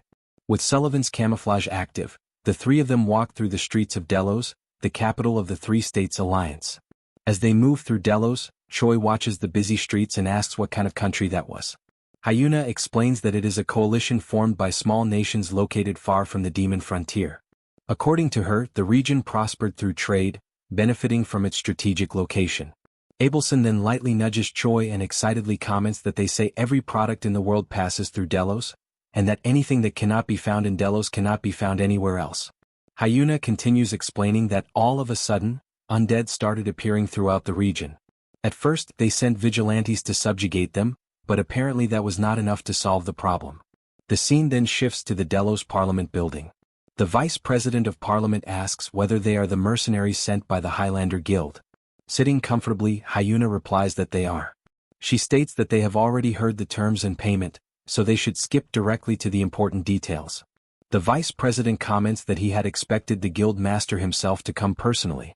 After all, the coalition agreed to pay 10,000 gold coins for the mission, so failure would become a serious problem. Hyuna immediately slams her fist against the table and irritably asks who exactly was supposed to fail. Filled with pride, she declares that she is 1,000 times superior to their guild master. She then proclaims herself to be the greatest and strongest mage of the current era and demands that nobody dare doubt her. Behind her, Choi tries to ease the situation, telling them to overlook it because she has a very bad temper. Beside him, Abelson merely gives an awkward smile while repeatedly apologizing for Hyuna's behavior. The vice president then decides to continue and places a map on the table. He explains that the undead horde is located in the Icilius Desert. Worse still, they are wandering through the southeastern part of the desert, precisely one of the region's main trade routes. According to the reports, the enemy forces number between 1,000 and 2,000 undead. He adds that the number may have increased even further after the previous failed subjugation attempt. Hyuna questions, surprised, whether the coalition truly struggled against only that many enemies. The man answers that they thought the same thing at first. However, there is a lich leading the horde. He clarifies that it is not an ordinary lich. There are reports claiming that the creature commanded the massive horde exactly like a human army. Because of that, they believe that lich to be the true core of the undead legion. In the end, the vice president asks them to eliminate that lich before the undead in the region multiply even further. In the Icilius Desert, Hyuna stands atop a set of ruins while observing the vast landscape spread before them. She then comments that, just by looking at the terrain, she can already understand why Sullivan sent her on this mission. Right behind her, Choi asks why. Hyuna proudly replies that it is because she is a great mage. Choi reacts sarcastically, agreeing without any enthusiasm. Noticing his reaction, Hyuna questions why he answered like that. She then explains that magic is a skill specialized for large-scale battlefield warfare, especially in open areas like that one. According to her, warriors are responsible for one-on-one duels between generals, while mages exist to completely overturn the tide of battle on a massive scale. I can't miss the opportunity to thank for the image from this angle. Hyuna then jumps down from the ruins and continues the conversation by asking about the combat power levels of Choi and Abelson. Choi awkwardly scratches his head and explains that he cannot open his system window. Hyuna immediately crosses her arms and calls him a liar, claiming that hers works perfectly fine. Choi replies that, in any case, it has already been a long time since the last time he was able to check his missions or combat power. Hyuna activates a skill through her eyes and comments that maybe it is some kind of error. Even so, she decides to check personally. In the next instant, she is surprised to realize that truly nothing appears. Choi simply shrugs and reminds her that he already warned her. He admits that it frustrates him as well. He then comments that he feels as though he has lost the compass of his own life. Suddenly, Hyuna smacks him on the head and calls him an idiot. She asks what he means by compass, saying that he has his priorities completely backward. She then clenches her fists and says not to let one's life be guided by missions sent by some unknown entity. What truly matters is simply living while doing what one wants to do and what one believes is right.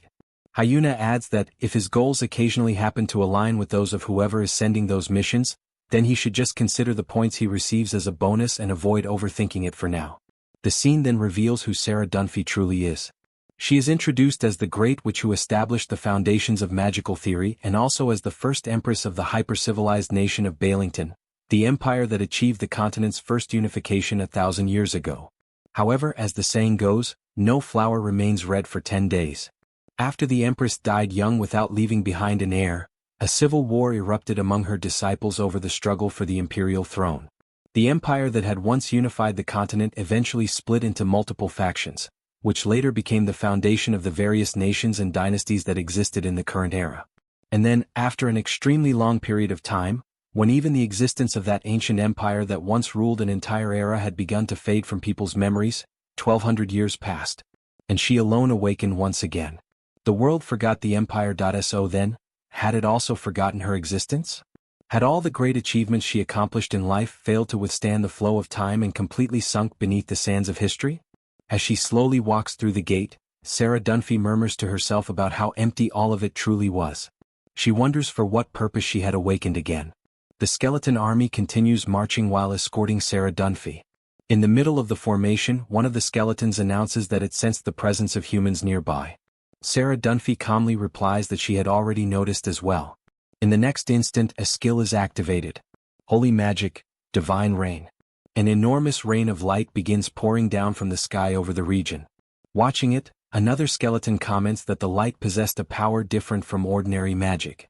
It then questions whether that was also a new type of power, just like the demonic energy now flowing through their bodies. Sarah Dunphy then slowly steps down from the elevated place where she had been standing and comments that, as expected, there are still far too many things in that era that she does not understand. Even so, she immediately recognizes that it was magical power. And not only that, it was on a completely different level from the trash she had faced before. At that moment, a gigantic flaming stone crashes down from the heavens directly toward her. However, Sarah Dunphy destroys the attack with absolute ease. Then, staring toward the direction the attack came from, she declares that if someone dares challenge her using magic, she will gladly accept that challenge, calling the enemy an arrogant young girl. Hyuna remains kneeling on the ground, completely outraged. She complains that they were supposed to hunt a monster of that level for a mere 10,000 gold coins and questions whether those bastards from the coalition had completely lost their minds. Right behind her, Choi asks if the opponent was really so absurd that they needed to run away immediately.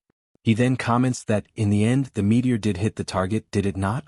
Hyuna nearly whines as she responds, asking whether he has any idea how incredible a magical meteor truly is. She explains that it is a gigantic spell that even she can only cast 2 or 3 times per day at most. Even so, that lich pierced straight through her magic. Abelson then grabs Choi's hand and tries to explain it in a simpler way. She asks what would happen if the two of them collided their fists head-on. Choi answers that her arm would probably be pushed back or broken. Abelson agrees, but explains that this is not what happened to Hyuna's spell. Instead of being repelled or destroyed, the magic was pierced straight through, as if an awl had gone through the entire meteor. Bent over on the ground, Hyuna starts lamenting in near despair. She states that, precisely because she is also a mage, she can perfectly understand what happened. According to her, Sarah Dunphy was clearly testing her skill. She wanted to discover which of the two possessed more refined and precise magical technique. Hyuna then starts punching the ground repeatedly while furiously screaming that she lost. And that fact irritated her to no end. Choi then asks if, since the enemy seems so dangerous, it might be better to request reinforcements. Hyuna immediately replies that such a thing is impossible. She explains that Ultimum Fest does not have enough manpower to waste on a battle of that level. On top of that, she would have to admit to Sullivan that she had been completely outclassed in magic. Choi then asks if there is any other alternative. Hyuna finally stands back up and answers that there is an old famous saying, a mage is only as good as their equipment. Because of that, she declares that they will prepare far more carefully next time. She then tells everyone to get ready. According to Hyuna, the first round had merely been a polite greeting. From that moment onward, the real fight would begin. The skeleton army advanced silently along the road when one of them called out to Her Majesty, warning her about something up ahead. Sarah Dunphy asked what was there. As they approached, they found a sign planted into the ground. Attached to it was a sheet of paper titled, Challenge Letter. The message stated that, based on the magic used earlier, it had already been confirmed that the opponent possessed a certain level of skill. Even so, it claimed that the one issuing the challenge had not been fighting seriously until now either. The text then proposed settling everything through a fair and direct one-on-one battle in a clearing located 1 kilometer away. In the end, it promised that the true strongest would be revealed there. The signature came together with a provocation. From the genius mage you just exchanged blows with. The scene then returned to 1 hour earlier. Hyuna announced that everything was ready. Hearing that, Choi questioned whether she truly believed a lich would fall for something so obvious. She responded with complete confidence that it was a guaranteed hit. The paper she had prepared was, in practice, a genuine declaration of war. Choi asked why she was so certain. The redhead then recalled the moment when the meteor had previously been destroyed. According to her, someone that skilled could have easily neutralized the meteor before it even reached the ground. Even so, The opponent had deliberately allowed the impact to happen just so they could destroy it in a flashy display before everyone. She then asked the group what they believed it meant to be strong. Choi replied that it probably meant possessing great physical power, simply being extremely powerful. Hyuna agreed in theory, but explained that to her, true strength meant never backing down from a challenge. Even when the terrain was unfavorable, even when it was obvious that the enemy had prepared a trap, the person would still accept the confrontation while fully aware of all of it. According to her, that was precisely how someone showed the entire world the difference in level between themselves and everyone else. She concluded by saying that this had always been the common trait shared by every truly strong person she had ever faced. And because of that, if that lich truly considered itself a powerful being, then it would definitely appear. Hyuna looked at Sarah Dunphy standing before her and asked in a satisfied tone what she had said earlier. According to her, had she not warned everyone that the enemy would show up? Hidden in the distance, Abelson touched the magical device on her ear while observing the battlefield. She reported that the army had really stopped and asked whether all she needed to do was remain there and monitor the situation. Hyuna answered that yes, exactly as she had explained before, that was her mission. She then added that, in the unlikely event the undead started advancing, Abelson's role would be to stop them from moving in that direction until the duel was over. Standing before Hyuna, Sarah Dunphy stared at her while asking if she was the young mage responsible for summoning her there. Hyuna casually confirmed that yes, it was her. Sarah Dunphy then declared that, before the fight, she had a question. She wanted to know exactly what Hyuna lived for. Hyuna answered immediately, questioning why someone who was already dead would be searching for a reason to live. Right after that, she dismissed the small talk and declared that it would be better to find out which one of them was the superior mage. Without wasting time, Hyuna began the attack, launching her magical spheres toward Sarah Dunphy while announcing that she would make the first move. Sarah Dunphy watched with disappointment. She commented that she had even come alone, exactly as requested. In her mind, she concluded that it did not seem like anything special. Perhaps it was merely an opening test. The scene then shifted back to 1 hour earlier, during a strategy meeting.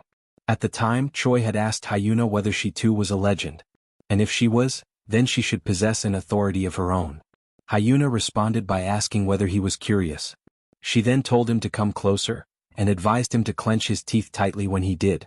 Choi saw Hyuna suddenly move to punch him and panicked, asking why she was doing that so abruptly. Her fist stopped right in front of his forehead.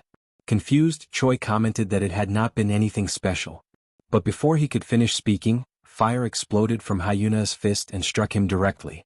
With obvious pride, Hyuna then revealed that this was her authority. Within a certain radius around her, every point of impact created by her attacks would instantly explode.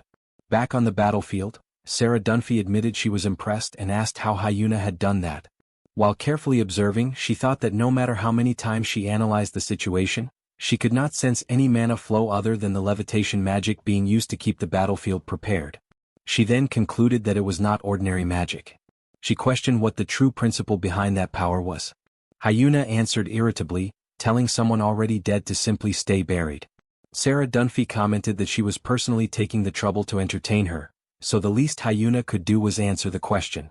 Hyuna snapped back, telling her to return to her coffin and sleep like a real corpse. Right after that, the fire woman summoned by Hyuna charged forward and slammed her fist directly against the sand Anubis created by Sarah Dunphy. The impact generated an enormous crater between the two of them. Watching the destruction around them, Hyuna admitted that Sarah Dunphy truly was powerful. Sarah Dunphy replied that Hyuna was not bad either, but stated that, unfortunately, she was still 5 steps behind her. The provocation made Hyuna furious. Outraged, she questioned how a walking corpse dared to look down on someone who was alive. Without hesitating, she launched more fire spheres toward Sarah Dunphy. Sarah Dunphy then mocked her, asking if perhaps saying 5 steps had actually been too generous. She calmly analyzed that the power of the sand suspended in the air was nothing impressive and that, thanks to the shockwave caused earlier, practically everything around them had already been swept away except for the air itself. She concluded that Hyuna had most likely done that to test her aerial combat abilities. Unfortunately for Hyuna, Sarah Dunphy stated that she also felt far more comfortable fighting on the ground. Finally, while observing her opponent's stance, she commented that perhaps it was simply because Hyuna was still too young, full of openings. Hyuna leaped high into the air, attacking Sarah Dunphy from above. At the moment of impact, she confidently declared that it was a direct hit. Sarah Dunphy then brought her hands together, invoking her power. In the very next instant, the fire spheres launched by Hyuna abruptly froze in midair. The ice spread rapidly, freezing everything around them as well. Faced with that sight, Hyuna was left in shock. She could not believe Sarah Dunphy had frozen an area on that scale, and all of it without even using a chant. Sarah Dunphy then calmly reminded her of what she had said earlier, not one step more, not one step less, exactly 5 steps of difference between them. Hyuna crashed onto the frozen ground. Sarah Dunphy continued, saying that by this point Hyuna should have already realized that she could not handle this alone. She then asked where the rest of her companions were and stated that there was no need for shyness. They were all welcome to attack her together. While feeling a sharp pain in her head, Hyuna asked if Sarah truly wanted to know where the others were. Suddenly she shouted for Choi, declaring that now all that remained was the finishing blow. Sarah then noticed a light appearing above her and questioned what exactly that finishing blow was supposed to be. For a brief moment she imagined that the attack was coming from the sky. She concluded that perhaps all the sand suspended in the air had been used to conceal an aerial ambush. Quickly she raised a force field before the attack could hit her. However, as she sensed the approaching power, she realized something strange. If that truly was their finishing move, then there were 2 identical mana signatures. That was when she finally realized the attack was not coming from the sky. The small fairy Rachel explained that she had fired the attack exactly the way Hyuna had instructed her to. Hyuna had told her that, the moment she gave the signal, Rachel should use the hero's mana to do whatever she could. Hearing that, Sarah realized what was happening. The real attack was coming from beneath the ground. In the very next instant, Choi burst straight out of the earth and landed a punch directly on her face. Even after being struck, Sarah Dunphy declared that the moment they failed their attack, everything would be over for those brats. Choi, however, answered that he had already anticipated that possibility and prepared a plan B. Using Sarah Dunphy's own knee as support, he propelled his body upward once again and accelerated even further using noblesse. Sarah Dunphy began boasting that no matter what they tried, they would never be able to defeat her. But then she noticed something unexpected. A purple energy was emanating from him. In the next instant, Choi spun his body through the air and landed a direct kick to Sarah's face. An hour earlier, in the middle of the desert, a massive pit was being dug. Inside it, Hyuna looked around and asked whether Choi had really excavated all of it by himself. He remarked that she could help with the digging as well. The scene then showed the stone golems, creatures summoned by Hyuna, working with pickaxes in their hands. Hyuna said that the golems were even doing her share of the work, so it still counted as her effort. As she walked away, she explained that she was busy preparing magical scrolls. Choi then complained, asking why he was the one who had to stay hidden underground. According to him, Hyuna's strongest attack was thousands of times more powerful than his. But Hyuna simply replied that she was a mage.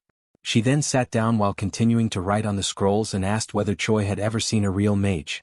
Not those fake mages but a genuine one. Choi replied that these days full-time mages practically no longer existed. Most of the enemies they had faced so far were merely close combat warriors. Hyuna agreed and explained that the ratio was roughly 9 warriors for every mage. Choi was shocked when he heard that. Hyuna then explained that there was a reason for it. A mage's maximum damage output was far greater than a warrior's. However, their minimum output was unbelievably low. She then decided to give a simple example. She asked what a warrior did first when attacking someone. Choi replied that they simply threw a punch. Hyuna agreed but explained that, for a mage to achieve that same level of efficiency, the process was infinitely more complicated. First, it was necessary to mentally draw a circle. The circle served both as the starting point of the spell and the vessel that contained it. After that, every value required for the spell had to be calculated mentally. Inside that vessel, 2 portions of fire, 1 special gust of wind, 1 wave and a spoonful of shadow. Then came the activation. In the middle of the explanation, Hyuna ended up making a mistake in her calculations because she had started talking. She then compared it to the warrior's method, which basically consisted of simply throwing a punch. According to Hyuna, the more powerful the spell, the longer and more complex the calculations became. On the other hand, if a mage had enough time to cast a spell, they could unleash power comparable to a natural disaster. She concluded by saying that this was the true essence of mages.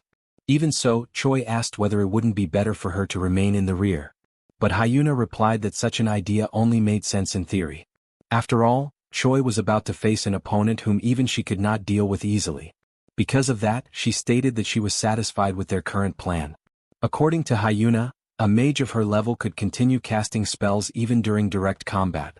At the moment, what they needed was not a powerful but slow attack. They only needed a strike fast enough to pierce the enemy's defenses. The scene then returned to the moment when Choi struck Sarah Dunphy. At that instant, Hyuna shouted that she had managed to restrain her and immediately activated her skill to capture Sarah. Choi quickly approached her and asked whether she had really managed to hold her in place. Hyuna answered that she had. According to her, unless Sarah possessed an escape scroll, she would never be able to break free through normal means. Even so, Hyuna also commented that Sarah would not let her leave so easily. Suddenly, Sarah's voice echoed out even while she remained restrained. She called out to Choi and said that she had a question for him. She then asked where that purple power came from. Choi looked confused upon hearing that and repeated the phrase, purple power. At that moment, Hyuna noticed something strange. According to her, corpses were not supposed to talk that much. She began complaining, asking what was wrong with Sarah and why she kept talking non-stop. Then, taking advantage of the fact that they had captured her, Hyuna told Choi to take the crystal sphere attached to Sarah's belt and contact the Alliance. But Sarah interrupted, asking whether they truly believed they had won. As soon as she saw that, Hyuna fell into despair. She could not understand how Sarah had managed to place that there. With an almost demonic look in her eyes, Sarah declared that they would pay the price for letting their guard down. Right after that, she directed her power toward Hyuna. A massive shockwave of energy erupted between the two women. At the same moment, Choi rushed toward them while shouting that it was dangerous. After the collision, Hyuna, still shaken, stammered as she asked whether Choi was all right and admitted that she owed him her life. Choi replied that he was fine and tried to shift the focus away from the situation. Sarah then commented that he was far tougher than she had expected and once again asked whether that was also because of that purple power. The question was ignored. Standing beside Choi, Hyuna then suggested that they fight the traditional way. She told him to keep fighting as he always did while she adjusted her attacks and provided support between spells. Sarah then declared that if they refused to reveal the secret, she would simply dissect their corpses afterward. At that moment, Hyuna began casting a new spell while announcing that she was about to attack. But Sarah also started casting almost at the same time, mocking how slow Hyuna was. Moments later, Sarah launched countless sharp objects toward Hyuna. However, Hyuna managed to complete her spell and raised enormous rocks, commanding them to repel the attack. Dozens of blue and red explosions filled the sky as their powers collided violently. Taking advantage of the chaos, Choi charged through the explosions while reminding Hyuna about the foothold. Hyuna then instructed him to start running in a straight line from that point and, exactly 6 seconds later, jump without hesitation and trust her. Choi raced across the mountain at high speed and began thinking to himself. Even in terms of magical destructive power, Hyuna was not inferior to Sarah. The problem was that the difference in casting speed between them was absurd. And Hyuna certainly knew that as well. Because of that, the only thing he could do at that moment was disrupt Sarah's concentration. So Choi charged directly at her. However, Sarah immediately protected herself by creating a barrier of sand. The moment he saw it, Choi realized that he needed to buy enough time for Hyuna to finish her spell. He immediately began unleashing a series of consecutive strikes against the barrier. Even so, Sarah continued mocking them, asking whether they truly believed anything would change simply because the two of them were fighting together. That was when Hyuna desperately shouted for Choi not to let Sarah draw that on the ground. Choi's eyes widened at those words, and he immediately looked toward the ground. Sarah then coldly remarked that he was far too slow to notice what was happening around him. And that was exactly why he would lose. Sandmen armed with spears were summoned by Sarah and immediately charged toward Choi. The moment he saw the attack, he realized there was no way he could dodge it. At that instant, a blue line appeared around his body. It was a rope created by Hyuna. She violently pulled him out of the attack's path, throwing him onto the ground. Even so, Choi still managed to thank her for the help. But Hyuna told him to forget the thanks. At that moment, she finally believed she had understood the secret behind Sarah's absurd casting speed. Hyuna then began to think it through. She had been wondering how Sarah was able to calculate spells so quickly. But the truth was that Sarah's body had been created in a way that did not require calculations at all. Hyuna then remembered Sarah's earlier comment about Choi being slow to notice what was happening around him. Shortly afterward, she reminded him how magic normally worked. To use magic, a circle, imagination, and precise formulas were required. Ordinary mages had to mentally solve those magical equations every single time. And that naturally slowed down their casting speed. However, Sarah was different. If she drew a circle on the ground and simply invoked the required summoning, the spell would activate instantly without the need for any formula at all. It was a power that closely resembled the divine abilities described in legends. Even so, Hyuna stated that there was no possibility that Sarah was actually a legendary figure. After all, even if she were, how could someone use a power that was normally meant to be invoked only once? Upon hearing that, Sarah repeated the word legend, with complete indifference. According to her, she could not care less about that kind of title. Even so, she admitted that Hyuna had deduced it correctly. She then began criticizing modern mages. In Sarah's view, for 1,000 years, humans had continued treating inefficient calculations as though they were something romantic. No real research had been conducted on that power since her death. According to Sarah, they had spent an entire millennium trapped by ignorance and laziness while calling it tradition. And that was starting to irritate her deeply. As she spoke, enormous red runes began appearing around her. Sarah then declared that it was time to bring the battle to an end. Hyuna watched the immense power being summoned by Sarah and was completely stunned, unable to understand what kind of magic it was. Beside her, Choi stammered a few disconnected words before finally pointing upward. In the sky, a gigantic scythe was beginning to form above them. Sarah then declared that she would show them the true value of that body, the same body that had massacred 1,000 soldiers with only 100 men 1,000 years ago. As she spoke, something even larger began taking shape behind the scythe. A colossal figure appeared to be holding it. The moment she saw it, Hyuna immediately shouted for Choi to run while she held Sarah back. Choi agreed without hesitation. Hyuna then realized that Sarah intended to destroy the entire area in a single attack. Using her magical ropes, she tried to restrain the enormous scythe. Even so, she felt as though she could barely keep it stable. Anything beyond that was completely beyond her limits. While resisting the overwhelming power, Hyuna realized that if Sarah were struck even once during the casting process, the spell would be interrupted. Because of that, no matter what happened, Choi had to hit Sarah's real body. Hyuna then shouted for him to leave the sword-wielding figure to her and keep running. As he charged forward, Choi responded by calling Hyuna Big Sister and immediately agreed. Only one thought remained in his mind. He just needed to land a single hit. At that moment, he began remembering a battle from the past. During that fight, he had managed to split a sword in half with nothing but a punch. The man he had been fighting was completely shocked to see his weapon destroyed in such a way. Then one of that man's remarks resurfaced in Choi's memory. According to him, there was definitely a problem with the way Choi fought. After the battle, the man had explained that the fighting style known as Magic Burst was excellent. However, Choi only used that power for finishing blows. Choi then remembered explaining that the greater the explosion he generated, the greater the destructive power became. But it also placed enormous strain on his own body. The man then pointed out that this was exactly the problem. The gap between the state in which Choi used that power and his normal state was simply too large. He understood the idea of conserving strength for the decisive moment. But the outside world was not kind enough to allow someone to keep fighting with such a complacent mindset. As he recalled those words, Choi remembered that from that point onward, he had trained his body to the very edge of death. Choi then began throwing punches into the air as he advanced. Seeing that, Sarah declared that she had already fully understood his level. According to her, there would not be a third unexpected stroke of luck. Immediately afterward, Sarah created an enormous red barrier in front of herself and questioned whether someone like Choi truly believed he could destroy it. But at that moment, Choi thought that he would simply make that strike far stronger than it had ever been before. As he moved forward, he once again remembered the words of the man who had trained him.